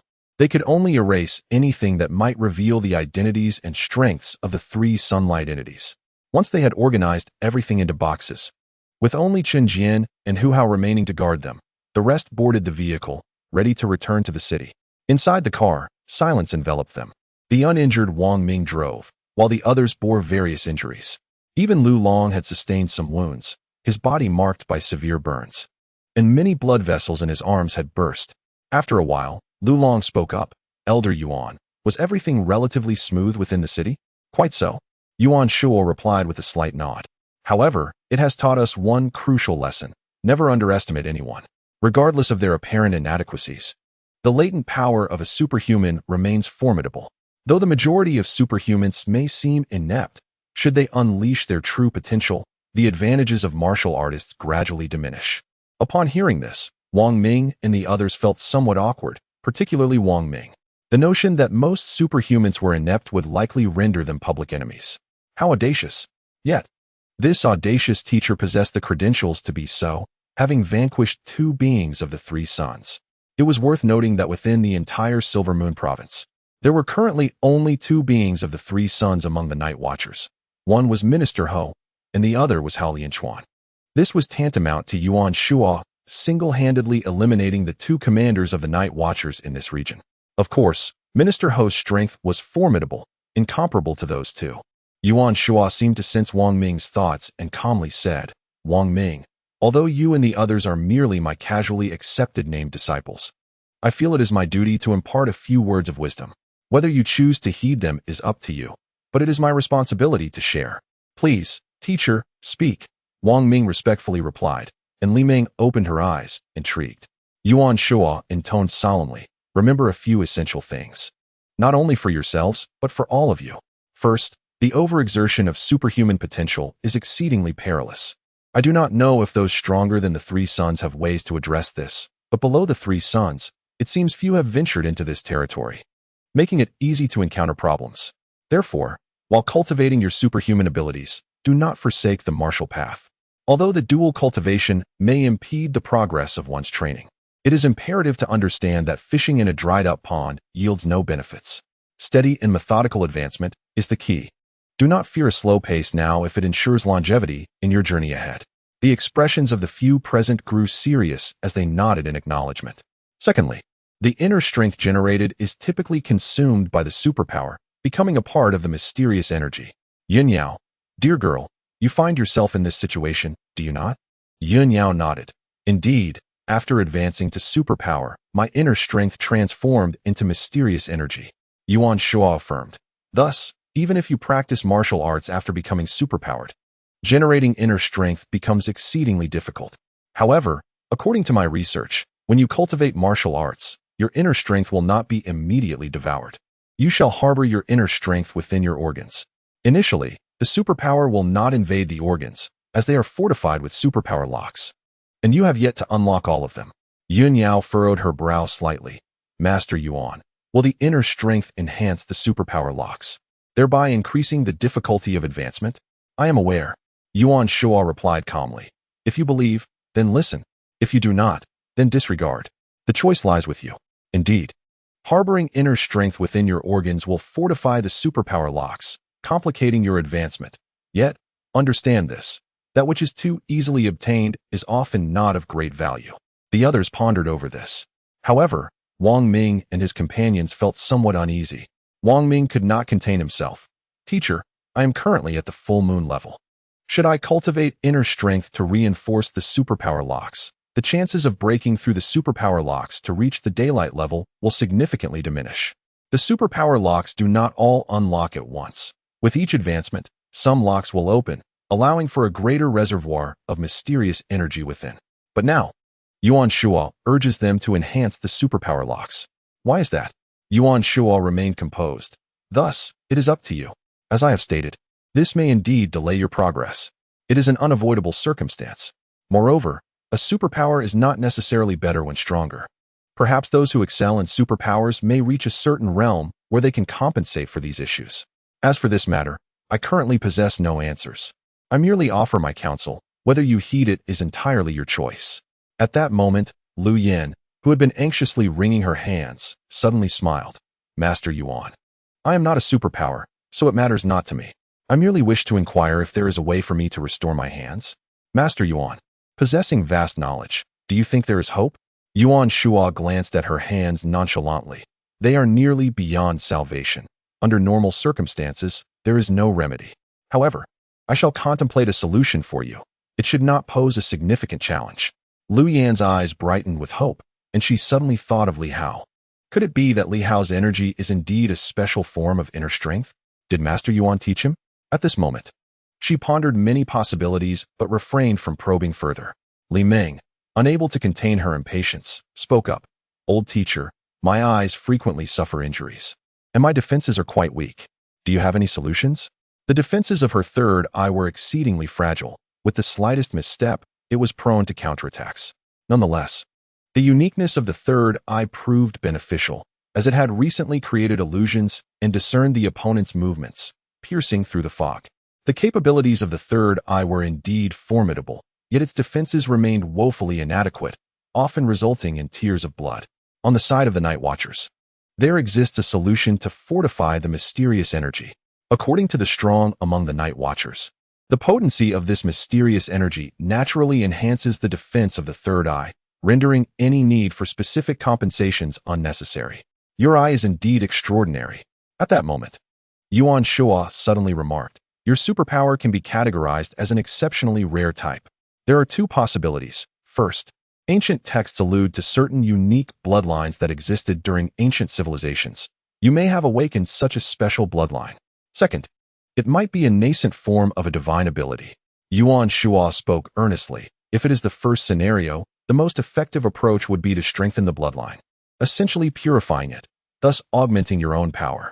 I recommend utilizing martial arts to enhance the bloodline's strength rather than relying on superpowers.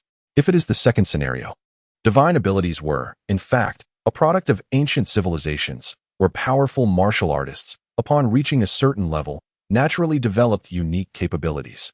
If you possess a nascent divine ability, I reiterate my suggestion, practice martial arts." Li Ming felt somewhat speechless and glanced at Yuan Shuo, questioning whether both methods truly revolved around martial training. Nevertheless, she dared not inquire further. Yuan Shuo chuckled. "Whether you choose to believe it or not is entirely up to you. After all, as a registered disciple, whatever you can learn is up to your own efforts. If you gain no practical skills, it matters not." His bluntness left both Wang Ming and Li Ming feeling somewhat awkward. At this moment, the vehicle had already entered the city, which was under strict martial law. The officials of the inspection division were diligently patrolling the area. Upon recognizing Lu Long and his companions, the inspectors immediately showed respect and granted them swift passage. Director Mu displayed commendable efficiency. Lu Long sighed, impressed by how quickly the citywide lockdown was enforced, with guards stationed at every checkpoint. Mu Sun's control and execution were indeed top-notch. At this juncture, he suddenly inquired, "Old Yuan, does Mu Sun have the potential to enter the Douqian?" As soon as these words left his lips, everyone turned their attention to Yuan Shuo. Even Wang Ming, who was driving, nearly lost focus and almost crashed into a wall. Yuan Shuo shot him a glare, prompting Wang Ming to hurriedly force a smile and continue driving, his mind racing. Could it be that Yuan Shuo truly possessed the ability to mass-produce Douqian? It seemed improbable. Yuan Shuo pondered for a moment before shaking his head. "I cannot say for certain. Mu Sun is more astute than you, and significantly more discreet. He likely stands at the peak of the 100. Though whether he has achieved completeness or mastered the potential is uncertain. Unless he engages me with full force or voluntarily reveals his potential, as you are aware. Without comprehending potential, how could one possibly advance? Do you genuinely believe entering Douqian is a trivial matter? Mastering potential, coupled with healing hidden injuries, and with the stimulation from someone of his caliber in Douqian, guided by potential, may allow him to step into Douqian. However, if he has not grasped potential, then all is moot. If I truly possess the ability to easily enable others to grasp potential, I would have already facilitated Li Hao's ascent to Douqian, rather than leaving him unattended. Lu Long refrained from further comments as the vehicle swiftly arrived at the Inspection Division's entrance. A group of individuals disembarked, and just as they stepped out, someone emerged from within. Hao Lianchuan wore a grim expression. After glancing at the others and Yuan Shua, he slightly sensed the atmosphere, raising an eyebrow before quickly breaking into a smile. "Thank you, Professor Yuan, for your assistance in helping us Night Watchers eliminate the malevolent energy practitioners. The establishment of the Silver City Night Watch Division has faced opposition from certain individuals who wish to see our endeavor falter. They have deliberately caused disturbances and assaulted our guests. Minister Lu Long has taken appropriate measures to eliminate these malevolent supernatural forces, earning commendable recognition that I shall undoubtedly report to Minister Ho for due rewards." He uttered a few formal remarks in a loud voice, declaring that since Minister Lu and his team have returned, the inauguration ceremony would commence officially. He continued, stating that instead of lengthy speeches, celebrating our opening with the severed heads of a few supernatural beings would suffice. He encouraged everyone to indulge in the evening's festivities. With that, he turned and walked away, disregarding Lu Long and the others. However, the furious voice of Hao Lianchuan reached Yuan Shua's ears. "Yuan Shua, I have shown you courtesy by not arguing publicly, but your reckless actions in slaying a supernatural being at this moment could jeopardize our long-prepared collaboration regarding that relic. Do you understand?" Yuan Shua's lips moved slightly. "Look at your cowardice. What are you so afraid of? You wish to collaborate, but those fellows do not. Besides, it was merely a few extraneous personnel that were eliminated. As for the three major organizations, a casual excuse will suffice. They won't dare to make a fuss. What of the Sanyang?" "What Sanyang?" Yuan Shua replied, puzzled. "Where did you come up with that? There's only the Yueming. Are you out of your mind?" Hao Lianchuan roared in fury. "You think I'm a fool? Was that not the Sanyang?" Indeed, despite the considerable distance, the energy that resonated over thousands of meters was unmistakable. If it was not the Sanyang, could it be a ghost? There was absolutely no Sanyang. Yuan Shua's lips quivered again. "Believe it or not, you may inquire with the other organizations if a Sanyang has come. They are not foolish enough to send someone to attack me, knowing I have slain a Sanyang before. It was merely an audacious Yueming who thought he could take my life and gain notoriety, but he was swiftly dealt with." Nonsense. Hao Lianchuan refused to believe it was Yueming. Yet Yuan Shua's conviction made him ponder, and he suddenly transmitted a thought. Was it an unknown Sanyang? Or has the opponent fled? If they have fled, it goes without saying that the major organizations will not admit to having dispatched someone to kill Yuan Shua. If it was an unknown Sanyang, then whether they were killed or not is inconsequential. Clearly, no one else is aware of it either. The only one who can ascertain the opponent's Sanyang level is likely me, Hao Lianchuan. Naturally, if someone had witnessed the battle, some powerful individuals might deduce the circumstances. However, with the scene now destroyed and the inspection department still on lockdown after tonight, no one will discern the intensity of the conflict that erupted there. "I have no interest in your words," Yuan Shua dismissively stated, striding towards Li Hao. Hao Lianchuan felt a surge of anger but restrained himself, wary of repercussions, wishing to strike Yuan Shua for his insolence. It was undoubtedly a Sanyang powerhouse, and indeed, it was possible they had been eliminated, a Sanyang of unknown identity. The more he contemplated, the greater the problem loomed. Filled with frustration, he approached Lu Long, lowering his voice and infused with indignation. "Is this what you call honoring fallen comrades?" Lu Long nodded, responding softly. "To kill and raise a banner in tribute is for justice, for the light. Rest assured, Chief Hao, this time the killings were entirely our initiative, and we will not request any rewards from headquarters. If I were to seek a reward, I would rather strike you down with a single blow." "Lu Long, tell me honestly, how many have we killed?" "3. Including old Yuan, it might be 4. Hao Lianchuan frowned slightly. "What kind of strength were those 3? 2 Starlight Masters and 1 Moonshade Master." Hao Lianchuan fell into deep thought. Is it true? The battle outside the city was far too distant for him to sense anything. He did hear some faint explosions, likely caused by firearms. Looking at Wang Ming and the others, Wang Ming was unscathed, while Liu Yan had her hands in her pockets, making it difficult for him to observe closely. She seemed to have sustained some injuries. As for Li Ming, injuries were a commonplace occurrence for her. She could get hurt even when dealing with Starlight Masters. So he refrained from commenting. In that case, it was not impossible for Lu Long and the others to have killed 1 Moonshade Master and 2 Starlight Masters. As for the Daybreak faction, Perhaps they could take down one of their own, but it would certainly not be that easy. Contemplating this, he nodded slightly. That will be enough. Do not seek trouble with me in the near future. I will resolve this matter. It was merely the extermination of a few malevolent supernatural beings. If the three major organizations do not pursue the issue, there is no need to worry too much. Chief Hao, do you mean to say that if the three major organizations pursue the matter, we will surrender? Lu Long suddenly halted, casting a glance at him, his eyes flickering with indignation and dissatisfaction. Hao Lianchuan frowned slightly and shook his head. It is not as you think. But the reality is that we truly cannot afford to sever ties with the three major organizations at this moment. In the central region, headquarters cannot provide us with support and continues to demand that we offer assistance. Chief Ho has been bearing this pressure without taking action. The strength of the three major organizations in Silver Moon surpasses ours. We have already fallen out with Red Moon. If we become entangled with Yen Luo or Fei Tian, Lu Long, you know the consequences. Sometimes we must endure. Endure? Lu Long furrowed his brow, but regained his composure after a moment, nodding slightly. I understand. If the three major organizations truly pursue the matter, Chief Hao can place the blame on us, claiming it was to avenge Li Hao, targeting Red Moon as periphery. Offending them once is manageable. Offending them a second time is not to be feared. Hao Lianchuan sighed and said no more. After taking a few steps, he suddenly added, what about the relic exploration at the end of the month? Would you like to participate? If you wish to go, I can apply for a spot for you. There is a possibility of entering Do Qian or advancing in your supernatural abilities, a rare opportunity. Of course, the risks are significant. Previously, Lu Long was not included in this scope. However, Hao Lianchuan worried that this fellow was currently rampaging without restraint. If he did not advance, he might not be able to endure, so it would be better to take him along to see if there was an opportunity for advancement, which would ensure greater safety.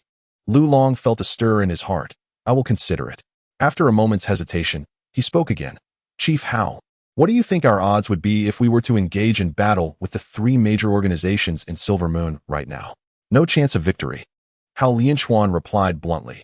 Unless we disregard everything and commit fully to defending White Moon City, if a powerful adversary were to attack, we could resort to using large-scale destructive weapons to deter them. However, if we remain steadfast and unyielding, at that juncture, we shall have to relinquish our hold on other smaller towns. Would you be amenable to such a notion? Is it a matter of comprehensive superiority, or merely that our adversaries possess a greater number of formidable individuals? Lu Long inquired once more, to which Hao Lianchuan sighed again. Neither is preferable. Individually, we do not fear any of the three major organizations. If two unite against us, we shall find ourselves at a disadvantage. Should all three converge, we would be utterly overwhelmed. Lu Long seemed to grasp the gravity of the situation. He refrained from further discourse, instead proceeding calmly to his seat, where he promptly picked up his chopsticks and began to eat. As he dined, he remarked, the food has grown cold. Let us all partake. In that moment, the hall fell into a brief silence, soon replaced by the clatter of bowls and chopsticks. Lu Long, still stained with blood, exuded a sufficient aura of intimidation, causing the entire assembly of the extraordinary in Silver City to adopt a subdued demeanor. At another table, Yuan Shuo commenced his meal with great fervor, driven by hunger. Li Hao was pouring him a drink, whispering, Teacher, Hu Hao and Chun Jian remain over there. Yuan Shuo mumbled in response, let us refrain from approaching them for now. We shall reassess in a couple of days. There may be unexpected gains from this. Do not hold back on your sword. Prioritize healing your wounds. Understood. But what about you, teacher? Yuan Shuo, with remarkable speed, devoured a large pig-esque trotter, his jaw strength allowing him to crush the bones effortlessly. After a brief interval, he spoke again in a low tone. This time, Hao Lianchuan and Mu Sun may have begun to sense something. As for the others, they should remain oblivious. Which is not a significant concern. Li Hao nodded, choosing not to elaborate further. It was impossible to maintain absolute silence. Yet after some contemplation, he ventured, Teacher, do you think there is hope for Minister Hao and Director Mu to join our ranks? Yuan Shuo was taken aback. What ranks? Are you already contemplating the formation of factions? He gazed at Li Hao in surprise. Li Hao, somewhat embarrassed, clarified, not exactly. I merely meant something akin to what the captain and the others are doing, perhaps undertaking some unofficial tasks that would not be reported. Yuan Shuo was speechless. After a moment's pause, he replied, Do not indulge in such fanciful thoughts. Your immediate priority is to enter Douqian. If you can make it into Douqian, alongside me, and restrain that fool Lu Long, 3 Douqian martial artists will certainly make their mark. Strength in numbers, he interjected, is predicated on the quality of those numbers.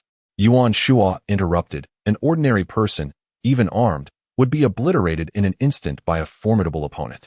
This holds true not only for the Sanyang, but also for Ri Yao, who would similarly eradicate the adversary without hesitation. To wield true strength, one must possess extraordinary individuals. Wiping the grease from his mouth, he suddenly laughed. Consider the present situation. There are many here, all extraordinary.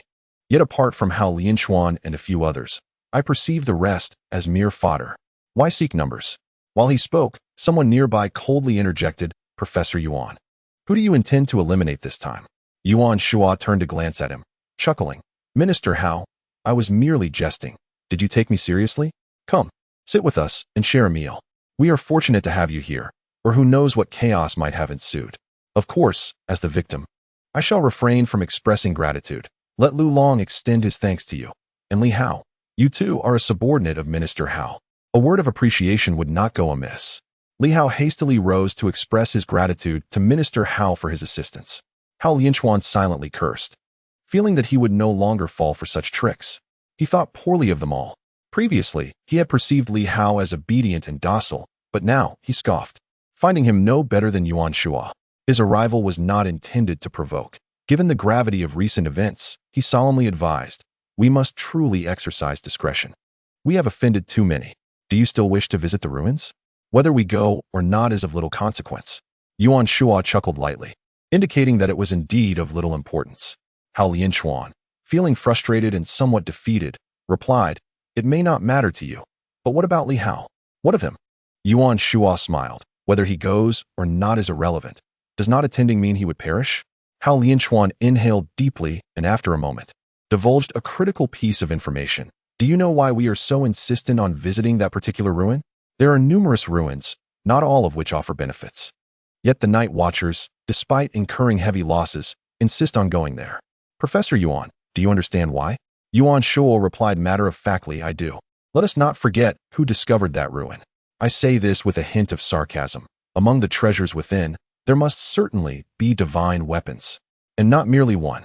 First, this. Second, the ruins may be of a defensive nature, potentially housing a unique defensive divine weapon capable of shielding an entire city.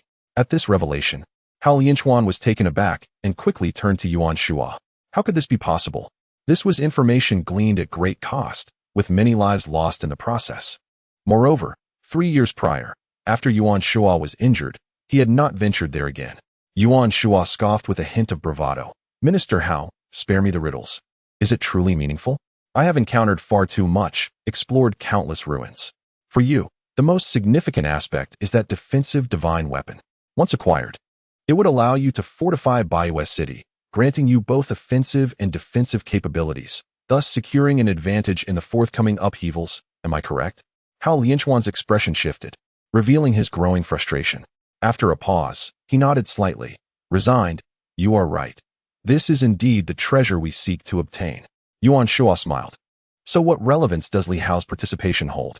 Unable to contain himself, Hao Lianchuan responded, that ruin may have ties to the 8 great families. Albeit it is merely a possibility. Should it prove true, we might entrust the divine weapons acquired here to Li Hao for his stewardship. At that point, he would become the one that the Night Watchers must protect, ensuring his safety above all. Yuan Shuo, uninterested in further discussion, waved dismissively, suit yourselves. We can discuss this later. After all, it is still early. Let us eat. Minister Hao, do not let yourself go hungry. No, Professor Yuan, listen to me. Hao Lianchuan insisted. Yuan Shuo waved his hand, resuming his meal, mumbling, I understand. I assure you, there will be no violence, no confrontations. We will remain low-key and await the opening of the ruins. Is that satisfactory? It was as though he were soothing a child. Hao Lianchuan felt helpless. Dealing with someone like Yuan Shuo was indeed challenging. In the past, he could manage him. Now, however, he doubted he could contend with this unpredictable individual, who was simply too formidable. Beside him, Li Hao, with an innocent demeanor and a simple heart, earnestly stated, Director Hao, I will persuade the teacher not to undertake any tasks recently. As Night Watchman, it is our duty to maintain the peace of Silver City, so rest assured, Director Hao. Spare me. Hao Lianquan, harboring no trust in him, thought to himself that the pretense would continue. Feeling somewhat disheartened, he rose and said, "Consider this matter carefully. For the sake of yourselves and the citizens of Silver City, please give it due thought." That is all. With that, he departed. Once he had left, Yuan Shua chuckled. "Ignore him. Even if Hao Lianquan remains silent, we shall not take further action." Li Hao nodded in agreement, and the master and disciple quietly resumed their meal. At other tables, silence enveloped the gathering, devoid of sound. Despite being a banquet, it felt as tranquil as a cemetery. Many dined with a profound lack of taste, oblivious to what they were consuming, while some superhumans could not conceal their palpable anxiety. Silver City had indeed become increasingly perilous. Author's note: as per tradition, the new chapter will launch tomorrow at noon, initiating the subscription process. Here are a few words to share. Over the course of a month since the inception of Stargate, I have penned 495,000 words, falling short of the anticipated 500,000 due to a chapter of leave. Nevertheless, it is satisfactory. During the initial phase, I have exerted considerable effort, even more so than in previous works. For in those earlier instances, I seldom exceeded 10,000 words in a day. I find myself working diligently for a compelling reason. Having reached a certain age, I sense that upon completing this book, I may lack the vigor to strive as fervently in the future. Perhaps Stargate represents the final rays of my creative sunset, and I am uncertain if it can sustain such intensity. For over 6 months, I have endured persistent back pain, a recurring affliction that culminated on the day 10,000 races concluded. Following that, I felt utterly depleted, having taken a 6-month hiatus, and I am still not as robust as before. Thus, while I am still able to write, I shall endeavor to compose more. Many have advised me that during the initial phase of a new book, there is no need to exert oneself excessively. Editors have suggested a more leisurely pace, allowing for stockpiling of chapters for a later surge. However, I have my own habits, writing as much as I can. As for stockpiled content, I possess none, as I have been focused on recuperation for the past 6 months, and I have no inclination to hoard drafts, as I prefer to rewrite. Therefore, with tomorrow's launch, I have not a single word in reserve. This is the unvarnished truth. If you do not believe it, there is little I can do. By noon tomorrow, I aim to release the first chapter, followed by normal updates in the afternoon and evening, with a 3-chapter release likely. Should my energy permit, I shall strive for 4 chapters, which would total at least 25,000 words, and 30,000 would be quite feasible. I find it cumbersome to divide into chapters. With each division, I must create a new chapter title, which I find tedious. Thus, I shall simply refer to it as 3 or 4 chapters, and the word count will not be lacking, rivaling the quantity others produce in a week. After the launch, I will endeavor to maintain a regular schedule of 3 updates daily, aiming for over 20,000 words each day, barring illness or unforeseen events under normal circumstances. I shall not renege on this commitment. This is an update regarding certain matters, without delving into the topic of rewards for additional chapters. Since the inception of the myriad clans, I have refrained from discussing the issue of reward-based increments. To trace this back, one must refer to the era of high martial arts, where a single leader could solicit 3 additional chapters. However, with 500 to 600 leaders in high martial arts, I have accrued a debt of over 1,000 chapters. It has become quite embarrassing to be confronted with such a reality. The debts owed to all clans are insurmountable, as there are approximately 800 leaders in total. Fortunately, I did not mention the possibility of extra chapters from the leaders. Otherwise, I might have perished before my computer. As for the new book, I shall adhere to the old customs. If you enjoy it, please subscribe, and after subscribing, do offer some monthly tickets and recommendations. Rewards are merely an additional gesture of goodwill. I am no longer a newcomer and do not possess the same fervent desire for rewards as I once did. In the past, I wished for everyone to contribute a little, but now I find contentment in mere subscriptions. An abundance of rewards brings too much pressure. However, monthly tickets and subscriptions remain essential for survival. I must emphasize the significance of the initial subscription, especially with the release of the first chapter tomorrow. I hope everyone will consider subscribing, as the initial subscription holds great importance. Even though I have attained a platinum status, it remains a priority that cannot be overlooked. While I personally believe that a moderate performance suffices, the higher, the better. There is no need to compare with other esteemed authors.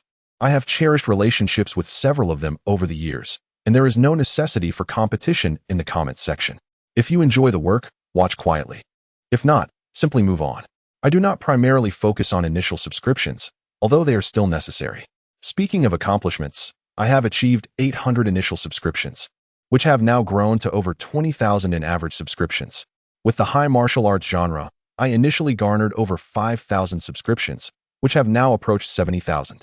In the myriad clans, I started with 15,000 subscriptions, and it is now nearing 90,000. Thus, I propose an initial subscription goal of 20,000 for the Stargate series, and I shall endeavor to achieve an average of 100,000 subscriptions for you. Now, I ask, am I not impressive? I encourage everyone to support the initial subscription as much as possible. For subsequent chapters, if you enjoy them, continue reading. If not, feel free to discard them. Let us not subscribe out of sentimentality. Some frequently state that even if they do not read my books, they feel compelled to subscribe. Honestly, if you do not read, why waste your money? Despite a rise in my income, I have managed to save a little over the years. I am not on the brink of starvation. Rest assured, even with reduced earnings, I can continue writing.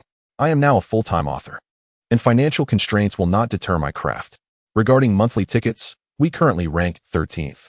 This is primarily due to the fourfold increase in monthly tickets at the beginning of the month, coupled with the absence of a subscription model and a lack of ticket reserves, leading to a significant drop in our standing. Nevertheless, I am determined to strive for a place in the top 10. Fear not, as there will certainly be tickets available by the end of the month.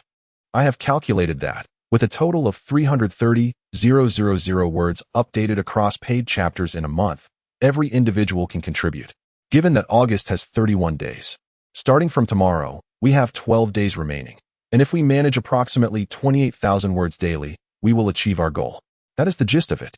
We are all familiar with one another now, so let us not dwell on sentimentality. I assure you, I am a trustworthy author who is dedicated to my craft. At least this book, for now, remains feasible to delve into. When the day arrives that I can no longer write, I shall inform you all. At that point, do not harbor excessive expectations. That is all I wish to convey, and I extend my heartfelt gratitude for your support. To the benefactors who have generously contributed substantial rewards, I shall refrain from expressing individual thanks. Many of them, such as Huan Yu and Ba Jia, seem to have contributed more out of sentiment than genuine interest in the narrative, perhaps even too lazy to read it. They have chosen to reward first and think later, and I shall not notify them of future publications, earning a bit less in the process. If they insist on donating, they might as well transfer the funds directly to me, huh? Now, I shall conclude this rambling. Please await my arrival precisely at noon tomorrow. The Eagle is coming, ready to take action. Chapter 64, Host Xiaoqing, requesting initial subscription. In Baiwei City, night has fallen, and the city center remains ablaze with lights. Home to a staggering population of 30 million, the bustling metropolis is far more prosperous than Silver City, and even as the night deepens, the urban area is alive with vibrant activity, painting a picture of a thriving era. The term Night Patrol is not an official designation. Its full title is the Night Inspection Committee of the Patrol Department. The headquarters of the Night Patrol in Baiwei City is formally known as the Silver Moon Province Night Inspection Committee Headquarters. In name, it still falls under the jurisdiction of the Patrol Department. However, as superpowers have grown increasingly formidable, the Night Patrol's status within the Patrol Department has gradually shifted from a mere branch to a position of considerable authority, surpassing that of regular inspections. The Silver Moon headquarters of the Night Patrol is situated in the southern region of Baiwei City, distinct from the Patrol Department's headquarters located in the northern area. The distribution of violent organizations within Baiwei City is uniquely structured. South City, headquarters of the Night Patrol. North City, headquarters of the Patrol Department. West City, military headquarters. East City, provincial office headquarters when viewed separately.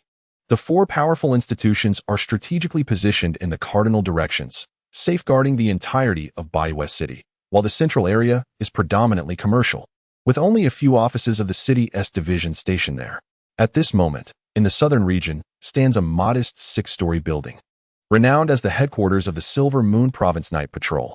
As night descends, it appears that this location has only just commenced its operations. The entrance bustles with activity. with individuals constantly entering and exiting, creating a lively atmosphere. The night patrol, as the name suggests, primarily engages in nocturnal activities, a habitual preference for many superpowered individuals. On the 6th floor, in the office of the director, the tall and slightly disheveled Ho Xiaoqing is diligently addressing some challenging cases. At this moment, a large screen beside him illuminates, revealing a flicker of mysterious energy. Ho Xiaoqing glances up. This is the core information transmission method of the night patrol, breaking through certain communication barriers, integrating ancient civilization technology, enabling seamless information exchange, and serving as the foundational governance tool for official institutions across various regions. Urgent report. Around 8:50 p.m., Yuan Shuo from Silver City allegedly engaged in combat with San Yang, a skirmish that lasted approximately 10 minutes. After the confrontation, San Yang vanished without a trace, while Yuan Shuo returned safely. Lu Long, the head of the Night Watchers in Silver City, led all members of the division into battle. The specifics of the outcome remain unknown. The director of Silver City's Inspection Bureau, Mu Sun, noted the significant developments within the Inspection Bureau. Though the message lacks detailed descriptions, the overall direction of events in Silver City has been effectively conveyed. Ho Xiaoqing furrowed his brow slightly. Another San Yang. Yet, the question lingers. Did he escape, or has he perished? After a moment of silence, Ho Xiaoqing waved his hand, inscribing a line of text on the screen. Continue observation. Take appropriate action. If no laws are broken, simply disregard. Yuan Shuo has advanced, brimming with ambition. Unless faced with certain death, intervention is unnecessary. Despite the myriad of secrets, such as the origins of San Yang, the reasons behind Yuan Shuo's actions, and the role played by Li Hao from the 8 great families, none of these are of paramount importance. As long as these individuals abide by the law and refrain from indiscriminate killings, he is confident that Yuan Shuo can handle the extraordinary conflicts on his own. He is disinclined to intervene excessively. Hao Yinchuan is concerned about potential issues in future collaborations, but Ho Xiaoqing remains above such considerations. As the supreme ruler of the Night Watchers in the Silver Moon Province, his perspective is broader. Whether it involves the Red Moon or Yin Luo, having pledged cooperation, they will not breach their agreement over trivial matters. What if they did? Would they withdraw from the exploration? It matters little. The search for relics is not a pursuit that the Night Watchers desperately seek. Those factions demand a share due to their strength. Once within the relics, the necessary killings and conflicts will ensue. Initial cooperation is merely superficial. After concluding the correspondence, Ho Xiaoqing pressed a button. Moments later, a knock resounded, and someone entered. Without lifting his gaze, he continued his work, his voice carrying through the room. Investigate the information regarding all members of the Qiao family from Qiao mining in Silver City, and ascertain specific details. Additionally, verify all reports of San Yang activity in Silver Moon tonight, focusing on those of the fire element. The individual who entered promptly noted the instructions. Just as they were about to leave, Ho Xiaoqing pondered for a moment and suddenly added, "By the way, how many blood god seeds remain in the storeroom?" 9. Only 9. After a brief contemplation, Ho Xiaoqing instructed, "Retrieve 1 blood god seed of San Yang, 1 of the Sunlight Realm, and 3 from the Moonshade Realm, and send them to Silver City. Have Huang Yin deliver them tonight to Hao Yinchuan, stating that they are a reward for Yuan Shuo and his comrades for their recent victory." Minister. The woman opposite him appeared taken aback. There is only 1 blood god seed of San Yang and 2 of the Sunlight Realm in the storeroom. The Night Watchers paid a considerable price to obtain these. Yet now, they are to be dispatched to Silver City. Those seeds are immensely beneficial to martial artists. Though their effects on extraordinary powers are moderate, we ought to avoid waste. Since Yuan Shuo has become the foremost martial artist of Silver Moon, offering them to him is indeed a judicious use of resources. However, Yuan Shuo was not one of the Night Watchmen. Ho Xiaoqing lifted his gaze and smiled gently, stating that it mattered not if he was or wasn't. As long as his animosity towards the Red Moon organization had not dissipated, he harbored no intentions of opposing the Night Watchmen. Only they could offer him protection and assistance. Did it necessarily have to be the Night Watchmen?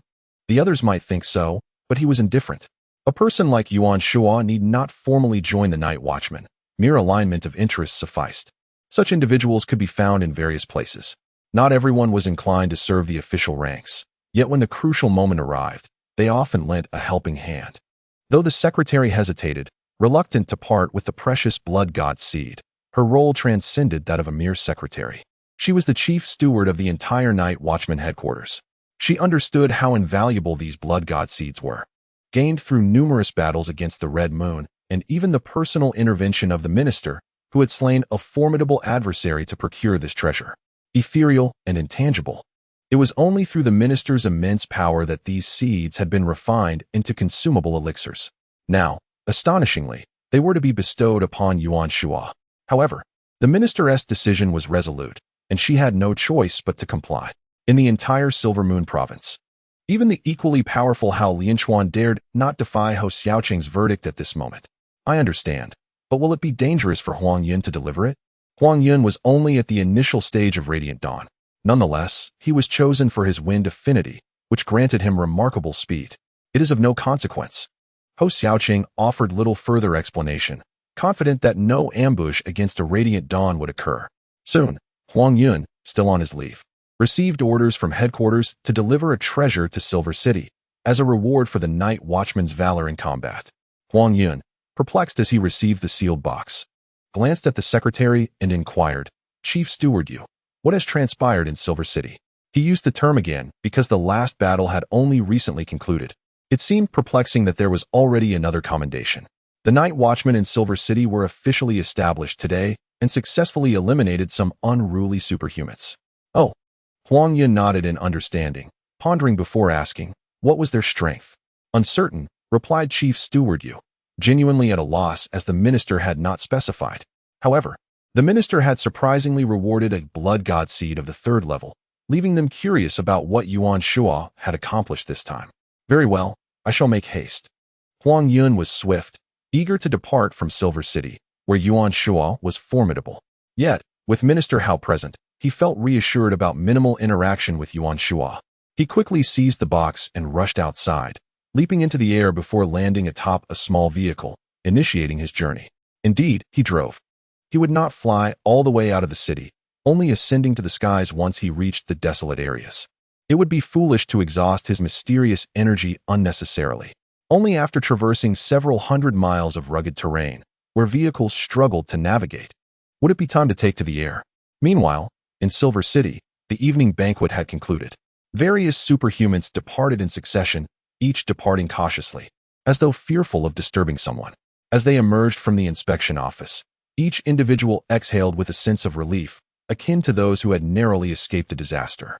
In the following moment, they began to walk home, too apprehensive to drive, fearing that any noise might provoke someone's ire, potentially leading to a fatal consequence. The outcome was quite effective. Lu Long suddenly chuckled, understanding the principle of using a small sacrifice to deter greater threats. Though they were unaware that the chicken in this scenario was, in fact, a monkey, the act of scaring the monkey by sacrificing the chicken, the results were the same. It was likely that the extraordinary individuals of Silver City would remain subdued for some time. Hao Lianchuan, uninterested in the unfolding events, noticed that Li Hao intended to escort Yuan Shua away and interjected, "You all should return tomorrow. Just received word from headquarters that as a commendation for your contributions, they will be rewarding you with some treasures." Yuan Shua, somewhat taken aback, glanced back at him, recognizing the seriousness in his demeanor, and could not help but chuckle. Hou Xiaoqing's audacity far surpasses yours. However, I wouldn't deign to accept mere ordinary treasures. Hao Lianchuan frowned slightly. Yuan Shua, it's one thing to be informal with me, but you ought to show some respect to Director Hou. Do not forget who safeguarded you during your most trying times. When Hong Yue pressured for your surrender, who was it that repelled them? An entity as formidable as Hong Yue is feared even by the central headquarters. Yet Director Hou, under immense strain, ensured your safety. Although you have contributed significantly to the night patrol by exploring numerous ruins and securing various benefits, as a martial artist of your caliber, you must clearly distinguish between gratitude and grievances. Would you truly be willing to labor without acknowledgement? Therein lies a tale of the past. Yuan Shua had incurred the wrath of no ordinary individual, but of the leader of Hong Yue, a being of immense power. In the past, the realm of extraordinary abilities was relatively obscure to most, yet now it is common knowledge that Hong Yue has unequivocally surpassed the likes of Sanyong, and many years ago, it was equally formidable. At that time, in a bid to redeem its honor, Hong Yue made a personal visit to the Silver Moon province, only to be thwarted by Hou Xiaoqing. Although the two parties did not engage directly, Hou Xiaoqing's decisive action in eliminating a senior member of Han Yue drew reinforcements from the central region, thereby averting a catastrophic conflict. Yuan Shuo, rarely one to feel vexed, finally spoke after a lengthy silence. I am not one to be ungrateful. I have always remembered the assistance provided by Hou Xiaoqing in those days. Otherwise, do you think the night patrol would have continued to benefit from me? However, must I address him as Father Hou simply because of his age? Hao Lianchuan, at a loss for words, waved his hand dismissively. Forget it. There's no point in conversing with an old man like you. You merely rely on your age to speak foolishly. Yuan Shuo, uninterested in further banter, climbed into the front seat of a vehicle. Seeing Li Hao take the driver's seat, Lu Long hesitated to speak. Wang Ming cast a glance at Mu Sun, noticing that he seemed unfazed, prompting Wang Ming to keep his silence. The vehicle was one belonging to the inspection office, seemingly Mu Sun's personal transportation. However, after tonight, its future use remained uncertain. Wang Ming felt relieved that he had refrained from purchasing a car. After all, it was still an expense, and had he bought one, he would have faced a dilemma if Li Hao sought to borrow it. As the vehicle navigated a winding route, taking a rather unconventional path away from the inspection office, it seemed that Mu Sun only then realized something was amiss. He whispered to Lu Long beside him, "Is Li Hao taking these precautions specifically to evade tracking?" Lu Long, holding back for a moment, nodded affirmatively. Indeed. Mu Sun cast a doubtful glance at him and after a moment remarked, "It's nothing, just a vehicle. Giving it to Elder Yuan is no big deal. It's public funds after all." Lu Long, somewhat speechless, chose not to engage further and turned to walk inside. Mu Sun wished to follow and converse a bit more, but Lu Long turned back and said, "You may leave the internal meeting of the Night Watchmen, Director Mu. Why do you keep following me? Damn, what a betrayal." Mu Sun silently cursed, feeling a twinge of curiosity about Lu Long, who seemed different somehow. Although Hao Lianchuan was formidable, he was not a martial master. Mu Sun was a martial master himself, and as such, he was more attuned to the nuances of their kind. Tonight, both Lu Long and Li Hao felt slightly off. While Li Hao's oddness could be overlooked, Lu Long's was genuinely concerning. "Do you have time to chat, Lu Long?" Mu Sun inquired. "No time," Lu Long replied without looking back. Mu Sun wore a frustrated expression, tinged with reluctance. "Come on, just talk to me. Have you experienced some sort of breakthrough?"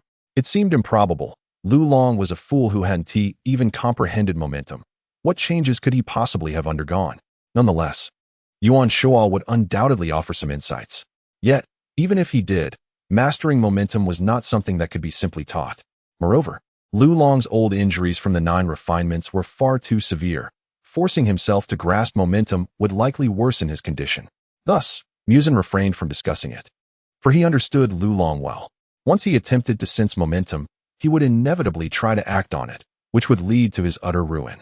In the vehicle, Li Hao drove while chatting. "Teacher, is Minister Hou very powerful?" Uncertain, Yuan Shuo replied, sounding as if he had just awakened, his voice weak. However, he was one of the earliest 3 young masters in the Silver Moon province. Unfortunately, he seems to have been injured and has been trapped in Silver Moon for years, diminishing his reputation. He was indeed formidable back in the day. The 3 major organizations wreaked havoc in Silver Moon until Hou Xiaoqing intervened, killing many and establishing a semblance of order. Otherwise, Silver Moon would have descended into chaos long ago. "So, he is the one who saved you, teacher?" Li Hao asked, taking advantage of their good rapport to inquire. Yuan Shuo's expression turned complex, and after a moment, he nodded, "Yes. But I am not particularly fond of Hou Xiaoqing." "Why?" "Back then, he saved my life. Given your teacher's character, one would naturally feel grateful, willing to assist the Night Watchmen, explore ruins, or lend a hand. It wouldn't be a problem, and there would be no resentment, especially since my life was spared by him." He sighed, however. "That man loves to put a price on everything. He stipulated that I must explore 30 ruins to repay my debt. Anything beyond that would earn me a reward. What should have been a life-saving grace, he insisted on turning into a transaction. Since he has put it this way, I want to be courteous either. It shall be a matter of public business, without any talk of friendship or gratitude." Hou Xiaoqing. Li Hao chose not to press further, sensing the complexity of his teacher's feelings toward this man. Of course, he understood that this was a matter of masculinity. The character of the other party, as gleaned from his teacher's words, was indeed intriguing. No talk of gratitude, only a discussion of reality. "I have saved you, and in return, you shall serve me. Aside from that, it seems quite agreeable." Teacher, shall we visit the ruins discovered by the Night Watchmen? Let us go. Yuan Shuo replied, but added, however, there is no rush. Let us take a couple of days to settle down first. I will take you to the mine. At this juncture, he hesitated slightly and whispered, there may be something peculiar. I sensed a presence of sword energy there, but it felt even more unique, as if the energy of blades was mingled with it, although I did not delve deeper. Li Hao's eyes brightened. Is that truly the case? If so, does it imply that my sword energy could be replenished? At present, he was in dire need of sword energy. The balance of mysterious energy required it. The extraction of elemental energy necessitated it, and healing demanded it as well. In essence, his rapid advancement was greatly intertwined with sword energy. Without it, he would be constrained to a gradual and laborious path of cultivation. In that moment, Li Hao felt a surge of fervor. Amidst this excitement, a loud crash resonated as the vehicle made contact again. Yuan Shuo raised an eyebrow, momentarily recalling that this was not his vehicle, but Mu Sen's. Oh well, it was already done. Mu Sen was driving a government car anyway. However, his own small car had been crashed into the building, likely rendered entirely useless now. The mysterious energy exchanged last time has not yet been fully absorbed by you. After eliminating that fellow, I acquired a significant amount of fire energy. The conversion of mysterious energy into strength is what truly matters. I do not need it at the moment. Should you require it, feel free to inform me. Yuan Shuo mentioned casually, to which Li Hao nodded in acknowledgement. Another Tri-Sun, with at least 1,000 units of mysterious energy. Let's observe the situation. Currently, everyone possesses it, save for Lu Long, who did not receive any. If Lu Long needs it, we can discuss it further later. Moreover, take this.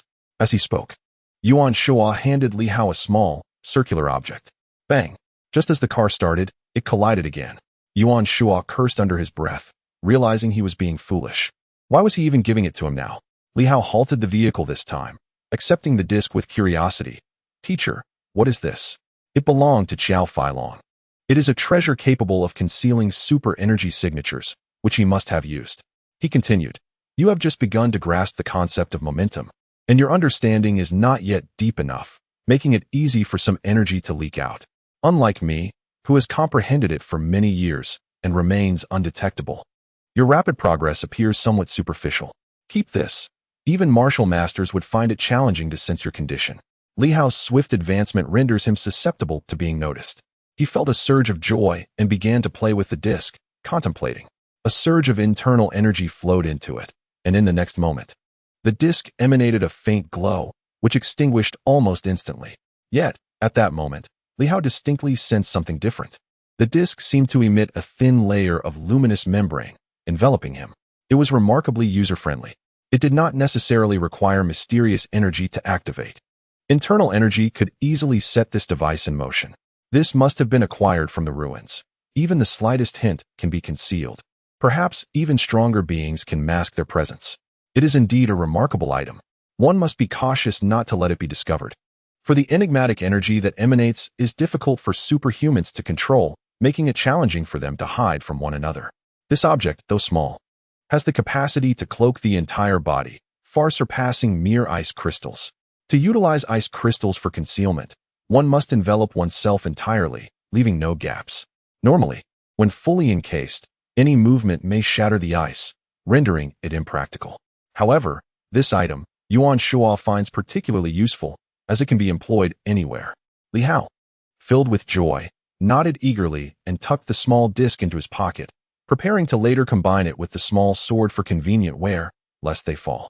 Qiao Feilong is truly a good person. This treasure aligns perfectly with Li Hao's preferences. One must maintain a sense of modesty. Avoid drawing attention. Consider the captain, who has just entered the Do Qian stage, and soon the entire team will be aware of his accomplishments.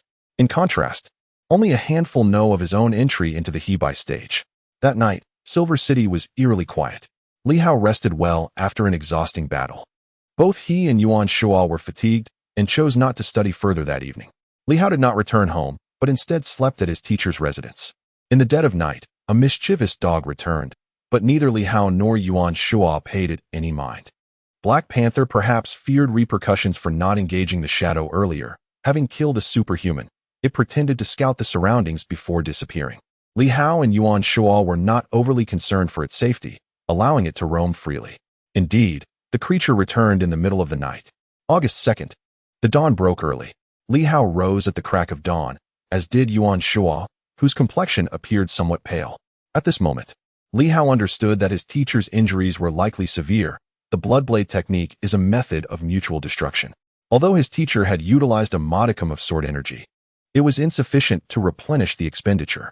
This situation is untenable. He must make his way to the relics at the mines as soon as possible.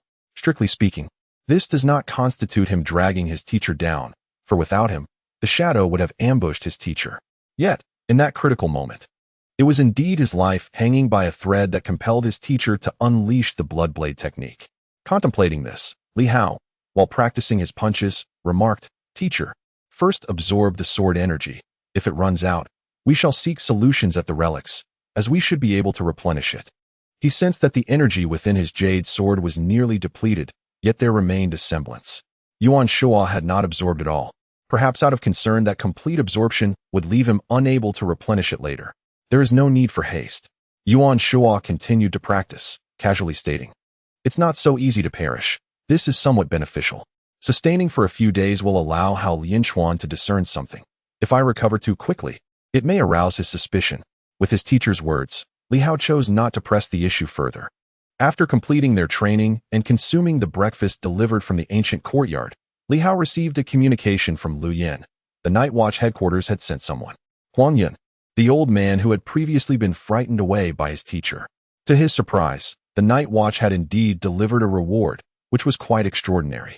After concluding the communication, Li Hao turned his gaze towards Yuan Shuo, who was basking in the sunlight. "Teacher, will you be going?" Yuan Shuo chuckled softly. "Why not? Ho Xiaoqing has sent someone to deliver something. It's only courteous to accept it."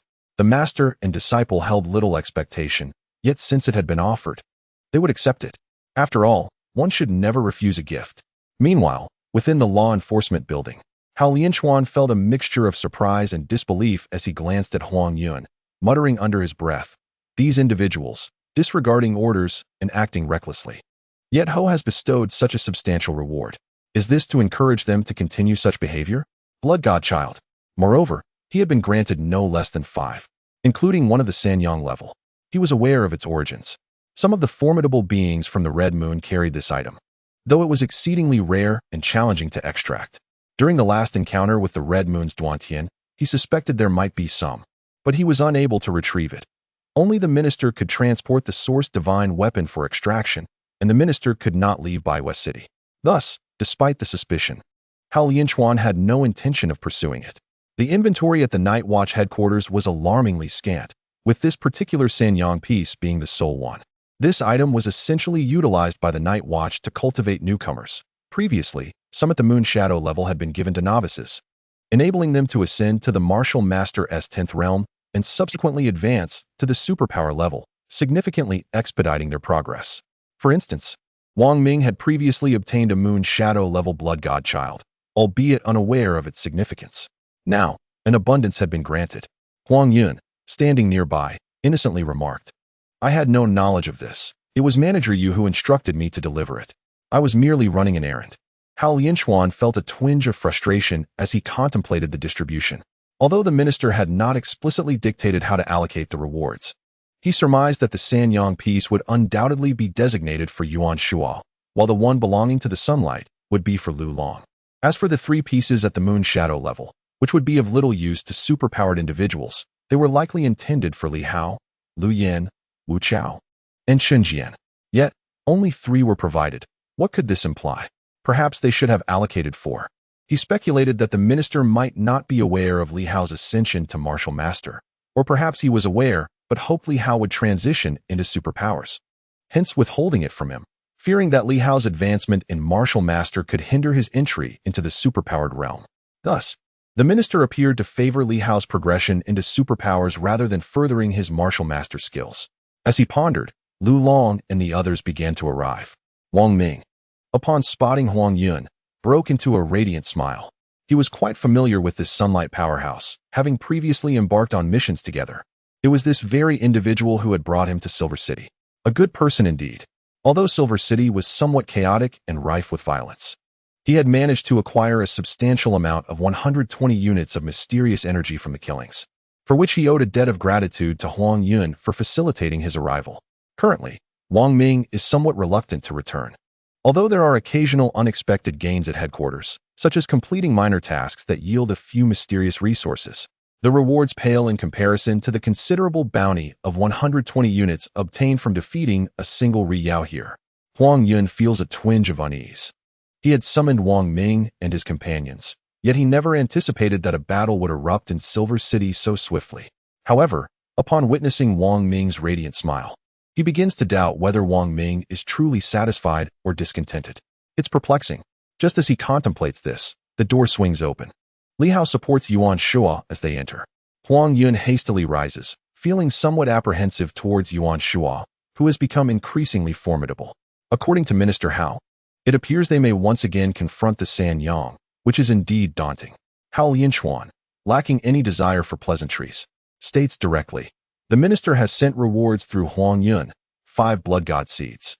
This is a precious elixir that can enhance a martial artist's internal energy and bolster physical strength. Each of you, Yuan Shuo, Lu Long, Liu Yan, Wu Chao, and Chun Jian, will receive one.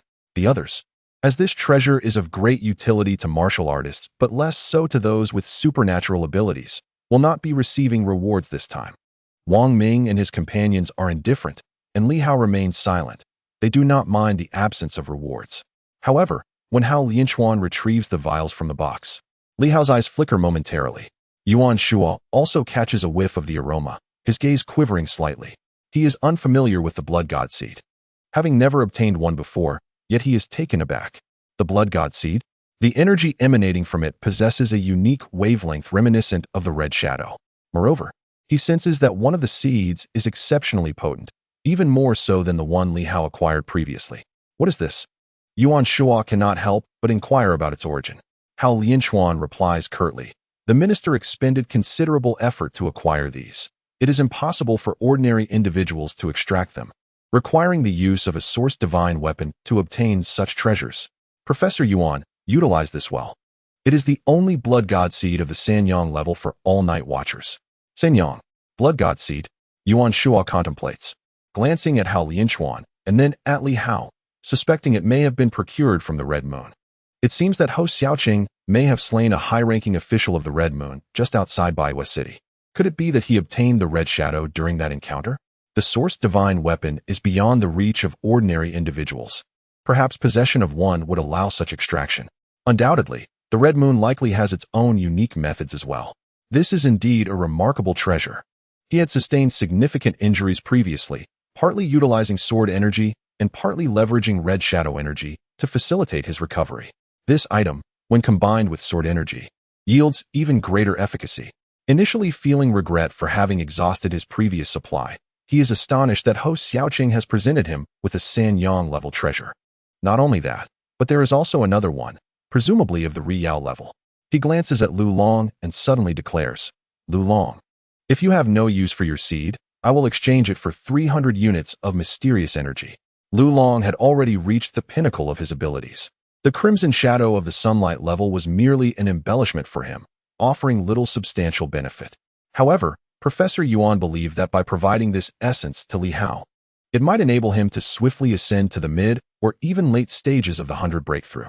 At that point, with the right synergy, Li Hao could expedite his journey into the realm of Douqian. Hao Lianchuan frowned, cautioning, Professor Yuan, do not force this transaction. 300 units is a considerable amount. Yet, this was a reward bestowed by the minister, clearly intended for Lu Long to leverage the blood divine seed to either elevate his prowess or heal his old injuries. Indeed, this substance was highly effective for wounds. Lu Long, being an experienced practitioner with accumulated injuries, could potentially find healing and progress into Douqian with its aid.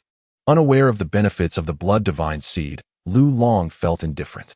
Having already recovered, he nodded and remarked, no worries, if Elder Yuan desires it. Let him take it. The mysterious energy holds no significance for me. Yuan Shuo chuckled, isn't that tantamount to robbery? Just 300 units of mysterious energy. It's worth the price, though it varies from person to person, as long as you understand its limited use for you. Hao Lianchuan interjected, Lu Long, Do not agree so readily. I am here, and he dares not act recklessly. This treasure can heal your injuries and even advance your martial prowess. It is far more valuable to you than the mysterious energy. Lu Long, now aware of its potential effects, grew even more nonchalant. I have already advanced. No wonder Elder Yuan said it holds little significance. I appreciate your concern, Minister, but I prefer to find my own way to advance. Fool.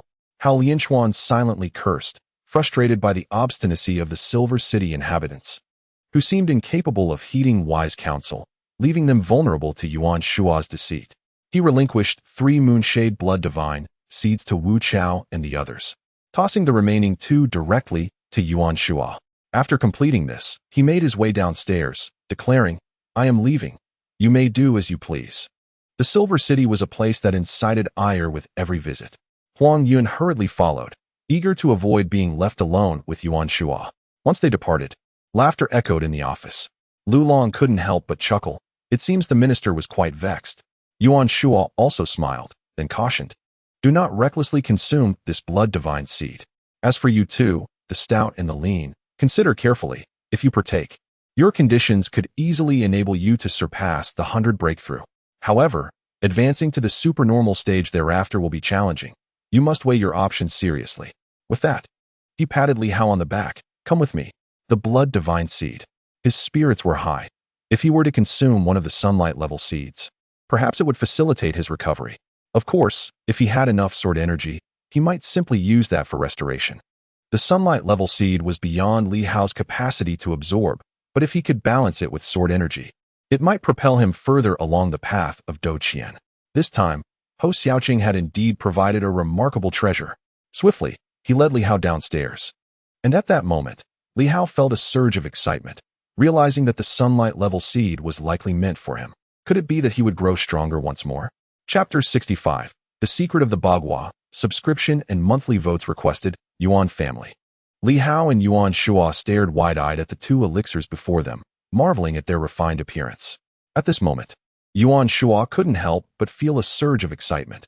He had not anticipated that Ho Xiaoqing would truly deliver such treasures. These elixirs must have been derived from the essence of the Red Moon's formidable warriors.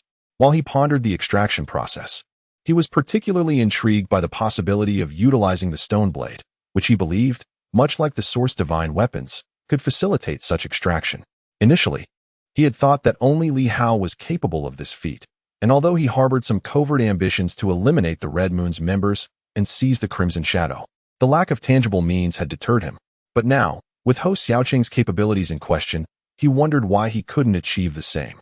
Surely, the stone blade, akin to a Source Divine weapon, held some unique attributes that enabled extraction.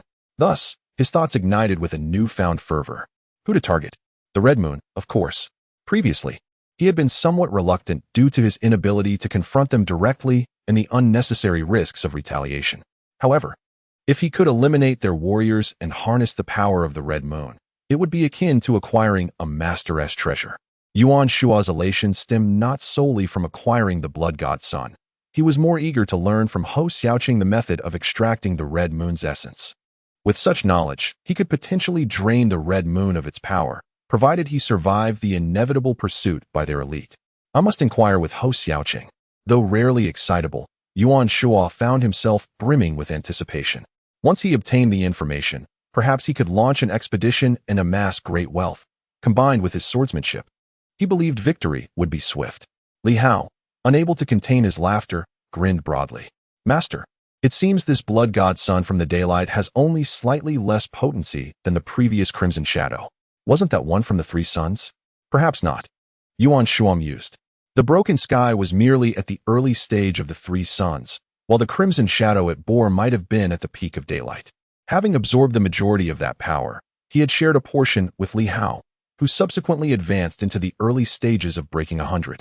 This time, Yuan Shua intended for Li Hao to absorb this new daylight tier elixir entirely.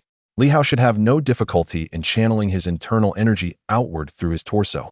However, whether he could project his energy from his head remained uncertain and somewhat perilous. Nonetheless, he believed the risk was manageable. By that time, if Li Hao grasped the rudiments of momentum, he would surely attain perfection in breaking 100.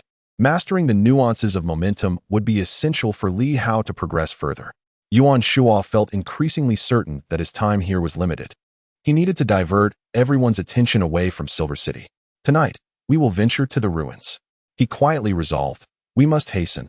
If we cannot unlock them this time, I will find a way to conceal the ruins, allowing you to act as if they do not exist. Once we possess sufficient strength, we shall explore them. He had merely cast a cursory glance at the ruins, which he deemed extraordinary. As for that door, when he tested it with a punch, it had remained utterly unmoved. If Li Hao's sword and the knife in his hand cannot unlock the mystery this time, then they must await the opportune moment. Li Hao nodded, his gaze fixated on the crimson elixir before him, anticipation growing with each passing moment. Previously, he struggled to absorb it fully, necessitating a dual cultivation session with his mentor, who siphoned away much of its essence. This time, with his mentor possessing a trisolar level of mastery, the elixir would be his alone. Perhaps its effects would surpass his wildest expectations. In this moment, both master and disciple were enveloped in silence, each lost in their own contemplations of future glories. They awaited the night when they would venture into the ruins. With Hao Lianxuan having departed, the Silver City was once again under their dominion. Even if disturbances arose, they could easily address them. As dusk descended, the hour grew late, and by 9 o'clock, darkness enveloped the land. The Yuan residents awaited them. This time, the duo chose not to drive, but to walk. Under the veil of night, two shadows leapt and bounded, akin to agile monkeys, swift and nimble, moving soundlessly in their dark attire. Although Yuan Shuo had yet to fully recover from his injuries, his speed far surpassed that of Li Hao. Initially, Li Hao employed the monkey technique to pursue him, but found himself unable to keep pace. Once they exited the urban area, he ceased using the monkey technique, grounding himself firmly on the earth, allowing a gentle aura to emanate, harnessing the power of the ground while simultaneously attuning to its essence. Previously, the fusion of blood vitality and momentum had served as a significant enhancement for Li Hao. His understanding of momentum deepened. In that moment, as he raced across the terrain, he experienced the exhilarating sensation of solid ground beneath him, accelerating with increasing swiftness. Ahead, Yuan Shuo glanced back, quickening his pace with a smile gracing his face. How delightful! The young lad possessed an exceptionally unique understanding of momentum, choosing not to follow the exact path he had taken. This was not a misstep, but rather a source of pride and comfort for him. While Yuan Shuo was undeniably powerful, he also recognized his own momentum as formidable.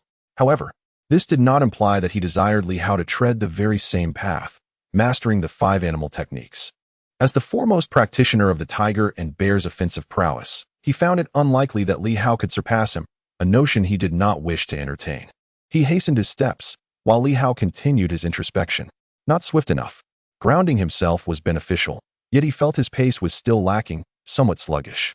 Among the 5 animal techniques, both the monkey and bird techniques allowed for acceleration, yet Li Hao seldom practiced the deer technique.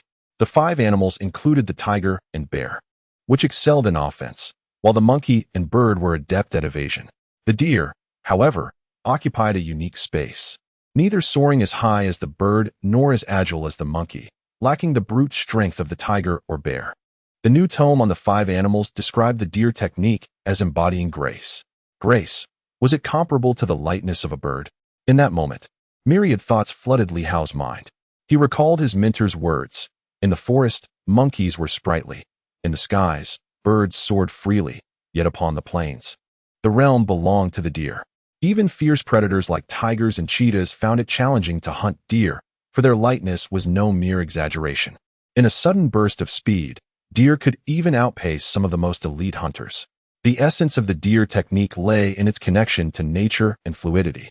Its explosive power resided not in the legs, but rather in the waist, setting it apart from the other 5 animal techniques. It is generally understood that speed is primarily derived from the strength of one's legs, is it not? However, the essence of the deer technique lies in the waist. Engaging the core propels the legs forward. This notion is quite intriguing. In that moment, Li Hao contemplated extensively, prompting him to employ the deer technique, which he had previously underestimated. With a firm engagement of his core, he lifted his waist and lightened his body. In an instant, he felt a newfound lightness. Reminiscent of the time he harnessed the energy of the wind, he felt unburdened, and although the power in his legs remained unchanged, his speed appeared to surpass previous limits. Like the wind, Li Hao raced across the earth, which transformed into his expansive prairie. He accelerated further, nearly compelled to release a howl, expressing the restlessness within. Following the exposure of the 8 masters, he became the center of attention, a spotlight he neither desired nor relished. He yearned for a life of quietude, devoid of the current scrutiny. His body, akin to a majestic stag, surged and leaped as he sped up. Ahead, Yuan Shuo could not resist glancing back, revealing a flicker of surprise. What a remarkable lad! He had initially presumed that Li Hao excelled solely in the ape technique, consequently focusing his teachings on that.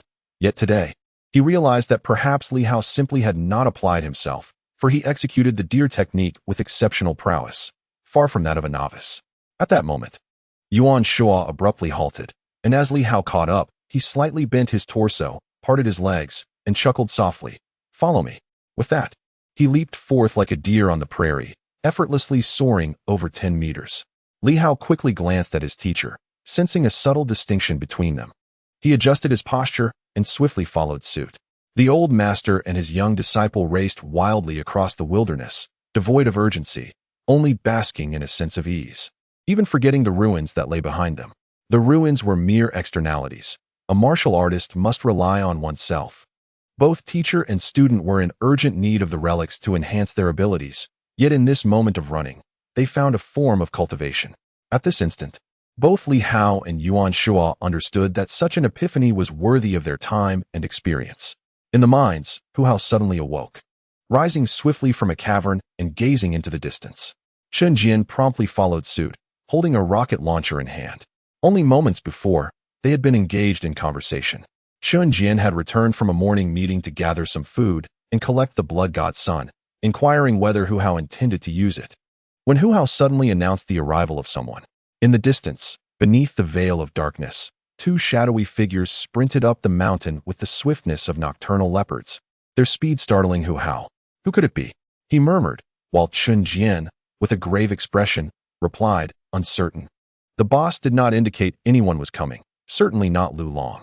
Meanwhile, Li Hao and Yuan Shuo, who had initially intended to notify those at the mountain base, had long since forgotten that plan as they raced toward the two. Hu Hao quickly grasped Chen Jian and soared into the sky, shrouded in the cloak of night. Chen Jian lowered his gaze, increasingly astounded. Martial artists, he murmured. These two were martial artists, not superhumans. Had either of them been slightly slower, he might have mistaken them for Li Hao and Yuan Shuo, yet their incredible speed left him unable to determine their identities. In his recollection, while Li Hao was indeed ruthless, he was merely a novice in martial arts, a mere child at the 10th realm. If the leader were present, he would surely inquire, who are these two? Feeling a surge of anxiety, he tightened his grip on the rocket launcher, almost tempted to unleash a volley. At that tense moment, the 2 figures suddenly soared upward like birds, launching themselves gracefully into the sky. Chen Jian was momentarily stunned. The 5-animal play. This must be from Yuan Shuo's faction. He realized, contemplating the presence of Yuan Shuo, but questioning the identity of the other individual. They leaped, glided, landed, and jumped again. Hu Hao, a superhuman devoid of martial training, found the sight exquisitely aesthetic, natural, fluid, devoid of any ugliness, radiating a beauty that harmonized with nature. Recognizing the 5-animal play, both men felt a slight relaxation, yet they remained puzzled about the second figure's identity. Yuan Shuo might be present. Could this be another one of his disciples? Before Li Hao, Yuan Shuo had other students, albeit older ones he had taken in years ago. In Silver City, there was only Li Hao. Could one of his disciples have returned? As they pondered this, the 2 figures propelled themselves into the air, leaping several dozen meters high, reaching a level with Hu Hao, who beheld them clearly. Their faces were unmasked, clad only in black attire. He was momentarily stunned, nearly losing his balance, not from a fragile mindset, but from sheer astonishment. The other figure was none other than Li Hao. Chen Jian's mouth fell agape. He struggled to maintain his hold on the rocket launcher. Li Hao, he thought, confused as to which disciple of Yuan Shuo this was, only to realize it was indeed Li Hao, the one at the 10th realm. How could this be possible? Li Hao, Chen Jian murmured, his face a portrait of shock. Hu Hao was equally astonished. Li Hao is at the 10th realm? Wasn't it said that he had only recently begun his martial journey? If this is what the 10th realm looks like, then surely no ordinary person could match his speed. Suspended in midair, Li Hao suddenly came to himself, noticing the incredulous gazes directed at him and realizing he might have been too ostentatious. Just moments before, he had felt so liberated and fluid, succumbing to the allure of the 5-animal play, forgetting that he had reached his destination. Merely a martial artist at the 10th realm. How could he move so swiftly, leap so high? In an instant, Li Hao began to descend.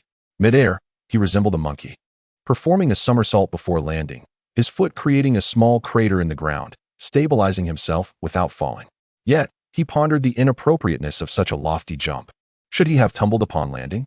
This was a mining site, and the ground was filthy. Would it be unbecoming to fall? As he hesitated, Hu Hao and Chun Jian descended beside him. Chun Jian immediately inquired, Li Hao, how is it that you can leap so high?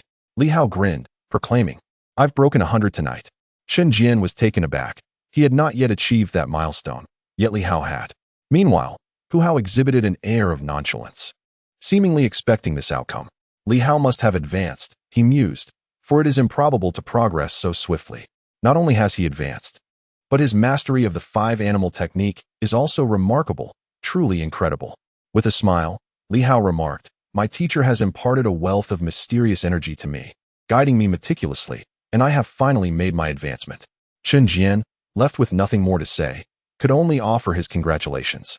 At that moment, Yuan Shuo approached, chuckling lightly. Well, you all have made progress. It is only natural given that he has been under my tutelage. With Yuan Shuo present, they could only acquiesce to this fact. Let us proceed inside.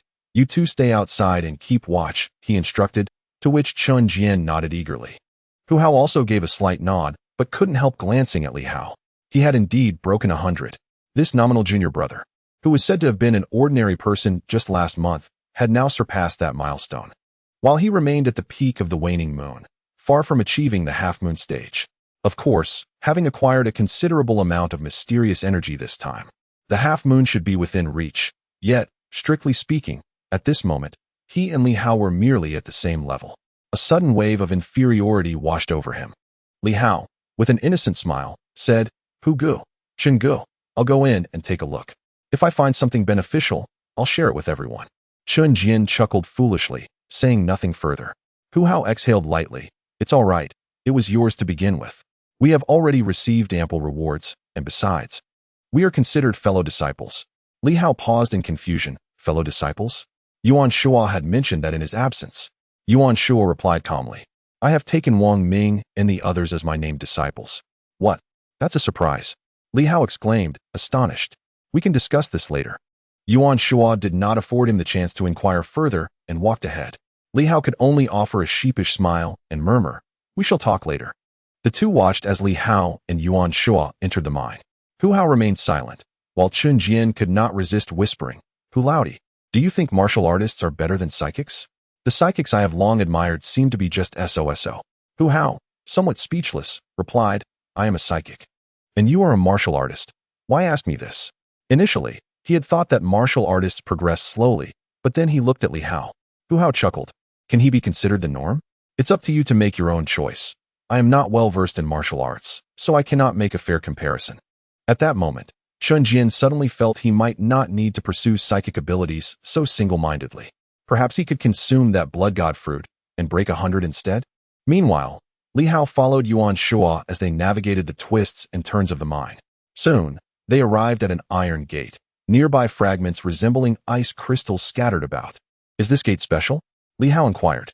My teacher mentioned that this place has a gate, Yuan Shuo responded. What a sight. This was crafted by them to prevent others from entering, previously embedded with ice crystals to contain the energy of psychics. Yuan Shuo forcefully pushed open the iron door, revealing a vast cavern that was both expansive and adorned with crystal chandeliers illuminating the entire space. A cave within a mine. This indeed qualifies as a unique spectacle. Within this cavern, there were various living supplies, yet numerous stones had tumbled down alongside shards of ice crystal, evidently the result of prior bombardments that had caused seismic disturbances here. Upon entering, Li Hao sensed a faint energy, reminiscent of the energies of sword and blade. Just as his teacher had described, there was nothing of value remaining here, as it had all been taken away. and any treasures would have long since been utilized by Qiao Feilong and his companions. Having visited before, Yuan Shuan navigated the area with ease, leading Li Hao deeper into the cavern. The cavern was spacious and deep, yet not rugged, clearly having been developed by the Qiao family for some time. Everything one would expect to find was present. Li Hao even spotted some toiletries and utensils, indicating that the 3 members of the Riyao clan must have dined here regularly, truly diligent, as Li Hao himself seldom cooked. As they continued along the cavern, Li Hao noticed some relief sculptures adorning the walls. A brief glance revealed nothing remarkable, merely simple carvings, perhaps crafted by ancient hands, appearing somewhat indistinct. However, after a short while, Li Hao halted in his tracks. Sensing his pause, Yuan Shua turned back and urged him forward. Yet Li Hao called out, "Teacher, come take a look." With a furrowed brow, Yuan Shua approached, following Li Hao's gaze to the wall, where a somewhat indistinct stone carving depicted a figure, also vague in detail, holding a sword. Though not entirely clear, the sword appeared elongated. This figure seemed to stand before a door, and it was faintly discernible that the individual intended to enter. Glancing back over their shoulder, Yuan Shua observed for a while, but could not discern much. A person standing before a door with a sword. What could it signify?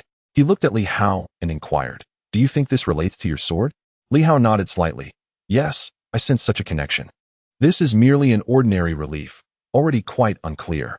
Let us proceed. Perhaps we shall uncover more ahead." Li Hao refrained from further comment and followed his teacher onward. After walking for some time, it felt as though they had entered a different realm, arriving at a spacious underground hall.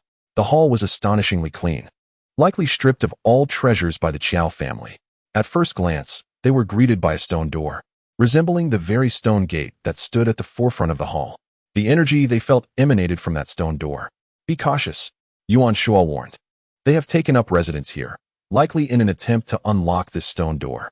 Qiao Feilong's wife's transformation may also be connected to it." Upon closer inspection, one could discern traces of explosives and signs of fire on the ground, indicating that these individuals had persistently attempted to breach the door. Yuan Shua approached, scrutinizing the details before saying, "You take a look." Li Hao hurried forward and immediately noticed some peculiar differences. On the stone door, there was a small indentation. A mechanism? Intrigued, Li Hao wondered if inserting his family's sword could unlock this door. Uncertain, Yuan Shua observed for a moment, then suggested, "We could give it a try, but first, let's absorb the sword energy to restore our bodies. After we absorb the blood god seed, we must be cautious to avoid any mishaps." I might not have time to react. He was concerned that inserting something could lead to trouble, which would be quite problematic. At this moment, he could sense energy emanating from the door, and the stone knife in his hand felt restless. Li Hao's sword felt the same. It would be wise to heal first. All right, Li Hao agreed, and together with Yuan Shua, they distanced themselves from the stone door before sitting cross-legged. Here, the small sword nestled in his arms seemed quite animated. After a brief exercise of the 5 animals breathing technique, Li Hao's eyes sparkled. He realized he could absorb a surge of energy without the assistance of the small sword. Although it felt somewhat different from the sword's energy, Li Hao sensed it and remarked, "Teacher, it seems to be a blend of various energies, not merely sword energy." "Indeed." Yuan Shua nodded. "I sense it as well. There's also knife energy within. It may be a combination of energies from the 8 great families. For now, we should primarily absorb sword energy to heal." He then instructed Li Hao, "Place the sword in the center. I can feel the stone knife absorbing knife energy, extracting it from within. The sword should be doing the same. The mixed energy feels potent, but it's not suitable for singular healing." Following his guidance, Li Hao positioned the small sword between them, which began to tremble slightly as a unique energy was drawn into it. At that moment, the air around them became saturated with sword energy. Yuan Shua contemplated and moved the stone knife further away to prevent its energy from interfering with their process. In the next moment, the master and disciple commenced the 5 animals breathing technique. Yuan Shua primarily aimed to heal, while Li Hao's injuries were not severe, and he had absorbed a considerable amount of sword energy.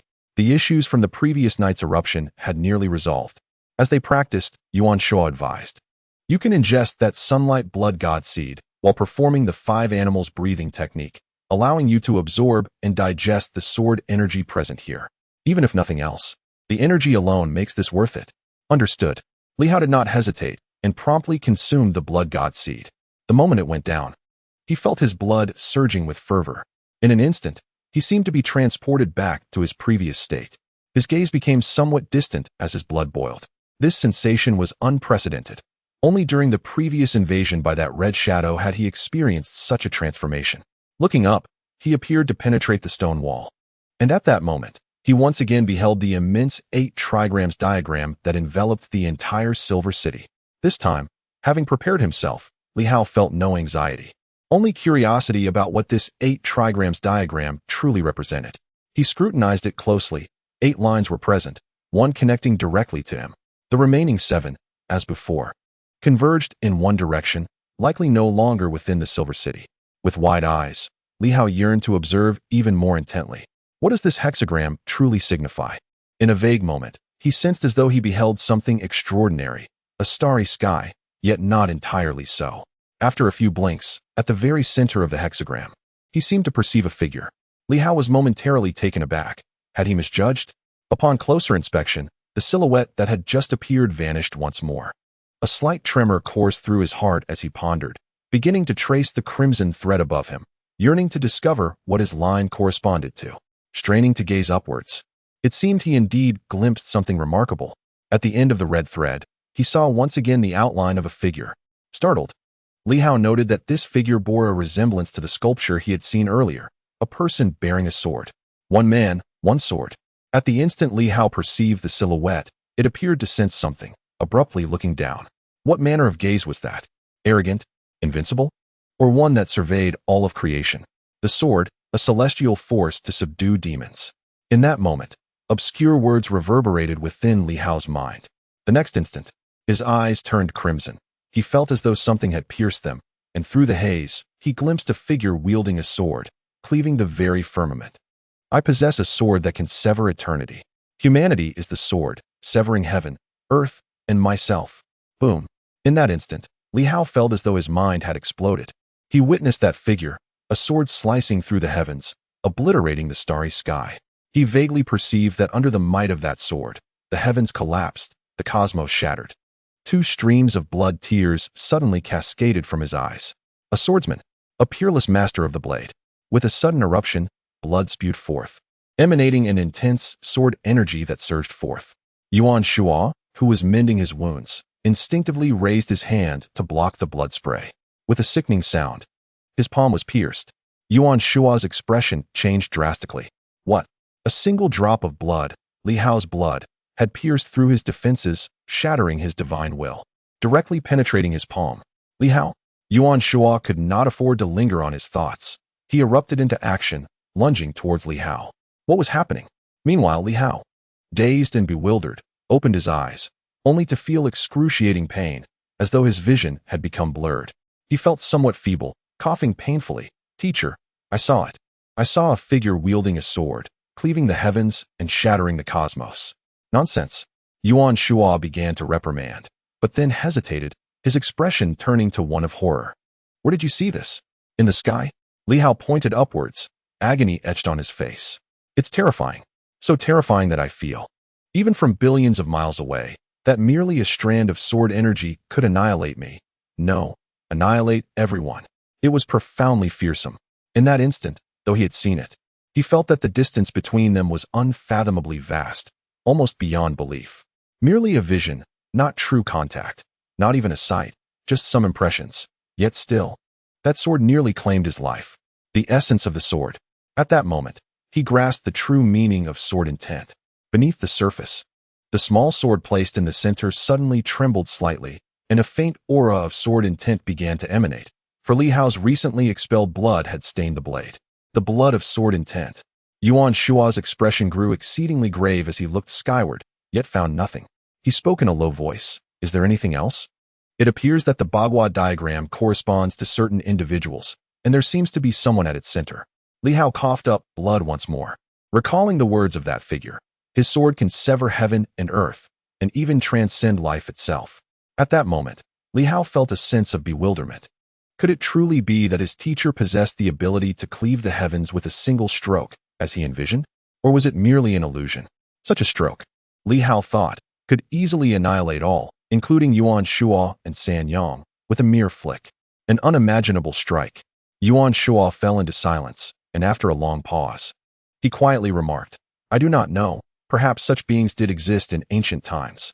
Furthermore, if you are untroubled, it is possible that the individual in question is an ancestor of your Li family. Ancestor? Li Hao was taken aback, and then he chuckled bitterly. Impossible. If my ancestor were that powerful, then my family would have long since become a dominant force. No, a global power. Would it be in such a state otherwise? Of course, one can never be certain. Yet that overwhelming strength was deeply etched in his mind at this moment. That stroke would be forever unforgettable. He did not know what the figure was cutting, only witnessing that sword shattering everything. Even the mightiest foes would surely be obliterated beneath its blade.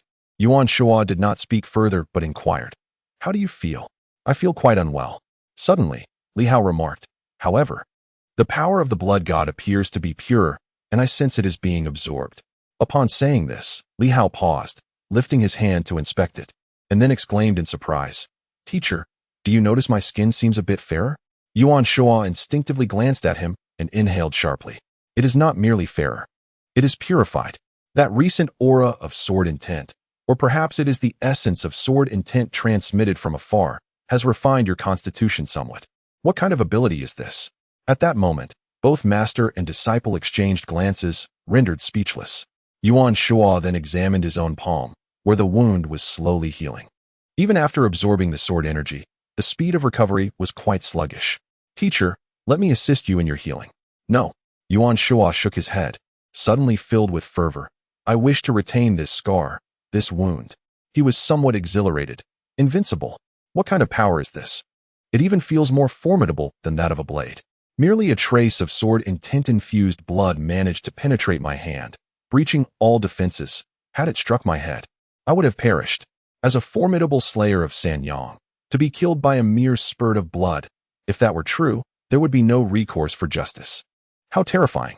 Yet, this fear also ignited within him a sense of exhilaration. Li Hao, perhaps this is a fortuitous opportunity, the greatest of opportunities, the direction of our path. Suddenly, he found purpose and motivation. Yes, this is the path forward. With a single stroke, the heavens were cleaved asunder. With another, the vast expanse was severed. He gazed intently at his hand, even intentionally hindering the healing of his wound, silently attuning to the essence of the sword, which, in truth, was but a figment. For there existed no tangible sword energy, only the profound resonance within Li Hao's spirit. How terrifying. After spitting out a few mouthfuls of blood, Li Hao unexpectedly discovered that he could now project his inner strength externally. It struck him as peculiar. Had he truly broken through to the mid-stage of the 100? How simple. Yet, in that moment, he perceived this breakthrough as rather trivial, almost feeble. Compared to his master, he felt weak. And compared to the shadow he had glimpsed, he felt as insignificant as a child.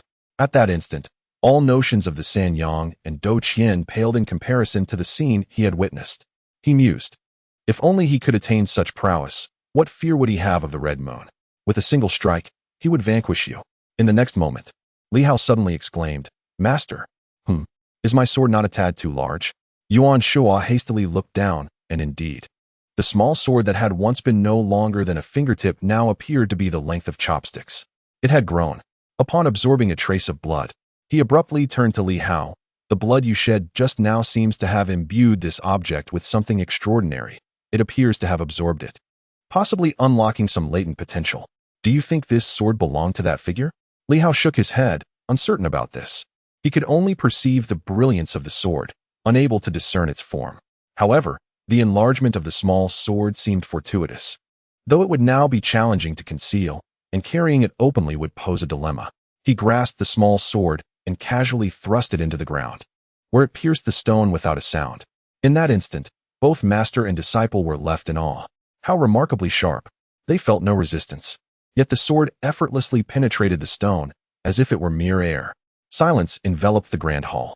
Yuan Shuo contemplated that the secrets of Silver City and the 8 great families might indeed surpass the imagination of all. Chapter 66, Advancement, 3 Updates. Subscription requested. Li Hao beheld an unparalleled swordsman within the 8 trigrams. The Starry Sky Sword, having absorbed a fraction of Li Hao's blood, had directly unlocked some of its potential. Previously, neither the small sword nor the blood Li Hao had shed had ever exhibited such phenomena. Clearly, The sword's awakening was linked to that shadowy figure. This revelation led both Li Hao and Yuan Shuo to a profound realization. That swordsman could very well be an ancestor of the Li family, a supreme being. Yuan Shuo suppressed the tumult of emotions within him, fear, trepidation, and a flicker of anticipation. His voice tinged with a change of tone. Let us set aside these thoughts for now. They are too distant for us, entwined with ancient civilizations and formidable beings. Our immediate priority is to strengthen ourselves. He regained clarity. Only by fortifying oneself can one truly thrive. The depths of this world may be unfathomably profound, steeped in the shadows of ancient civilizations long vanished, leaving behind mere remnants and the feeble 8 great families of Silver City. No, now there exists but one family. Indeed, one might argue, there exists but one individual. Li Hao gritted his teeth, striving to forget and expel the recent turmoil. He dared not dwell on it. For each remembrance of that singular sword ignited both terror and exhilaration within him. Was that still a human? He cautiously grasped the small sword, suddenly beset by concern. Teacher, this is far too sharp. If I carry it on my person, might I inadvertently bring about my own demise? Yuan Shuo paused, taken aback. After a moment of contemplation, he replied with some hesitation, that extraordinary item may be quite unique. Some such artifacts can recognize their master. Why not give yourself a gentle prick? Perhaps it won't harm you. Was this truly a statement made by a person? If it could injure him, what if he inadvertently pierced himself fatally? Of course, a light touch might yield no harm at all. Well, he decided, the teacher's words could be trusted. If the teacher himself did not believe, then to whom could one turn? After a brief pause, Li Hao gazed at his bloodied arm, turning towards his teacher, lost in silence. Yuan Shuo appeared somewhat awkward, glancing around, and said, this might genuinely cause you injury. You may not have fully attuned yourself as its master, but it will improve in time. No worries. I shall craft a scabbard for you, which you can carry as a dagger. He cast a sidelong glance at the stone knife not far away, feeling relieved that it was merely a knife made of stone. Even if it were to become unsealed, it would not harm him as this sword might. Li Hao chose not to voice further concerns, wiping the blood from his hands. After all, it was merely a small cut. What was that? The teacher was mostly correct. Just one misstep did not warrant questioning his authority. Not at all, truly not at all. Yet, despite his thoughts, he could not help but add, Teacher, for future instances of self-harm, might you consider your recommendations more carefully beforehand? I place great trust in you. Please do not squander your credibility, as it makes me doubt your omnipotence. You little rascal, Yuan Shuo retorted. Who are you speaking to? It was just a little prick. You just spat blood on me a moment ago, nearly choking me. Did I admonish you? He continued, enough of this chatter. You have only absorbed a fraction of the blood goddess energy. What are you doing? Hurry, do not waste it. With that, Li Hao found his thoughts silenced. Absorb the energy. He resumed the practice of the 5 animals breathing technique, feeling the sword energy flowing into him more rapidly than before. Not only he, but Yuan Shuo also sensed this, his eyes brightening slightly. The starry sword had indeed unsealed a fraction, and the effects were evidently enhanced. The speed of gathering sword energy had accelerated. At this juncture, Yuan Shuo's injuries had significantly improved. The vitality expended by the Bloodblade technique had largely been restored. In his hand appeared a red pill, Blood Goddess Essence, a product of the 3rd Yang level, far superior to the Crimson Shadow Li Hao had vanquished previously. Upon entering the Douqian realm, Yuan Shuo had not felt particularly profound about it. He was even uncertain how to distinguish the levels of Douqian, revealing that his previous claim of being at the pinnacle of Douqian was utterly unfounded. He had no clear understanding of the manifestations of each level of Douqian, nor how to discern his own standing within it. Yet, Yuan Shuo was undeniably advancing rapidly along the path of Douqian, his progress remarkable, closely tied to the accumulation of power from the previous Crimson Shadow, as well as the energies of the sword and blade. At this moment, he gazed at the crimson pill in his hand, contemplating delightful possibilities. If I were to consume this, could I ascend to the realm beyond 1,000 battles? Beyond 1,000 battles, there exists no record of martial masters. What, then, constitutes that exalted state? Those with extraordinary abilities are deemed inept, above the radiant sun. There lies the realm of 3 suns, and beyond that, perhaps it is called the 9 suns. What a lack of sophistication! Yuan Shuo silently criticized, pondering whether he should bestow a name upon the realm beyond 1,000 battles. After all, One cannot simply utter beyond 1,000 battles every day. Slay 10. Break 100. Contend with 1,000. Yuan Shuo fell into deep contemplation, and after a while, his eyes sparkled with inspiration. To slay 10, break 100, and contend with 1,000. Why not call the next realm subduing 10,000? To suppress 10,000 with 1. What do you think? As this thought lingered in his mind, he felt a surge of excitement. A force of 10,000 troops, in ancient times, would indeed be deemed a grand army. Some boastful souls would dare to claim an army of 800,000. The mere aura of such a force could instill fear in many hearts. Yet, a martial master at that level could confront 10,000 alone. To subdue 10,000. Indeed, it seemed plausible. He felt a sense of satisfaction with his naming prowess, reveling in his own thoughts. Yet he remained oblivious to how long it might take to reach this level, or whether any qualitative changes would manifest. Never mind. He ceased his musings and swallowed the crimson pill whole. As the 5 animals breathing technique activated, a surge of potent energy was instantly absorbed and rapidly digested. He felt a voracious thirst. After his battle with Xiao Feilong, his internal energy had been depleted, leaving him in a state of emptiness. At this moment, with the energy from the pill replenishing him, Yuan Shuo felt invigorated, ready to engage in combat with the 3 suns once more. He longed to find another 3-sun opponent to test his mettle. Unfortunately, Hao Lianquan had departed. Otherwise, he could have sought an excuse to spar with him. Gaining insight into the state of an experienced 3-sun master, perhaps further enhancing his understanding of his own strength. Xiao Feilong was a fool. He had been ambushed by Duantian, and had yet to face a seasoned 3-sun combatant head-on. Such an experience was still foreign to him. Yuan Shuo indulged in his fantasies, reveling in his daydreams. Simultaneously, Li Hao was also absorbing the energy of the Crimson Shadow, blissfully contemplating whether he might successfully enter the late stage of breaking 100. If he could, it would signify his completion in breaking 100. He had already grasped the nascent form of momentum. What date is it today? The 2nd. Li Hao continued to ponder when he had first entered the realm of slaying 10. It was in the middle of last month. It had not yet been a month. Li Hao's spirits soared, and regarding that sword, he buried it deep within his heart, choosing not to compare himself with others. Some delight in measuring themselves against those far superior, only to be increasingly disheartened, ultimately losing their confidence. He refused to engage in such comparisons.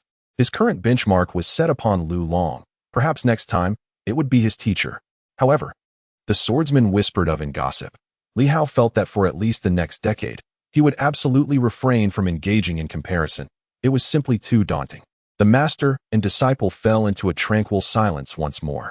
This silence, however, was different from before. At this moment, the energy of the Crimson Shadow enveloped them, swiftly absorbed into their beings. The pervasive crimson energy had indeed begun to diffuse slightly. At that moment, Yuan Shuo suddenly felt a pang of anxiety. Li Hao experienced a similar sensation, albeit with a slight delay. Before he could fully open his eyes, Yuan Shuo abruptly seized Li Hao's head. Yes, his head, gripping it firmly and dragging him away as they instantaneously fled towards the cave's exit. Just as they vacated their original position, a thunderous roar erupted. A fierce surge of energy detonated precisely where they had been moments before. Yuan Shuo, having escaped several dozen meters, bellowed like a great bear, flinging Li Hao away, who collided violently with the wall, nearly spitting blood and feeling as though his bones might shatter. Meanwhile, Yuan Shuo unleashed the 5 animal techniques. The essences of the tiger, bear, deer, ape, and bird erupted in unison, crashing against an overwhelming force of energy. With a resounding bang, Yuan Shuo was hurled backward, suspended in midair, blood seeping continuously from his mouth. His gaze was somewhat vacant. He needed to replenish his blood. In recent days, he had lost an inordinate amount. The battle against the 3 suns had not been this harrowing. Having just endured an assault from Li Hao and now this explosion of energy, he was uncertain how much blood he had actually lost. Teacher, Li Hao exclaimed in alarm. Coughing violently, Yuan Shuo descended to the ground, glancing into the distance. His expression shifting momentarily, he was still alive. Li Hao hurried to support his teacher. Yuan Shuo took a deep breath, his complexion fluctuating before he finally spoke. The Red Moon. The Red Moon may have some connection to the 8 great families. The Crimson Shadows are creations of the Red Moon organization, and their energy can be neutralized by sword energy. However, upon contact with a mixture of 8 different energies, it can provoke a violent clash, resulting in an explosion. Just now, some of the dissipated crimson energy merged with the 8 mixed energies, triggering a catastrophic detonation.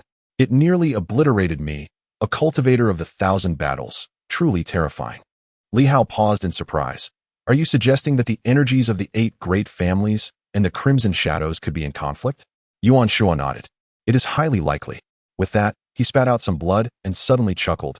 A fortunate turn of events. Teacher, have you perhaps lost your wits from all this blood loss? How can such devastation be considered fortunate? In the next moment, Li Hao appeared to have a revelation. His eyes gleaming, a fortunate turn of events. Yuan Shuo regarded his student with mild astonishment. You also perceive it as a blessing? Li Hao nodded fervently. Teacher, we must gather the 8 energies. Then, infuse it with some crimson energy. My heavens, a super explosive device. If it can even launch you, wouldn't it be capable of annihilating the 3 suns? He then turned to Yuan Shuo. Teacher, you must think the same, which is why you consider it fortunate, right? Yuan Shuo silently observed him, wishing to articulate that he was not as quick-witted and devious as Li Hao. What a clever boy. How dark have your thoughts become? Yuan Shuo's notion of a fortunate occurrence stemmed from the potential conflict between the crimson energy and that of the 8 great families. He pondered that should the formidable beings of the Red Moon be lured here to obliterate the crimson shadows, it might lead to an extraordinarily peculiar situation, perhaps even resulting in their own demise through self-detonation. Well, it is quite similar. However, he did not expect that Li Hao, this fellow, was also contemplating the release of some energy, willingly positioning himself as a bomb. The thoughts of the master and apprentice were largely aligned. Yet Yuan Shuo believed his intentions were not as sinister as Li Hao's. He merely wished to draw others in. While Li Hao seemed intent on a proactive assault, this lad truly had a fierce disposition. At this moment, Yuan Shuo remained silent, but soon furrowed his brow. Collecting such energy would likely prove challenging. The amalgamation of 8 distinct energies, with only a minimal amount dissipating. Presently, the predominant energies escaping were sword energy and blade energy, possibly linked to the 2 types of weaponry involved. The Qiao family had likely been attempting to gather this energy as well, yet it would be no easy feat. The icy crystal was most probably of little use. Otherwise, Qiao Feilong would have amassed a considerable amount by now. Li Hao nodded, choosing not to continue this topic. Instead, he remarked, Master, we should first exit to assimilate the red shadow energy. Otherwise, we might inadvertently meet our demise, and that would be a grave loss. Ha ha ha, indeed. Yuan Shuo chuckled. Though as the laughter faded, a hint of sorrow crept in. What a stroke of bad luck he was having today. Here he was, a dignified fighter, nearly meeting his end twice in one night. This cursed ruin was truly perilous. It felt more hazardous than the site the Night Watchmen had discovered. Despite its seemingly barren appearance, a moment's inattention could lead to one's own doom.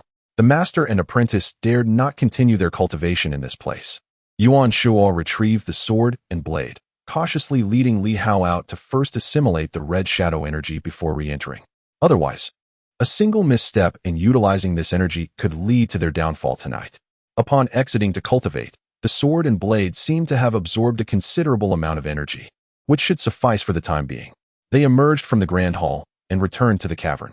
As Li Hao passed by the relief sculpture, he took a longer glance and eventually said, Master, the figure I saw may very well be this one in the relief. Bearing a long sword, one can tell at a glance that he is an unparalleled strongman. Stop looking. It's futile, as the distance between us is insurmountable. At this, Yuan Shuo smiled and said, Strive diligently, and perhaps one day, you and I shall tread this path. Remember, this is not an obstacle on the path of cultivation, but rather a source of motivation. Understood. The master and apprentice consoled themselves for a moment before commencing to absorb the red shadow energy within the cavern. Li Hao sensed that his head was beginning to generate internal strength, a rather peculiar sensation, tingling and prickling, reminiscent of being licked by a dog. Upon opening his eyes, Li Hao found himself somewhat speechless. The Black Panther? Damn, how did it get here? When they ventured out that night, he and Yuan Shuo had not brought the panther along. How had it managed to find them? It truly had been licked by a dog. Woof woof. The Black Panther gazed at Li Hao with tearful eyes, as though imploring, How could you abandon your loyal dog? It had caught the scent of energy. Throughout the night, it had run frantically, nearly exhausting itself before finally locating this place. It had not been an easy journey. At that moment, Yuan Shuo also opened his eyes, glanced at the Black Panther, and chuckled. What a remarkable creature. To traverse dozens of miles and still catch up to you. I underestimated your capabilities. I had thought you were merely a dog on the verge of becoming sentient. It seems your strength is a double-edged sword, and here you are, indeed following us. He deliberately chose not to bring the Black Panther along. While it was said that the dog raised by Li Hao possessed considerable strength, it was still merely a dog, a creature of a different race. In the central region, it was rumored that there existed formidable demons capable of swallowing 3 suns whole, a terrifying prospect indeed. This dog seemed to possess a wealth of knowledge. Did it not fear ultimately turning against Li Hao? Woof! The Black Panther barked playfully, prompting a smile from Li Hao. Since you're here, it must be fate. It appears I cannot shake you off. I shall not reserve this for you. Absorb as much as you can. Woof! The Black Panther was quite satisfied, not minding that it was merely drinking broth. Having any broth at all was a delight. Li Hao continued to meditate, absorbing the power of the Crimson Shadow. The master and disciple still had some energy spilling forth. Otherwise, there wouldn't have been an explosion moments ago. At this moment, Li Hao once again experienced a tingling sensation in his head. But this time it was not from the doggish affection. Instead, it was a genuine surge of internal energy, causing a delightful numbness in his head. His gaze sparked with intensity. The instant Li Hao opened his eyes, he felt an eruption of internal energy around his eye sockets, illuminating his gaze as if it were charged with electricity. Yuan Shuo did not even blink, seemingly sensing everything, and softly remarked, "The late stage of breaking 100 is perilous. Allowing internal energy to surge into the head is quite dangerous. Of course, this danger is relative. As long as one does not act recklessly, it generally won't pose a problem." Just as he spoke, he suddenly exclaimed, "Stop!" Opening his eyes, he glared at Li Hao, fuming. "Have you lost your mind? Do you dare to let internal energy flow into your eyes, risking blindness?" Li Hao sheepishly replied, "Didn't you say to externalize it? Get lost." Yuan Shuo scolded before sighing. "Very well, it seems I forgot to remind you.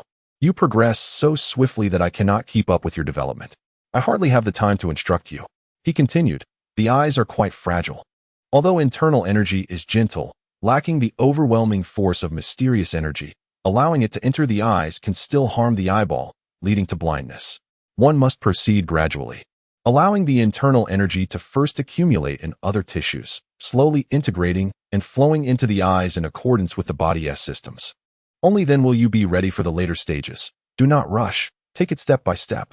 No sooner had he finished speaking than Li Hao audaciously infused internal energy into his nose, resulting in a profuse nosebleed. Yuan Shuo frowned, eager for quick gains. The teacher's admonition stands, but the student is not reckless. With blood streaming from his nose and tears falling from his eyes, Li Hao explained, "I believe that with my sword skills, as long as the injury is not irreparable, I can heal it. Thus, I can afford to be a tad bolder. Master, I have absorbed a blood divine seed today. If I do not take it in, it would be a waste. When might I acquire a blood divine seed of the solar level next?" Li Hao looked at Yuan Shuo. "I cannot always remain under your protection. You have your own matters to attend to. Moreover, as your only disciple, it is traditional for me to confront your adversaries, such as your nemesis, Ing Hongyue. According to martial traditions, if they come seeking trouble in your old age, it is my duty to take action, whether to kill or incapacitate them. I cannot simply hide behind you and enjoy a life of ease." Li Hao flashed a bashful smile. "Master, do you think I am right?" Yuan Shuo was momentarily rendered speechless. "I accept you as my disciple not merely to bolster my reputation or to confront formidable foes. Rather, my hope is that you will inherit my knowledge." However, the moment Li Hao stepped into the realm of martial arts, everything transformed. This is his legacy as a martial disciple. Yuan Shuo paused for a moment before breaking into a smile, exclaiming, "Indeed, you remind me of my younger self. In my youth, I was much like you, yet I found myself lost in midlife, longing for a resurgence that eluded me, which brings me a sense of melancholy. I truly wish for your journey to be smooth and unimpeded." At that instant, he ceased to hinder Li Hao's audacity. Perhaps Li Hao was indeed correct. I cannot shield him for eternity. He must shoulder his own burdens and cultivate personal growth. Li Hao's nose continued to bleed profusely. He was audacious and resolute. a trait undoubtedly underpinned by his prowess with the sword. Otherwise, such a reckless onslaught could yield dire consequences. The path of martial arts, fundamentally, remains a gradual progression. Gradually, Li Hao's internal energy began to erupt in certain areas, his initial mastery appearing somewhat juvenile. The overwhelming force of his internal energy caused his delicate tongue to bleed, a sensation he had never encountered before, though he soon grew accustomed to it. Yuan Shuo observed silently, absorbing the essence of the crimson shadows. The more he regarded his student, the more his satisfaction grew. Discreet, intelligent, bold, ruthless, though the latter was merely his personal interpretation. To the outside world, he would profess that Li Hao was kind-hearted. Yet, as a martial master, a formidable one at that.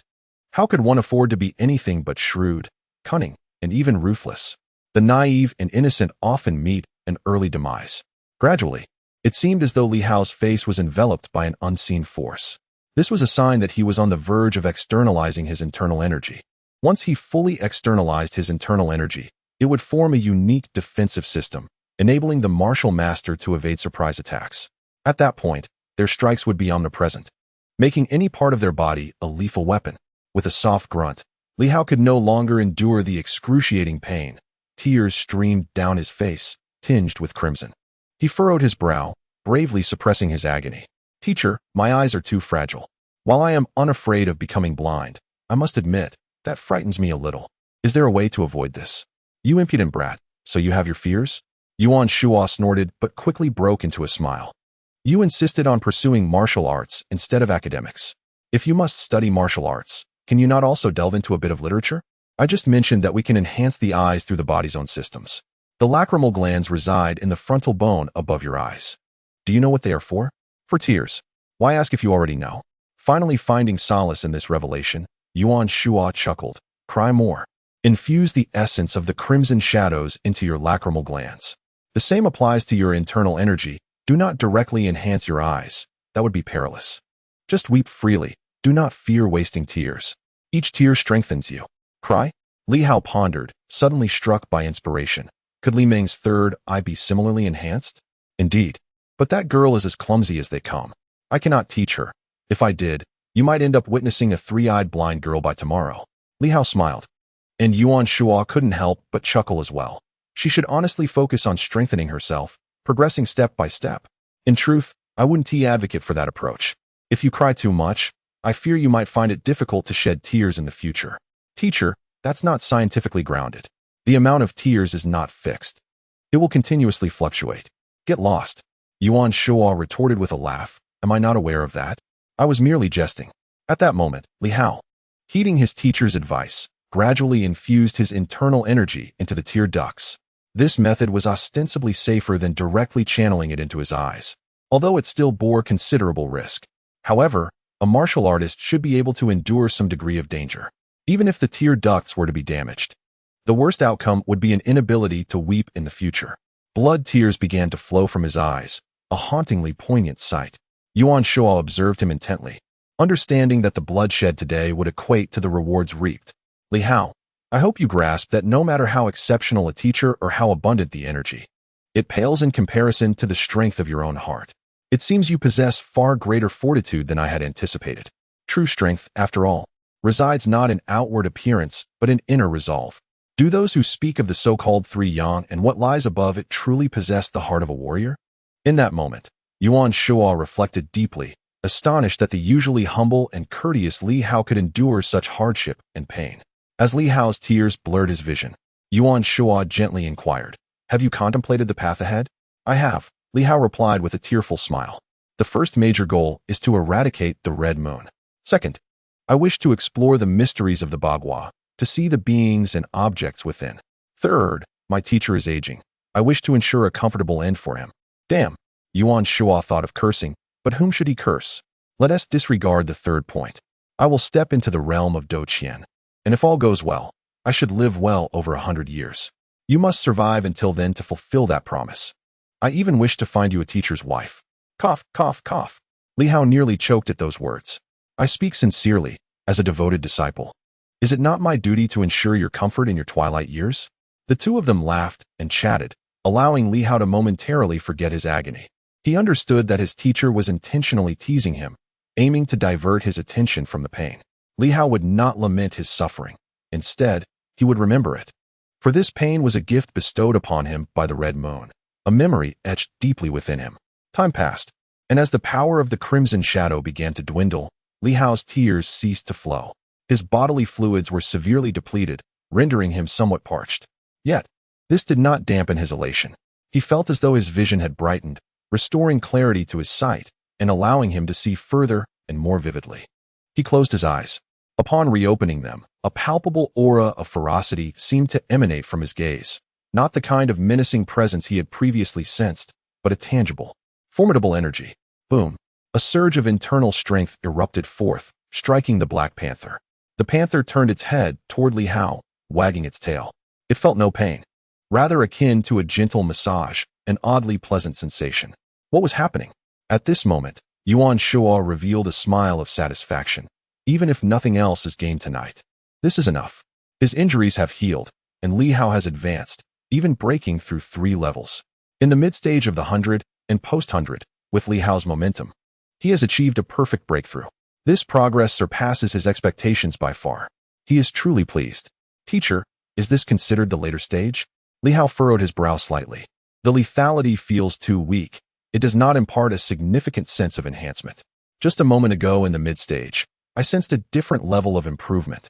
Yuan Shuo replied with a smile. This is merely the beginning. What you must do next is to achieve the integration of your internal energy. After pondering for a moment, he continued, at this juncture, you need to undertake a crucial task. Complete the integration of your internal energy. Teacher, please elaborate. Visualize the divine intent. Yuan Shuo's voice took on a commanding tone. This is essentially the preparatory work for stepping into the realm of Doqian. For instance, my divine intent resembles that of a bird, embodying the 5 animal stances. During combat, you might feel as if I am a tiger or a bear. This is not mere imagination, but a manifestation of my divine intent. Take Lu Long, whose divine intent resembles waves and tsunamis. This is not conjecture, but a form he has forged through his own visualization. You will also need to undergo this phase. You are still a bit distant from entering Doqian. Unlike Lu Long, who directly stepped in without comprehending the stance, you have already mastered the integration of internal energy, but lack the final visualization confirmation.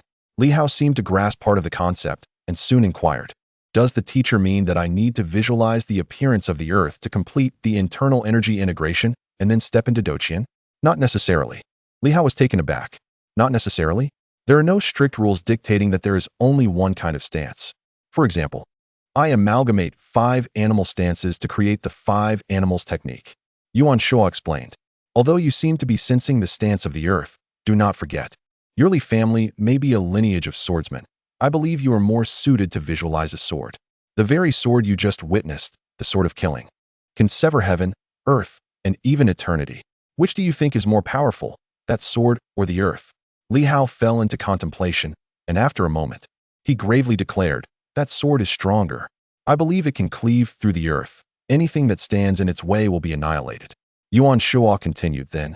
Do you think the earth possesses greater attacking power, or does that sword? Certainly, that sword. Very well then. If you pursue overwhelming power, begin by visualizing that sword.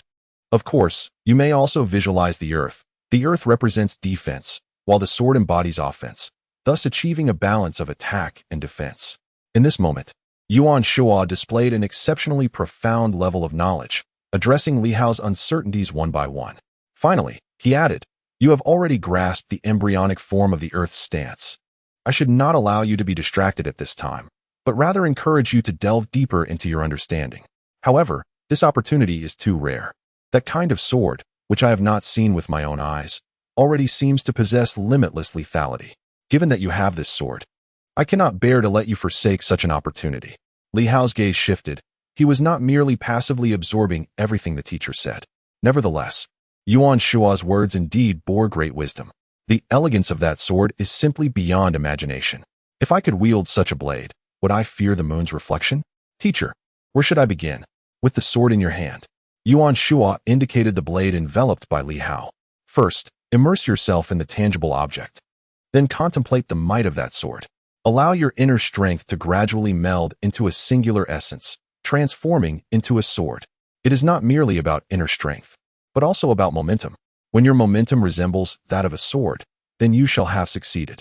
He meticulously recounted the entire journey from breaking through 100 levels to the 1,000, detailing every aspect, concerned that he might not get another opportunity to instruct Li Hao, whose progress was swift.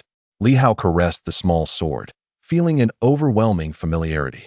He had adorned himself with it for over a decade, and he could envision its form even with his eyes closed. Understanding? What was there to comprehend? Its shape was evidently not the essence. The teacher sought for him to grasp the sword's lethal aura, its formidable strength, its capacity for attack. Yet, this sword seemed devoid of any offensive power. Lost in thought, the small sword trembled slightly in his grasp. At that moment, a surge of emotions coursed through Li Hao, and he suddenly wielded the sword, channeling his inner strength outward, envisioning the splendor of that previous strike, severing heaven and earth. Sword slash. Buzz. The short sword appeared to slice through the void, releasing a subtle aura of sword energy. With one stroke, the panther had already leapt away, and Yuan Shuo watched with brightened eyes. He knew his student could achieve this. However, this was merely the beginning. With each swing of the sword, Li Hao unleashed varying degrees of power. The small sword, barely the length of chopsticks, began to emit a long trail of sword light in his hands. This was the fusion of inner strength with the small sword. Once, twice, thrice, Li Hao struck again and again, recalling the scene he had witnessed in the 8 trigrams, where that strike not only remained in memory, but grew ever clearer. Clang! At that moment, the small sword seemed to emit a jubilant cry, vibrating slightly, producing a crisp metallic resonance. Li Hao's thoughts ignited, and he suddenly lunged towards Yuan Shuo. This is where true knowledge is born from practice. Yuan Shuo smiled, rising to counter with a powerful punch, akin to a ferocious tiger pouncing. The master and disciple swiftly engaged in combat within the cavern. Yuan Shuo did not confront him head-on. The sword was too sharp. Though he could easily overcome Li Hao, he refrained from being overly harsh, as a good teacher guides a student's strengths rather than stifling them. The sword, the sovereign of all weapons, is not merely for the noble-hearted. It demands swiftness and ferocity. A single, decisive strike should eliminate the opponent swiftly, sparing them suffering. A true gentleman's act. Li Hao nearly faltered. He seemed dazed. Teacher, please do not mislead your students. Is this how one interprets the sovereign of weapons?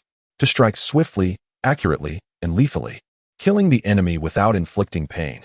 Is this truly the essence of the sovereign of weapons? Yuan Shuo delivered a powerful punch that sent him flying. Furrowing his brow as he remarked, I was merely using a metaphor. The essence is to strike swiftly, accurately, and with ferocity. One must aim for the vital points to vanquish the opponent in a single blow. Understanding it this way is correct. To spare the enemy from suffering is also the mark of a gentleman, is it not? Embrace this mindset. Your objective now is to slay me with a single sword strike, and do so with haste. Li Hao remained silent. Yet his strikes grew even more rapid. With each thrust of his sword, there was an eerie silence. Swift, precise, and ruthless. Each blade aimed at Yuan Shuo's vital points. The internal energy surged outward, unleashing a fierce sword aura. Though the blade was merely the length of chopsticks, it could project a lethal sword light extending a full meter. Neither the master nor the disciple knew how long their practice had continued. Li Hao became more composed and increasingly swift. To kill, there was no need to worry about his master's safety. He could not be slain. In his mind echoed the memory of that previous strike, the one wielded by the swordsman who claimed he could sever heaven and earth. As for the previously slain master of severing heaven, he was insignificant. As this thought reverberated in his mind, suddenly, his internal energy erupted, and a faint sword intent burst forth from within. He struck. The speed was unparalleled. With a buzzing sound, the air split apart.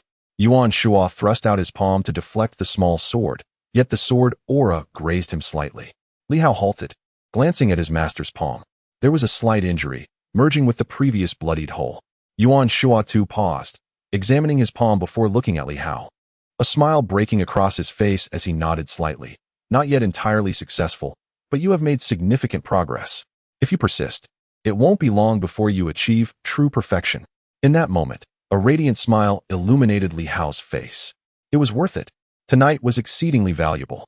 Let us proceed. We have absorbed enough. We shall see if we can unlock that stone door. If not, We shall extract more energy using our blades. Yuan Shuo chuckled softly, harboring little hope of opening the stone door. He suspected that perhaps the weapons of all 8 families needed to converge for success. For years, Xiao Feilong had been unable to open the stone door, clearly indicating that brute force would not suffice. The master and disciple returned to the grand hall once more. The stone door stood immobile. Li Hao held his sword while Yuan Shuo wielded a stone knife. Upon the stone door was a small indentation. Li Hao inserted the small sword into the recess, but it felt ill-fitting. Similarly, the stone knife did not align. After observing for a while, Yuan Shuo studied it intently and suddenly chuckled. How intriguing. Qian, Kuan, Zhen, Sun, Li, Can, Zhen Dui. He murmured, Li family sword, Zhang family knife, Zhao family fist, Lu family leg, and the Wang family raised a giant tortoise. He recited a few phrases, identifying it as the position of fire. Xiao Feilong and his companions had all acquired fire energy. Undoubtedly, one of the 8 families possessed a weapon related to fire energy. According to local lore, it could be the Wang family's tortoiseshell. However, tortoiseshells are inherently defensive in nature, possibly earth-based. As he spoke, he furrowed his brow slightly, pondering. Could it be that the tortoiseshell is actually a fire-based extraordinary artifact? Or perhaps it is the Hong family's hammer or the Zhou family's spear? He scrutinized the indentation for a considerable time before finally asking, Li Hao, what do you think this recess resembles? A tortoiseshell or a hammer? There exists a somewhat rounded sensation, resembling either a turtle shell or a hammer, yet it bears little resemblance to a gun. Perhaps it is indeed a hammer? Li Hao scrutinized it for a while, his curiosity piqued. Teacher, do you mean to suggest that there may be 8 such doors? Yuan Shuo's gaze took on a peculiar intensity, all concealed beneath Silver City. 8 stone doors, with one corresponding to a sword and another to a dagger. These 8 doors may need to be opened simultaneously to access the true relic. 8 doors. Li Hao exclaimed in astonishment. Such a place has 8 entrances? Indeed. I initially believed there to be only one, yet it appears otherwise. If it were singular, then the sword and dagger should have been able to be placed inside. But that is not the case. Thus, these stone doors are not unique. The convergence of all 8, or their simultaneous opening, is required to unveil the true relic of the 8 clans. I shall examine the map of Silver City closely and conduct a discreet investigation to ascertain the truth. He added. Yuan Shuo chuckled. Now, let us absorb a bit of energy and depart swiftly. This relic cannot be accessed at present. We can seal it off for now and return once the sword's energy has been depleted. The leakage appears minimal. Teacher, should I perhaps shed a bit of blood? Li Hao suggested with a hint of jest. Enough of that. Do you truly believe yourself to be the sole heir? You have already bled. The reaction commenced long ago. This place is, without a doubt, one that requires the unification of the 8 clans' weapons to be unlocked. 8 doors. Li Hao's eyes suddenly brightened. Teacher, what if the other locations have not been excavated by the Qiao family? Even if we cannot unlock them, might we not still reap significant benefits? Most likely. Yuan Shuo replied with a grin that was anything but ordinary. Perhaps fortune awaits us in the near future. While immense wealth may be elusive, smaller gains are certainly within reach. Of course, this hinges on our ability to discover the other 7 stone doors. Thus far, it remains mere conjecture. The master and disciple shared a knowing laugh, reassured that the inability to unlock this particular door was inconsequential. If they could indeed uncover the other 7, unexpected rewards might await them. If Xiao Feilong could ascend to the rank of Sanyong and cultivate 3 Dayo, could we not also nurture 7 Sanyong and 21 Dayo? Imagine. We could even challenge the Night Watchers of the Silver Moon Province. Let us absorb a bit more energy, then we shall depart. There have been many who have been watching us lately. I will seal this area to prevent any inquiries. Understood. Li Hao produced a small sword and began to channel the 5 beasts breathing technique, with Yuan Shuo following suit, both absorbing energy to take with them. As for carrying away the mixed energy, Li Hao had yet to devise a suitable method or find a vessel. That matter could wait, as it could become a formidable weapon in conjunction with the red shadow energy. After a considerable time, Li Hao found himself unable to absorb any more. The energy seemed to have been depleted. Only a trickle remained, insufficient for further absorption. The master and disciple decided to cease their efforts. Yuan Shuo led Li Hao out of the grand hall, delivering a powerful punch that sent a large stone tumbling down. He then swiftly sealed the iron door. However, such actions would likely not evade the scrutiny of others. Yuan Shua assessed the situation, gritted his teeth, and then detonated the surrounding area, causing the entire mountain to collapse. Teacher, that commotion was rather excessive, don't you think? Perhaps, but I shall devise a plan upon reflection. Otherwise, we risk exposure.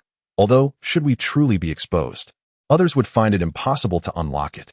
The two individuals, accompanied by the Black Panther, swiftly departed from the cavern without any sense of reluctance. Li Hao cast one final glance back, resolute in his belief that this place would always belong to him, impervious to the grasp of others. Behind the door, his curiosity piqued. What lay beyond? The swordsman depicted in the relief might have entered through that very stone portal, but alas, he found himself lacking the means or strength to investigate further. Red Moon, it seemed, had appropriated 6 weapons from the 8 families, intensifying Li Hao's resentment.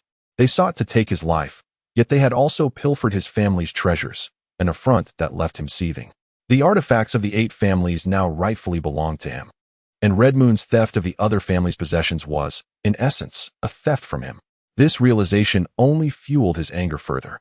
Sooner or later, he would ensure their demise. Yuan Shua, witnessing Li Hao's clenched teeth, mistakenly believed his discontent stemmed from greed. Wasn't tonight's achievement of surpassing the 100 mark sufficient? Such insatiable ambition was almost amusing to him. Chapter 67. Universal Advancement, Subscription and Monthly Votes Requested. Upon exiting the mine, the trio felt as though they had traversed through time. Though their descent had lasted only a short while, the experiences they had endured were profound, particularly for Li Hao, whose vision had been broadened by an encounter with a scene from a time long past. Outside the cavern, Hu Hao and Chun Jian awaited, oblivious to the fact that the strength of Li Hao and Yuan Shua had significantly escalated during their few hours underground. It was now past 3 in the morning. Upon their emergence, Hu Hao immediately remarked, "Teacher Yuan, that dog just wandered in on its own. I believe I've seen it with you and Li Hao before, so I didn't stop it." Yuan Shua waved his hand dismissively. Now that the panther had entered, there was no point in dwelling on it. The Black Panther wagged its tail, displaying a hint of submission, as it was somewhat intimidated by Yuan Shua.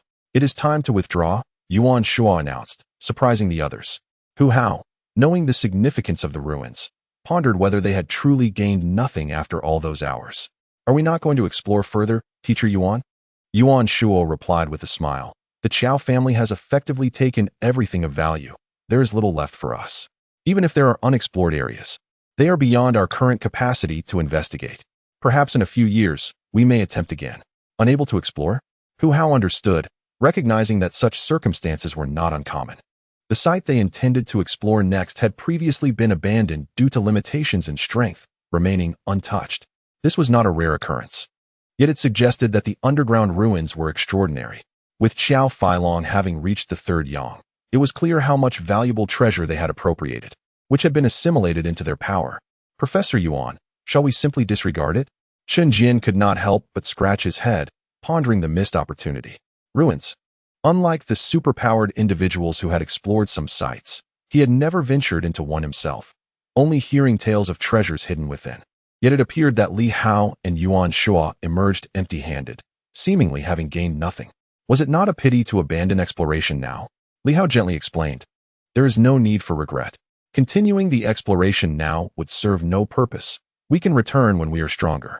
He added with a smile, "Brother Chun, if my teacher cannot help, how can we rely on others? Of course, if we were to encounter someone at the level of the 3 sons, that would be a different matter. Perhaps they would have a solution. However, if such a formidable individual were to insist, we would have no choice but to comply." Seemingly, this reasoning resonated with Chun Jian and Hu Hao, who fell silent. The ruins were the spoils of Li Hao and Yuan Shua, and both deemed it unnecessary to press on further. Thus no more words were needed. With no need to linger, they could simply withdraw. Hu Hao spoke up. "We did not come by car. How about I take everyone back by flight? With so many of us, it's best to avoid the hassle," Yuan Shua interjected, waving his hand. "You can take this hefty fellow back. Li Hao and I will revert to our original method and run."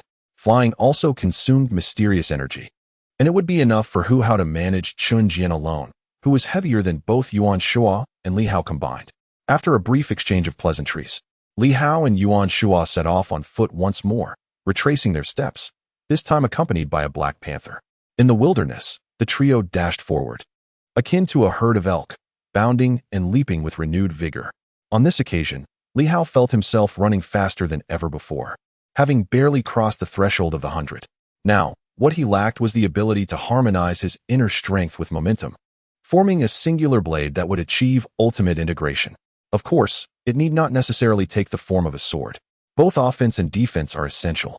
While a sword is commendable, being able to connect with the earth holds its own merit. At this moment, Li Hao felt no urgency. To hastily leap into the realm of the 1,000 fighters might only place him on par with the captain. However, should he successfully intertwine both the sword and the earth, he might reach a level akin to his teachers.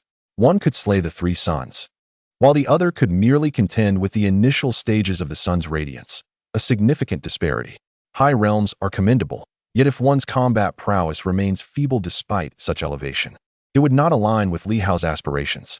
He believed that achieving at least a median level was crucial, for instance, entering the 1,000 fighters.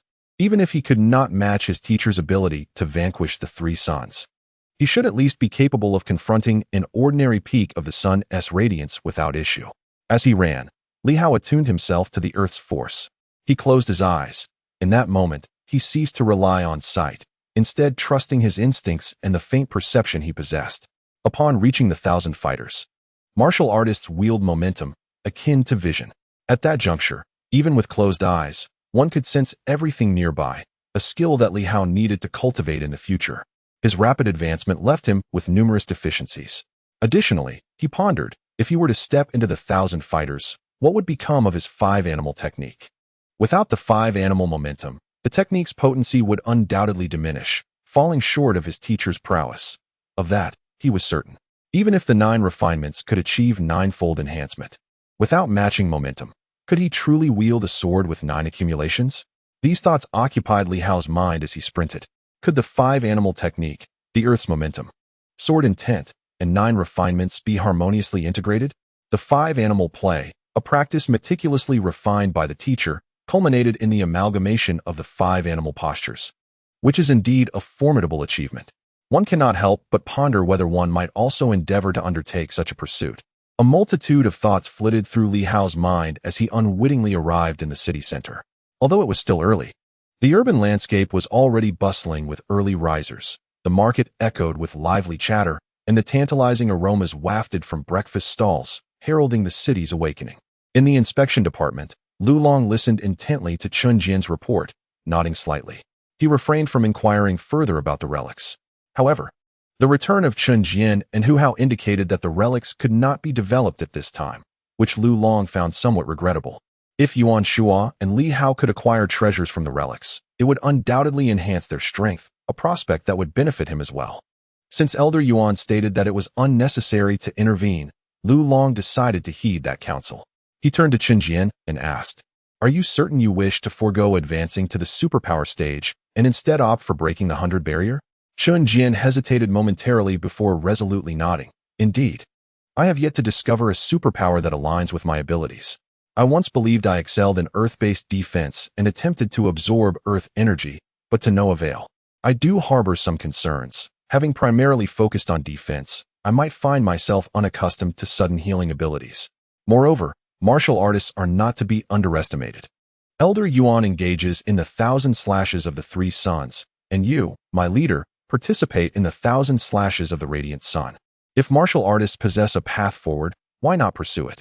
Should I find myself unable to advance to the 1,000 slashes in the later stages, I could still enter superpower through breaking the 100, albeit at a greater consumption of mysterious energy." At this juncture, Chun Jian couldn't help but chuckle. "Leader, I've observed that our rate of acquiring mysterious energy has accelerated exponentially compared to before. If I were to remain at the 10th slash, I would be unable to participate in the next battle, thus missing the opportunity to share in the mysterious energy. The strength of our team has vastly improved. Presently, only he and Wu Chao remained at the 10th slash. Previously, they believed it was sufficient, but now they realized that continuing on this path could lead to their obsolescence."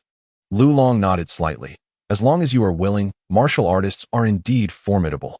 After his own advancement to the 1,000 slashes, he had gained significant insight. While he may not possess the strength of Elder Yuan, his battle with the Radiant Sun was sufficient to demonstrate that martial artists of the same tier, once they reached the 1,000 slashes, would not be at a disadvantage regardless of their opponent's abilities. Before reaching the 1,000 slashes, martial artists often found themselves at a disadvantage primarily due to the unique powers of superpowered individuals. Some could soar through the skies, while others could burrow through the earth. Encountering such superpowered beings often left martial artists in a passive position. But this did not imply that all martial artists who had broken the 100 were inferior to the Moonlight superpower. Chun Jian eagerly nodded. Leader, I shall consume the blood god pill then. I wonder if it truly enables one to break the 100 barrier. The matter was of little concern. Lu Long had inquired with Wang Ming, but added, Elder Yuan mentioned that while one may take the blood god pill, it is advisable to wait a few days. There is no need to rush. Understood. Chun Jian did not press further. After exchanging a few pleasantries, they parted ways. Accustomed to residing in the enforcement building, a habit that had remained unchanged, allowing them to meet and converse at any hour, even in the dead of night. Li Hao, adhering to his usual routine, pedaled his worn bicycle to the inspection office just in time for work. It was not a pretense of poverty. He genuinely lacked a vehicle. His teacher's car was unavailable, and his own was broken, while the inspection office had ceased lending him a vehicle. Thus, he found himself reliant once more on his bicycle.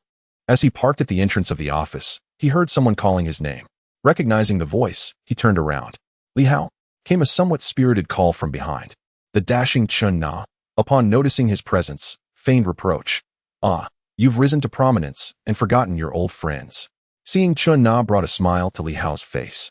Sister Na, when have I ever forgotten my old friends? Are you really going to deny it? Chun Na was somewhat aware of the circumstances. After all, the existence of night patrollers had become common knowledge since the establishment of the Silver City branch, making their roles nearly public. She even knew that Li Hao had seemingly ascended to a leadership position among the night patrollers. Yet, she wondered, what of it? Didn't you mention they were hiring for logistics over there? You could have gotten a promotion, a raise, and witnessed grand events. Why didn't you think of me? The Secretariat is quite laid back, Li Hao replied with a chuckle. Chun Na rolled her eyes, but soon beamed at him. I heard that Xiao Ming is also a leader under your command. Captain Liu is the head, and you and Xiao Ming are his deputies? Sister Na was certainly well informed. Li Hao smiled and accompanied Chun Na inside. Having been in contact with superpowered martial artists daily, he felt a peculiar sensation upon meeting an ordinary person like Chun Na after just a few days. Reflecting on his year in the Secretariat, he found it rather pleasant. No one would approach him to introduce potential matches anymore. What once annoyed him now evoked a sense of nostalgia. Humanity is indeed complex. After exchanging a few casual remarks, their paths diverged as they worked in different office buildings. Li Hao then strode into the law enforcement building, bypassing his own office and heading directly to Liu Yan's office. A rare visitor. Liu Yan seemed to have just finished exercising, clad only in a fitted tank top that accentuated her impressive figure. However, the only notable flaw was the dryness of her hands. It had only been a day since their last encounter, during which Li Hao had refrained from treating her injuries due to the insufficient energy from the previous battle and Liu Yan's lack of visible distress. Now, however, upon closer inspection, her withered hands appeared cracked, with some bones even protruding, a distressing sight that hinted at the consequences of her injuries. Despite Yun Yao's assistance in her treatment, clearly, Liu Yan's condition was not as manageable as she had portrayed. Li Hao furrowed his brow, then quickly softened his expression. Sister, didn't they reward you with a medicinal pill? If you take it now, I can use my special internal energy to help alleviate your injuries. You might even advance to the mid-stage of breaking 100. Liu Yan smirked. Special internal energy? Li Hao grinned widely. Indeed, it was passed down by my teacher. It's extraordinarily powerful. Just how powerful? Liu Yan cast a flirtatious glance, leaving Li Hao speechless.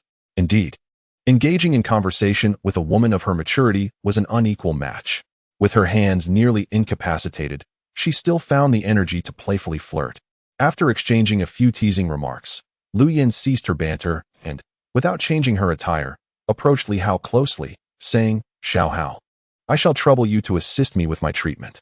Once my hands are healed, I will reward you with a massage as thanks. How does that sound? Li Hao, opting not to engage in her playful challenge, offered her some advice on how to assimilate the energy of the blood god. He activated the 5 animals breathing technique, absorbing a modicum of sword energy to aid Liu Yan in digesting the blood god's energy and healing her hands. Although the energy of the blood god, processed into a pill by Ho Xiaocheng, lacked sword energy, it could still be digested, albeit at a sluggish pace and with considerable inefficiency. A solitary blood god of the moonshade level was insufficient for Liu Yan to advance beyond the mid-stage of 100, as a substantial portion of its efficacy was wasted. However, with the addition of sword energy, the blood god could be utilized to its fullest potential. This was precisely why Yuan Shuo and Li Hao advised against the hasty consumption of the blood god. Every bit of strength gained was valuable. As for the sword energy, the group was well aware of its existence. At times, Li Hao was quite open-minded about certain secrets. Some were necessary to keep concealed, while others, being common knowledge, he felt no need to obscure. The unique internal energy could be considered a mere formality in conversation. Inside the office, Liu Yan's complexion had taken on a slight flush. The power of the red shadow was quite potent during its initial absorption, coupled with the rapid healing of her hands. She could not help but emit a few soft moans. Initially, Li Hao paid little heed, recalling that during his first experience with the technique, he too had made similar sounds. However, he soon realized that they were in the enforcement building, specifically within Liu Yan's office. Outside the office, Wang Ming perked up his ears, pretending to pass by casually. Shortly thereafter, Hu Hao and Li Ming, conversing in hushed tones while holding a folder, seemed to be engaged in work as they strolled by. Moments later, Wu Chao and Chun Jian appeared to be lingering outside, seemingly preparing to report on their tasks. After a while, even Yun Yao, wearing a pair of special glasses, approached the vicinity. Eventually, Lu Long, clad in a trench coat, arrived, admonishing softly. "Is there no work to be done?" Wu Chao, with a sly grin, nudged his eyes toward the office and whispered, "Boss, it seems you've been caught in an awkward situation. In broad daylight, Liu Yan and Li Hao are being rather excessive." "Enough of that," Lu Long retorted. "You're the one caught in a scandal." Yet, he could not help but feel embarrassed for them. "Can you two be a bit more considerate of the atmosphere? Engaging in such activities in the office, everyone can hear it. It's quite shameful." Wang Ming passed by once more, unable to suppress his curiosity, brimming with excitement as he quietly inquired, "Boss Liu, are we prohibiting office romances? And does this count as Li Hao abusing his power?" Lu Long was at a loss for words. "Is everyone here so gossipy? Are you all so idle?" As he spoke, Lu Long suddenly leapt away, just as the office door swung open. From a distance, Lu Long, seemingly just arriving, bellowed, "What are you all doing here? Aren't you busy?" Li Hao, who had opened the door, wore an expression of disbelief. Did he think I hadn't noticed he was here just moments ago? To my surprise, the once aloof and unrestrained Lu Long had now adopted such tactics. Meanwhile, Liu Yan, her face flushed, clad in a tank top, peered at the others and smiled. "Everyone's here?" A hush fell over the room. Yin Yao could no longer hold back and exclaimed, "Shameless." Li Hao could only roll his eyes in exasperation, choosing not to elaborate, and simply stated, "Chun Gu, Wu Gu, come in." "We?" The two exchanged glances, feeling somewhat guilty. "Why? We haven't said anything." Wu Chao felt even guiltier, having just remarked that Li Hao was stepping on toes. Would he be the one to face repercussions? "Come in. Is my position as vice minister of no consequence?" Reluctantly, the two cast several pleading glances towards Lu Long, who remained unfazed, pretending not to see. With a sense of despair, they entered the office. The door slammed shut behind them. Wang Ming and the others exchanged puzzled looks, wondering what was going on. Moments later, a moan echoed through the room. It was Chun Jian's voice. Wang Ming's eyes widened in shock as he glanced at Lu Long and then at Yun Yao, bewildered. What was happening? Was the former demon hunting team always this chaotic?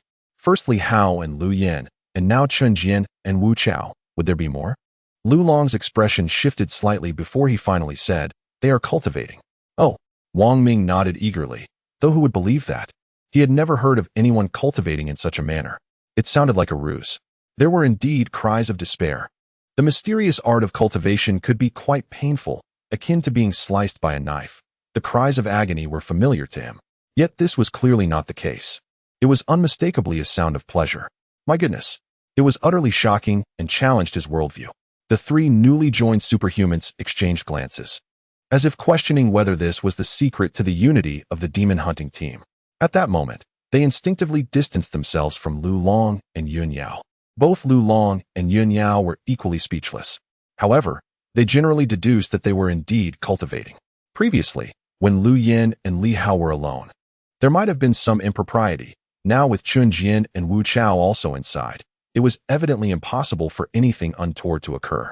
Contemplating this, and recalling the blood god seed, Lu Long's eyes sparkled with a hint of anticipation. Could it be that Li Hao or Yuan Shua had devised a method to facilitate their absorption of the blood god seed? The individuals who had entered all possessed the blood god seed and were martial masters. The very thought of it sent shivers down Wang Ming's spine, and Li Ming leaned closer, whispering, "Wang Ge, does Lu Bu's gaze indicate he wishes to join them?" Wang Ming subtly nodded. It was obvious. How terrifying. Nearby, Lu Long's ears twitched slightly. Did they think I couldn't hear them? Never mind. I shall not dwell on it. He continued to wait, filled with anticipation. At this moment, Lu Long was brimming with hope. If Wu Chao and Chun Jian had also advanced, then this team, which previously boasted only one member who had broken the 100 mark, could potentially see all its members ascend to the realm of breaking 100 today, while he, as the captain, would have entered the realm of fighting at 1,000. Although small in number, with one at fighting 1,000 and 8 at breaking 100, they represented a formidable force. The defense capabilities of Silver City would reach a new pinnacle as a result. The waiting was excruciating. Wang Ming and his companions had not left. Initially, their curiosity was piqued, but gradually, they sensed something was amiss. Wang Ming's gaze flickered as he turned to Lu Long, whispering, "Lu, what are they doing in there?" Lu Long, maintaining a calm demeanor, replied, "It's a unique training method our team employs, a way to cultivate comfortably. It's a secret technique. Typically, when one reaches a bottleneck, a period of practice can lead to a breakthrough. I believe Wu Chao and Chun Jian will both break 100 this time." How is that possible? Wang Ming was taken aback, recalling the blood god fruit he had consumed. Although it had proven effective, the results Wu Chao and the others achieved seemed too swift. Furthermore, he had not made a sound while consuming the blood god fruit. Without the aid of a sword, the experience was less than pleasant, as he had to endure the explosive force of the blood shadow, which was quite uncomfortable. He began to suspect Lu Long was deceiving him. However, after nearly an hour, the office door swung open once more. At that moment, Wu Chao and Chun Jian emerged, their faces flushed with excitement. Chun Jian, drenched in sweat, disregarded it and looked at Lu Long, raising his fist in exhilaration, a faint aura of internal energy emanating from it. "Boss," Chun Jian exclaimed, brimming with excitement, "I have broken 100. Previously, when someone reached this milestone, there might have been a mix of emotions, unsure whether to rejoice or lament. However, now, with Lu Long also having ascended to fighting 1,000, their desire for superpowers had suddenly diminished significantly. Breaking 100 was indeed a substantial breakthrough. Wu Chao smiled faintly. "I too have achieved the same." At that moment, Liu Yan appeared, now clad in inspection attire, concealing her remarkable physique. With a gentle smile, she remarked, "I've made some progress too. My limbs are exuding strength, though I have yet to reach the mid-stage of breaking 100. However, I am close." Wu Chao and Chun Jian had merely begun to unleash their internal energy, while she had advanced further, just one step away from the mid-stage. Wang Ming and his companions were utterly astonished. Truly, these individuals had all advanced. Suddenly, Hu Hao exclaimed, "So, does this mean all of us in the Silver City Night Patrol have broken 100 in the realm of Moonshadow?" Just as Wang Ming was about to correct him, Li Hao, somewhat bashful, interjected, "Old Wang, I also advanced last night." Silence fell. Wang Ming's eyes widened as he glanced at Lu Long and the others, momentarily in disbelief, before finally exclaiming, "Everyone has advanced. One fighting at 1,008 breaking 100. Such prowess surpasses that of other Night Watch divisions, now ranking only beneath the might of Baiwei City and Yaoguang City. Yaoguang City, being the second largest, is fortified by several Sunlight Masters and dozens of Moonshade practitioners, rendering it somewhat superior to Silver City. The other divisions typically comprise a solitary Sunlight Master, a few Moonshade practitioners, and some Starlight Sorcerers. Some are so feeble that they lack even a Sunlight Master. Initially, Silver City's division was the most diminutive upon its establishment. However, in the blink of an eye, it ascended to the third rank among the Night Watch divisions of the Silver Moon Province. If we consider the extraordinary Yuan Shua, capable of vanquishing 3 suns, it seems only the headquarters stands a chance against him. Wang Ming, in disbelief, struggled to comprehend the situation. "It's impossible. I know about the Blood God Child and its significant aid to martial artists entering the 10th slash or advancing within it, but surely the effects cannot be this remarkable. This is simply extraordinary." Li Hao chuckled softly.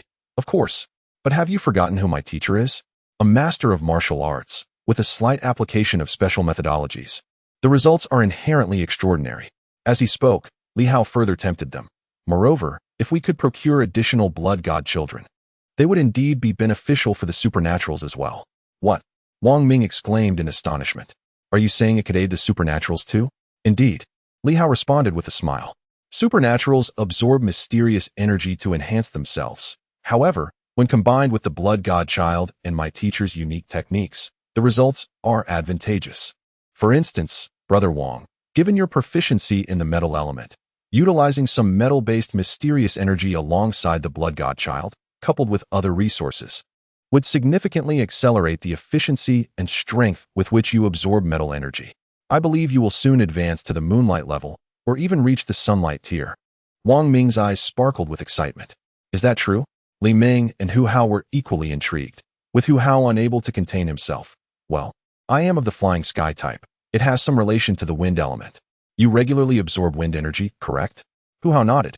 The flying sky type is indeed related to the wind element, though it can be considered a variant. Not every wind elementalist can initially fly. Li Ming spoke eagerly. And what about me? My third eye is notoriously difficult to advance. If I could freely absorb mysterious energy, I would have already leveled up. But I can only absorb some attribute less mysterious energy to strengthen myself, which is rather mismatched. At that moment, the three supernaturals could no longer remain composed. They watched as the martial artists around them made rapid progress, while they felt stagnant. It was often said that martial artists found advancement more challenging than supernaturals. Yet they now felt that the true difficulty lay with the supernaturals, while martial artists seemed to progress with ease. At this juncture, Lu Long interjected. All right, there are no more blood god children. Let us not dwell on it. Today, both Wu Chao and Chun Jian have advanced, along with Li Hao. Li Hao was already aware of his own advancement. However, he allowed the boy to believe it was recent, choosing not to disillusion him. This was indeed a joyous occasion, especially in light of the downfall of the Chao family and the avenging of Liu Yan's grievances. We will surely reclaim the remainder in due time. As he spoke, Lu Long exhibited a rare smile. Tonight, I shall treat you all. The others also displayed smiles in response.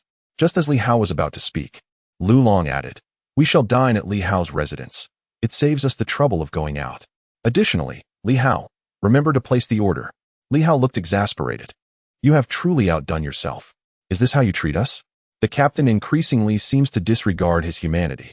Lu Long chuckled, unconcerned, and strode away, in exceptionally high spirits. Indeed, even more so than when entering Doqian.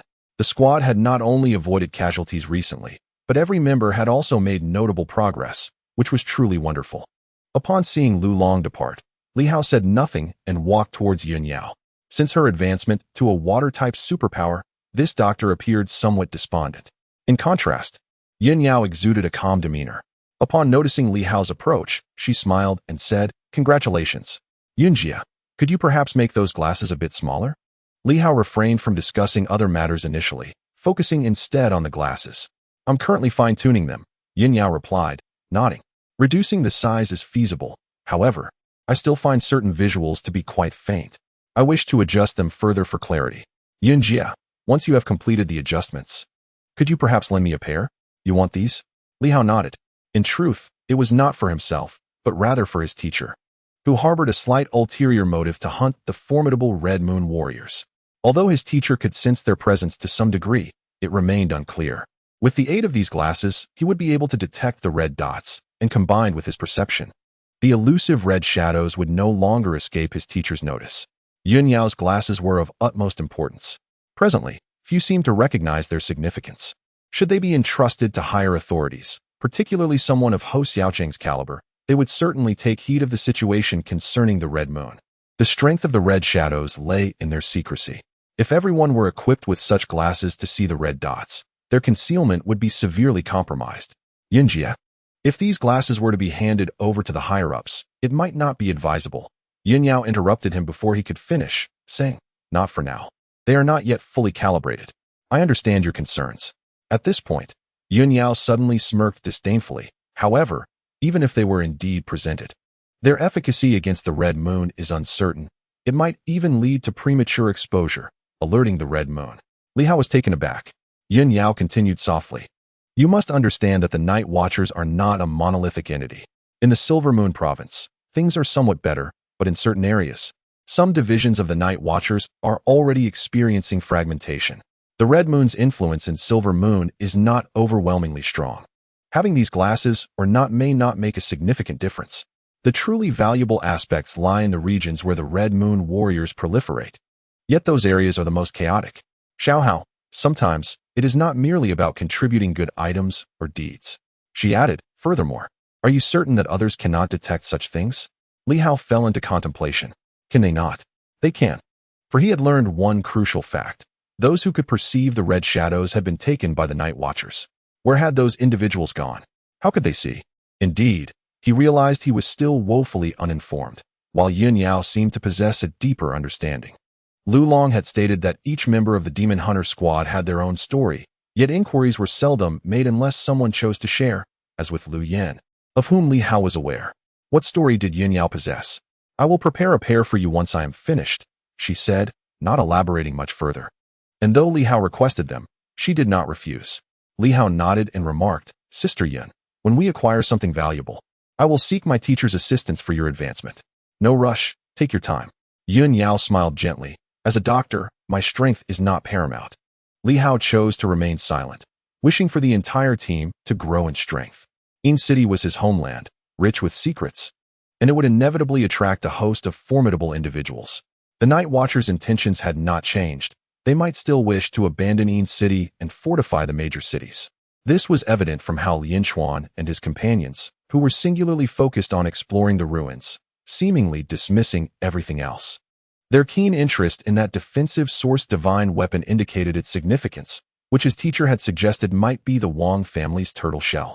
Wasn't the Wang family's turtle shell in the possession of the Red Moon? This left Li Hao puzzled. How many weapons had the Red Moon truly seized? Lost in thought, he suddenly felt a hand on his shoulder. Wang Ming affectionately draped his arm around Li Hao, grinning widely. Li Hao, we are brothers. Did you know that? Li Hao remained speechless. I found out just yesterday, and, in fact, I am your senior brother. Remember to call on me when there are benefits to be had. We are closer than you and the Demon Hunter team. Wang Ming began to forge connections with a radiant smile. I will think of a way to procure some blood god children from Baiwa City. Can you truly assist me in advancing? That's hard to say. Your strength is formidable, and one moonshade may not suffice. Wang Ming furrowed his brow, pondering. Then what about those two? Perhaps they could work, he mused, conflicted. But those are primarily meant for nurturing newcomers. Li Hao spoke softly. Do you know where this item originates? I do not. I do, Li Hao replied. My teacher is aware as well. He mentioned that it is a special product carried by the superpowered individuals of the Red Moon organization.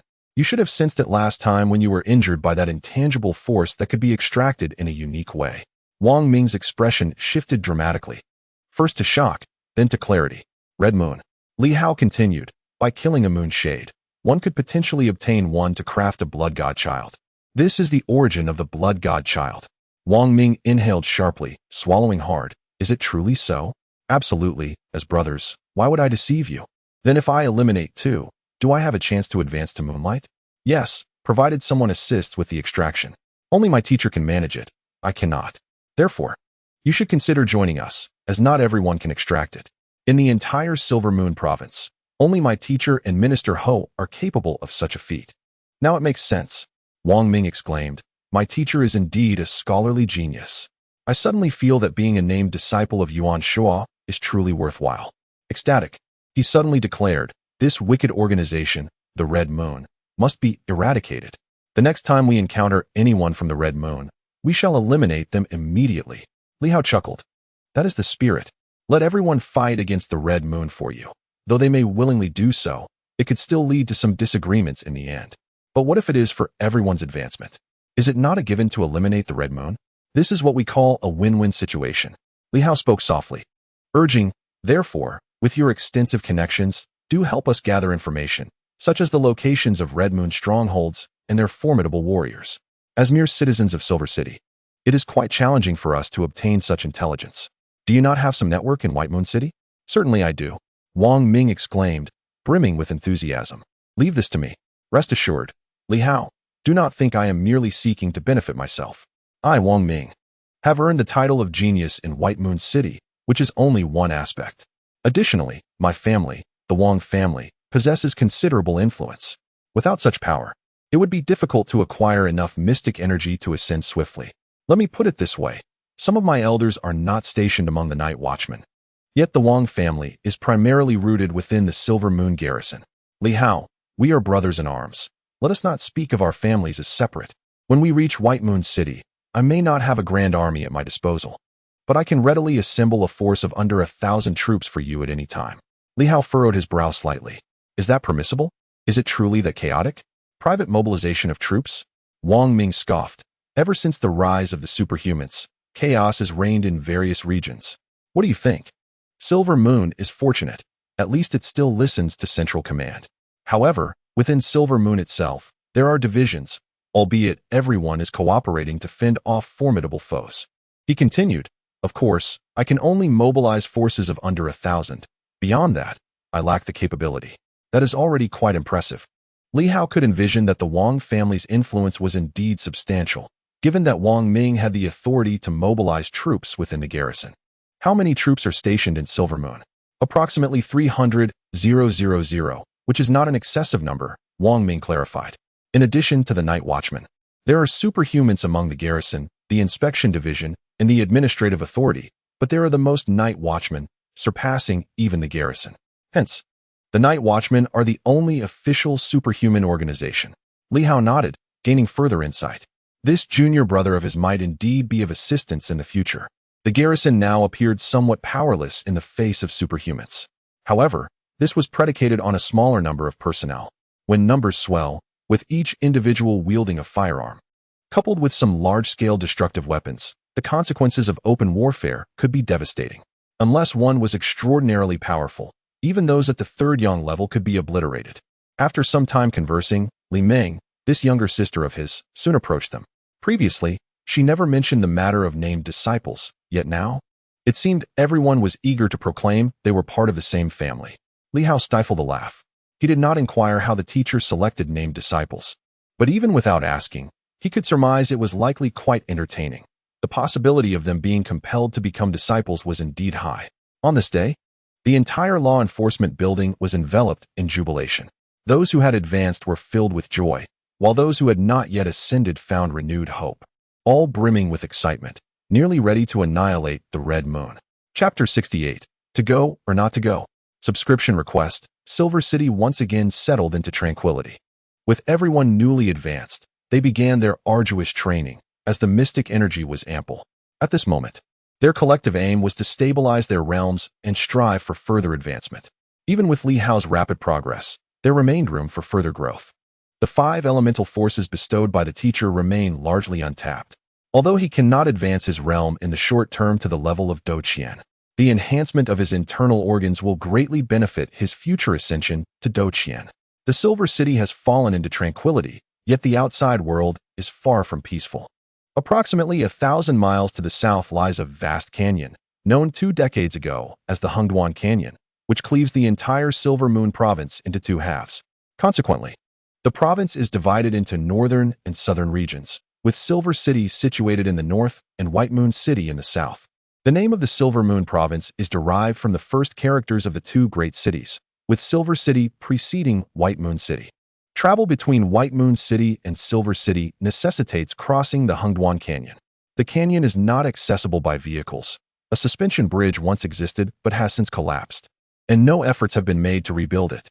This is why formidable individuals like Huang Yun choose to fly over the canyon. Ordinary people can traverse it, albeit by taking a winding path down into the canyon and then up through the mountains, resulting in a cumbersome journey that adds several dozen miles to their trek. The Hengduan Canyon stretches extensively, with a width that is daunting. It resembles a vast basin more than a canyon, measuring over 30 kilometers at its widest point. Even for those who can fly, the breadth is intimidating. Once deserted, the Hengduan Canyon now hosts a number of tents in its northern region. Below the canyon, tents continue to be erected, each disconnected from the others. Some clusters are gathered together while others are separated by hundreds or even thousands of meters. At the northernmost point, a dozen tents have been established. If Li Hao and his companions were present, they would recognize one among them as Huang Yun, a formidable figure of the sunlight realm, who is currently overseeing the construction. As he supervises, a frown creases Huang Yun's brow as he gazes in a particular direction. Moments later, a figure descends from the sky. The newcomer is tall and imposing, with the physique of a beastly god. Clad in heavy leather boots, each step he takes cracks the ground beneath him. The Night Watchmen, busy erecting tents, gather together with solemn expressions. Huang Yun steps forward, his voice low. "Tiger Soul, what brings you here?" The burly man casts a disdainful glance at him. His tone cold. "Step aside. We need to set up camp here." Huang Yun's frown deepens. "Your Yama camp isn't located here. According to our prior agreement, you are to establish your camp 3,000 meters from this site. I am determined to camp here today." The man known as Tiger Soul gazes coldly at Huang Yun. "To be blunt, I have taken a liking to this place. The feng shui is excellent, and I favor it." "Tiger Soul." Huang Yun's expression darkens, his anger flaring. Tiger Soul is a powerful figure from Yama, stationed in Silver City. The three major superpower organizations have branches in the Silver Moon province, structured similarly to the Night Watch, and in fact, they are even more formidable. Yama has a lord presiding over its affairs in the Silver Moon province, according to the intelligence gathered by the Night Watchers. The organization known as Yin Luo is led by an individual who proclaims himself as the Yin Luo Heavenly Sovereign, also referred to as the King of Hell. Beneath this monarch lies the 10 halls of Yin Luo. In the Silver Moon province, the dominion is held by the self-styled Will King, the master of Yin Luo, who is also the lord of the 10th hall, a formidable force among the three young warriors. Furthermore, Hupa stands as a powerful figure under the Wheel King's command. Although the Wheel King ranks lower within the Yin Luo organization, he is still a notable presence. In the Silver Moon, the three young warriors are akin to deities. This time, the Night Watchers have allied with several other organizations to explore the ancient ruins, which had long been discovered. These factions have arrived early to establish their camps, awaiting the arrival of the main forces. Hupa is responsible for the Yin Luo encampment, possessing considerable strength, likely surpassing that of Huang Yun.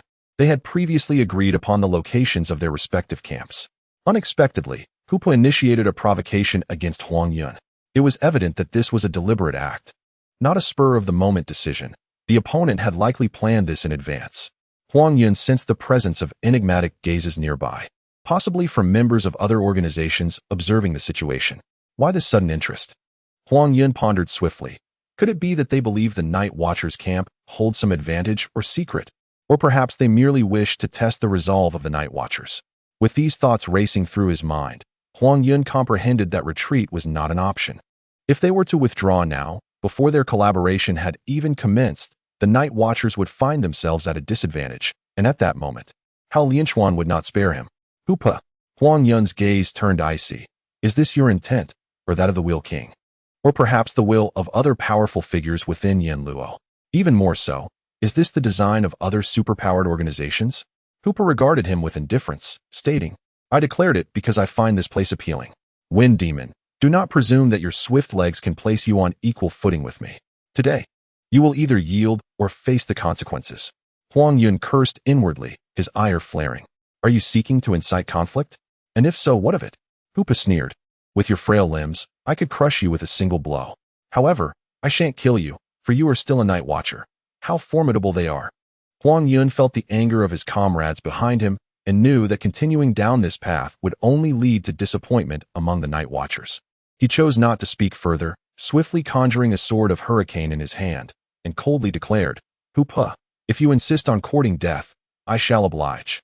You committed atrocities in Silver City, and the Night Watchers have sought your capture. Had it not been for the Wheel King's intervention, you would have met your end long ago. Yet, here you are, audaciously provoking us. Huh? Hupa erupted in laughter. Sought after? The Night Watchers seek me? How terrifying. I am utterly frightened. With that, he launched a powerful punch towards Huang Yun, as if a mountain were descending upon him. The force was not merely defensive. Each elemental power may share attributes, yet they are not without distinction. Earth can both defend and attack. A colossal mountain bore down upon Huang Yun.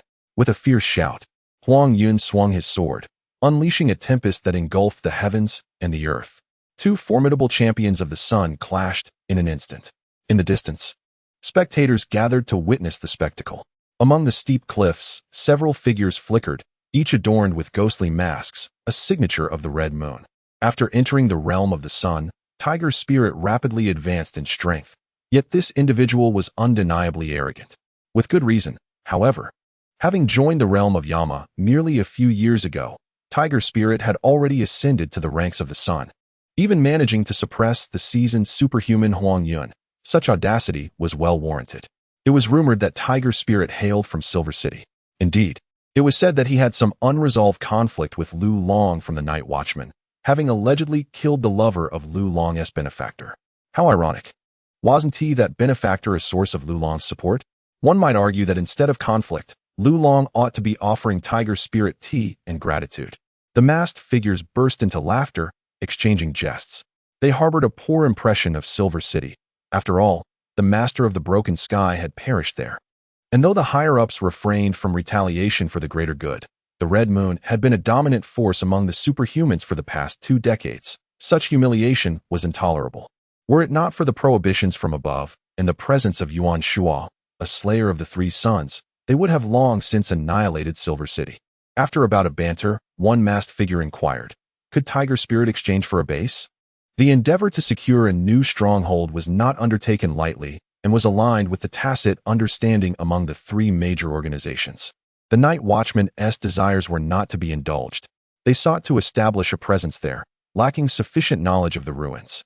Whether their encampment was casual or deliberate, it needed to be disrupted. These extraordinary organizations were no fools. The Night Watchmen had previously engaged in numerous skirmishes, and their recent concession might not bode well. It could be a ploy to allow them to scout the area. This was understood by all parties involved. Nevertheless, the 3 major organizations recognized the opportunity presented to them. There was no reason to turn down easy prey. They not only aimed to involve themselves, but also desired the participation of various small to medium organizations within the Silver Moon province. The greater the number, the more secure their endeavors would be, though the smaller organizations would have to prove their worth to claim their share. As the conversation unfolded, the battle intensified in the distance. The hurricane roared like a blade, slicing through the heavens and earth, accompanied by the clang of metal. Observing the clash, it became evident that Huang Yun was being overwhelmed, as a colossal mountain bore down upon him, even causing the hurricane to falter. The masked figures of the Red Moon gasped in awe. This amber displayed a technique capable of subduing mountains. Most true champions of the sun would struggle to withstand such force. Huang Yun, a seasoned superhuman with over a decade of experience, had deep-rooted credentials in the realm of the extraordinary and ample combat experience. Yet he found himself powerless against sheer strength. Some remarked that Tiger's spirit exhibited a fighting style reminiscent of a martial artist. This was to be expected. After all, Tiger's spirit was originally a martial artist, a master of the 10th realm, who had previously served as a security chief in a Silver City enterprise. Without considerable strength, how could he command respect? It must be noted that martial artists, upon advancing to the realm of the extraordinary, indeed possessed superior physical prowess compared to their counterparts. And these martial artists had earned their strength through rigorous combat. Though the martial masters have fallen from grace, their combat experience remains invaluable, as each one is capable of battle. Even among the superpowered, many top-tier practitioners have transitioned from the ranks of martial masters. In the midst of conversation, a thunderous roar erupted. In the distance, a yellow cloud bellowed, and a tempest enveloped the entire mountain, signaling that it was a fight to the death. The mysterious energy surged forth, dislodging countless stones. Just then, the mountain exploded with a resounding boom. The towering figure of Tiger Soul suddenly emerged, landing with a disdainful expression. Is this all you've got? Wind Demon, you are far too weak. Alas, I fear that if I were to kill you, the old fellow from the 3 Young of the Night Watch would come after me. Ha ha ha. With that, he took to the skies, leaving behind the injured yellow cloud. Behind him, a group of newly recruited Night Watchmen stepped forward, their faces etched with concern and a complex mix of emotions. The yellow cloud had been defeated. Although the opponent had retreated voluntarily in the end, the yellow cloud was wounded while the adversary remained unscathed. Clearly, in this confrontation, the yellow cloud had been vanquished. It was merely the opponent's unwillingness to continue the skirmish that prompted the retreat. The yellow cloud's expression darkened. Defeated, he had succumbed to Tiger Soul, who had only recently ascended to his rank. The yellow cloud had been in the radiant sun for over 3 years, while Tiger Soul had just achieved this status at the beginning of the year, barely 6 months. Yet, this seasoned practitioner had suffered defeat. Defeat is not inherently terrifying. Geniuses abound. However, being bested by a wanted criminal, especially at this moment, debilitates the confidence of the Night Watch. He glared at the direction in which Tiger's soul had departed, gritting his teeth. This was a test from several major organizations, and in this trial, he had failed to showcase the strength of the Night Watch. Instead, he had revealed a scene of vulnerability. The prowess of the Night Watch's radiant sun was evidently lacking. Had he been able to strike with thunderous force, perhaps even slaying the criminal as Yuan Shuo might have done, the various organizations would have been filled with trepidation. Yet, the challenge ahead was not merely from the three major organizations, but also from the smaller organizations participating in the exploration. The so-called smaller organizations typically operate within the confines of a single province, lacking any presence above the 3-yang rank. Those at the 3-yang level are classified as medium-sized organizations, while the strongest at the Radiant Sun level are deemed small organizations. As for the forces established by the Moonshade Superpowered, they do not even constitute a true superpowered organization. Moonshade is merely a grassroots entity. And even the weakest Starlight Masters are generally in their nascent stages, soon to surpass this threshold and ascend to the Moonshade level. In the Silver Moon Province, several smaller organizations also exist. This time, in addition to the three major organizations, 2 medium-sized entities and over a dozen small organizations are participating, particularly among the medium-sized organizations. Their strength within a province can rival that of the 3 major organizations. The latter are dispersed across various regions, their powerful members scattered. Within a province, there may be 1 or 2 representatives of the 3-yang, and occasionally up to 3, but they do not dare to reveal themselves all at once. Conversely, the leaders of medium-sized organizations may personally appear during this exploration, and they too are formidable 3-yang practitioners. In the battle against the Tiger's Fury, a scenario may unfold that reveals the Night Watcher's vulnerabilities, compelling these organizations to wholly align themselves with the 3 major factions, thus becoming their unwavering followers. Huang Yun was engulfed in profound regret. He lamented his impulsiveness. Had he refrained from intervening, Tiger's Fury might have hesitated to strike first. He believed that having been in the ranks of the Daybreak for over 3 years, with the adversary only having 6 months of experience, he had the potential to subdue them. Yet, he had overestimated his own capabilities while underestimating those of Tiger's Fury. Over 3 years in Daybreak is not insignificant, especially when the realm of superpowers has only developed for 2 decades. Yet, he still faced defeat. Behind him, a newcomer among the Night Watchers gritted his teeth. Having witnessed enough to recognize the peril of the situation, he spoke in hushed tones. Huangsun City does not excel in brute strength. That recent direct assault was merely a display. Huangsun City is far more adept at speed, and it was only to safeguard us that he refrained from showcasing his true strengths. Indeed, what do the large organizations matter? The Night Watchers are the rightful authority. Let us not forget the prior incursion of the Red Moon into Silver City, where a minor settlement witnessed the slaying of a celestial guardian, a being of the 3rd sun tier, by none other than a mere martial artist. Professor Yuan will be arriving this time as well. Let us see who among these individuals dares to provoke him. Some spoke to uplift morale, while others genuinely believed this. Many were familiar with Yuan Shuo, as he had collaborated extensively with the Night Watchers, often exploring ruins alongside them. The mere thought of Yuan Shuo alleviated much of their earlier trepidation. Yes, even if Yuan Shuo were not a Night Watcher, what difference would it make? In the eyes of the Night Watchers, he was one of their own. Furthermore, he had once vanquished a 3rd sun being. This marked the first time in the Silver Moon Province that a 3rd sun powerhouse had been overtly slain. Ho Xiaoqing had also killed one, else he would not have obtained the blood of a 3rd sun being, but to avoid an open conflict with the 3 major factions, he had kept it discreet. Huang Yun gradually regained his composure. No longer speaking, he steadied himself and solemnly stated, "Enough. I am no match for that individual. After all, I have grown old, and my talents have waned in comparison to the youth. You are the future of the Night Watchers. I have met defeat today. I hope you will reclaim my honor in the days to come. Youth is a formidable ally. You are far younger than he, and that is what I wish to witness." After a pause, he continued, "Wang Ming recently in Silver City is said to have slain a moonshade. You are contemporaries. I hope you do not lag behind him. Brother Wang has killed a moonshade? Last I heard, he was on a mission in Silver City and almost met his demise at the hands of a moonshade. Has he turned the tide?" The youthful minds were not weighed down by deep contemplation. Upon hearing this, they swiftly emerged from the shadows of recent defeat. Huang Yun said little more. Allowing them to discuss freely, he retreated into a tent at the rear.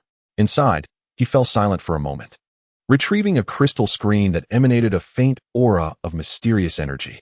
A short while later, Ho Xiaoqing's visage appeared upon the screen. The image flickered slightly, and his voice trembled as it came through. The signal near the ruins is not very strong. Speak quickly if there's something urgent. Minister, just now, Tiger's fury provoked me, and in a moment of impulsiveness, I engaged in battle and faced defeat. Tiger's fury and I share the same origins from the dawn of the sun, and I was at my peak while he may have just begun. Nevertheless, I was vanquished by him. Tiger's fury? After a moment of contemplation, Ho Xiaoqing recalled this individual and calmly remarked, "Is he not the wanted criminal, the hired muscle of the Qiao family from Silver City?" "Indeed, it is he." "Ah." Ho Xiaoqing remained unperturbed. "It is of no consequence, quite normal. Your wind element is not particularly adept at offense. He appears to be of the earth element. Perhaps even the heavy earth faction. While it is classified as earth, it undoubtedly encompasses some gravitational suppression. If you do not evade and fail to utilize your speed to counter him, you will certainly be subdued." Though he was not present during the encounter, he swiftly arrived at this conclusion. Ho Xiaoqing added with a smile, "Should you encounter him again, do not hesitate. Simply employ speed suppression.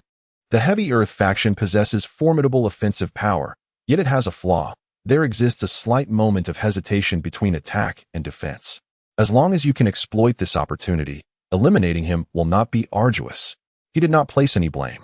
However, Huang Yun felt an overwhelming sense of shame. "Minister." At that time, numerous powerful figures from various organizations were observing. "I am untroubled." Ho Xiaoqing chuckled. "Do you truly believe those individuals would choose to ally with someone due to a single battle at the dawn of the sun? If they were to side with the three major organizations, it would indicate they had long contemplated such a course. Your significance is negligible." Upon hearing this, Huang Yun felt a measure of relief, yet discomfort soon followed. "I am negligible?" Ho Xiaoqing seemed to realize the insensitivity of his words and added, "Not negligible, but rather, the dawn of the sun holds little importance." This statement was even more hurtful. Ho Xiaoqing cleared his throat. Though it may sound harsh, it is nonetheless the truth. In Silver Moon, one observes the contest of the three suns. In the central region, one observes those above the three suns. With the Night Watchmen, I and Hao Lianquan remain. Those individuals will deliberate carefully. This time, Yuan Shua will also be present, while I will not attend. Several factions will surely strategize on how to avoid annihilation. Although smaller organizations may appear weaker, it does not imply they are foolish. If they recklessly engage in our conflict with the three major organizations, we would annihilate them, and they would merely be a branch. Should they attract powerful individuals from the central region, do they still wish to survive? With this perspective, Huang Yun felt significantly reassured. "Minister, then you may remain at your post. During this time, they will not take any action. Hao Lianquan will depart in a few days." As Ho Xiaoqing spoke, he pondered for a moment and then stated, "Tiger's fury has departed. I understand now." He abruptly ended the communication, and the visage on the screen vanished. Huang Yun was left speechless. "What have you comprehended?" Yet, after hearing the minister's words, he felt considerably more at ease, realizing that perhaps he had overestimated his own importance. Very well. The minister certainly knows how to offer reassurance. Were it how, he might have resorted to reprimanding. Simultaneously, in Baiwa City, Ho Xiaoqing tapped the table, reflecting for a while before pressing a button. After a brief moment, the slender figure of Manager Yu entered. "Minister, how goes the investigation into the Qiao family that I requested?" "There are not many leads. However, based on the defection of the Qiao family's security captain, who fled to Yanluo, it appears the Qiao family may have some connection to Yanluo. Yet, due to the passage of time, we are currently unable to ascertain the whereabouts of Qiao Feilong prior to his return to Silver City." Upon concluding his remarks, Chief Steward Yu added, "However, we have not returned completely empty-handed. Qiao Feilong might be concealing his true strength or may have clandestinely nurtured formidable allies. In recent years, several merchants in Silver City have gone missing or met with untimely deaths, all of whom had business conflicts with Qiao Feilong. We have discovered that one of the deceased merchants had a formidable protector at home, a master who had surpassed the 100 threshold. How long ago was this?" 5 years. 5 years. 5 years ago, the Qiao family was capable of eliminating a master who had surpassed the 100 threshold. Reflecting on this, Ho Xiaoqing made a quick assessment and recalled something important. promptly stating, "Please inform Inspector Mu Sun to convey to Lu Long that a formidable figure from Yin Luo, known as Ri Yao, a practitioner of the heavy earth element, also referred to as Tiger Blaze, whose true name is Li Dahu, has recently emerged. He has just defeated Huang Yun, showcasing an unfathomable level of power." Chief Steward Yu nodded in acknowledgement. "Understood, Minister. Are there any further instructions?" Ho Xiaoqing hesitated momentarily, then continued, "Furthermore, inform Mu Sun to relay to Yuan Shua that a formidable presence from the Red Moon has gone missing in the central region." Chief Steward Yu's expression shifted slightly. "Has he come to Silver Moon?" "There is a possibility," Ho Xiaoqing affirmed. "Just convey the truth. Let him know that the missing master is someone he might recognize, a martial artist who emerged from Silver Moon 2 decades ago, known as Sun Yifei, the king of the Qi Mei staff. As for his current state, the information we have indicates he is at the late Shenyang stage." Chief Steward Yu's face paled. Disbelief evident. "The late Shenyang stage?" Ho Xiaoqing replied calmly. "Yuan Shua has already slain a practitioner at the early Shenyang stage of the celestial favor. Do you truly believe that if the Red Moon were to send someone, they would dispatch a mid-stage practitioner merely to keep him in check? Naturally, they would aim to eliminate him directly, and to achieve that, they must send someone at the late stage. Even if Yuan Shua's prior victory was merely an accident, a surprise attack, the Red Moon is undoubtedly aware of his cunning nature. They would certainly send someone at the late Shenyang stage. If the situation permitted, the Red Moon would have sent someone to kill him directly." The mention of the late Shenyang stage astonished Chief Steward Yu. Yet Ho Xiaoqing's words elicited a suppressed amusement within her. Cunning and treacherous? Was this the minister's assessment of Yuan Shua? Moreover, it seemed that the leader of the Red Moon, that transcendent being beyond the Shenyang stage, shared a similar view. "Minister, were they unable to halt him in the central region?" "Halt him?" Ho Xiaoqing chuckled. "The situation in the central battlefield is tense. Losing a late Shenyang practitioner would likely ease their burden. As for him coming to Silver Moon, let him come. They would welcome his arrival. After all, I am here, equipped with the Source Divine weapon. No matter how much chaos he stirs, it will not lead to utter devastation. In fact, it may save them some trouble, as I will be providing support. Do you think they would attempt to stop him?" Chief Steward Yu felt a surge of anger. "But enough." Ho Xiaoqing waved his hand. "Just relay the message. As for informing Yuan Shua about Sun Yifei, let him prepare. Whether he can handle it is another matter." Chief Steward Yu had no choice but to exit and convey the message. Once she departed, Ho Xiaoqing fell into deep contemplation. Sun Yifei, late Shenyang stage. Silver City is not vast, with merely 1 million inhabitants. It is already a rarity to have one Yuan Shua emerge. Can a warrior capable of slaying a Shenyang practitioner truly eliminate another? Is it possible to eliminate the third one?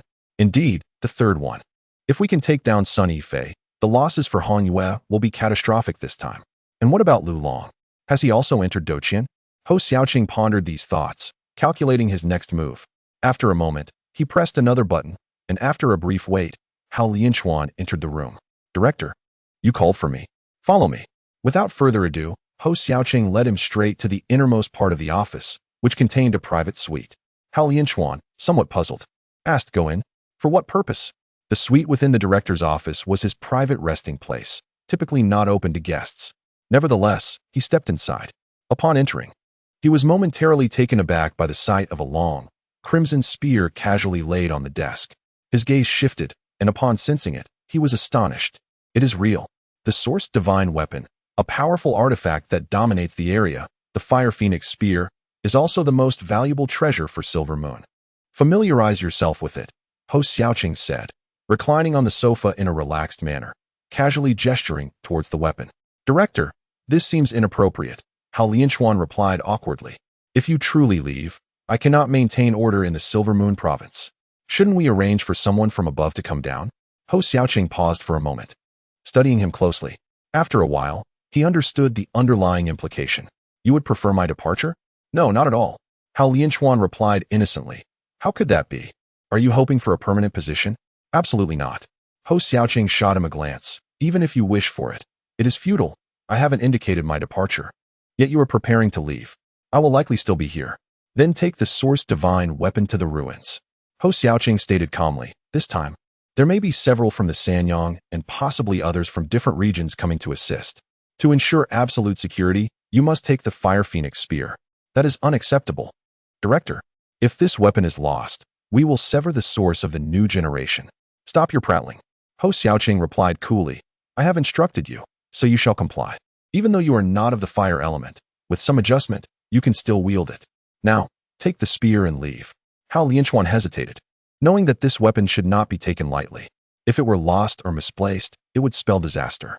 The entire Silver Moon Province's Night Watchmen relied on this single-source divine weapon, and many eyes were upon it. Ho Xiaoqing, growing impatient, waved his hand dismissively. After much internal conflict, Hao Lianchuan finally grasped the Fire Phoenix spear. In that instant, as he touched it, he felt as if he had witnessed a phoenix unleashing flames, igniting the void. Terrifying. The moment he held it, such a profound change occurred. With a tinge of reluctance, he left with the spear. He had to move quickly, or the director would urge him out. The scenes of the Hengduan Gorge and Baiwei City foreshadowed the dangers of the upcoming ruins exploration. Meanwhile, Li Hao soon received news on his end. In Lu Long's office, only Li Hao and Lu Long were present.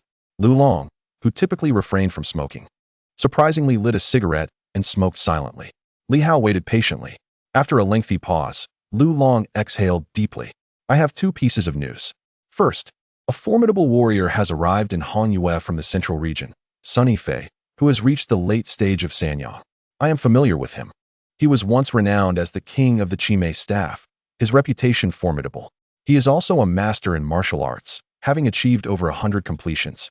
Your teacher must know him, and he might be heading to the ruins. Li Hao nodded, not overly surprised. He felt at a loss for words, for this was an enemy of his teacher. Secondly, Li Dahu is near the ruins. Li Dahu, the very one who killed Liu Yan's husband? Today he defeated Huang Yun, whom you know. Li Hao's brow furrowed. He glanced at Lu Long, who calmly remarked, I am contemplating our next steps. I will go to the ruins and find a way to eliminate this fellow. My hesitation lies in whether to take Liu Yan with me. What do you think? Why would you ask me, boss? Li Hao responded, feeling conflicted. This was not an easy decision to make. Lu Long chuckled. What is wrong with asking you? You are the deputy minister. It is only natural for me to seek your counsel. I want Liu Yan to personally avenge her husband. Yet I fear for her safety in doing so. You cunning rascal, give me some advice. Get lost. You are the one who is cunning. Why does the captain perceive me in such a light? Li Hao pondered for a moment before saying, perhaps you should ask Lu Jie herself. She will undoubtedly wish to go. It's obvious even without asking. The real dilemma for you, boss, is not whether to bring her, but whether you can defeat Li Dahu. If you cannot, that would be even more distressing, wouldn't it? Lu Long nodded slightly. Indeed, he lacked assurance. Despite having defeated Ri Yao, Li Dahu's ability to vanquish Huang Yun indicated his strength. Furthermore, this would be a collective endeavor rather than a solitary battle. With powerful adversaries like Yan Luo also present, the challenge of eliminating Li Dahu under such circumstances was considerable. Of course, the possibility of being counterattacked by Li Dahu was another matter altogether. Li Hao contemplated further and declared, let us go. I shall accompany you. My teacher will also come. I believe the ruins can still be accessed, and there is a chance to seize opportunities amid the peril. Lu Jie is no child. She understands that sometimes hesitation is unnecessary. With a sigh, Lu Long chose not to elaborate further. Hesitation? It stemmed from the loss of too many comrades. There was a certain indecisiveness, especially concerning the members of the demon hunting squad. Their survival thus far was no small feat, boss. Did the news originate from Baiwei City? Yes, Lu Long confirmed. It was relayed by Mu. Senator Li Hao furrowed his brow slightly, pondering for a moment before stating, they specifically informed us, boss. Do you think the higher-ups are aware of something? What? Lu Long was taken aback for a moment, then furrowed his brow and mused. Do they know I have advanced in rank? Possibly. Otherwise, why would they inform Lu Long about something utterly unnecessary? Lu Long considered this, then suddenly laughed. So what if they know? I have committed no crime. I am still the minister of the Night Watch Division. What consequences could there be? After saying this, he added with a smile, as for Liu Yan, I will find a way to address that matter. The real trouble lies with your teacher. Sun Yifei is likely here specifically to confront him. If I recall correctly, your teacher seems to share some enmity with him. Li Hao was unfazed. His teacher had accumulated numerous adversaries over the years. The Crimson Moon may indeed be the strongest, yet there are likely many others. As for whether the teacher can contend with the later stages of the Three Yang, it seems a formidable challenge. It was already difficult to face the initial stages. And even after absorbing a blood divine child from the three-yang realm, it would not guarantee success against the later stages. This necessitates further contemplation.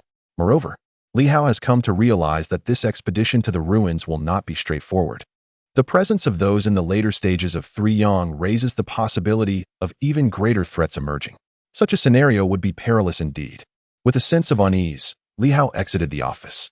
Additionally, he was concerned about the stance of Bayou City. Did they wish for us to venture forth, or prefer we abstain? With individuals from the later stages of three-yang arriving, it would seem reasonable for the teacher to refrain from participating. Ho Xiaoqing, Li Hao murmured. Uncertain of this individual's character and disposition, yet he harbored a desire for greater understanding, as this person was, after all, his direct superior. Chapter 69. The Thrill of Combat, Subscription and Monthly Votes Requested. Upon learning that a multitude of formidable warriors would be present at the ruins, Li Hao began to take the matter seriously. At the Yuan family courtyard, he briefly communicated the situation, acknowledging his inability to assist, and resolved to dedicate himself to rigorous training in hopes of entering the realm of Dou Qian at the earliest opportunity. For only then would he be entitled to partake in the battles of the powerful. In the courtyard, Li Hao recommenced his martial training. His internal energy was transitioning towards a sword form. This was a protracted journey. For Li Hao, it felt interminable. Typically, it would require several months. Yet for many martial artists who had surpassed the 100 mark, this was merely a transitional phase, easily endured. In a few months, true mastery beyond the 100 mark would be attained. Who would be in a rush? Li Hao was anxious. Nearby, Yuan Shua leaned back in his chair, lost in thought. The rattan chair creaking softly. Suddenly, Yuan Shua remarked, Sun Yifei, the Qi Mei staff king, is renowned for his staff techniques. With his Qi Mei staff, he was nearly invincible in Silver Moon. In the annals of the Silver Moon martial arts community, there were 7 sword masters, the Silver Moon's 3 spear wielders, the North-South dual fist practitioners, and only 1 staff master, the Qi Mei staff king. Mastering the techniques of staff and blade may appear accessible, yet achieving true finesse is a different matter entirely. Sun Yifei, the Qi Mei staff king, possessed an extraordinary command of staff techniques in the realm beyond the 100 mark. He was indeed formidable. Li Hao refrained from interjecting, continuing with his practice while listening attentively. The teacher seldom recounted tales of the past, yet this time he seemed inclined to share, and Li Hao was eager to hear more. Sun Yifei and I had no significant enmity back in the day. If we speak of deep grievances, there were none. However, I was somewhat younger than him, and he had a disciple of a similar age to mine. In our youth, who among martial artists was not impulsive? On one occasion, a trivial dispute arose between myself and his disciple. At that time, I was in a volatile phase and, in my fervor, dealt a heavy blow, 3 strikes that resulted in his demise. Yuan Shuo reflected somberly. In the realm of martial artists, a strike can often lead to death, which is not uncommon. Hence, the official ban on martial arts back then was, in fact, justified. This incident birthed a deep-seated enmity between Sun Yifei and myself. Later, we arranged a duel at the Hengduan Gorge, where there was a bridge known as the Hengduan Sky Bridge. We agreed that whoever stepped off the bridge would be deemed the loser. Sun Yifei, at that time, was approximately a decade my senior. Youthful vigor is formidable in combat. I was at the zenith of my prowess. As the duel commenced, I swiftly gained the upper hand, employing the tiger combat technique to shatter both of his arms and break his staff.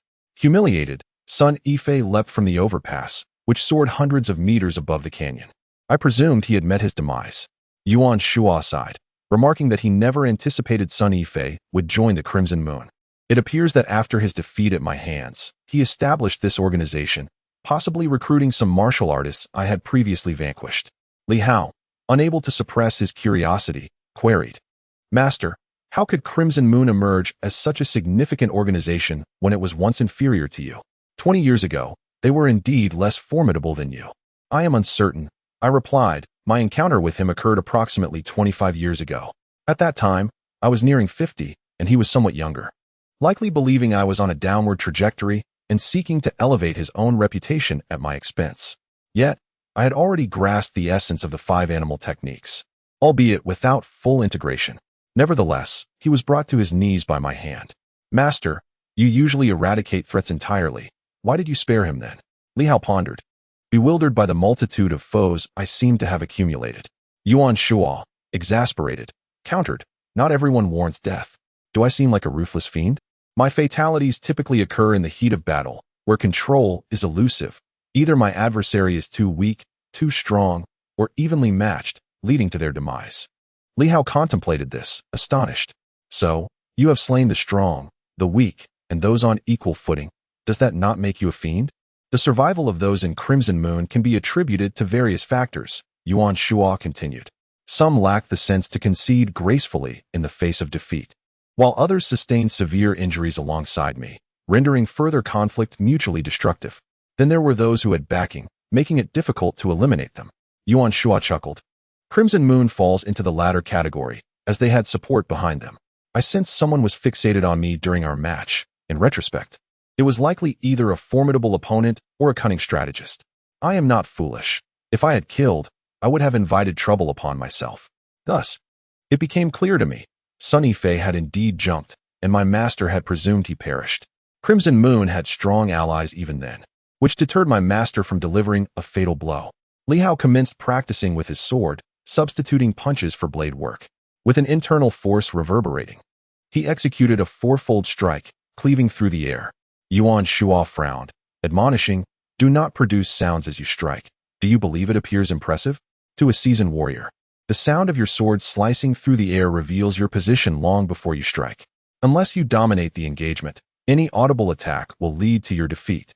Creating silence while drawing a sword is deceptively simple. Achieving it in practice, however, is immensely challenging for martial artists. With a powerful internal force, one can pierce the resistance of the air. Thus, the instantaneous velocity will surpass the speed of sound, inevitably generating a sonic boom. To remain silent, one must either be exceedingly swift or deliberately slow." Li Hao attempted again, yet the sound persisted. The internal energy fails to surge forth, and the sword strikes with mere silence, revealing an astonishingly weak lethality. Li Hao furrows his brow. The challenge of a silent strike is indeed formidable. Yuan Shuo continues, "Though I am not an expert in swordplay, the principles remain consistent whether one strikes with a fist or a sword. It can either be a rapid punch, so swift that you hear the sound only after I have already finished, or a slow punch, so gradual that you do not even perceive it before it connects." Li Hao nods, acknowledging this notion.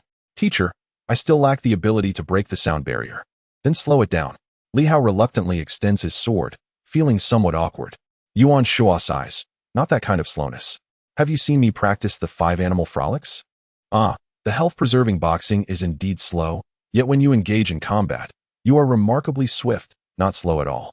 Li Hao remains perplexed. "You still do not comprehend. Speed and slowness need not be rigidly defined," Yuan Shuo elucidates. "I may strike slowly, but the explosion of power is instantaneous. For instance, at this moment, if I am 5 meters away from you, my punches appear languid for the first 4 meters, slow enough for you to disregard them. But as I close the distance to just 1 meter, with that, he rises and leisurely throws a punch at Li Hao, devoid of any sound. As he approaches Li Hao, within less than a meter, suddenly, in an instant, the speed of his punch surpasses the eye's ability to perceive it. In the blink of an eye, Li Hao's hair is sent flying as Yuan Shuo's fist shatters several strands. Did you see that? Boom. At that moment, the air ruptured, producing a sonic boom. Yuan Shuo states gravely, "Combat is merely a process of creating lethal opportunities. We do not seek aesthetics in battle. Our objective is to eliminate the opponent. Every phase of the fight is a preparation for that final strike, that decisive blow. Everything before is merely groundwork, crafting the opportunity until the very last moment when you achieve your goal and deliver a fatal strike. That is the essence of combat. This is the true mastery of martial arts, the genuine art of killing." In Yuan Shuo's view, the entirety of the combat process serves merely as a preparatory phase, all aimed towards that final blow.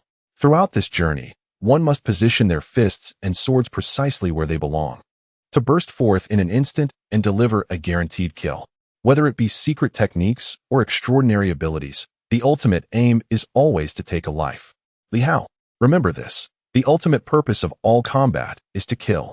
There is no room for sparring, do you understand? There is no such thing as holding back. From the moment martial arts were conceived, from the instant extraordinary powers emerged, your exceptional strength was intended for the act of killing." Li Hao nods solemnly. The idea that martial arts are for physical fitness is mere nonsense. The notion that extraordinary powers benefit society is also absurd. Is it impossible to benefit society without extraordinary strength? Is it unfeasible to enhance one's health without such powers? Thus, the singular purpose of extraordinary strength is to kill. Li Hao nods again, a newfound gravity in his demeanor. You must accompany me to the ruins, and blood will surely be shed, Yuan Shuo states in a low voice. Moreover, this time will be different. Previously, you could hide behind me, strike from the shadows, and evade confrontation. However, this time, you may have to face the battle alone. Confront the dangers by yourself. I have many enemies, numerous foes, and far too many who wish to see me dead. Even before you set foot in the ruins, you may find yourself facing grave peril. Li Hao displayed a hint of confusion. They would act before we even enter? It's hard to say, Yuan Shuo replied uncertainly. It depends on the circumstances. As my closed-door disciple, you are well known. If a martial artist from the traditional school insists on adhering to their rules, you might have to engage in a few battles on my behalf. They may not be the masters themselves, but rather their students or disciples. Although supernatural abilities are on the rise and traditional martial arts are in decline, if a martial artist insists on following the rules, some of those rules must still be observed. When alone, I may disregard them, but in the presence of others, especially those who surpass me, it is imperative to uphold the rules, for they are ultimately designed to protect you. At this, he suddenly added, I would prefer you not to go. But if you stay in Silver City, I worry for your safety. Perhaps I should escort you to White Moon City instead. He felt that this time, not only was he in danger, but Li Hao was also at considerable risk. In solitude, he could afford to be reckless, but with many others around, the rules must be maintained. Li Hao shook his head. Yuan Shuo, feeling helpless, understood but still wanted to give it a try. This time, Li Hao declined, and he did not press the matter further. Very well, continue your martial training and strive to achieve the integration of internal energy before departure. Only then will you truly reach the pinnacle of breaking 100. However, time may be against us. Thinking this, he spoke, I know you too well. My strength far surpasses yours, and I cannot provide you with the necessary challenges. You should seek out Lu Long for practical combat. Inform him that as long as he doesn't kill you, he can do as he pleases. Li Hao inhaled deeply. Captain, he might truly go all out. Less chatter. Just go? Yuan Shuo retorted. He added, moreover, upon your return these nights, I will share some basic information about the ruins with you. Additionally, you must gather some essential intelligence on the Night Watchers. Knowing both yourself and your adversary is crucial for victory in 100 battles. Understood. Li Hao ceased his protests, contemplating that he would have to reveal his full strength to the captain. It seemed that he could no longer remain inconspicuous. Indeed, for those who are naturally low-key, fate seems to conspire against them. At the law enforcement tower, Lu Long was preoccupied with tasks when he became somewhat distracted by Li Hao's words. You wish to spar with me? No. Li Hao shook his head earnestly. I seek your guidance. Spar?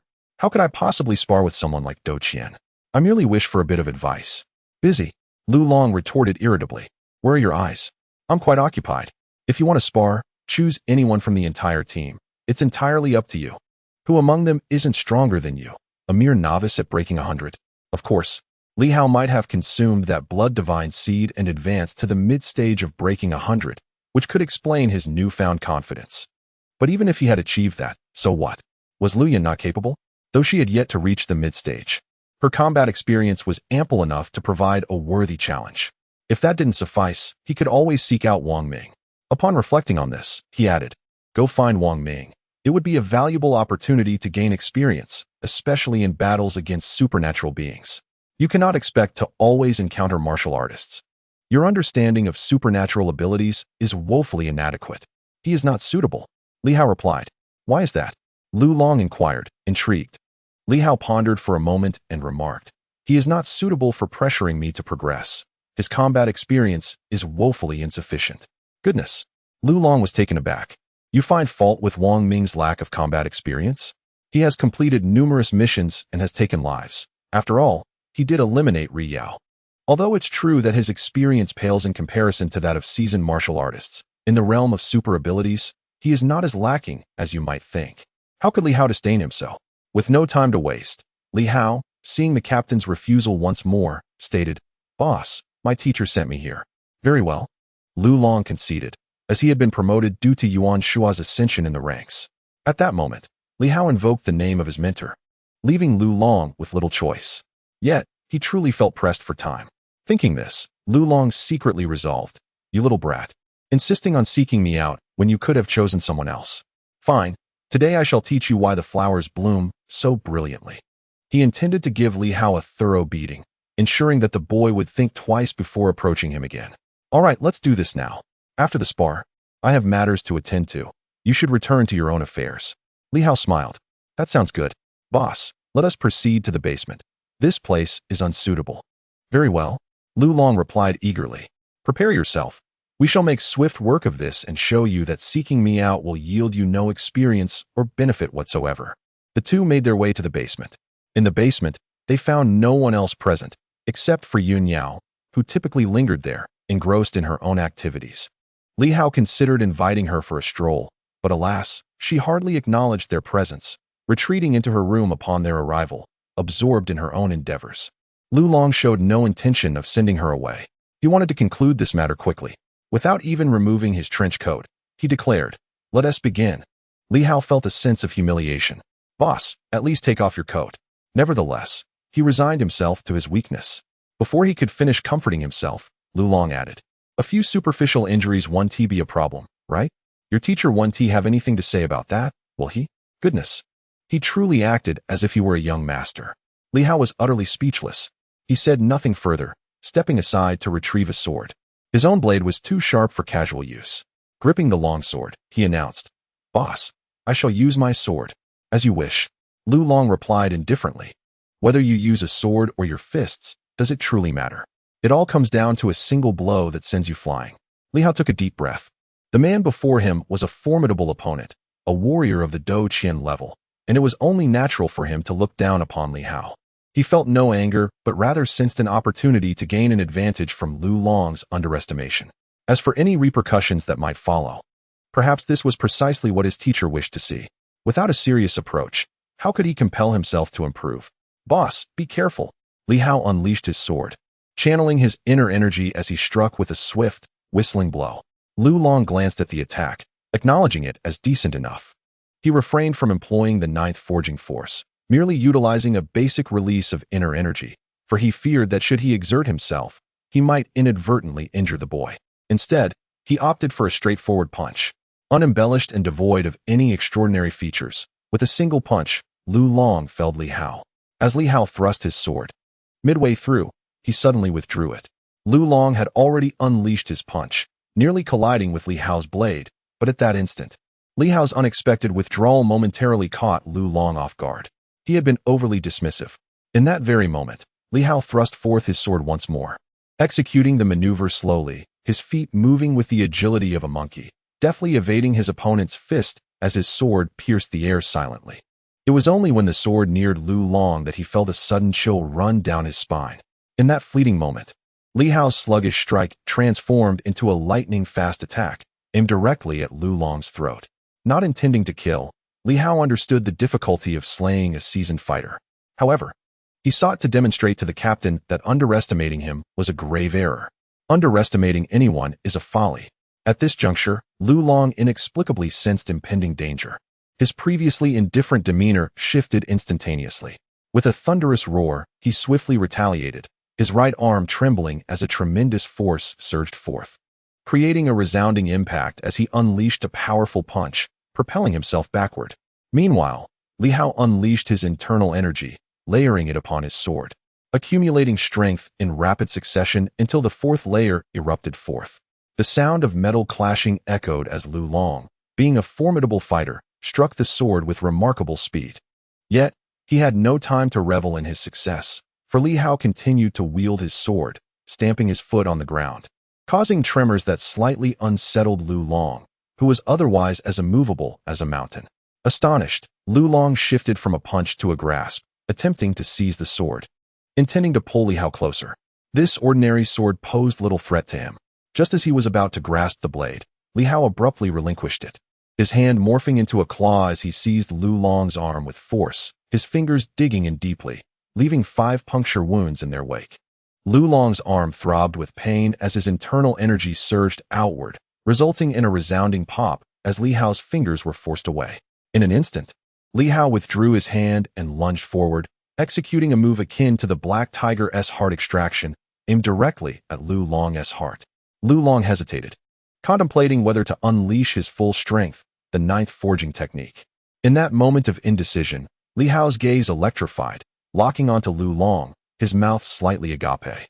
The next instant, a roar erupted, echoing like a ferocious tiger's growl, reverberating through the surroundings. The sound waves erupted with a thunderous blast, leaving Lu Long in a state of sheer astonishment. It wasn't he that Li Hao was overwhelmingly powerful, but rather that his internal energy had infused his gaze, a sign of an advanced stage in his training. The timing of that tiger's roar was impeccable. At that moment, Lu Long could no longer afford to be dismissive. Li Hao had reached a significant level of mastery. No, he was on the verge of perfection.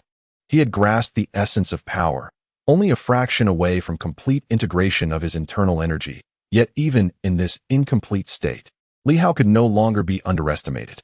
Lu Long unleashed his ninth forging technique. This time, it was not merely his arms, but a colossal wave surging from his chest, releasing an overwhelming force, crashing against Li Hao's palm with a resounding impact, causing blood to splatter from his hand. Yet, Li Hao remained unfazed, stamping his foot once more, causing the earth to tremble. He employed both fists and feet. In this moment, Lu Long was unexpectedly forced to retreat a step, and although he had not exerted his full strength, this outcome was astonishing given his vast experience and formidable prowess. Even underestimating Li Hao and being unprepared, to be compelled to step back was remarkable. "Boss, you're not up to it," Li Hao suddenly exclaimed, his words provocative, just as Lu Long was about to retort. A thunderous roar erupted once more. Roar. Lu Long growled, his irritation palpable. This time, he unleashed a punch with tremendous force, striking Li Hao's outstretched hand. With a resounding crash, it seemed as if Li Hao's hand had split upon impact. Lu Long instinctively regretted his actions, realizing he had struck too hard. Just as he contemplated halting, Li Hao swiftly countered with a powerful claw, tearing through Lu Long's windbreaker and leaving 5 gaping wounds on his arm, each a long crimson streak. Lu Long's expression shifted entirely as he stumbled back several steps, narrowly evading Li Hao's next assault. Disbelief etched across his face. A perfect score of over 100. Am I mad, or is Li Hao mad? "Boss, come again." Li Hao disregarded him, suddenly stomping his foot, causing his sword to soar into his grasp. In that instant, a memory of a cataclysmic strike flashed through his mind, the sword that could obliterate the heavens. Strike. Swiftly.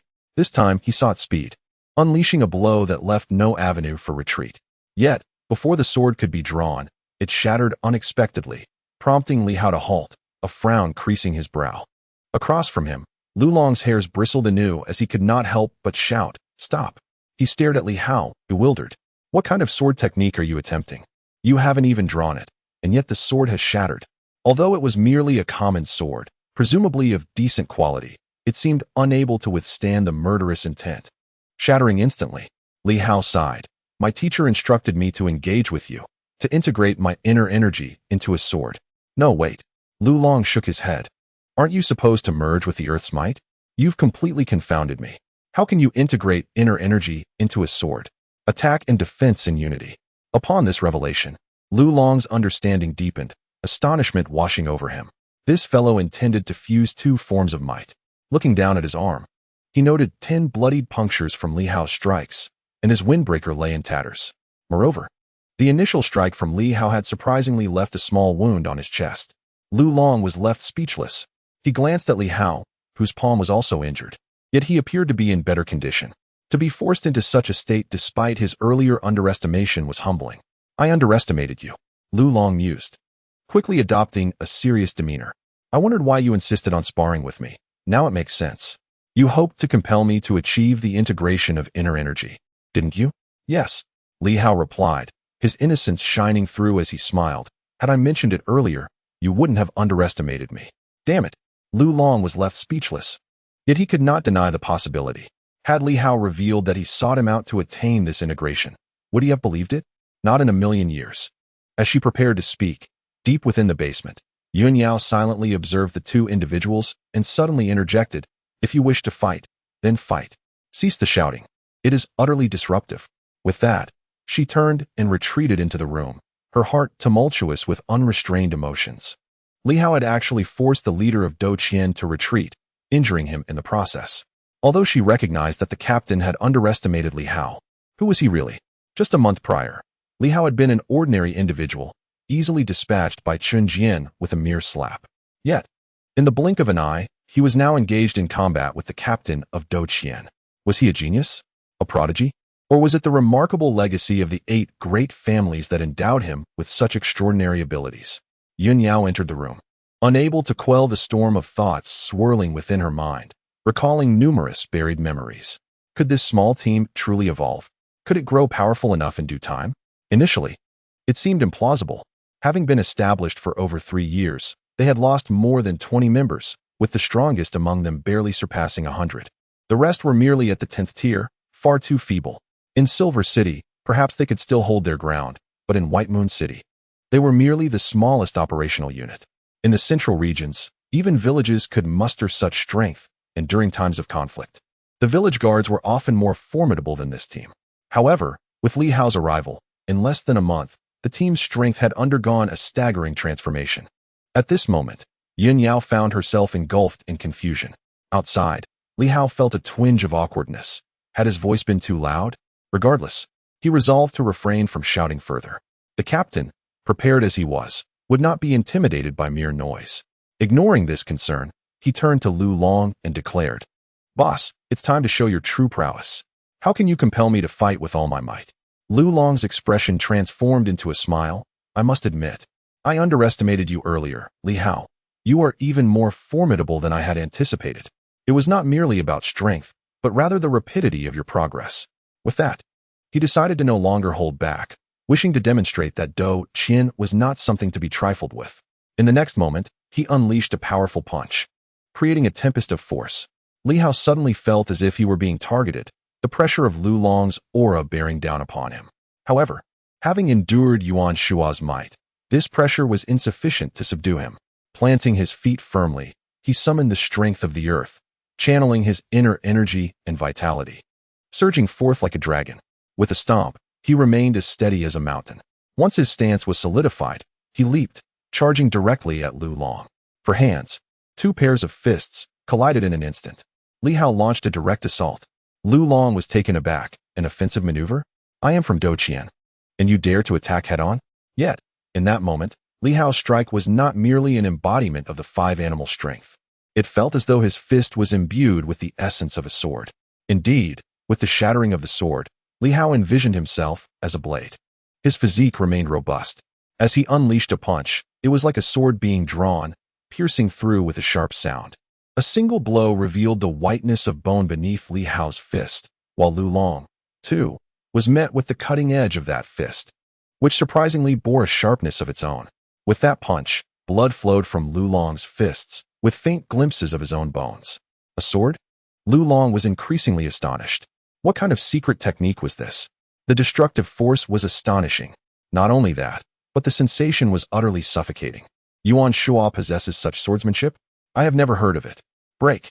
Lu Long exclaimed, striking again with a punch, while simultaneously delivering a kick, summoning another colossal wave.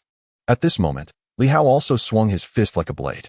His fist surged toward the massive wave, and in the next instant, it transformed into a grasp, intending to emulate Yuan Shua by directly seizing Lu Long's momentum. How audacious! Lu Long couldn't help but chuckle in disbelief. I am Dou Qian. Your audacity is boundless. With a resounding crash, the colossal wave erupted under Li Hao's hand, unleashing a formidable surge of inner strength that turned Li Hao's palm into a sieve, blood dripping down in droplets. Yet, Li Hao felt the might of Dou Qian. Indeed, he was elated. It was not recklessness. He merely wished to ascertain the true strength of Dou Qian and the force behind it. Now he comprehended. It was formidable. The memory of that day resurfaced in his mind, severing the heavens, breaking the earth, and cutting through eternity. What force could compare? Under a single stroke of the sword, all would be obliterated. In this moment, a glimmer of sword intent emerged in his eyes. His inner strength erupted, coalescing into a blade, and he struck. Buzz! The sound of the air being sliced open echoed, and as it resonated, the sword energy had already been unleashed, directly cleaving through the colossal wave. which had just shattered Li Hao's palm. The massive wave was annihilated by this outwardly released inner strength sword strike, extinguishing the splashing waves. Seizing the opportunity, Li Hao surged forth, wielding the inner strength sword, just as he intended to strike again. Suddenly, with a resounding bang, a fist came crashing in, shattering the inner strength sword into fragments. Li Hao spat blood. Lu Long, however, chose not to pursue, silently observing his palm, which bore a fresh crimson mark. After a moment, he turned to Li Hao and declared, "From today onwards, you shall practice with me for 1 hour daily. Forget everything, your fists. Your 5-animal technique. Utilize the inner strength sword and train with me." 1 hour? Li Hao was momentarily taken aback, and Lu Long frowned. "Is that too much?" "It's not excessive. If you can persist for 1 hour each day, I believe that by the end of the month, you might achieve true completion. Unifying your inner strength. For a martial artist, 1 hour is indeed a considerable span. Battles typically conclude within mere minutes." Yet, Li Hao laughed. "Unless the boss is willing to fight until exhaustion, how about that?" "Are you certain?" Lu Long pondered. "Reaching the pinnacle of over 100 is akin to fighting until exhaustion." He nodded. "It's the same." Li Hao beamed. "You said it. As for exhaustion, how could that be? The sword energy is invincible. I aim to absorb this sword energy and spar with our captain, this Do Qian expert, continuously. A free Do Qian sparring partner. What bliss. Boss, let us commence this now." "Now, can you still fight?" "Absolutely." "Very well." Lu Long had no objections. At this moment, he found no pressing matters to attend to. What could be more important than Li Hao reaching the pinnacle of over 100? In the next instant, the two engaged once more. Shortly thereafter, with a resounding crash, Li Hao was struck and sent sprawling to the ground, unable to move. Lu Long exhaled lightly. He had indeed expended some energy, but it was manageable, depleting only 2 to 3/10 of his strength. However, after an extended bout, he was fatigued, finally rendering this young man powerless. Just as he contemplated taking a brief respite, Li Hao, who had been lying motionless, suddenly stood upright. In the next moment, he surged forward with remarkable vigor, launching a frenzied assault. Lu Long was momentarily taken aback, but there was no time for contemplation. Li Hao's attacks were exceedingly wild, and each strike of his blade was formidable. Lu Long felt that if he did not advance to the next level in his current state, a moment's carelessness could result in him being slain by Li Hao's sword.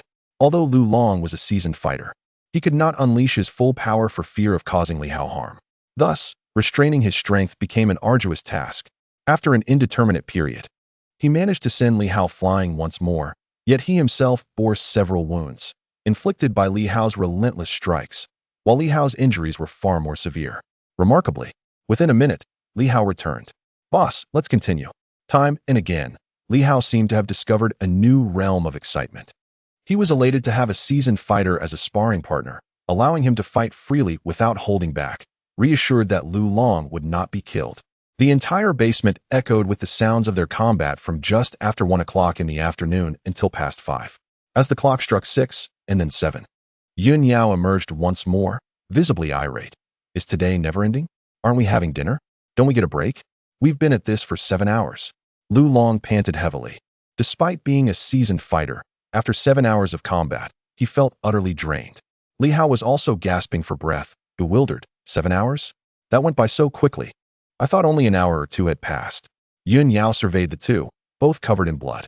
While Li Hao was somewhat acceptable, Lu Long's attire had been reduced to tatters, leaving him in merely his undergarments. She was at a loss for words. How had the captain, a seasoned fighter, ended up like this? Moreover, Lu Long bore numerous wounds, many still bleeding. After catching his breath, Lu Long spoke up. "Are we not calling it a day? I need to rest." Li Hao sensed something was amiss. There was a serious issue at hand. After 7 hours of combat, a typical seasoned fighter would be utterly exhausted and incapable of even a whisper of inner energy. Yet Li Hao felt as if he could continue fighting. Li Hao, parched and panting, nodded. "All right, let's continue tomorrow, boss. Do you need to tend to your injuries? Will you be able to recover by tomorrow?" "Minor issue," Lu Long replied. "That's good to hear," Li Hao said, catching his breath and giving a thumbs up. "Boss, you're incredible." Lu Long managed a bittersweet smile. Was that it? Just a single compliment? Had he lost his mind, agreeing to spar daily with Li Hao? "Boss, I'll come early tomorrow, around 6. We have a whole day to make up for today." With that, Li Hao turned and headed towards the exit. Upon opening the door, Yin Yao waited for him to step outside, where she spotted Liu Yan and several others. She then remarked with a hint of sarcasm, "Your clothes are nearly gone, and you've allowed that shameless one to take advantage of you. Are you pleased?" At the entrance, Liu Yan crossed her arms and scrutinized him from head to toe, grinning like a sly fox. "Not bad, just a bit bloody. Otherwise, your skin is so fair and tender. It must feel delightful to the touch." Li Hao glanced at her, somewhat exasperated, yet devoid of any embarrassment. "Well, I still have my undergarments, don't I?" He turned around to change into a new outfit. At the entrance, Liu Yan silently observed for a moment, her smile fading. After a long pause, she looked at Lu Long and said, "Boss, after you finish with him, fight with me. Forget it." Lu Long replied with a scowl and went inside to change clothes. What a joke. It was evident that Liu Yan was provoked. Given Lu Long's demeanor, it was clear that Li Hao's strength might exceed everyone's expectations. Liu Yan said nothing further as she entered, surveying the basement, which was in disarray, and she assessed the situation, feeling a tremor within her. Incredible. She glanced at Yun Yao, approached her, and whispered, "What level of strength?" "Perfected." Yun Yao shot her a glance and replied curtly before entering the room. Liu Yan stood there in a daze. Perfected. Over 100 perfected.